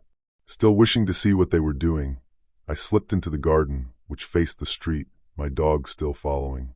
Contrary to his habit, and as if he understood the danger, he gave a low whine instead of his usual savage growl. I climbed into a fig tree whose branches overhung the street, and, hidden by the leaves, resting my hands on the top of the wall, I leaned far enough forward to see what the men were about. They were still in the same spot, but their positions had changed. The prisoner was now kneeling with clasped hands before the cutthroats, begging for his life for the sake of his wife and children in heartrending accents. His executioners replied in mocking tones, "We have got you at last into our hands, have we? You dog of a Bonapartist, why do you not call on your emperor to come and help you out of this scrape?" The unfortunate man's entreaties grew more pitiful, and their mocking replies more pitiless. They leveled their muskets at him several times, then lowered them, saying, "Devil take it, we won't shoot yet. Let us give him time to see death coming." At last, the poor wretch, seeing no hope of mercy, begged to be put out of his misery. Drops of sweat stood on my forehead. I felt my pockets to see if I had anything I could use as a weapon, but I had not even a knife. I looked at my dog. He was lying flat at the foot of the tree, seemingly prey to the most abject terror. The prisoner continued his supplications, and the assassins their threats and mockery. I quietly climbed down from the fig tree, intending to fetch my pistols. My dog followed me with his eyes, which seemed to be the only living things about him. Just as my foot touched the ground, a double report rang out, and my dog gave a plaintive and prolonged howl. Feeling that all was over, and that no weapons could be of any use, I climbed back into my perch and looked out. The poor wretch lay face downwards, writhing in his blood. The assassins were reloading their muskets as they walked away. Anxious to help the man I had failed to save, I went into the street and bent over him. He was bloody, disfigured, and dying, uttering dismal groans. I tried to lift him, but saw that the close-range bullet wounds, one in the head, the other in his side, were mortal. The death rattle had already begun. Just then, a National Guard patrol turned the corner. This sight, rather than offering relief, alerted me to my own danger. Unable to do anything more for the wounded man, I entered my house, half shut the door, and listened. "Who goes there?" asked the corporal. "Idiot," someone else retorted. "To ask who goes there? Of a dead man." "He's not dead," a third voice insisted. "Listen to him singing." Indeed, the poor fellow, in his agony, was still groaning dreadfully. "Someone has clearly had their fun with him," a fourth voice remarked. "But what does it matter? We should finish the job." 5 or 6 musket shots followed, and the groans ceased. The man who had just died was Louis Lycaire. The assassins, however, held a grudge against his nephew. Finding the nephew absent, and needing a victim, they dragged the uncle from his wife's arms. They then took him toward the citadel and killed him, as I have recounted. Early the next morning, I sent 3 police commissioners, one after another, for permission to move the corpse to the hospital. These gentlemen were either still asleep or had already left. It wasn't until 11 o'clock, and after repeated requests, that they finally granted the necessary authorization. Thanks to this delay, the entire town came to view the unfortunate man's body. The day after a massacre was often treated as a holiday. Everyone would leave their work to stare at the victims. In this instance, a man seeking to amuse the crowd took his pipe from his mouth and placed it between the corpse's teeth, a joke that achieved marvelous success, eliciting shrieks of laughter from those present. Many murders had been committed during the night. The companies had roamed the streets, singing a crude ditty composed by one of the bloodthirsty wretches. Its chorus proclaimed, "Our work's well done, we spare none." 17 fatal outrages occurred, Yet neither the sound of gunfire nor the cries of the victims disturbed the peaceful slumber of the prefect and the Commissioner General of Police. But while the civil authorities slept, General Lagarde, who had recently arrived to command the city in the king's name, was awake. He sprang from his bed at the first shot, dressed, and made rounds of the posts. Assured that all was in order, he formed patrols of chasseurs and, accompanied by only 2 officers, went wherever he heard cries for help. Despite his strict orders, the small number of available troops delayed his efforts. It was not until 3 in the morning that he succeeded in capturing Tresdalens. When captured, Tresdalens was, as usual, in the uniform of the National Guard, complete with a cocked hat and captain's epaulets. General Lagarde ordered the gendarmes who made the arrest to disarm him. It was only after a long struggle that they could carry out this order, for Tresdalens protested that he would surrender his carbine only with his life. Finally, he was obliged to yield to superior numbers. Disarmed, he was taken to the barracks. But as peace could not return to the town while he remained, the general sent him to the citadel of Montpellier the next morning before dawn. The disorders, however, did not cease immediately. At 8 o'clock that morning, they were still ongoing. The mob seemed animated by Tresdalens' spirit. While soldiers were occupied in a distant quarter of the town, a score of men broke into the house of Cyprien Chabrier. Chabrier had long hidden from his enemies, but had recently returned home, trusting in General Lagarde's proclamations upon assuming command. He believed the disturbances in Nîmes were over when they erupted with redoubled fury on October 16th. On the morning of the 17th, he was working quietly at his trade as a silk weaver when, alarmed by the shouts of cutthroats outside, he tried to escape. He reached the coupe d'or, but the ruffians followed. The first to reach him thrust a bayonet through his thigh. Due to this wound, he fell down the staircase, was seized, and dragged to the stables. There, the assassins left him for dead, with 7 wounds in his body. This, however, was the only murder committed that day in the town, thanks to General Lagarde's vigilance and courage. The next day, a considerable crowd gathered, and a noisy deputation went to General Lagarde's quarters, insolently demanding Tresdalens' release. The general ordered them to disperse, but his command was ignored. He then ordered his soldiers to charge, and in a moment, force achieved what long persuasion had failed to do. Several ringleaders were arrested and imprisoned. Thus, as we shall see, the struggle entered a new phase. Resistance to royal power was now made in the name of royal power. Both those who broke the public peace and those who tried to maintain it used the same cry: "Long live the king!" General Lagarde's firm stance restored a superficial peace to Nîmes, beneath which old enmities still festered. An unseen power, revealed by a kind of passive resistance, neutralized the military commandant's efforts. He soon realized that the core of this bloody political strife was an inherited religious animosity. To strike a final blow against it, he resolved, with the king's permission, to grant the Protestants' general request. He would reopen their places of worship, which had been closed for over 4 months, and allow the public exercise of the Protestant religion, entirely suspended in the city for the same period. Formerly, 6 Protestant pastors resided in Nîmes, but 4 had fled. The 2 who remained were Messrs. Juillerat and Olivier Desmonts. Juillerat was a young man of 28, Desmonts an old man of 70. During this period of proscription, the entire weight of the ministry had fallen upon Monsieur Juillerat, who accepted and faithfully fulfilled the task. It seemed as if a special providence had miraculously protected him amidst the many perils he faced. Although the other pastor, Monsieur Desmonts, was president of the consistory, his life was in much less danger. First, he had reached an age that almost everywhere commands respect. Second, he had a son, a lieutenant in one of the royal corps levied at Beaucaire, who protected him by his name when he could not by his presence. Thus, Monsieur Desmonts had little cause for anxiety regarding his safety, either in the streets of Nîmes or on the road to his country house. But, as we have noted, this was not the case for Monsieur Juillerat.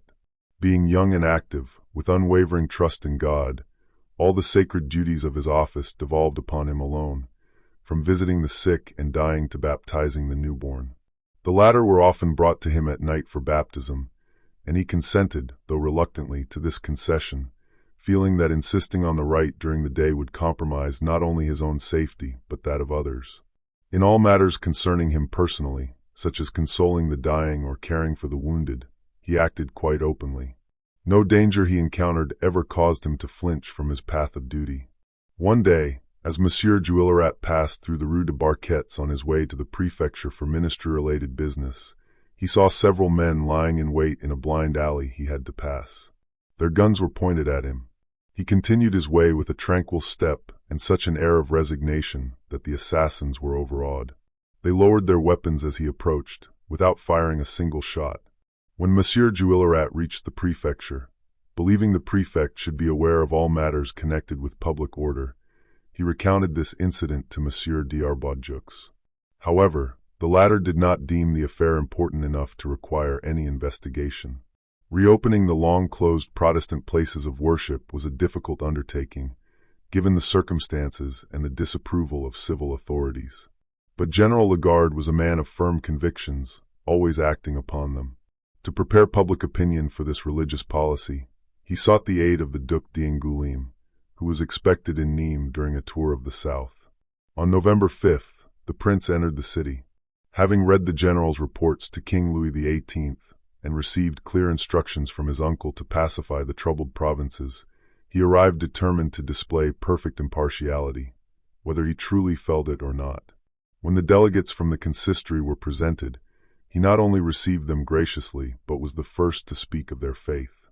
He expressed deep regret that their religious services had been suspended since July 16th. The delegates replied that, in such a time of agitation, closing their places of worship was a prudent measure they had endured with resignation. The prince approved of their past conduct, but declared that his presence guaranteed the future. He announced that on Thursday, November 9th, the two meeting houses would be reopened and restored to their proper use. The Protestants were alarmed by this favor, which was far more than they would have dared to ask, and for which they were unprepared. But the prince reassured them, stating that all necessary measures would be taken to prevent any breach of public peace. He also invited Monsieur Desmonts, president, and Monsieur Roland Lacoste, a member of the consistory, to dine with him. The next deputation was Catholic, seeking Trestaillon's release. The prince was so indignant that his only response was to turn his back on those who made the request. The following day the Duke, accompanied by General Lagarde, left for Montpellier. Since the Protestants relied solely on Lagarde to maintain the rights guaranteed by the prince's word, they hesitated to take any new steps in his absence. They let November 9th pass without attempting to resume public worship, preferring to wait for their protector's return, which occurred on Saturday evening, November 11th. When the general returned, his first thought was to ask if the prince's commands had been carried out. Upon hearing they had not, and without waiting for any justification for the delay, he sent a direct order to the president of the consistory to open both places of worship the next morning. The president, carrying self-abnegation and prudence to their extreme limits, went to the general's quarters. After warmly thanking him, he presented the dangers of acting against the opinions of those who had held sway in the city for the past 4 months. But General Lagarde dismissed these concerns. He had received an order from the prince, and for a man of his military mindset, there was no course but to carry it out. Nevertheless, the president again expressed his doubts and fears. "I will answer with my head," said the general, "that nothing happens." Still, the president advised prudence, suggesting that only one place of worship be opened at first. To this, the general consented. This continued resistance to the re-establishment of public worship, coming from those who most eagerly desired it, finally made the general realize the extent of the danger. He immediately took all possible precautions. Under the pretext of a general review, he brought all civil and military forces of Nîmes under his authority, prepared to use one to suppress the other if necessary. By 8 in the morning, a guard of gendarmes was stationed at the meeting-house doors, while others took positions in adjacent streets. The consistory, for its part, decided to open the doors an hour earlier than usual, not to ring the bells, and to keep the organ silent. These precautions had both positive and negative aspects. The gendarmes at the meeting-house door offered a promise of support, if not security. However, they also alerted the opposing faction to what was about to happen. Before 9 o'clock, groups of Catholics began to form. Since it was Sunday, Inhabitants from neighboring villages arrived constantly, joining these groups into a small army. The streets leading to the church became thronged, and Protestants pushing through were met with insults. Even the president of the consistory, whose white hair and dignified expression had no effect on the mob, heard people around him saying, "These brigands of Protestants are going to their temple again, but we shall soon give them enough of it." The anger of the populace quickly escalated. Threats spoken softly soon gave way to noisy curses. Women, children, and men broke into yells. "Down with the broilers!" A derogatory term for Protestants. "Down with the broilers! We don't want them using our churches. Let them give us back our churches, and go to the desert. Out with them! Out with them! To the desert! To the desert!" However, as the crowd did not go beyond words, however insulting, and as the Protestants were long accustomed to far worse, they continued humbly and silently to their meeting house, undeterred by the displeasure they aroused. The service then commenced, but some Catholics entered with them, and soon the shouts heard outside erupted within. The general, however, was alert. As soon as the shouts arose inside, gendarmes entered the church and arrested those causing the disturbance. Crowds tried to rescue them on their way to prison, but the general appeared at the head of imposing forces, at which sight they desisted. An apparent calm followed the tumult, and public worship continued without further interruption. The general, misled by appearances, went to attend a military mass. At 11 o'clock, he returned to his quarters for lunch. His absence was immediately noticed and exploited. In an instant, the dispersed crowds regathered in even greater numbers. The Protestants, seeing themselves once more in danger, shut the doors from within, while the gendarmes guarded them from without. The populace pressed so closely around the gendarmes, assuming such a threatening attitude, that the captain, fearing he and his men would be overwhelmed, ordered Monsieur Delbos, one of his officers, to ride off and warn the general. Delbos forced his way through the crowd with great difficulty and rode off at a gallop. Seeing this, the people felt there was no time to lose. They knew the general's character, and that he would be on the spot in a quarter of an hour. A large crowd is invincible by its numbers. It only has to press forward, and everything, men, wood, iron, gives way. At this moment the crowd, swayed by a common impulse, surged forward. The gendarmes and their horses were crushed against the wall, doors gave way, and instantly, with a tremendous roar, a living wave flooded the church. Cries of terror and frightful imprecations were heard on all sides. Everyone made a weapon of whatever came to hand. Chairs and benches were hurled about. The disorder was at its height. It seemed as if the days of the Michelade and the Bagarre were about to return when, suddenly, news of a terrible event spread, and assailants and assailed paused in horror. General Lagarde had just been assassinated. As the crowd had foreseen, no sooner had the messenger delivered his message than the general sprang onto his horse. Too brave, or perhaps too scornful, to fear such foes, he waited for no escort. Accompanied by only 2 or 3 officers, he set off at a full gallop towards the scene of the tumult. He had pushed his horse through the narrow streets leading to the meeting house when, as he emerged into the open square, a young man named Boisson, a sergeant in the Nîmes National Guard, approached and seemed to wish to speak to him. The general, seeing a man in uniform, bent down without a thought of danger to listen. Boisson then drew a pistol and fired. The ball broke Lagarde's collarbone and lodged in his neck behind the carotid artery, and the general fell from his horse. The news of this crime had a strange and unexpected effect. However excited and frenzied the crowd was, it instantly realized the consequences of this act. This was no longer like the murder of Marshal Brune at Avignon or General Ramel at Toulouse, an act of vengeance on a favorite of Napoleon, but an open and armed rebellion against the king. It was not a simple murder, it was high treason. A feeling of utmost terror spread through the town. Only a few fanatics continued howling in the church, which the Protestants, fearing still greater disasters, had by this time resolved to abandon. The first to emerge was President Olivier Desmonts, accompanied by Monsieur Valongs, who had just arrived in the city, but had immediately rushed to the spot at the call of duty. Monsieur Juillerat, with his 2 children in his arms, walked behind them, followed by all the other worshippers. At first, the crowd, threatening and furious, hooted and threw stones. But at the voice of the mayor and the dignified aspect of the president, they allowed them to pass. During this strange retreat, over 80 Protestants were wounded, though not fatally, except for a young girl named Jeanette Cornelier, who was so beaten and ill-used that she died of her injuries a few days later. Despite the momentary slackening of energy that followed General Lagarde's assassination, the Catholics did not remain long in a state of total inaction. During the rest of the day, the excited populace seemed as if shaken by an earthquake. About 6 in the evening, some of the most desperate characters in the town seized a hatchet and, making their way to the Protestant church, smashed the doors, tore the pastor's gowns, rifled the poor box, and pulled the books to pieces. A detachment of troops arrived just in time to prevent them from setting the building on fire. The next day passed more quietly. This time, the disorders were too significant for the prefect to ignore, as he had ignored so many bloody acts in the past. In due course, a full report was laid before the king.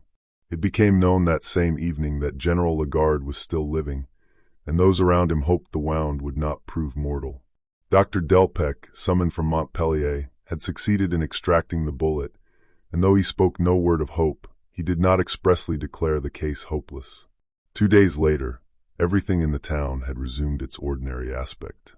On November 21st, the king issued the following edict. Louis, by the grace of God, King of France and of Navarre, to all those to whom these presents shall come, greeting. An abominable crime has stained our city of Nîmes. A seditious mob has dared to oppose the opening of the Protestant place of worship in contempt of the constitutional charter. This charter, while recognizing the Catholic religion as the religion of the state, guarantees to other religious bodies protection and freedom of worship. Our military commandant, while trying to disperse these crowds by gentle means before resorting to force, was shot down, and his assassin has until now successfully evaded the arm of the law.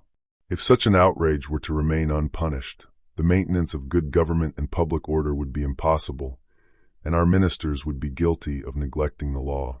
Therefore, we have ordered in due order as follows. Article 1. Proceedings shall be commenced without delay by our attorney, and the Attorney General, against the perpetrator of the murderous attack on Sieur Lagarde, and against the authors, instigators, and accomplices of the insurrection which took place in the city of Nîmes on the 12th of this month. Article 2. A sufficient number of troops shall be quartered in the said city, and shall remain there at the cost of the inhabitants, until the assassin and his accomplices have been produced before a court of law. Article 3. All citizens whose names are not entitled to be on the roll of the National Guard shall be disarmed.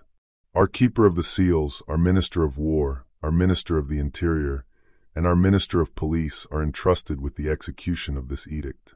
Given at Paris at our Castle of the Tuileries on the 21st of November, in the year of grace 1815, and of our reign the 21st. Signed, Louis. Boisson was acquitted. This was the last crime committed in the South, and it fortunately led to no reprisals. 3 months after the murderous attempt, to which he had so nearly fallen victim, General Lagarde left Nîmes with the rank of ambassador. He was succeeded as prefect by Monsieur d'Argout. During d'Argout's firm, just, and independent administration, the disarming of the citizens, decreed by the royal edict, was carried out without bloodshed. Through his influence, Messrs. Chaboulatour, Saint-Hilaire, and Lascour were elected to the Chamber of Deputies, replacing Messrs. de Calvière, de Vogue, and de Trinquelade. And down to the present time, the name of Monsieur d'Argout is held in veneration at Nîmes, as if he had only quitted the city yesterday.